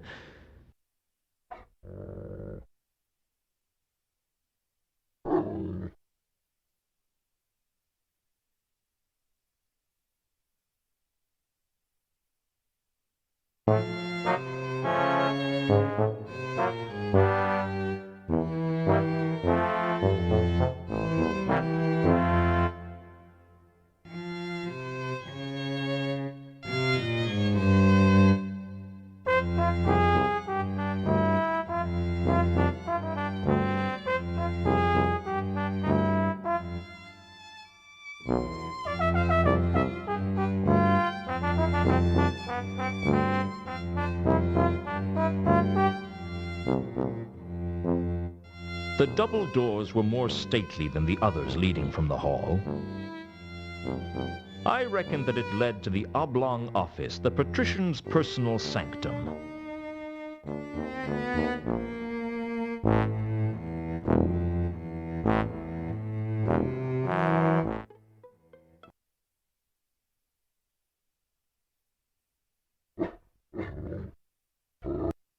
As a wolf, my hearing was dramatically improved. I could recognize one of the voices as Commander Vimes, and the other voice had the calculating tones of Lord Vetinari, the patrician of Ankh-Morpork. Are you any closer to a solution for our mutual problem? No, sir. I've been occupied. Indeed. And what could occupy you? There was a string of copycat killings. I've been trying to solve them. And have you? No. My lead suspect was killed. That is very unfortunate. It certainly was for Luton. So there has been no progress in determining who killed Cypher. Not as such. I had been given to understand that this was precisely the situation you were well equipped to handle. I will solve this case, sir. You can count on me. Do you recall what I said the city reminds me of? You said it reminds you of a clock, sir. Indeed. Big wheels and little wheels, all turning at different speeds to keep the machine working. That, after all, is the most important thing. The machine keeps going. You've told me this before. Do you know why it keeps working? Because you want it to keep working? I'm flattered that you think I have such importance. But no.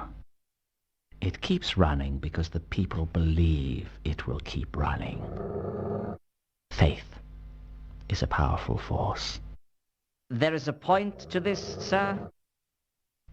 I always have a point. Sometimes it's sharper than others. I'm sorry. Continue. One of my clerks has been found face down in a vat of wine, and that makes it appear as if the administration has lost control. And the administration is me, right? We are all the administration. You do the work, and I take both the credit and the blame. Provided I do not take the blame, I am content. I trust I make myself clear. Perfectly. Suddenly I could smell blood. It filled up my senses like a night in a forest. Except a night in a forest didn't make me want to tear someone's throat out.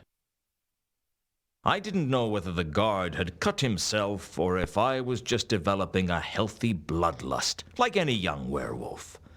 But I couldn't control myself.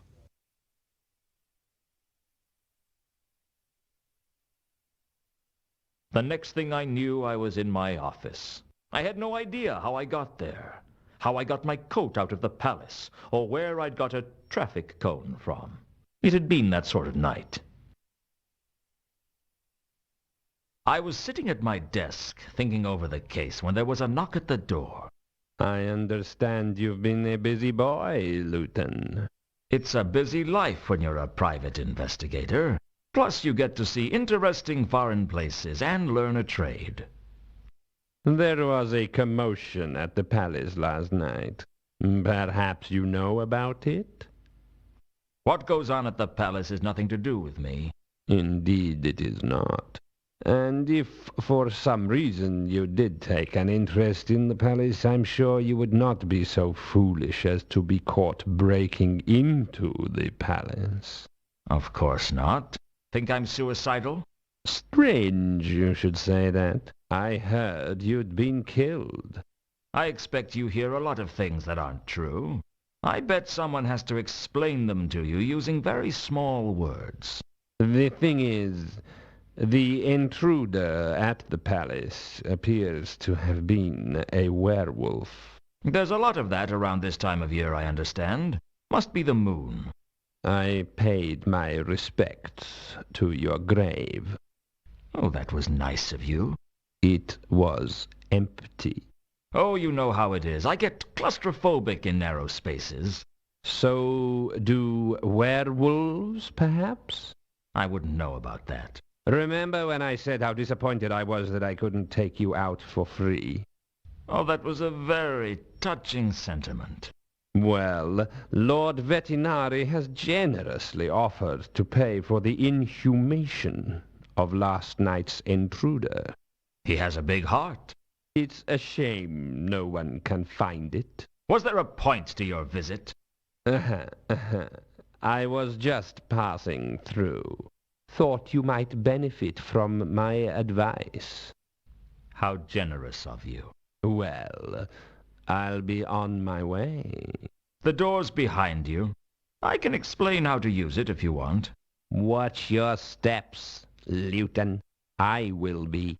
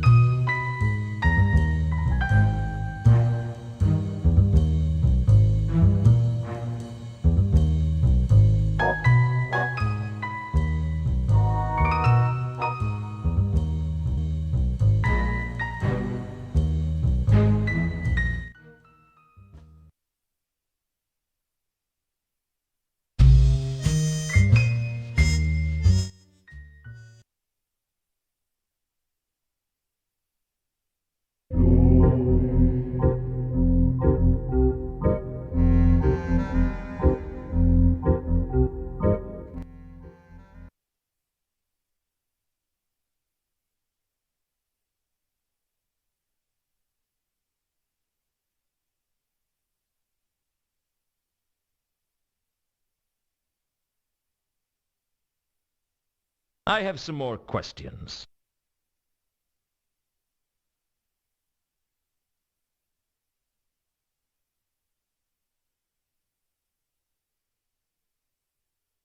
I'd found a list of 8 names in the pendant. The name that stood out was Therma's.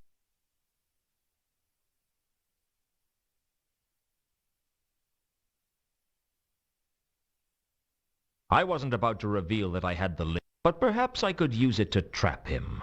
Someone told me that you know Therma. Indeed. And who might that have been? It's not important. Is she part of your cult? No. No, she's not. But you know her. No. I've never met her. I see. What about Satrap?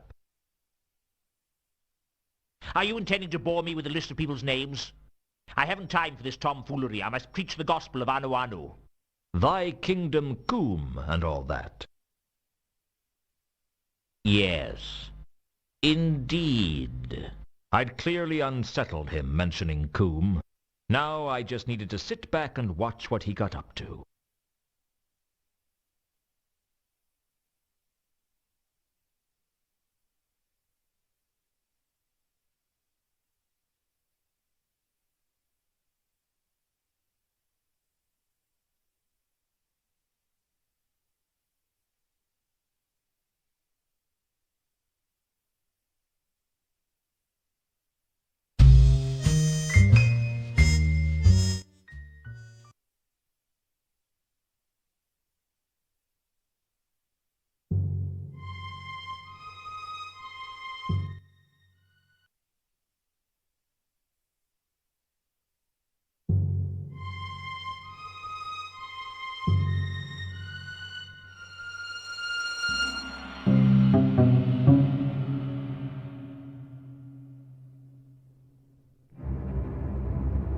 This was the other side of the window behind Mooncalf.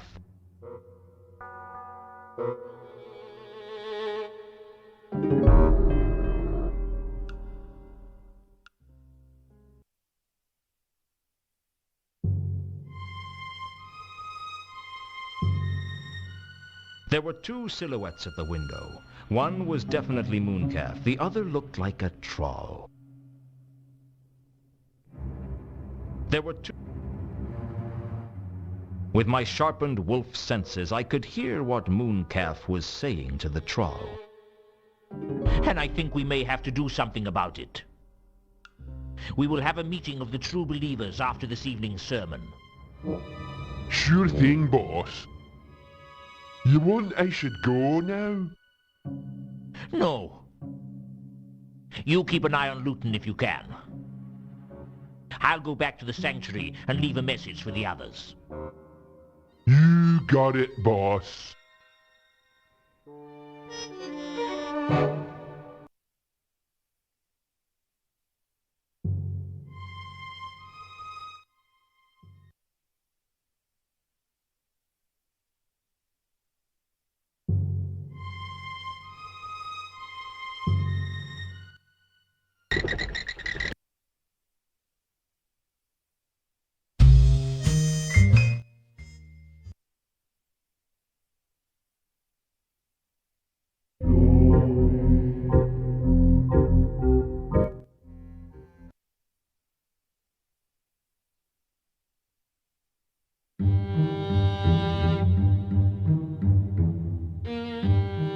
I need your help again, Malaclips. They'll all need my help sooner or later. They just don't know it yet.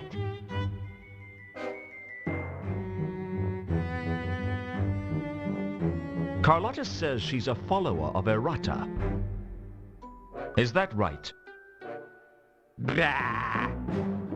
I am the only true follower of Errata in the whole of Ankh-Morpork.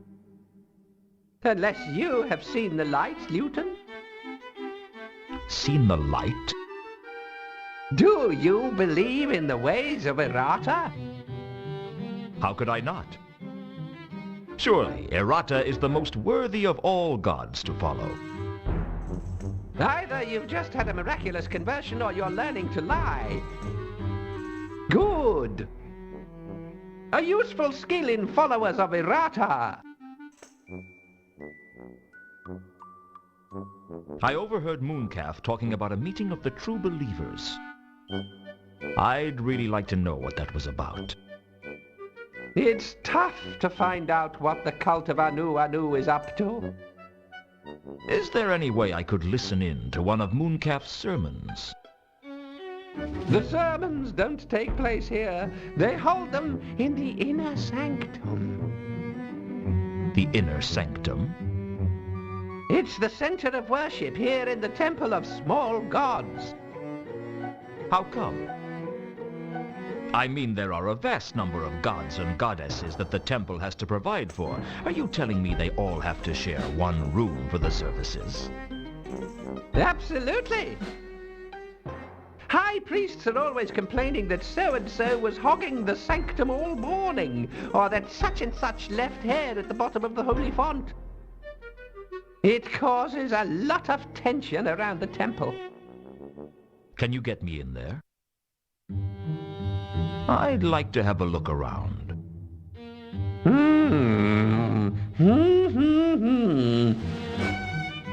I could arrange to have the sanctum for a while if I told them I had a follower, but I don't.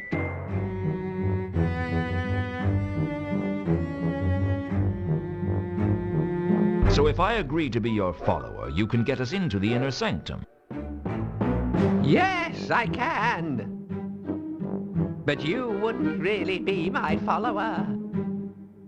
The followers of Errata don't follow each other. We don't even follow Errata. We follow our own ways.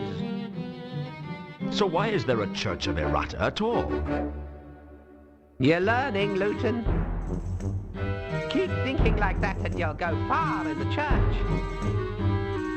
So can you get me into the inner sanctum? I can, provided we can find a time when the cult of Anu aren't there. Are Mooncalf's lot in there often? All the time. And that's not all either. He sneaks away after each one. I think they've got a secret sanctuary somewhere. I'd like to find that. Actually, I'd quite like you to find it too. Can't resist a secret, eh? No, I just like to get in the way of everything Mooncalf does. Him and his big evangelical budget and hordes of out-of-tune followers singing and chanting at all hours of the day. He's gonna get his comeuppance, and anything I can do to speed it up suits me fine. So you'll help me? Wait here. I'll go make the arrangements.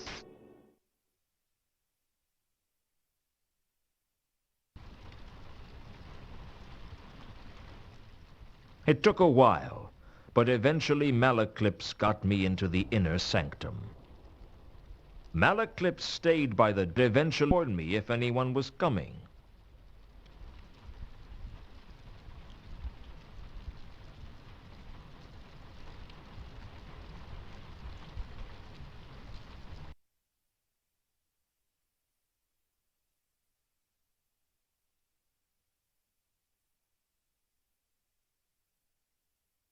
The inner sanctum sported a beautiful lectern. The plaque said it was donated to the temple by Mr. Fedayeen, of the militant servitors of Ikebana, goddess of topiary. Searching, I discovered there was a cavity in the base of the lectern.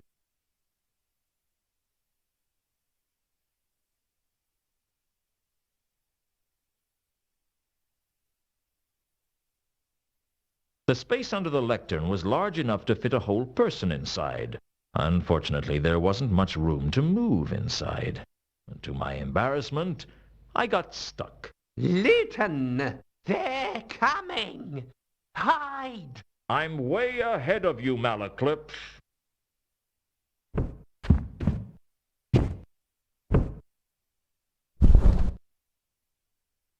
Dearly beloved, we are gathered together in the sight of our God, Anu, to speak of our devotion to the Anointed One at this, our time. But before today's sermon, I'd like to read from the cult bulletin for a moment.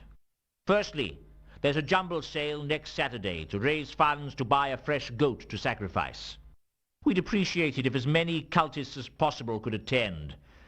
We don't want to have to sacrifice another pigeon.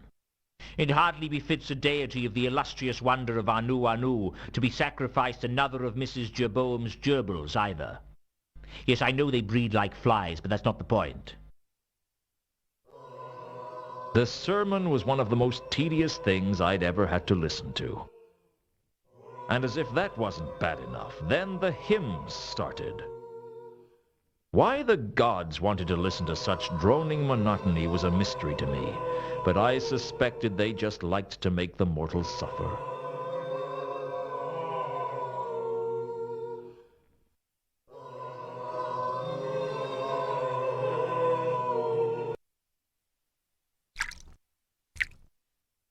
I sprayed Mooncalf's feet with Sapphire's trawl perfume. That should make the little psychopath a little easier to follow.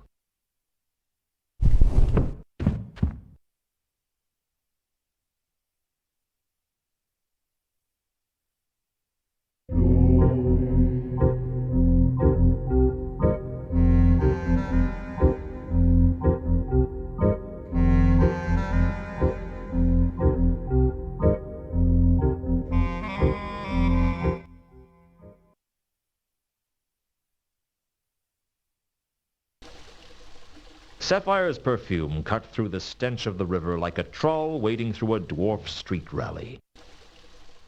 The bright reek led into the shades, the oldest and most dangerous part of the city.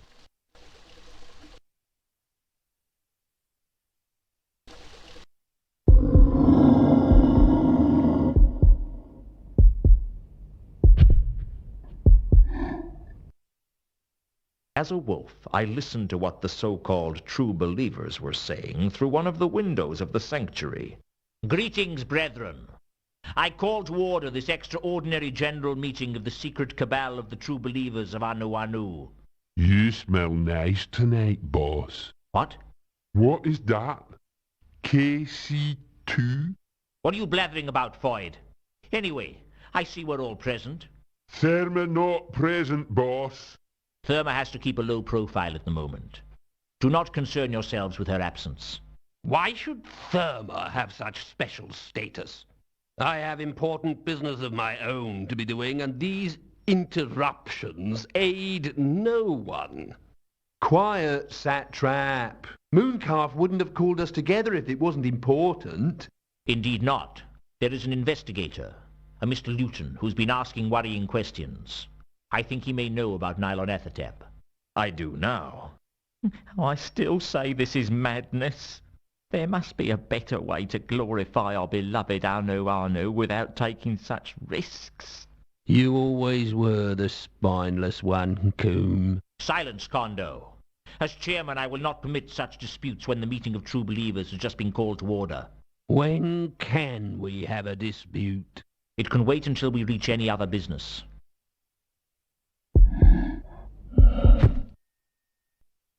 Damn. Shh! What is it? I heard something outside. They say bravery is what tells the men from the boys. Well, I was a wolf, so I figured I could be brave and still run away.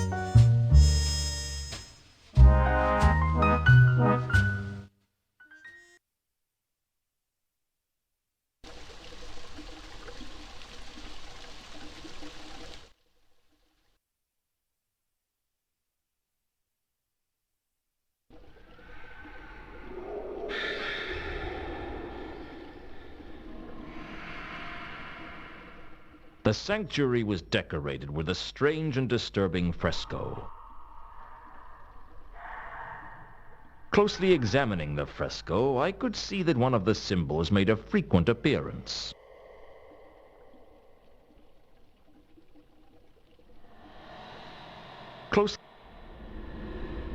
The recurring symbol on the fresco was like a distorted star with an eye in the center.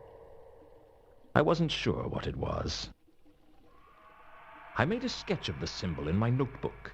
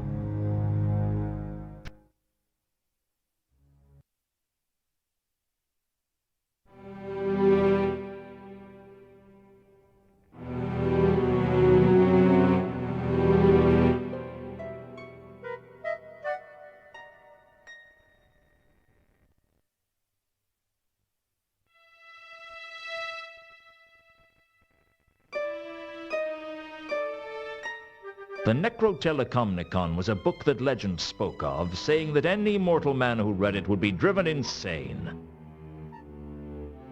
I learnt about it from a copy of Necrotelecomnicon discussed for students with practical experiments that I found in the library.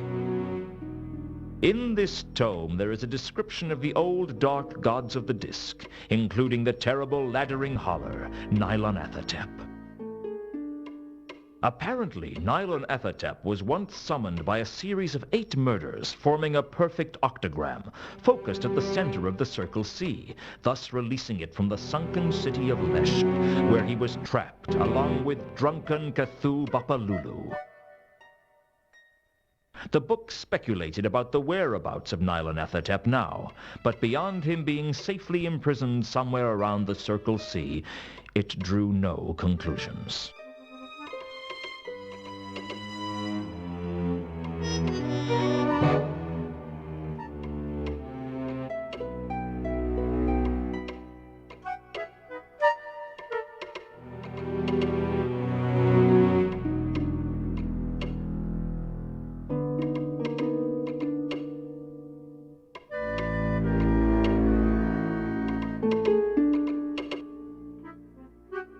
I found the obscure star-like symbol in the Necrotelecomnicon discussed for students. It called it the sign of the eel, or the Elver sign.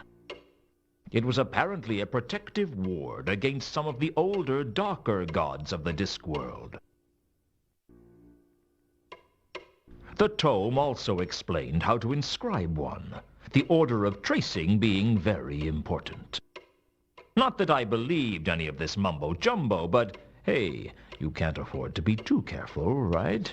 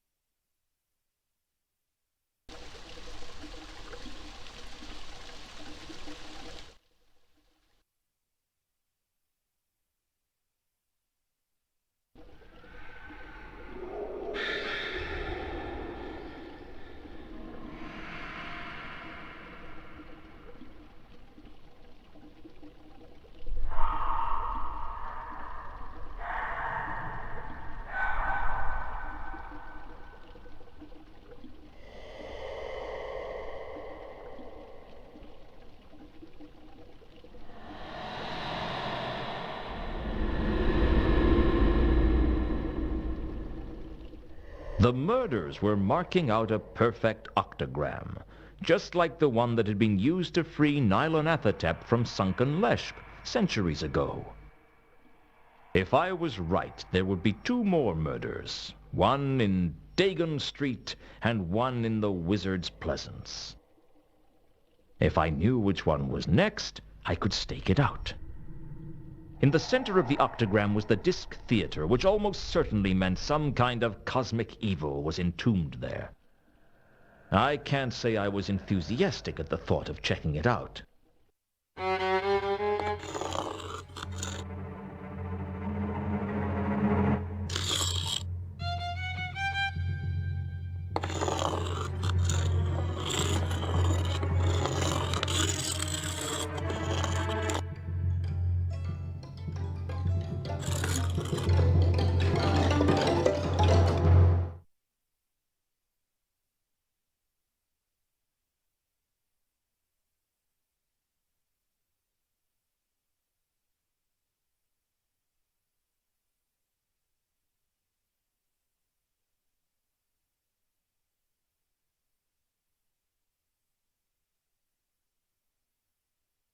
Useful though they are, an exit is.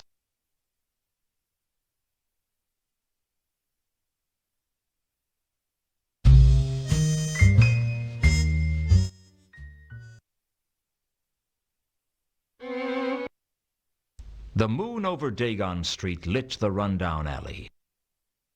It didn't look like anyone was around. It was as abandoned as the Octarine Parrot on open stage night.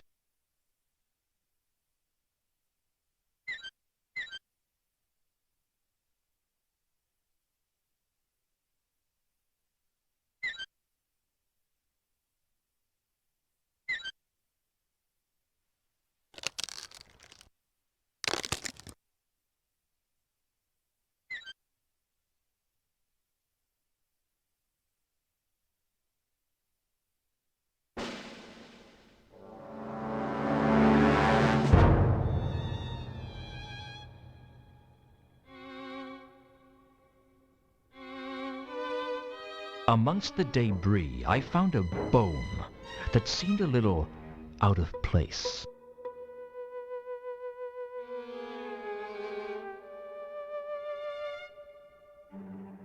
The fish bar was littered with assorted debris.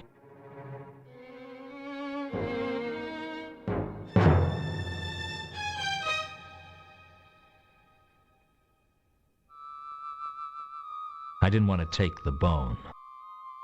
It was bad enough that I'd been carrying around some dead troll's tooth all this time. The bone seemed out of place somehow. I wasn't sure why.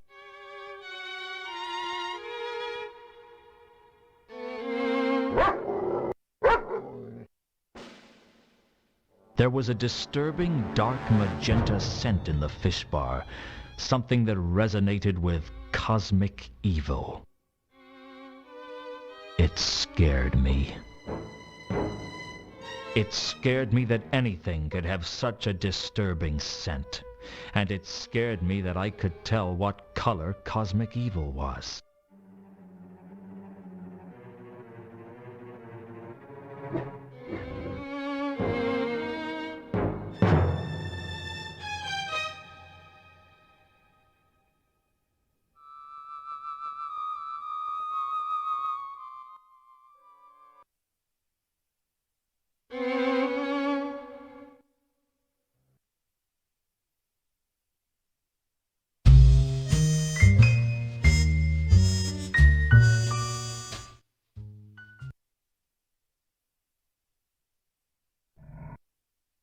Everyone on the disc knows the legend of Eleanor of Tzot. Or at least everyone knows a legend of Eleanor of Tzot. Or Krinix. Or El Harib. Ask most people and they'll tell you that she was the cause of the Tzotian Wars. Of course, ask most people and they'll tell you the patrician is a kind and benevolent man. Never trust what most people tell you. The real cause of the Tzotian Wars was a little-known goddess called Errata.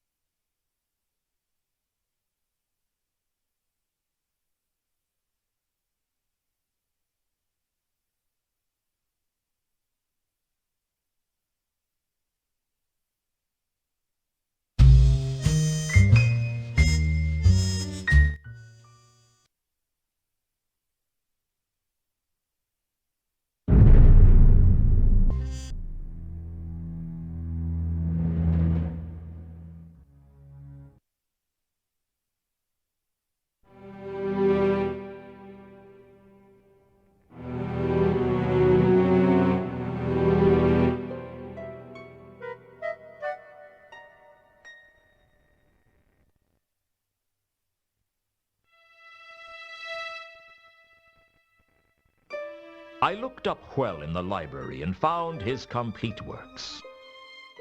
In there was a discussion of the 8 great tragedies, Hwell's bloodiest works. From the About the Author paragraph, I learned that Hwell was a dwarf who was banished from his tribe not only because of his claustrophobia, but because of his tendency to daydream, both undesirable to say the least if you work in a mine. 102, and in the prime of his life for a dwarf, Hwell now worked for Vittler's Plays at the Disc Theatre as one of the premier playwrights of the day. The 8 great tragedies were given in great detail. 8 plays, each with a collection of murders, usually with one more particularly gruesome or grotesque than the others, presumably for use in publicity trailers. The publicity trailers helped draw people into the theater by being towed around town to display posters. There was something suspiciously familiar about some of those murders.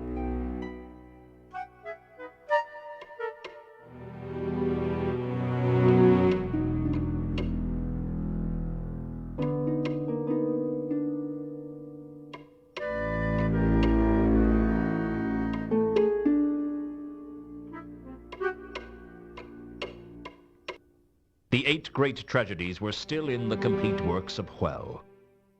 Well, it wasn't like they were going anywhere. Cheery collection of plays. In Titus Diplodocus, Titus was responsible for dismembering and eating various people before meeting his own grisly demise. In almost all the other plays, the lead met a horrible end. The Happy Prince of Copperhaven, who was poisoned at the end, and Tilogy and Cleffatara, who were stabbed and poisoned by an asp, respectively. Kensington, who was strangled by his wife. The Leering King, who had his eyes gouged out. The Tyrant, who was stabbed repeatedly in the back, and Truculus and Cressylic. He gets dragged through the street repeatedly until dead, and she is one of the tiny handful of protagonists to actually survive one of Hwell's action-packed blockbuster murder fests. If they held a Protagonists of Hwell's Tragedies annual reunion, the only other person there would be the lead role in The King of Ankh.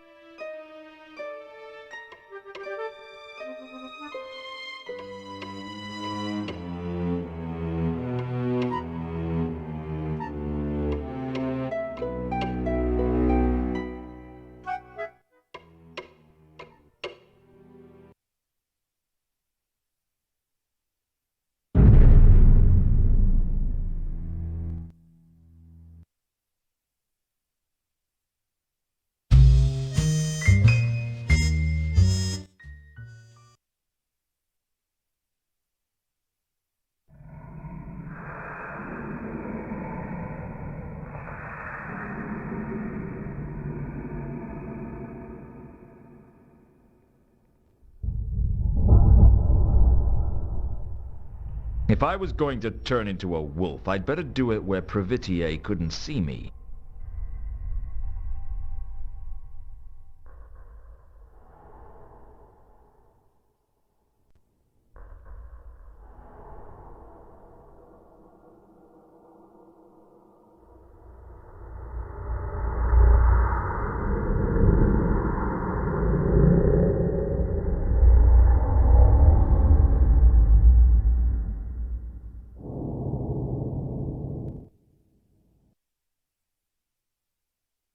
I quickly transformed into a wolf and had a sniff around.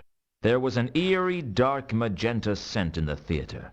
But what caught my attention was the magenta scent that seemed to disappear into the stage. My murderer had been here.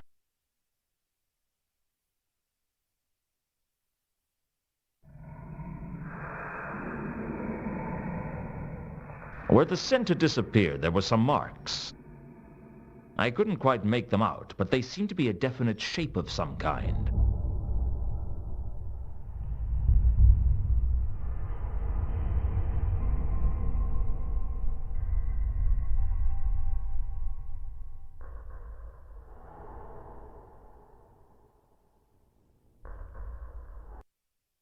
I traced the sign of the eel across the marks, exactly as I'd learned how to do in the Libraris Apocrypha. There was a faint click, and the next thing I knew, there was a passageway under the stage.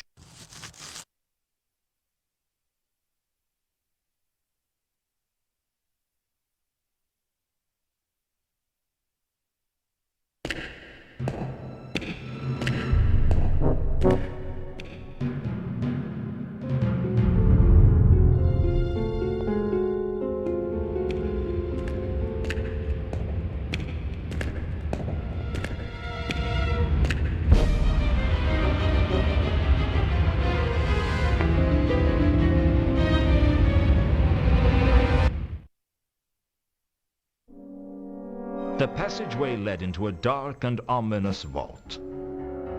The whole sepulchral temple seemed to be formed from curves and angles that would give geometry teachers nightmares.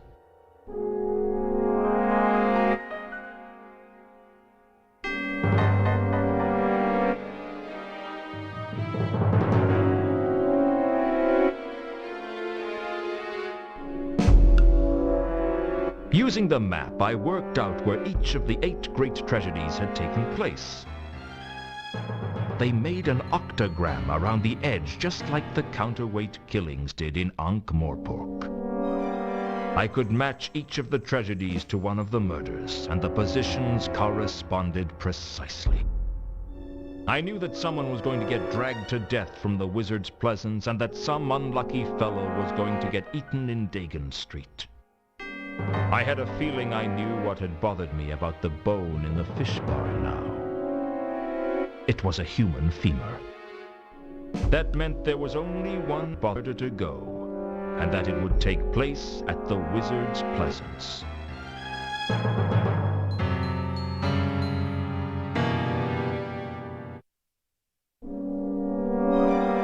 Useful.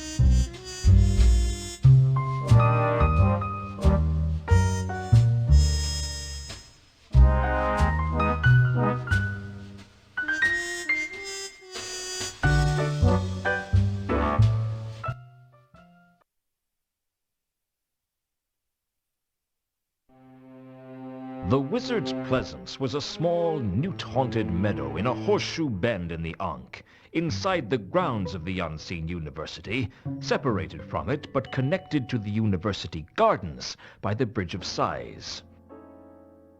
On summer evenings, if the wind is blowing towards the river, it is a nice area for a stroll.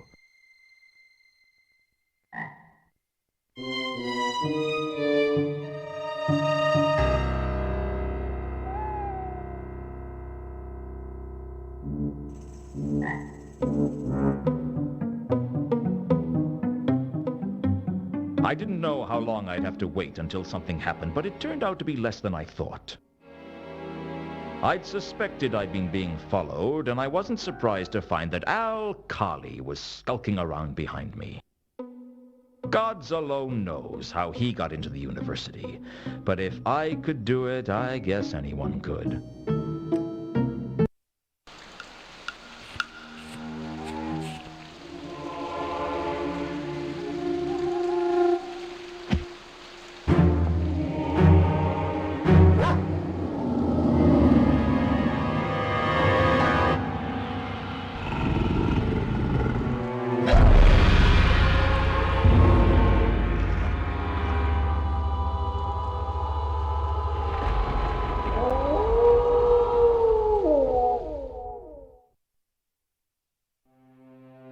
It was over in seconds.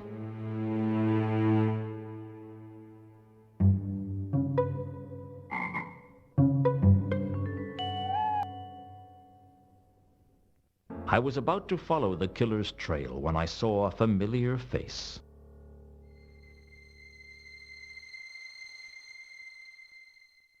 Why did you carry on with the case, Luton? Too many people told me to stop. I was hoping it wouldn't come to this.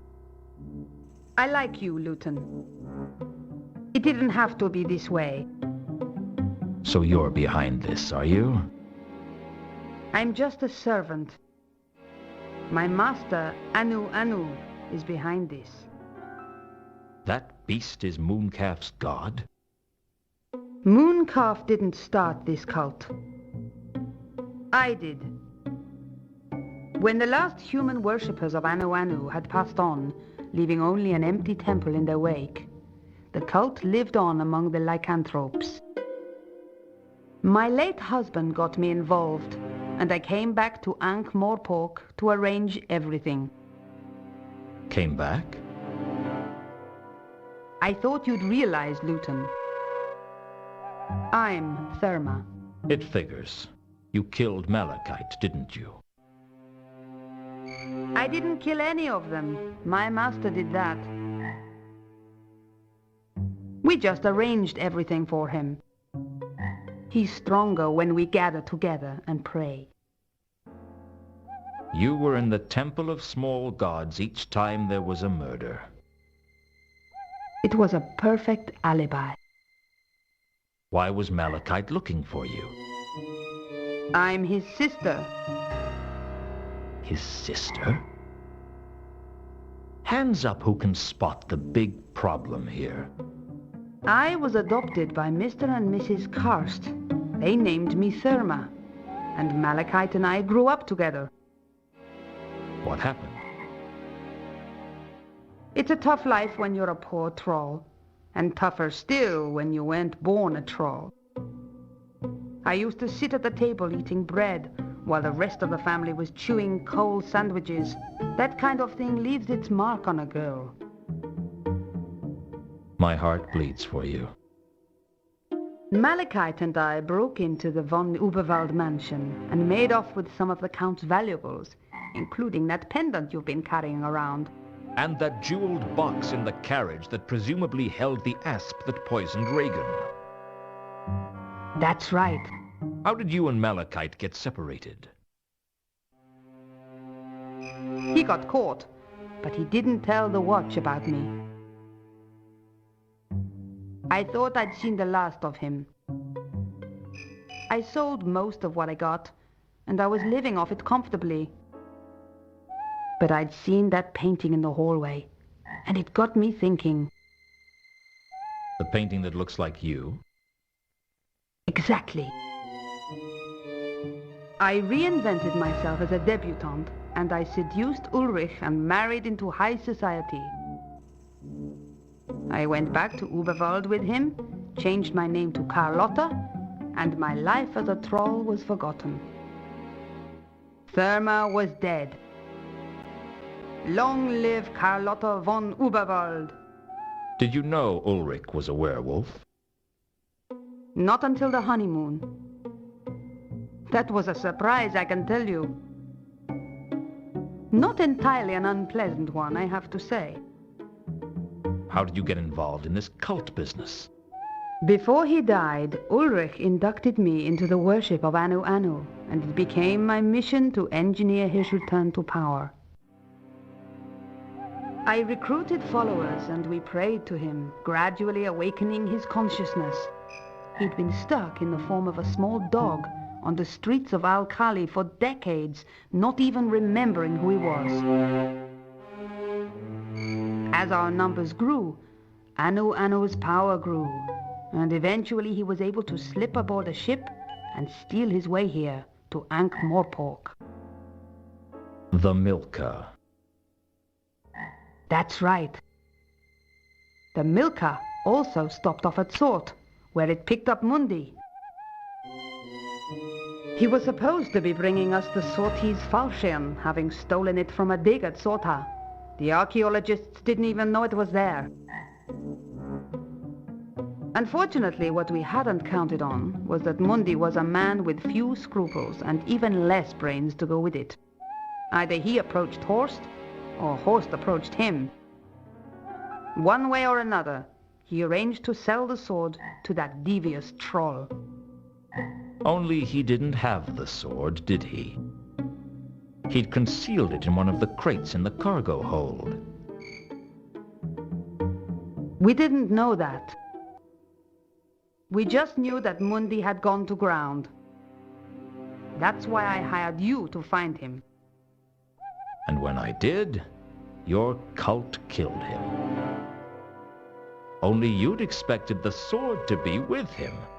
And by the time he was dead, it was too late to ask him where he'd put it. We couldn't believe our luck when you found the sword for us after Mundi's death. I'm sorry that my master had to stab you to get it. Did you know I was going to get killed? Was that why you made me into a werewolf? I suspected that things would get a little rough for you, and I believed you were too valuable an asset to waste. I'm flattered. And the counterweight killings were your cult attempting to summon Nyarlathotep by mimicking the way he was summoned before. I don't get it. With the falchion, my master can defeat the laddering horror again, and he will grow in power, ascending to the ranks of the most powerful gods, where he belongs. That's all very well, but a lot of people died for that dream. You can't just go around killing people whenever the notion strikes you. It's not polite. What are the lives of a few people against the prize? Reagan knew, didn't he? Or at least suspected. I don't know what he actually knew, but he suspected a lot. He'd been blackmailing me for weeks. He had to go. Why are you telling me all this? It's customary for the villain to explain his evil schemes when the hero is captured. I'm no hero, and you're no villain either. We're just people. You know it's not too late, Luton. Join us. Join your cult. What happens if I refuse? There's no point in refusing.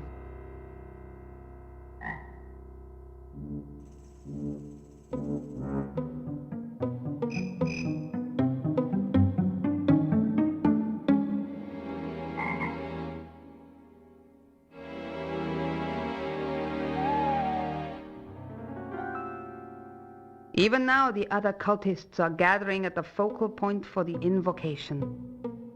That would be the temple under the Disc Theater, I take it. You're good. I'll give you that. Let's go, or we'll miss the pre-summoning. What if I try to stop you? Like I said, it's already too late for that. Join us, Luton. You know it's the only choice. I could kill you and make a run for it. You wouldn't hurt me, would you, Luton? After all we've been through. You arranged the murder of your own brother, and you'd have me killed too if I got in the way. So what? In this world, you get one chance at happiness. You may be right. All right. I'll go along with this for now. But I'm not making any promises for the future. That's good enough for me.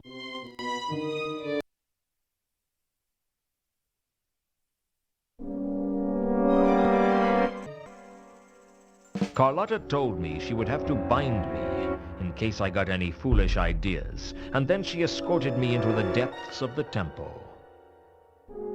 It looked like the whole crowd was there. As well as Carlotta, I recognized Mooncalf and Warb, the wizard from Saturnalia.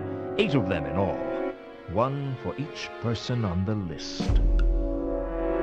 But my attention was drawn to the hulking mass of Anu Anu and the golden sword that he was wielding like it was a toothpick. It begins. Take your places, people. Everyone remember your lines. Nyarlathotep, who summoned thee? In accordance with the ancient pacts, we have made 8 sacrifices in the manner prescribed. Come to us. I was filled with an overwhelming sensation of dread. I guess summoning rituals have that effect on me. It is here! Now I command you, by the power of the fashion, to bend to my will. Bend to my will, I command thee.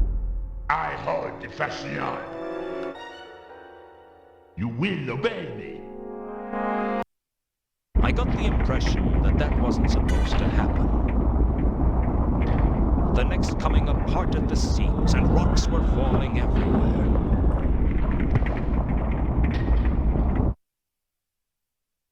I don't know what was wrong, but it seemed as if Anu couldn't control the unspeakable force of cosmic horror that he had unleashed, and now it was loose in the city.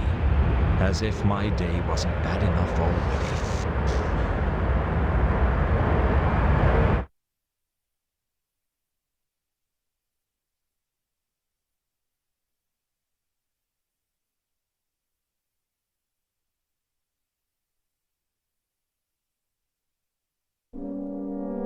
After the rubble had settled, I pulled myself out from under it and had a look around. The temple seemed different somehow, and not just because the roof had caved in. Anu was lying in a crumpled heap on the other side of the chamber, and Carlotta was tending to his wounds. The rest of the cult had made their getaway, everyone but Warb, whose luck had taken a permanent turn for the worse.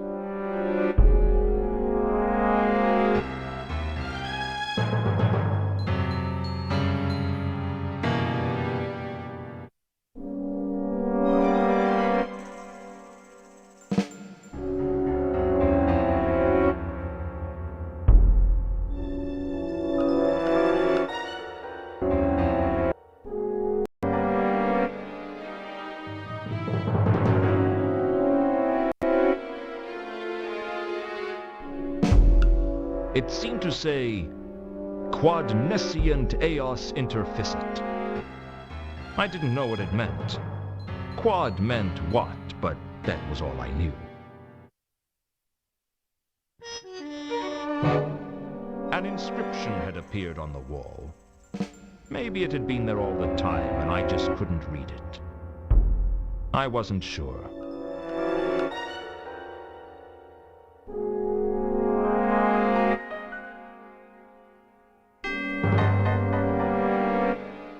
I searched the rubble and uncovered the golden falchion.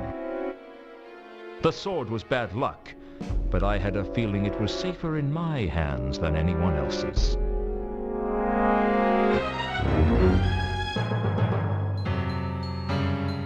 Sometimes I wondered if these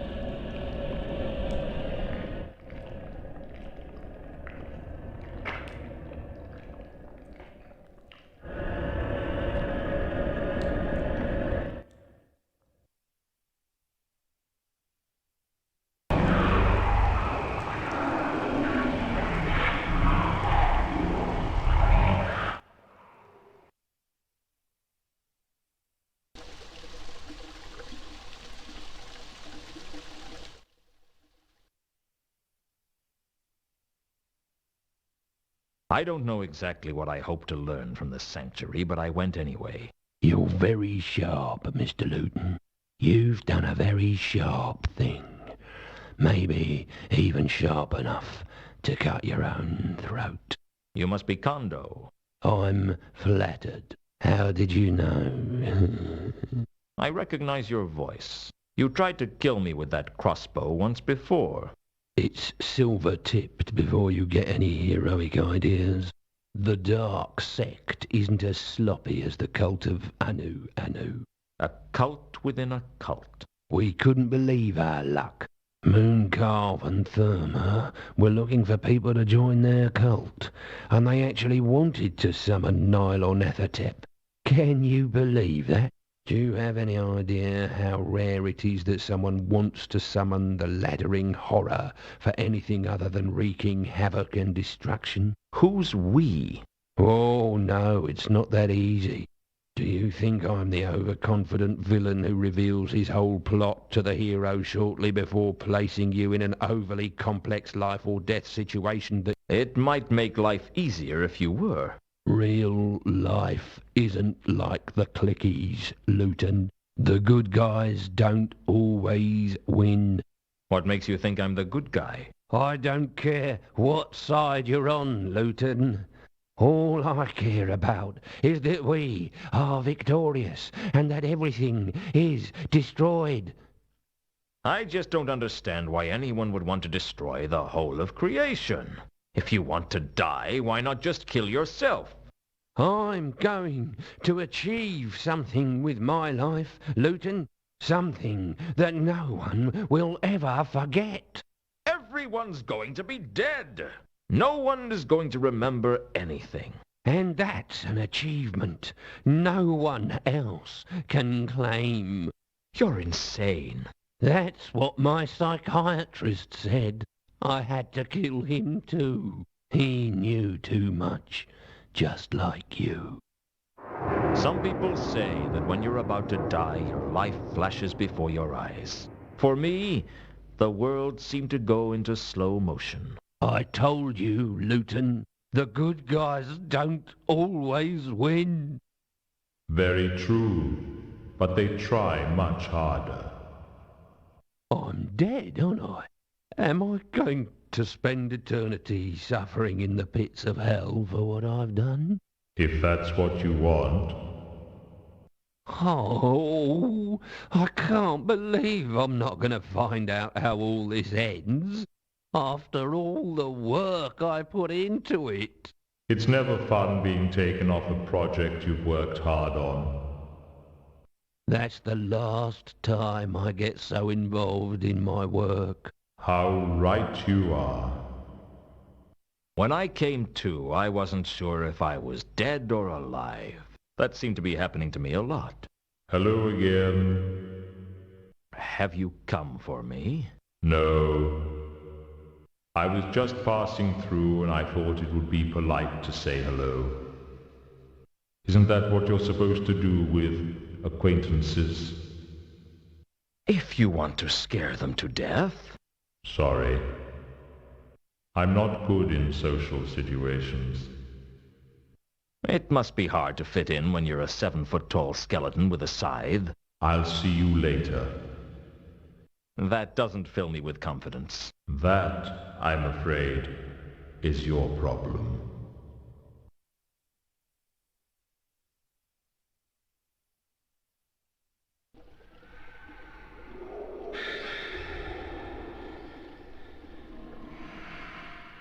On Kondo's body was an amulet. It had to be worth finding out what it was, so I took it.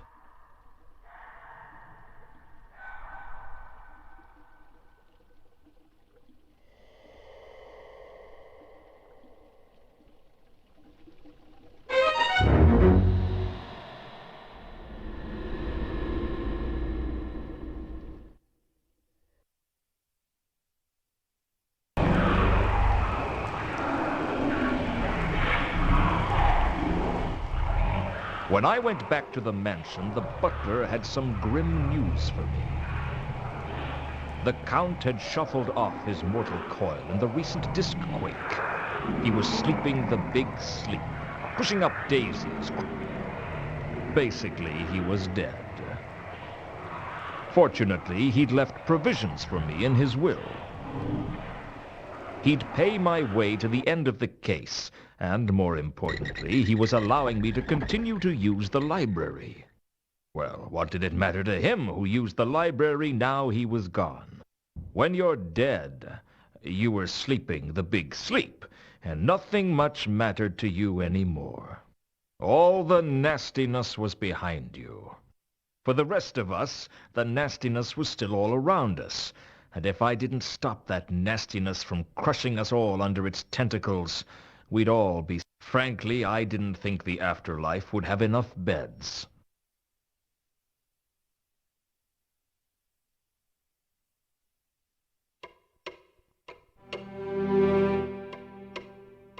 Afterlife would have enough beds.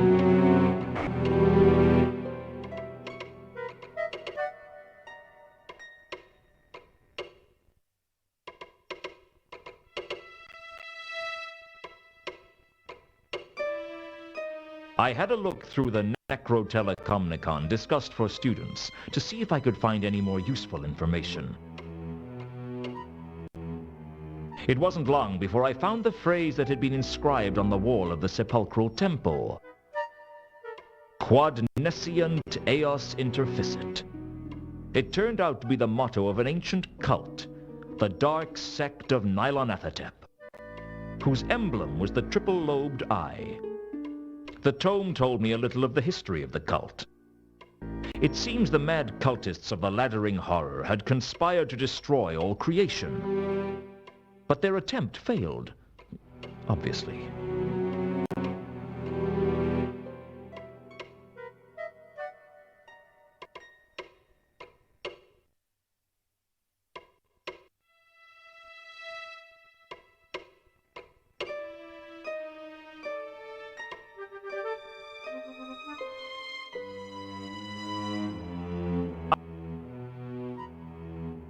According to the book, the cult had a sacred artifact.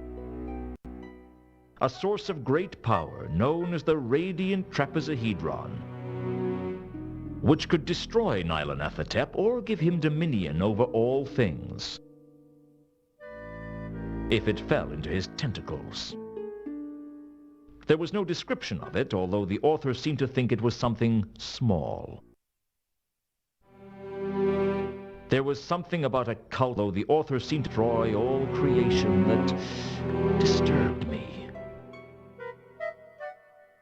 I had a feeling you couldn't reason with people like that.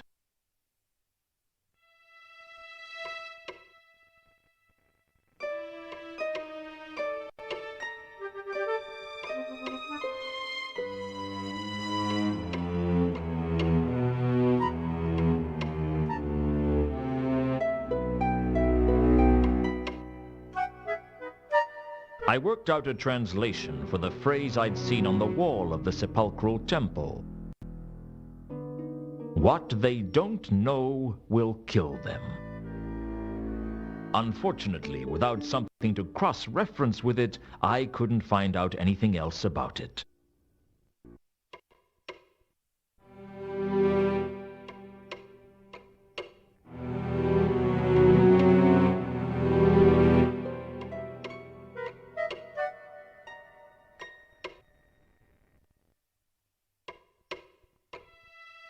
I looked for another reference to the Radiant Trapezohedron and found it in the Encyclopedia Tennius. Apparently, 400 years ago, the Order of the Sacred Tulip swore to find the trapezohedron and prevent it from falling into the hands of the dark sect. Legend had it that one knight swore to never rest until he was sure it could never fall into the hands of the dark sect. According to the encyclopedia, he eventually found the trapezohedron and brought it to Ankh-Morpork, where he was buried alongside it.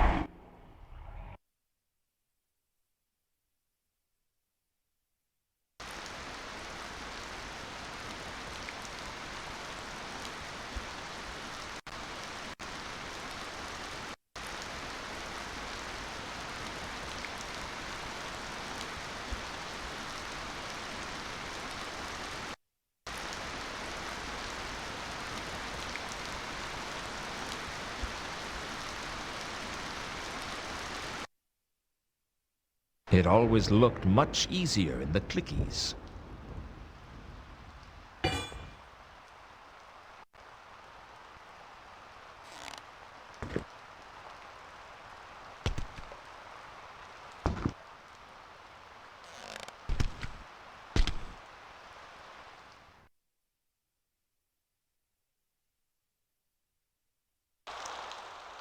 When I went back to Leonard's cell, it was lacking a large part of the wall. The disc quake must have taken its toll on the palace. Leonard and two conkers were still working on the flapping wing flying device like nothing had happened.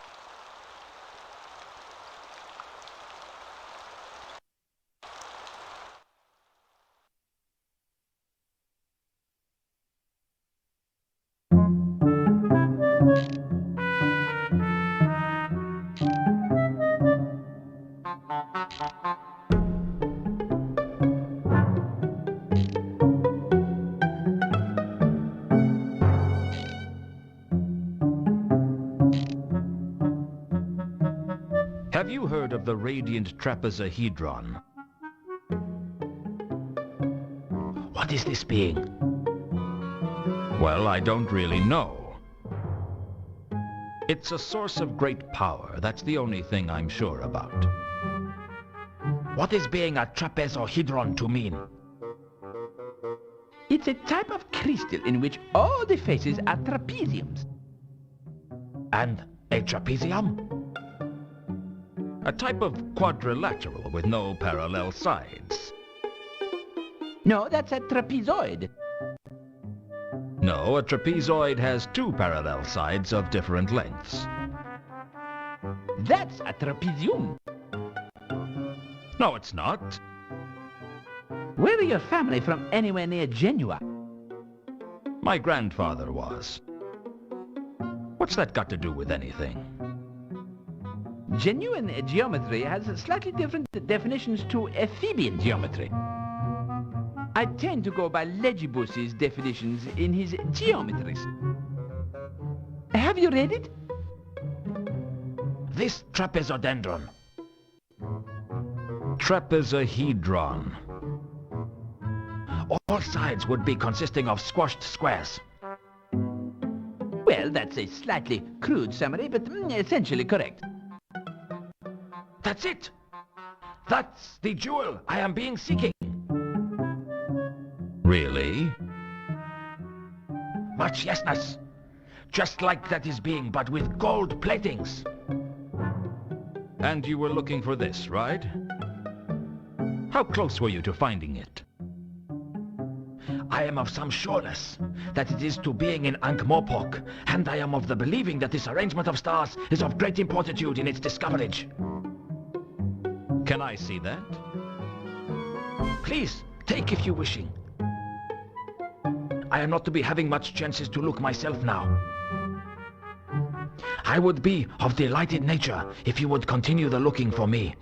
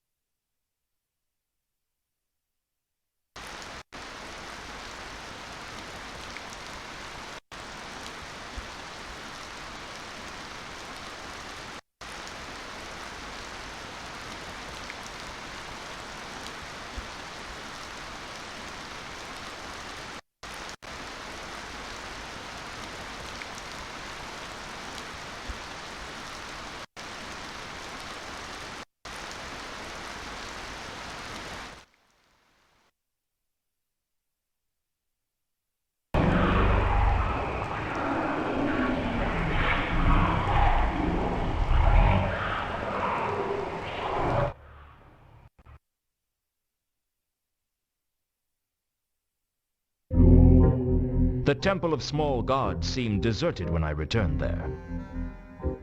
I could hear mad laughter echoing inside.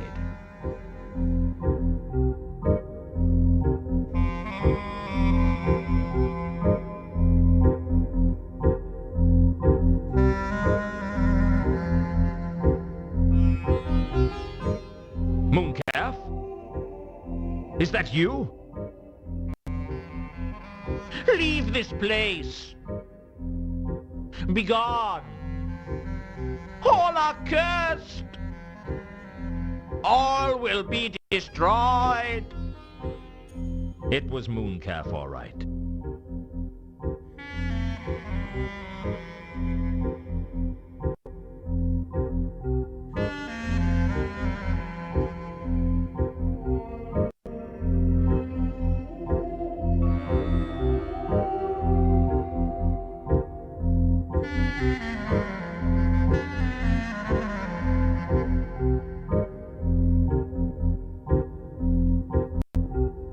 This amulet is the mark of that entity that you and your cult summoned.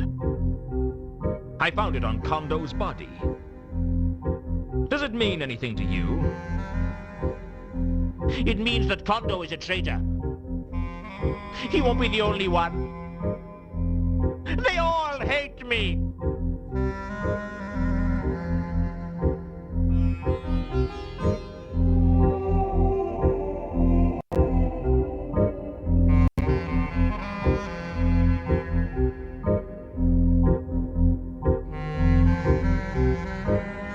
Kondo wasn't a follower of Anu Anu at all. He worships the labyrinth horror. I think he might have been mad.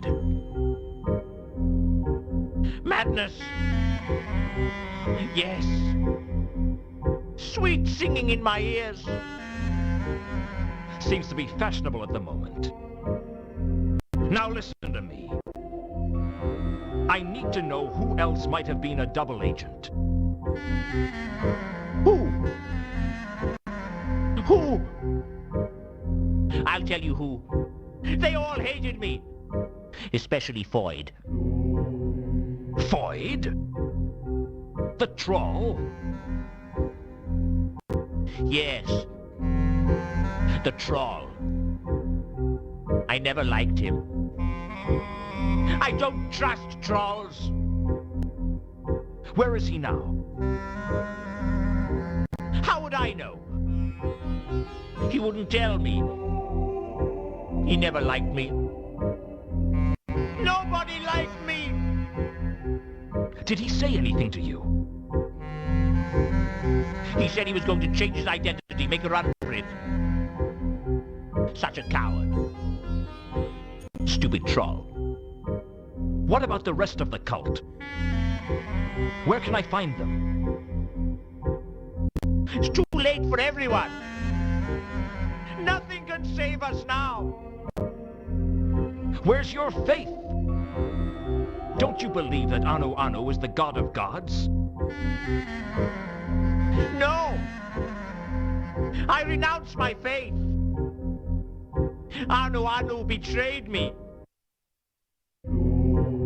He betrayed me!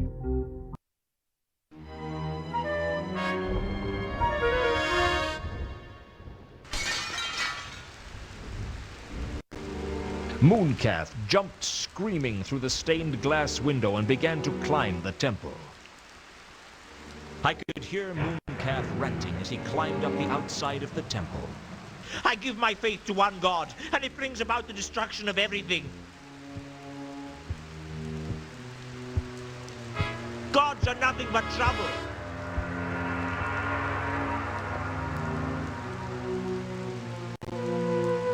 You can't trust them. You can't trust them. We don't need them.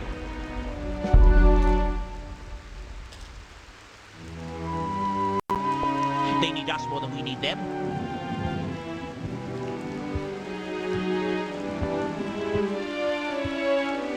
I'm letting atheism into my heart as my savior.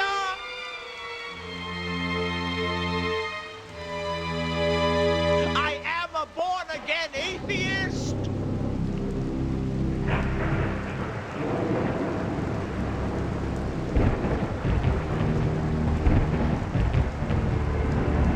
I renounce all gods.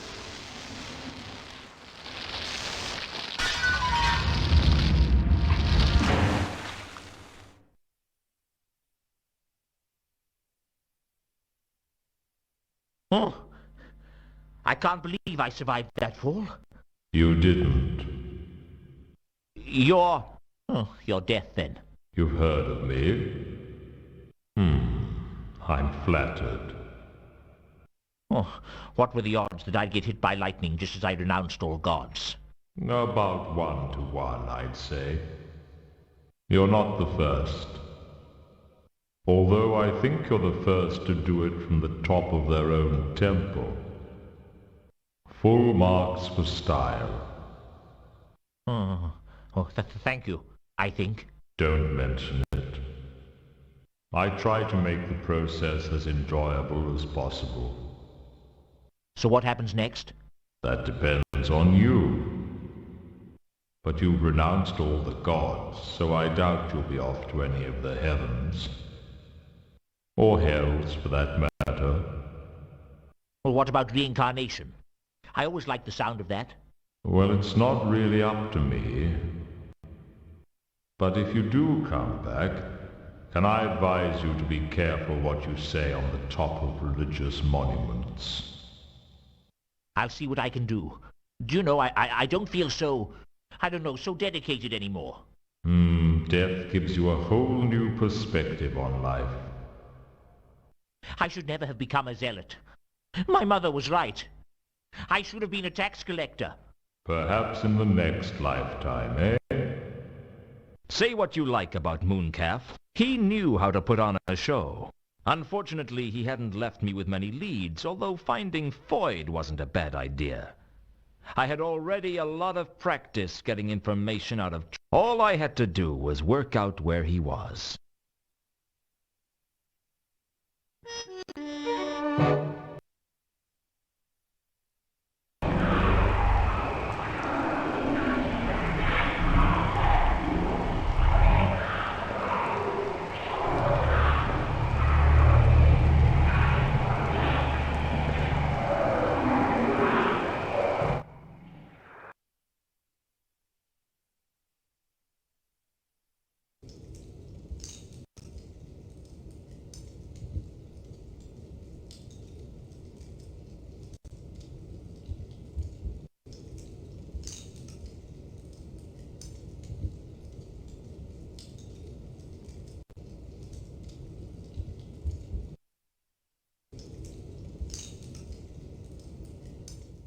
You're back.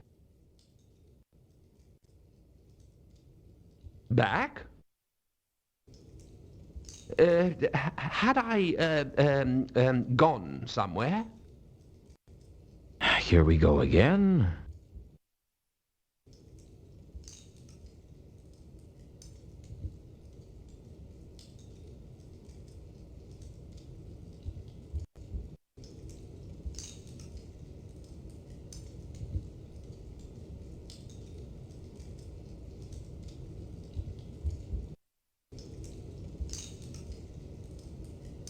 I'm looking for someone named Foyd. Do you know them? Foyd.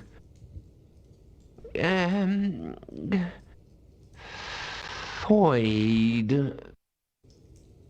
No, I don't remember that name. He's a troll.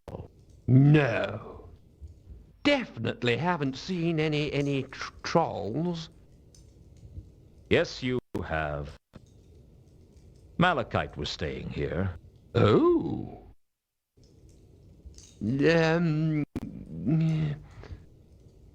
Yes. Well, no trolls apart from Malachite. Rodan was hiding something. But what?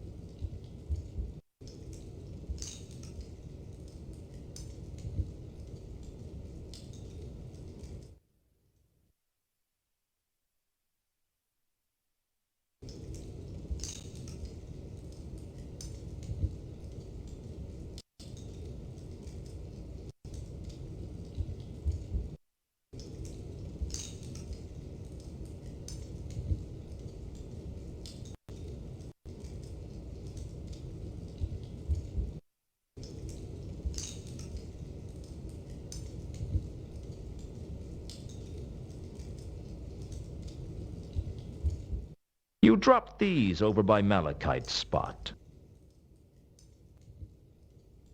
Oh, did I? Thank you. What are they? They're bandages. Only the funny thing is, they're covered in plaster. Really? I suppose you were making some kind of modification to one of your statues. Yes, that's right. Hmm? Only the funny thing is, none of the statues have changed. Perhaps you could explain that.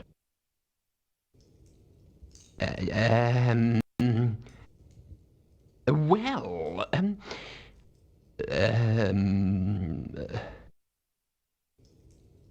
Shall I tell you what I think? I think you're operating as an illegal plaster surgeon for trolls on the lam. Half-inch on the nose here, a bit extra on the chin. Even their own mother wouldn't know them, eh? but I never do anything illegal. Honestly. Don't worry, I'm not going to turn you over to the watch. I just want some information. Information? Yeah. I know that you're not the best person to come to for information, given your memory. Yes, that's what makes me a good plaster surgeon. I can never remember who my patients are. Do you work here? Not usually. No. I usually work wherever they need me. But you had to do Malachite here because he didn't have anywhere to go. Malachite. Malachite. Oh, come on. He was right here in the workshop. Oh, that troll. Yes, I did him. That's what I thought.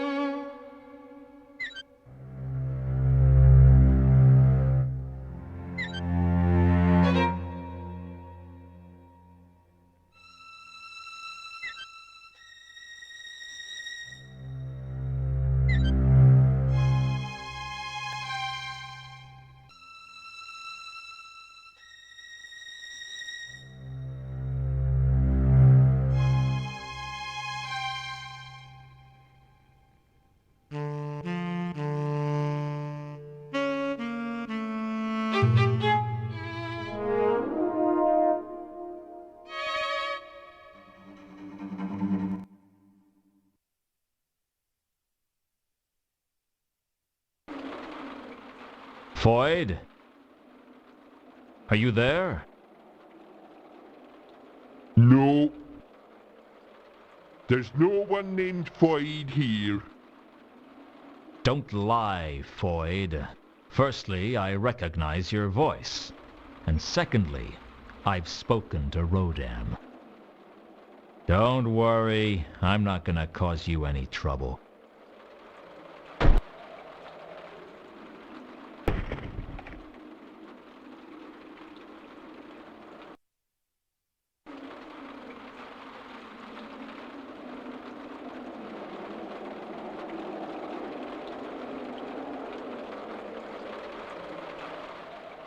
All you have to do is cooperate with me, and I'll leave you alone. Were you followed? No. I've got cautious about that recently. What do you want?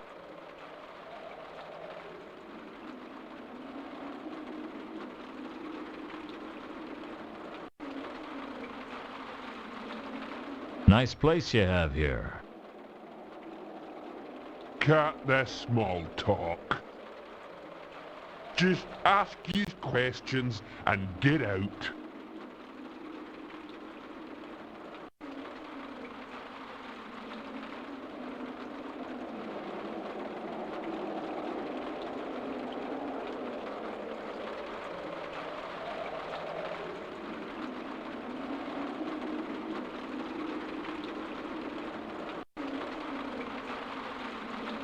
Does this amulet mean anything to you? Yeah. That does look familiar. That's Satrap's. This belongs to Satrap? Are you sure? Sure, I'm sure. Saw it round his neck. And where is he now? Dunno.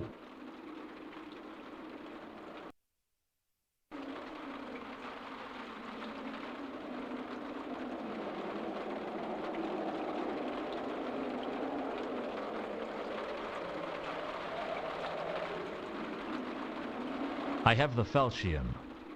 I think it might be possible to stop Nylanathatep using the sword, but I need to know how. Dunno. They didn't tell me nothing like that. Are you telling me that you were part of a secret cult, but you didn't know anything that was going on? Well, I did what Mooncalf told me most of the time. Because he was the leader, you mean? Well, he was the figurehead, but I don't know if he was the leader. Then why were you following Mooncalf's instructions? He was my contact. That's how we stayed in touch. Use contact keeps you in touch with what goes down. I see.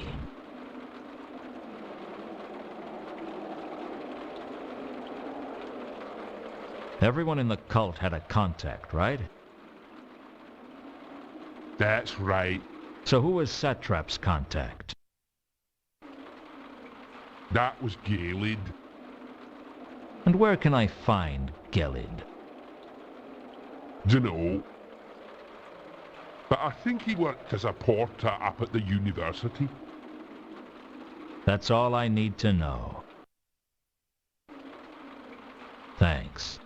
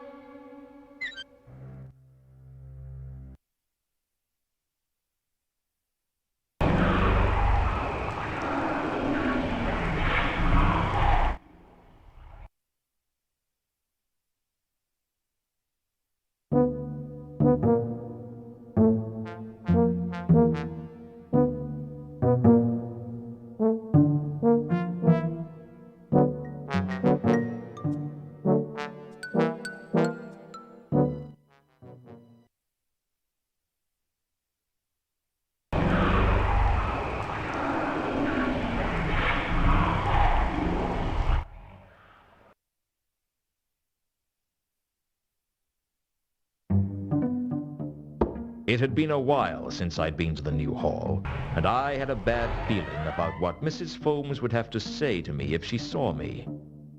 Mr. Luton, I was wondering if you'd turn up again.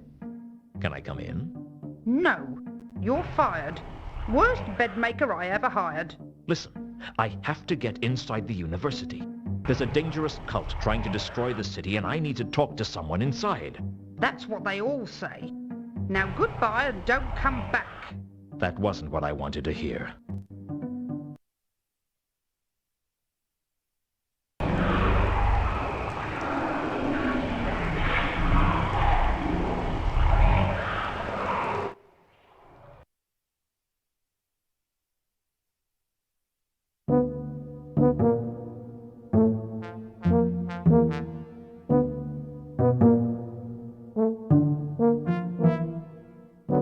Things are looking busy in here, Nobby. Yeah. I don't know what's come over everyone, but they're acting crazy. Crazy? Isn't that a subjective term around here? What? Never mind. What sort of crazy things? People attacking each other for no good reason, and jumping to their deaths too. We haven't seen such carnage since the rule of Lord Snapcase. We've got riots out there, and they're not even being started by dwarves. I've never seen anything like it. It's going to get worse. How can you tell? Trust me. This is only the beginning.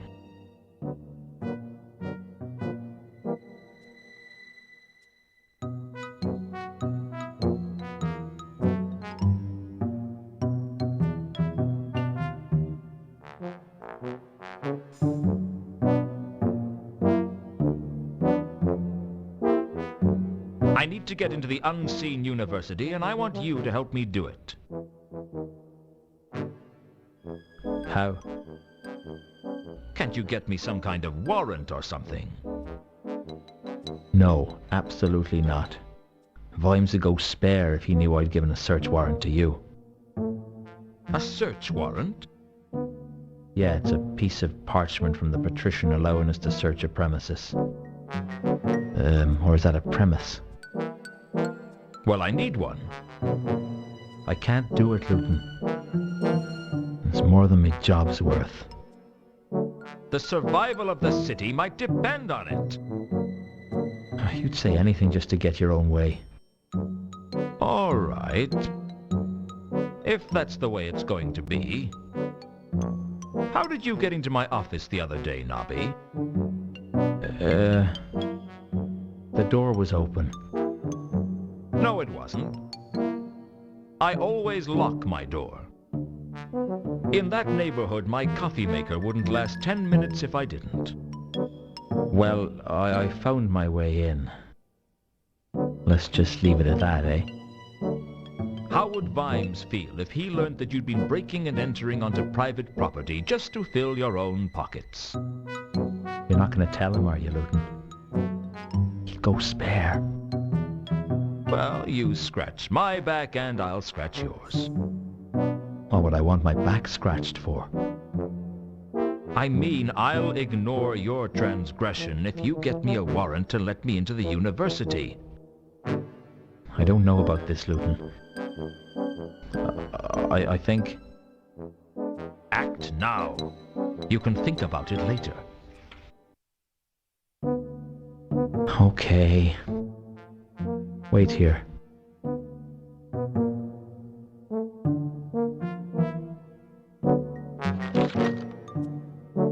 Well, if I couldn't count on him as a friend, I could always count on him as a coward.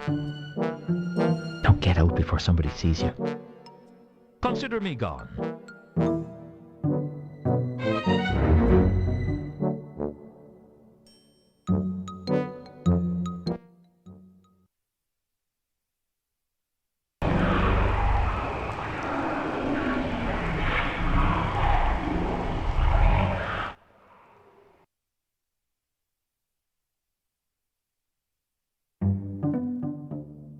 Open up!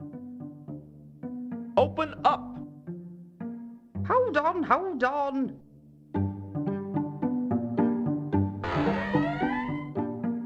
What is it? Oh. It's you. I have here a signed parchment from the Oblong office allowing me access to university grounds. Let me see that. You'll see it's completely in order. All right. You can come inside.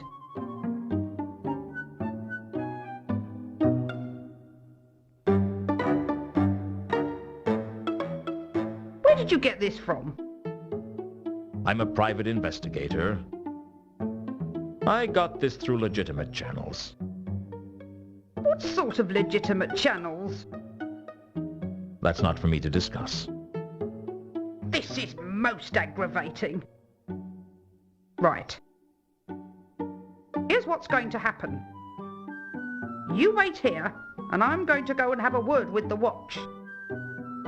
If this checks out, then I won't have any choice but to let you in. And if it doesn't, I'll be back with the watch to have you arrested. Is that clear? Perfectly. Don't touch anything, don't go anywhere. Do I make myself clear?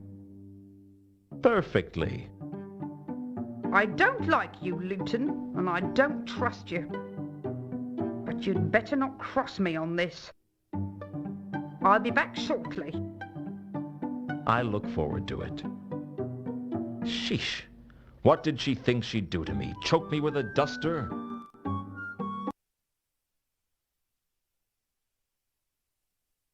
Now to find Gelid.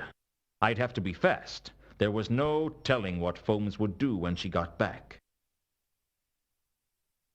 I certainly couldn't count on Nobby to back me up when the old battle axe came storming into the watch house.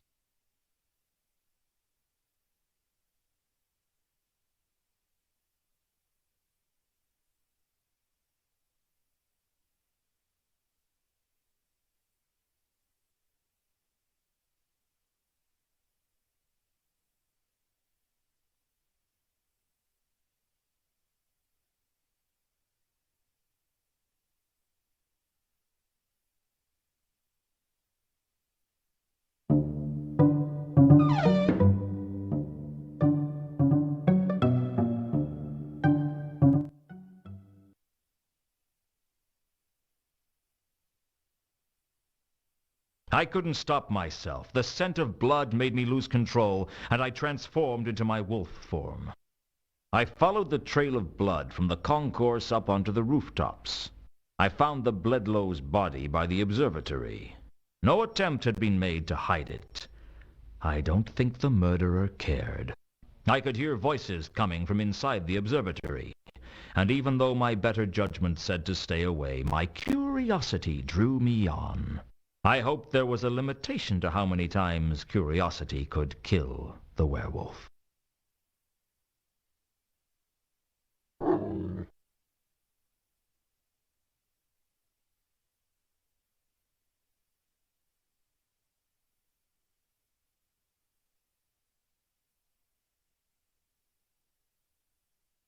I made my way into the observatory, and inside was a wizard whose voice I recognized. Satrap. I wasn't sure what he was doing, but it couldn't be good. The stars are right! A bit further! Now, left! Left a bit! A golem was operating the cranks for the observatory's main telescope, and Satrap was calling out instructions. I guess he was looking for something. Mr. Luton, do come in.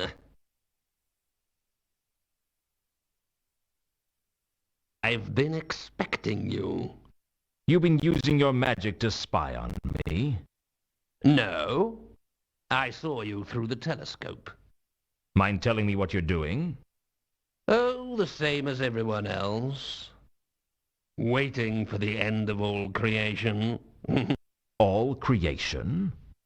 Well, Nylonathotep might only destroy Ankh-Morpork to begin with, but I'm sure it will get around to destroying everything sooner or later. It's all just a matter of time.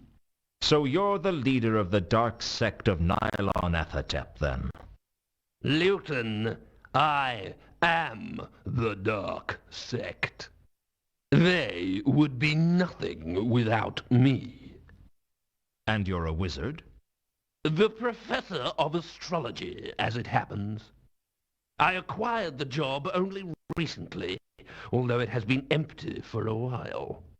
Mathom was interested in the post, but I was fortunate enough to dispose of him as part of the summoning ritual. So there was some internal politics involved in that murder? Oh, make no mistake. Most of those 8 murders served another purpose. People don't become cultists because they want to help the gods out. They know that it's a good way to get what they want and to justify whatever unspeakable acts they want by blaming it on a god. Carlotta needed Reagan killed because he was blackmailing her and Mundy had the sword. What about the merchant game inn? He and Kondo never got on. For all I know, there were reasons that the other people were chosen as well. It's often the way of these things. Kondo's dead. I killed him. Well, that'll be one less thing for Nylonathotep to do when he gets here. How many of the cultists were secretly in the dark sect? Only myself and Kondo. But Foyd was easily manipulated to our ends as well. He rarely had any idea what was going on. We just used him because it suited our purposes to do so. Foyd couldn't have told anyone what we were doing because he only barely understood anything that was going on around him. What about Gelid? Did you kill him? Yes, he had to be removed. He was still loyal to Anu Anu, and he had outlived his usefulness. What have you done with Carlotta? As far as I know, she's still tending the wounds of that wretched excuse for a god. You pulled the wool over her eyes, didn't you? Pretending to worship Anu Anu. The wool? I pulled the whole sheep. Was Horst somehow involved in your plans? Horst? Ha! Without Horst, we'd have never got Monday staying in the Octarine Parrot. The trouble with trying to murder in a geometric shape is you're really quite restricted as to where you can work. So how come Horst's name isn't on the list? He's not a cultist, Luton. He's just a greedy troll who thought helping us would get him the sword. Instead, it's going to get him and everyone else killed. I really think you should have let me say that. I mean, you say it in such a disappointing fashion. I can deliver lines like that with much greater dramatic effect. You're a vain, arrogant, dangerous man, Satrap. Thank you. Where's the trapezohedron? It's funny you should ask. I was just looking for it now. Once we have our hands on it, nothing will stop Nylonathotep. The whole of creation will be destroyed.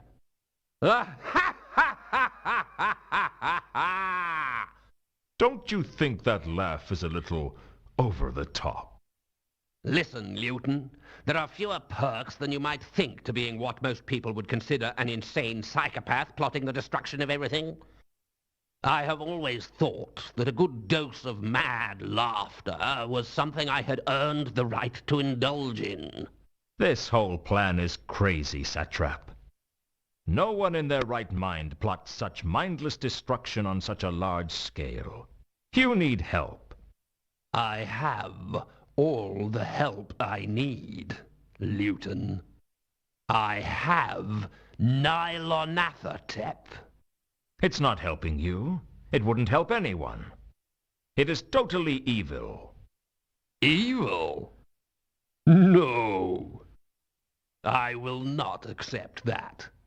It is conditioned simply to survive, and it can survive only by dominating all other life. When all other life is suppressed, then we will have peace. Wars will end. It is a power not of evil, but of good. Satrap, if you had created a spell that could destroy all forms of life, would sweep throughout the disk and leave nothing in its wake, would you allow its use? It is an interesting conjecture. But would you do it? Yes. Yes.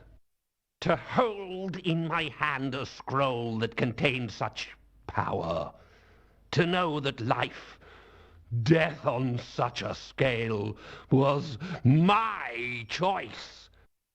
to know that the faintest of breaths, speaking those words would end everything. Yes! Yes! I would do it. That power would set me up among the gods, and through Nylonathotep, I have that power! You're deranged, satrap.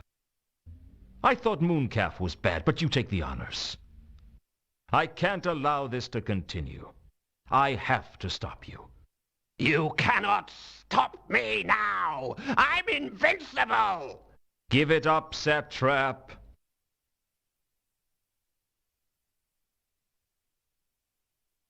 It's over.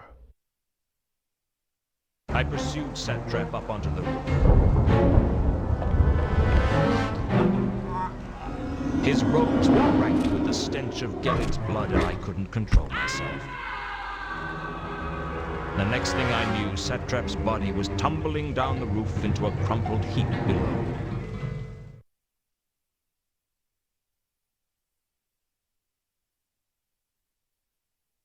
Get down here!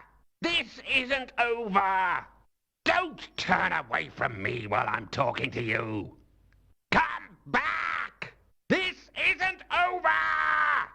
It is for you.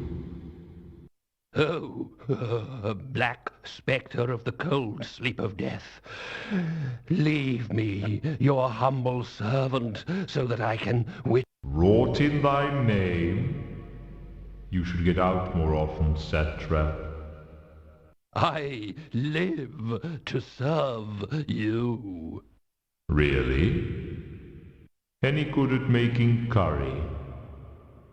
No.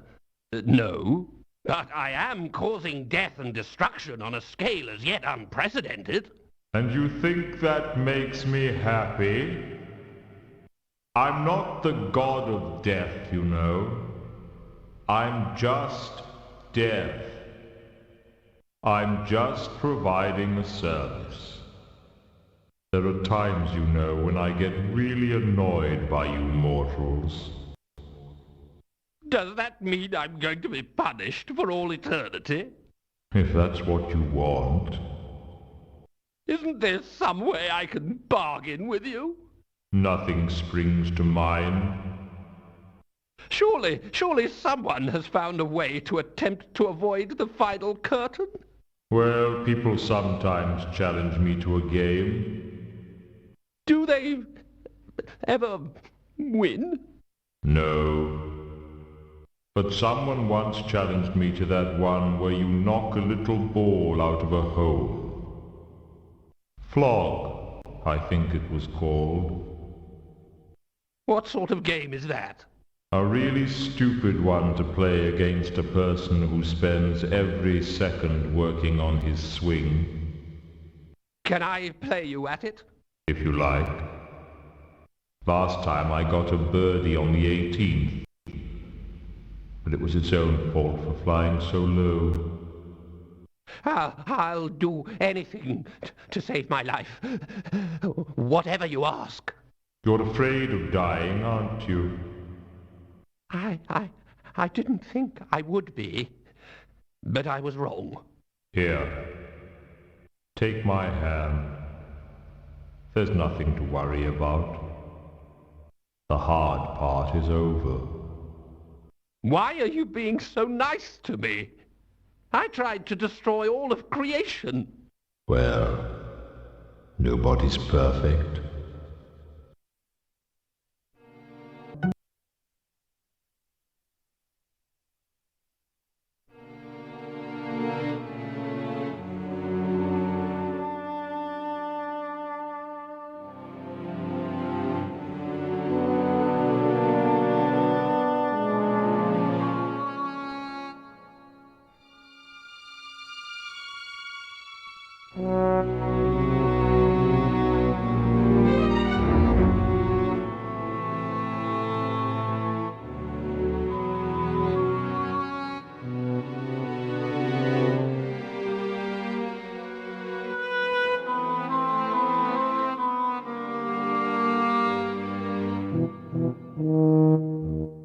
I couldn't do too much with the telescope and the astrolabe together.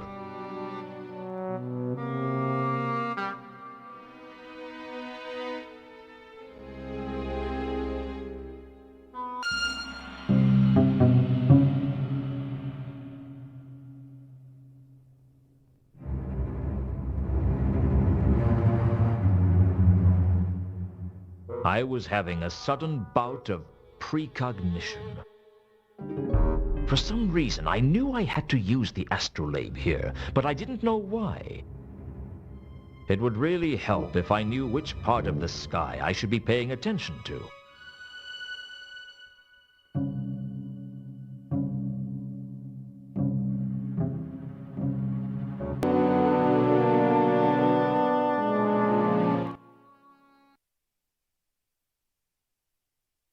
I looked at the star map and back to the mosaics. The map seemed to include a constellation. All I had to do was find out which one and tell the golem to move the telescope to look at it. Well, it was a plan of sorts.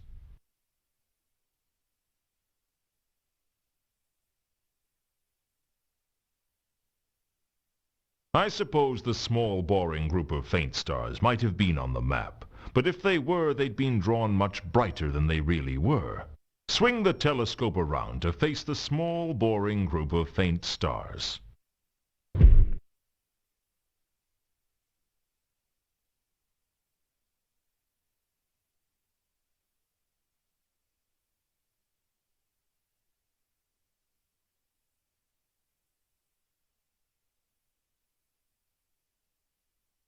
The stars seemed to be pointing at the Selachi Mausoleum. If the map was right, the jewel was somewhere inside. The huge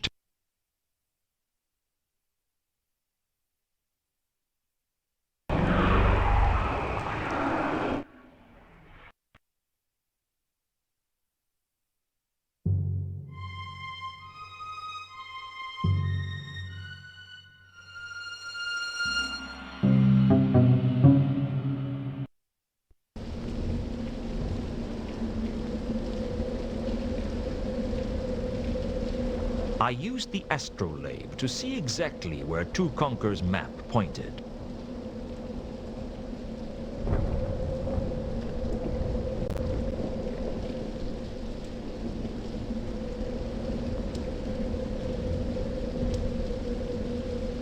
They seemed to be indicating a grotesque in the entrance chamber.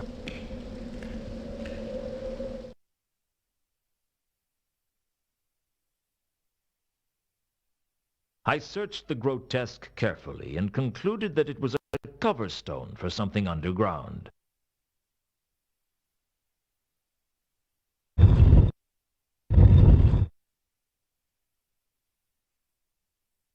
I pushed it, opening up the crypt below. The stale air told me that this chamber hadn't been visited in hundreds of years. In the gloom, I could make out a single sarcophagus.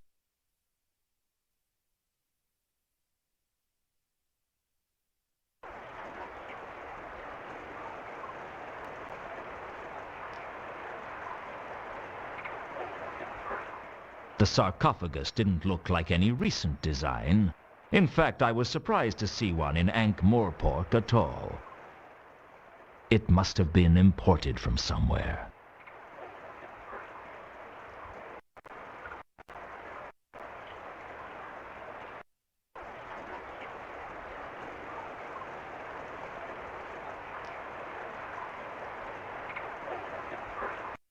Mundy's coin fitted the indentation perfectly, and with it I could easily turn the peg. There was a faint click, and the sarcophagus opened. Inside the sarcophagus was a suit of armor, grasping a glowing gem that could only be the radiant trapezohedron. I wasn't expecting the armor to burst into life, though.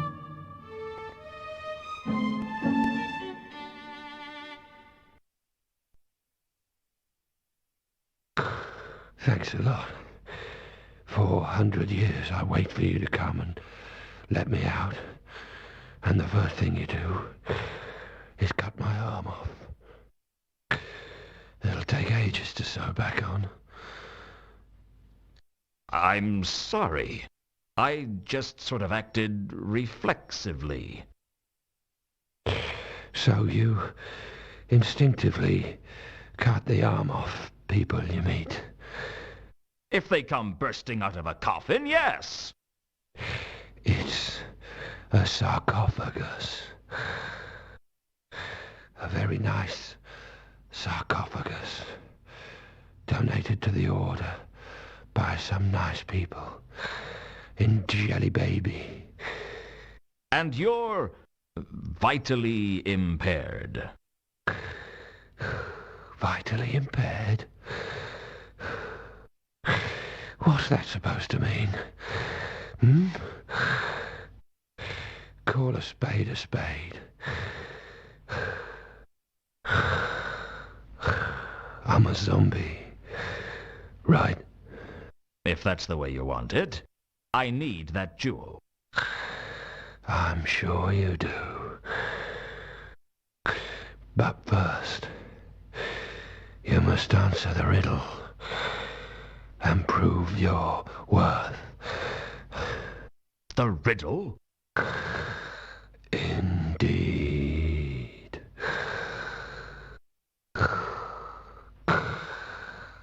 Are you ready, mortal?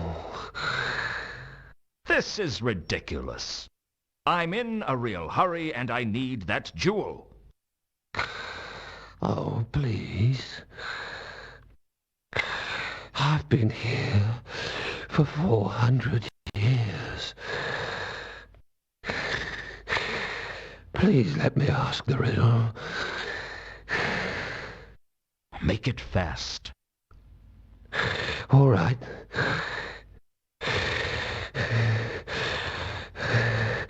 What is... Oh, bugger. I've forgotten it. You've forgotten it?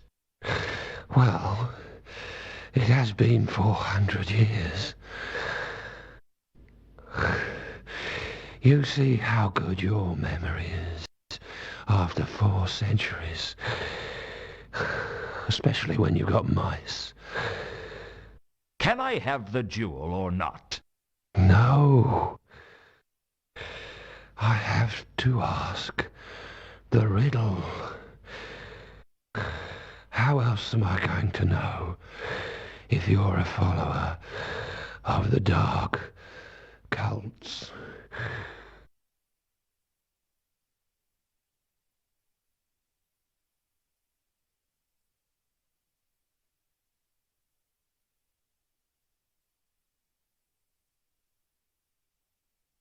Look, I have the golden falchion. Surely that counts for something. Oh, I knew you had the sword, but that's no help. If you're on the side of darkness and you have the falchion, then I definitely can't give you the jewel. How did you know I had the sword?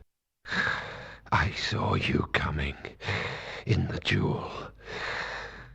Really? Did you see anything else?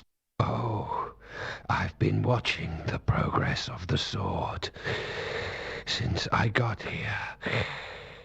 In which case you must have seen Mundy hide the sword in the crate and me recover it from Vault 51. Yes, I did. So, you saw me killed by Anu Anu. Oh, yeah. That big dog creature. How did you survive that, by the way? Carlotta had turned me into a werewolf. I thought it might be something like that. They never give you the whole story with those cliffhanger endings. I remember 200 years ago when I saw someone go off the cliff in a cart. Only it turned out he actually leapt clear at the last minute. I call that cheating. Anyway, did you see when Anu Anu summoned Nylonathotep? Oh, I see. That's what the big cosmic horror was then. What did you think it was?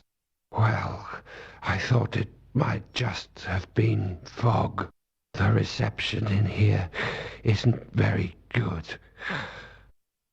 If you saw all that, you must know that I'm not with the forces of darkness. Hang on. You were there when this cosmic horror was summoned? Yes. Then why didn't you stop it?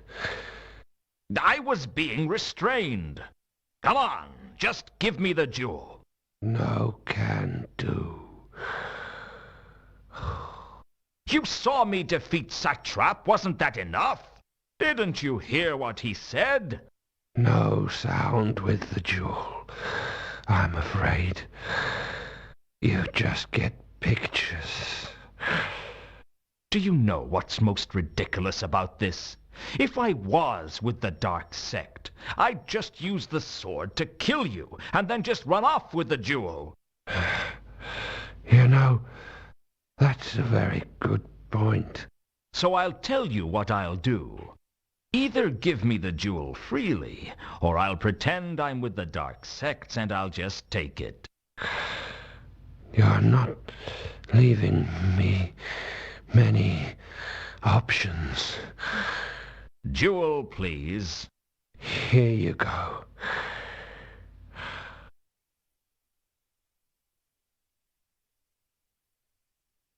Thank you. And may I say, I hope the next 400 years just fly by.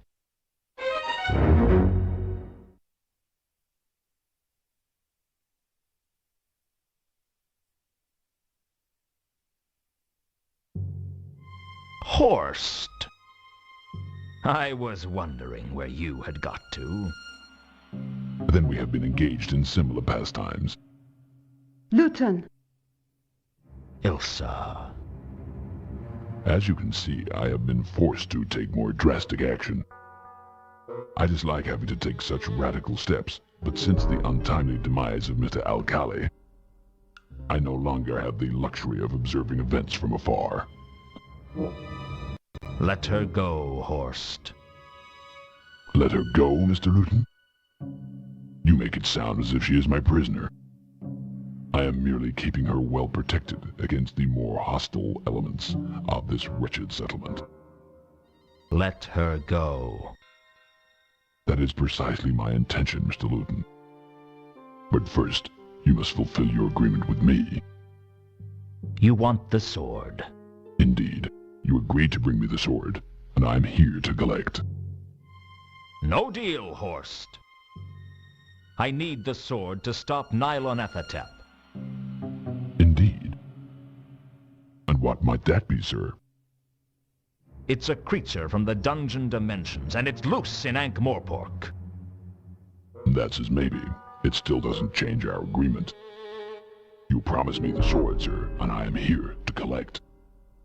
If I give you the sword, thousands will die. Oh, come now. The world is full of people. What are the lives of those insignificant specks compared to our own desires? We, sir, are a breed apart from most people. We see what we want, and we take it. If a few tiny lights have to be extinguished to achieve our goals, then that is unfortunate, but it is of little consequence. We're not talking about a few lights, we're talking about a few thousand lights. Maybe hundreds of thousands. Then we will have to learn to live in the dark. I can't do it, Horst. Oh dear. I thought you were a man of your word, sir, but it seems I was mistaken. Very well, then I am forced to take more drastic action. I don't know how much pressure it would take from my fingers to suffocate the young lady here.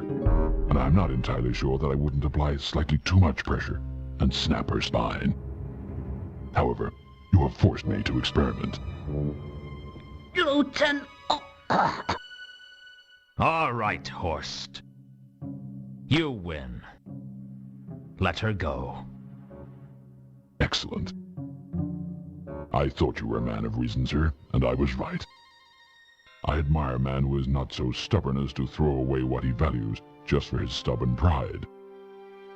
You've got what you wanted, now let her go!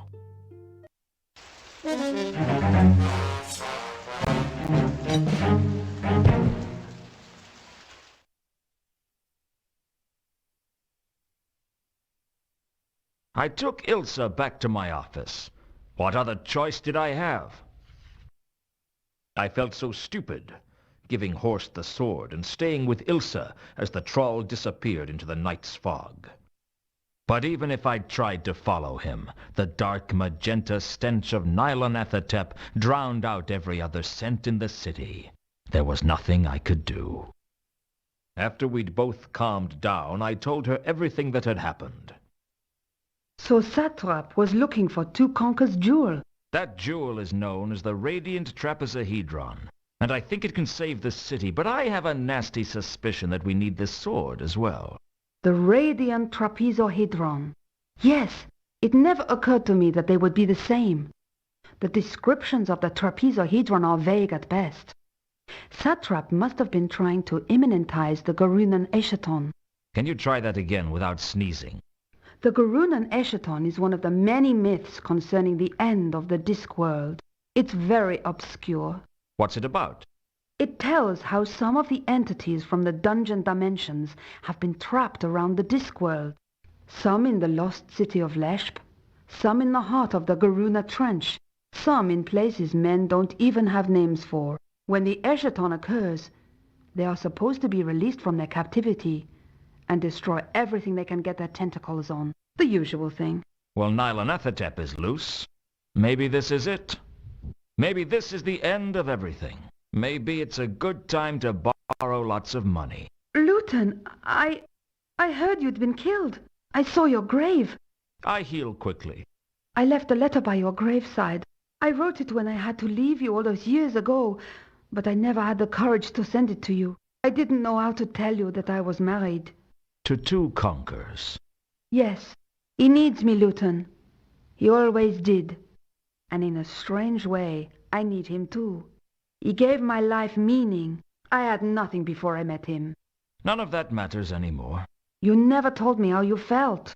What's to tell? I was born when you kissed me, and I died when you left me. I lived a few weeks while you loved me. Of course, I also died when I got stabbed in the back, but you know, that wasn't nearly as painful. I'm sorry. I bet you never thought of me as a man who could fall in love. I never thought about you at all. I couldn't. If I had, it would have driven me mad. I thought about you every day, until I'd drunk enough to forget. I let my life slide till there was nothing left to live for but bitterness. Well, all that's going to change. I'm going to save this city if I have to die again to do it. And I'm not going to do it for you, or for me, or for the worthless people who live in it. I'm going to do it to prove for once and for all that I'm not the washed-up loser everyone thinks I am. And if it turns out that I am, then everything will get destroyed and no one will know about it. So hey, from where I stand, there's no downside. What are you going to do? First of all, we have to find Horst. How? I have no idea.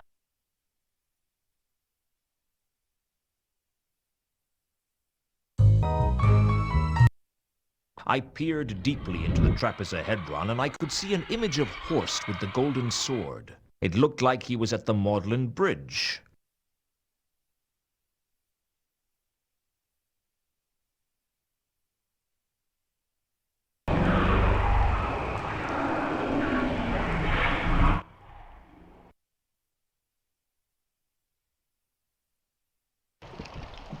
I took a few precautions and then headed down to the Magdalen Bridge to check it out. The image in the trapezohedron turned out to be right. Horst was at the Magdalen Bridge, and he wasn't alone. He and our mutual acquaintance seemed to be in some sort of dispute.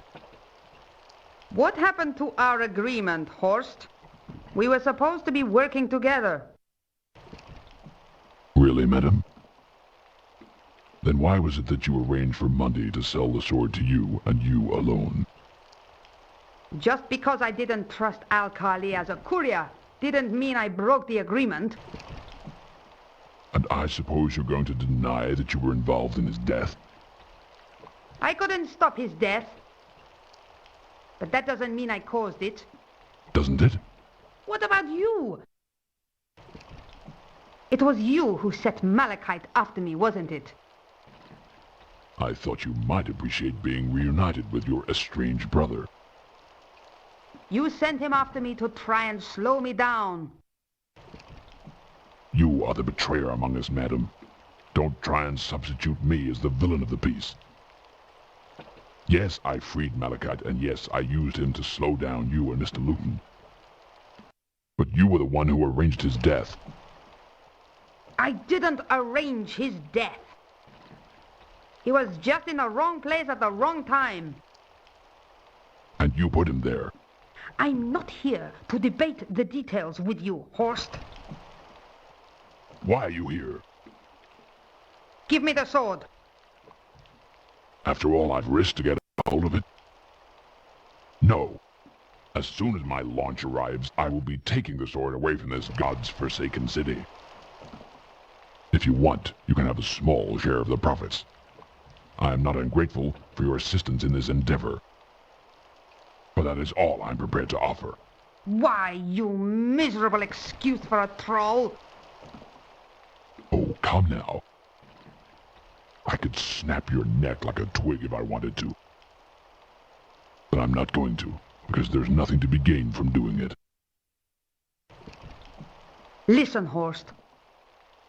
Either give me the sword, or kill me.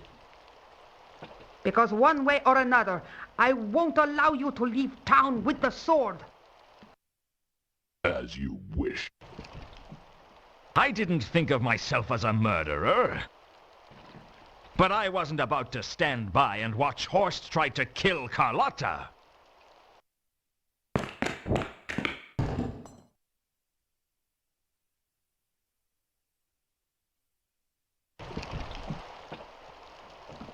It was over in a flash. I don't even know how it happened. He's better off dead. Is that all you can say about him? He was some kind of a troll. What does it matter what you say about trolls? What now? We have to get out of the city. Can't we stop it? It's too late for that. Right now, Nylonathotep is opening a portal to the dungeon dimensions above the city. When it grows large enough, everything will be destroyed. I have the trapezohedron. Doesn't that help? It means Nylonathotep won't be powerful enough to destroy more than just the Circle C. And if we leave now, we can get away before the worst of the destruction. I'm not leaving the city. It's my home. It's not much of a home, but it's all I've got. You've got me, Luton. Come with me. I'll renounce the cult, and we can run free in the hills of Ubervold. It's not that I don't have feelings for you, Carlotta. I do. It's just that I don't trust you. You murdered your own brother. You'd have killed me if I'd got in the way. So what? So I'm no good. I'm no worse than anybody else. Think about it, Luton. You. Me. The wide open spaces of Ubervold. Or you can stay here and die with the rest of the rabble. Don't be a fool, Luton. Join me. I can't. I'm sorry, Carlotta, but there's only one way this can end. You're turning me over to the watch? I'd like to be able to run away with you, turn my back on the city and just escape it all. But face it, Carlotta, I'd be dead in a week. Thanks for coming, Nobby. Hey, what are friends for? Mrs. Carlotta von Uberwald? I'm arresting you for conspiracy, accessory to murder, attempted herbicide, and for being bloody stupid.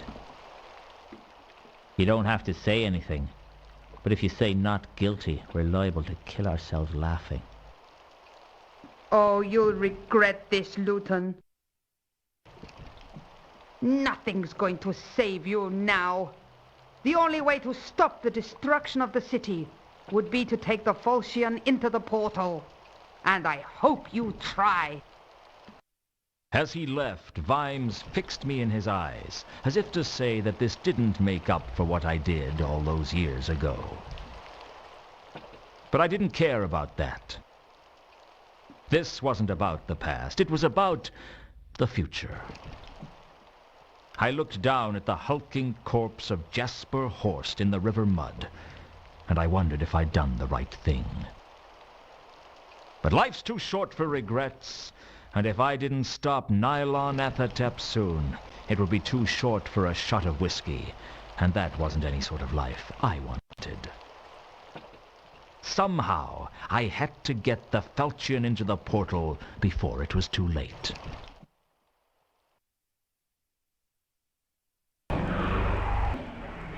I had to reach that portal somehow.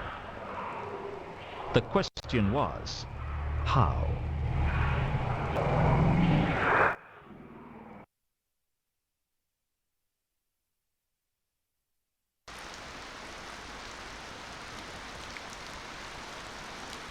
Bunkers had been working on was my only chance.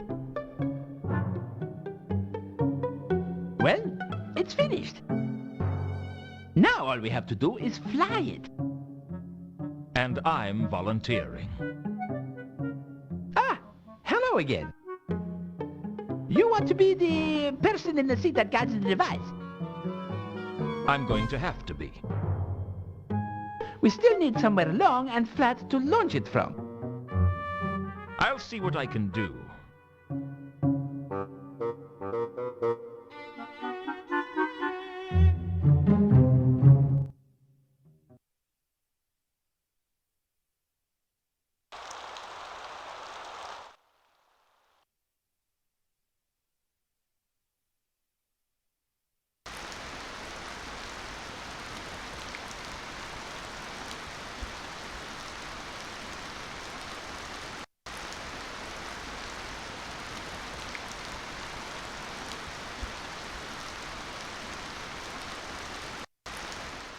As far as I could tell, the barrels were just like the ones.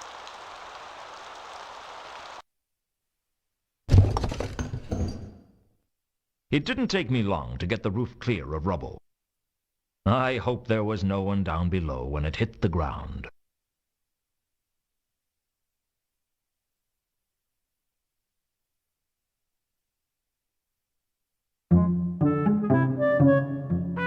I've cleared the rubble off the roof. Can we launch this from there? It might just work. Give me a hand moving it out there and we'll see what happens.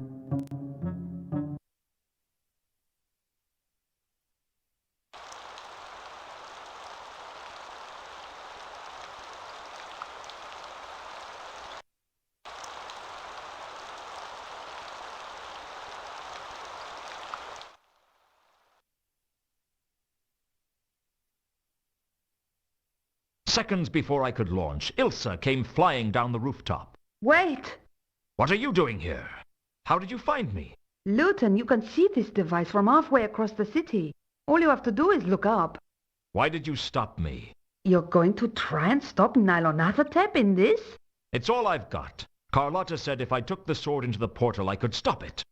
You can't go up against a creature from the dungeon dimensions without some sort of protection. Protection? Like what? I don't know, but you need something. All right, I'll see what I can do.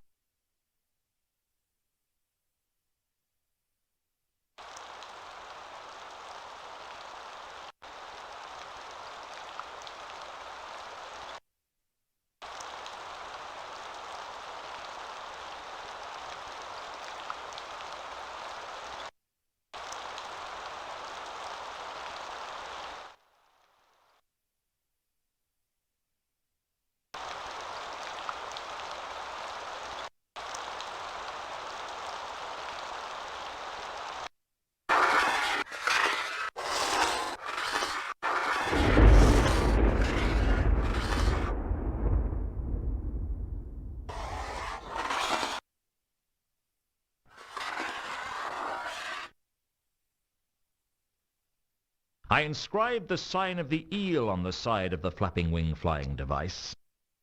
I hoped it was enough protection. I was going to need all the help I could get.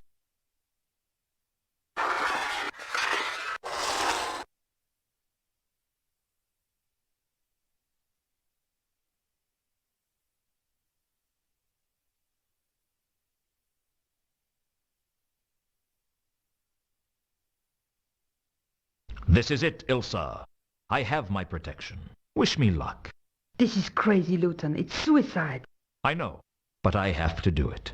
I'm the only one who can. Now, wish me luck.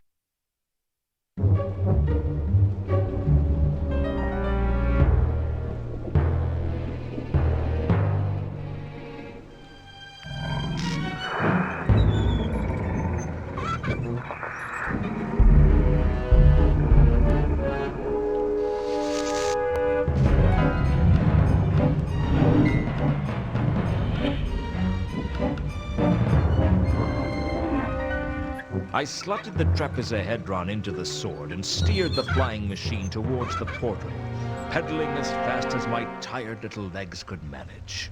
I kept flying onwards, the sky full of flame and thunder.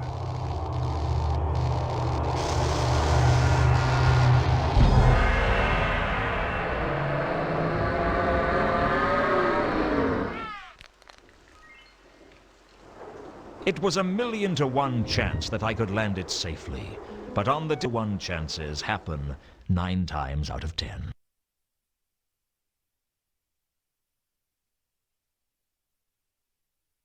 Nice landing, Luton. Who do you think you are? My guardian angel? Oh, I lost my wings a long time ago. I can see I'm going to have to get used to finding you where I least expect. Yeah. Sounds about right. My original launch had attracted a lot of attention. I'd saved the city, but that didn't change things with Remora. If I didn't get out of the city, there was no telling what he'd do to me. Two Conkers, get the flapping wing flying device ready. It's going on another flight. Oh, as you are wishing. Where are you going?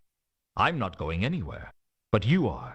The Assassin's Guild still has a contract out on your husband's head, and they won't stop until he's dead. Let him go. I'll stay here with you. I can't offer you much of a life, but he can. I love you, Luton. Yeah, I know. But love isn't always enough. If you don't get on that flying machine, you'll regret it. Maybe not today, maybe not tomorrow, but soon, and for the rest of your life. Which won't be very long if the Assassin's Guild catches you. What about us? We'll always have the Hotel Pseudopolis. We didn't for a while. We lost it. But we got it back. And no one can take that away from us. Here's looking at you, Ilsa.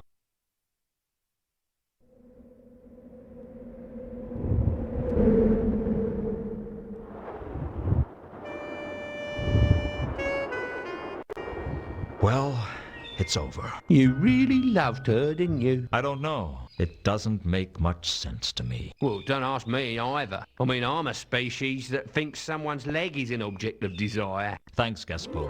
You know, this could be the beginning of a beautiful friendship. Don't push your luck, sonny boy.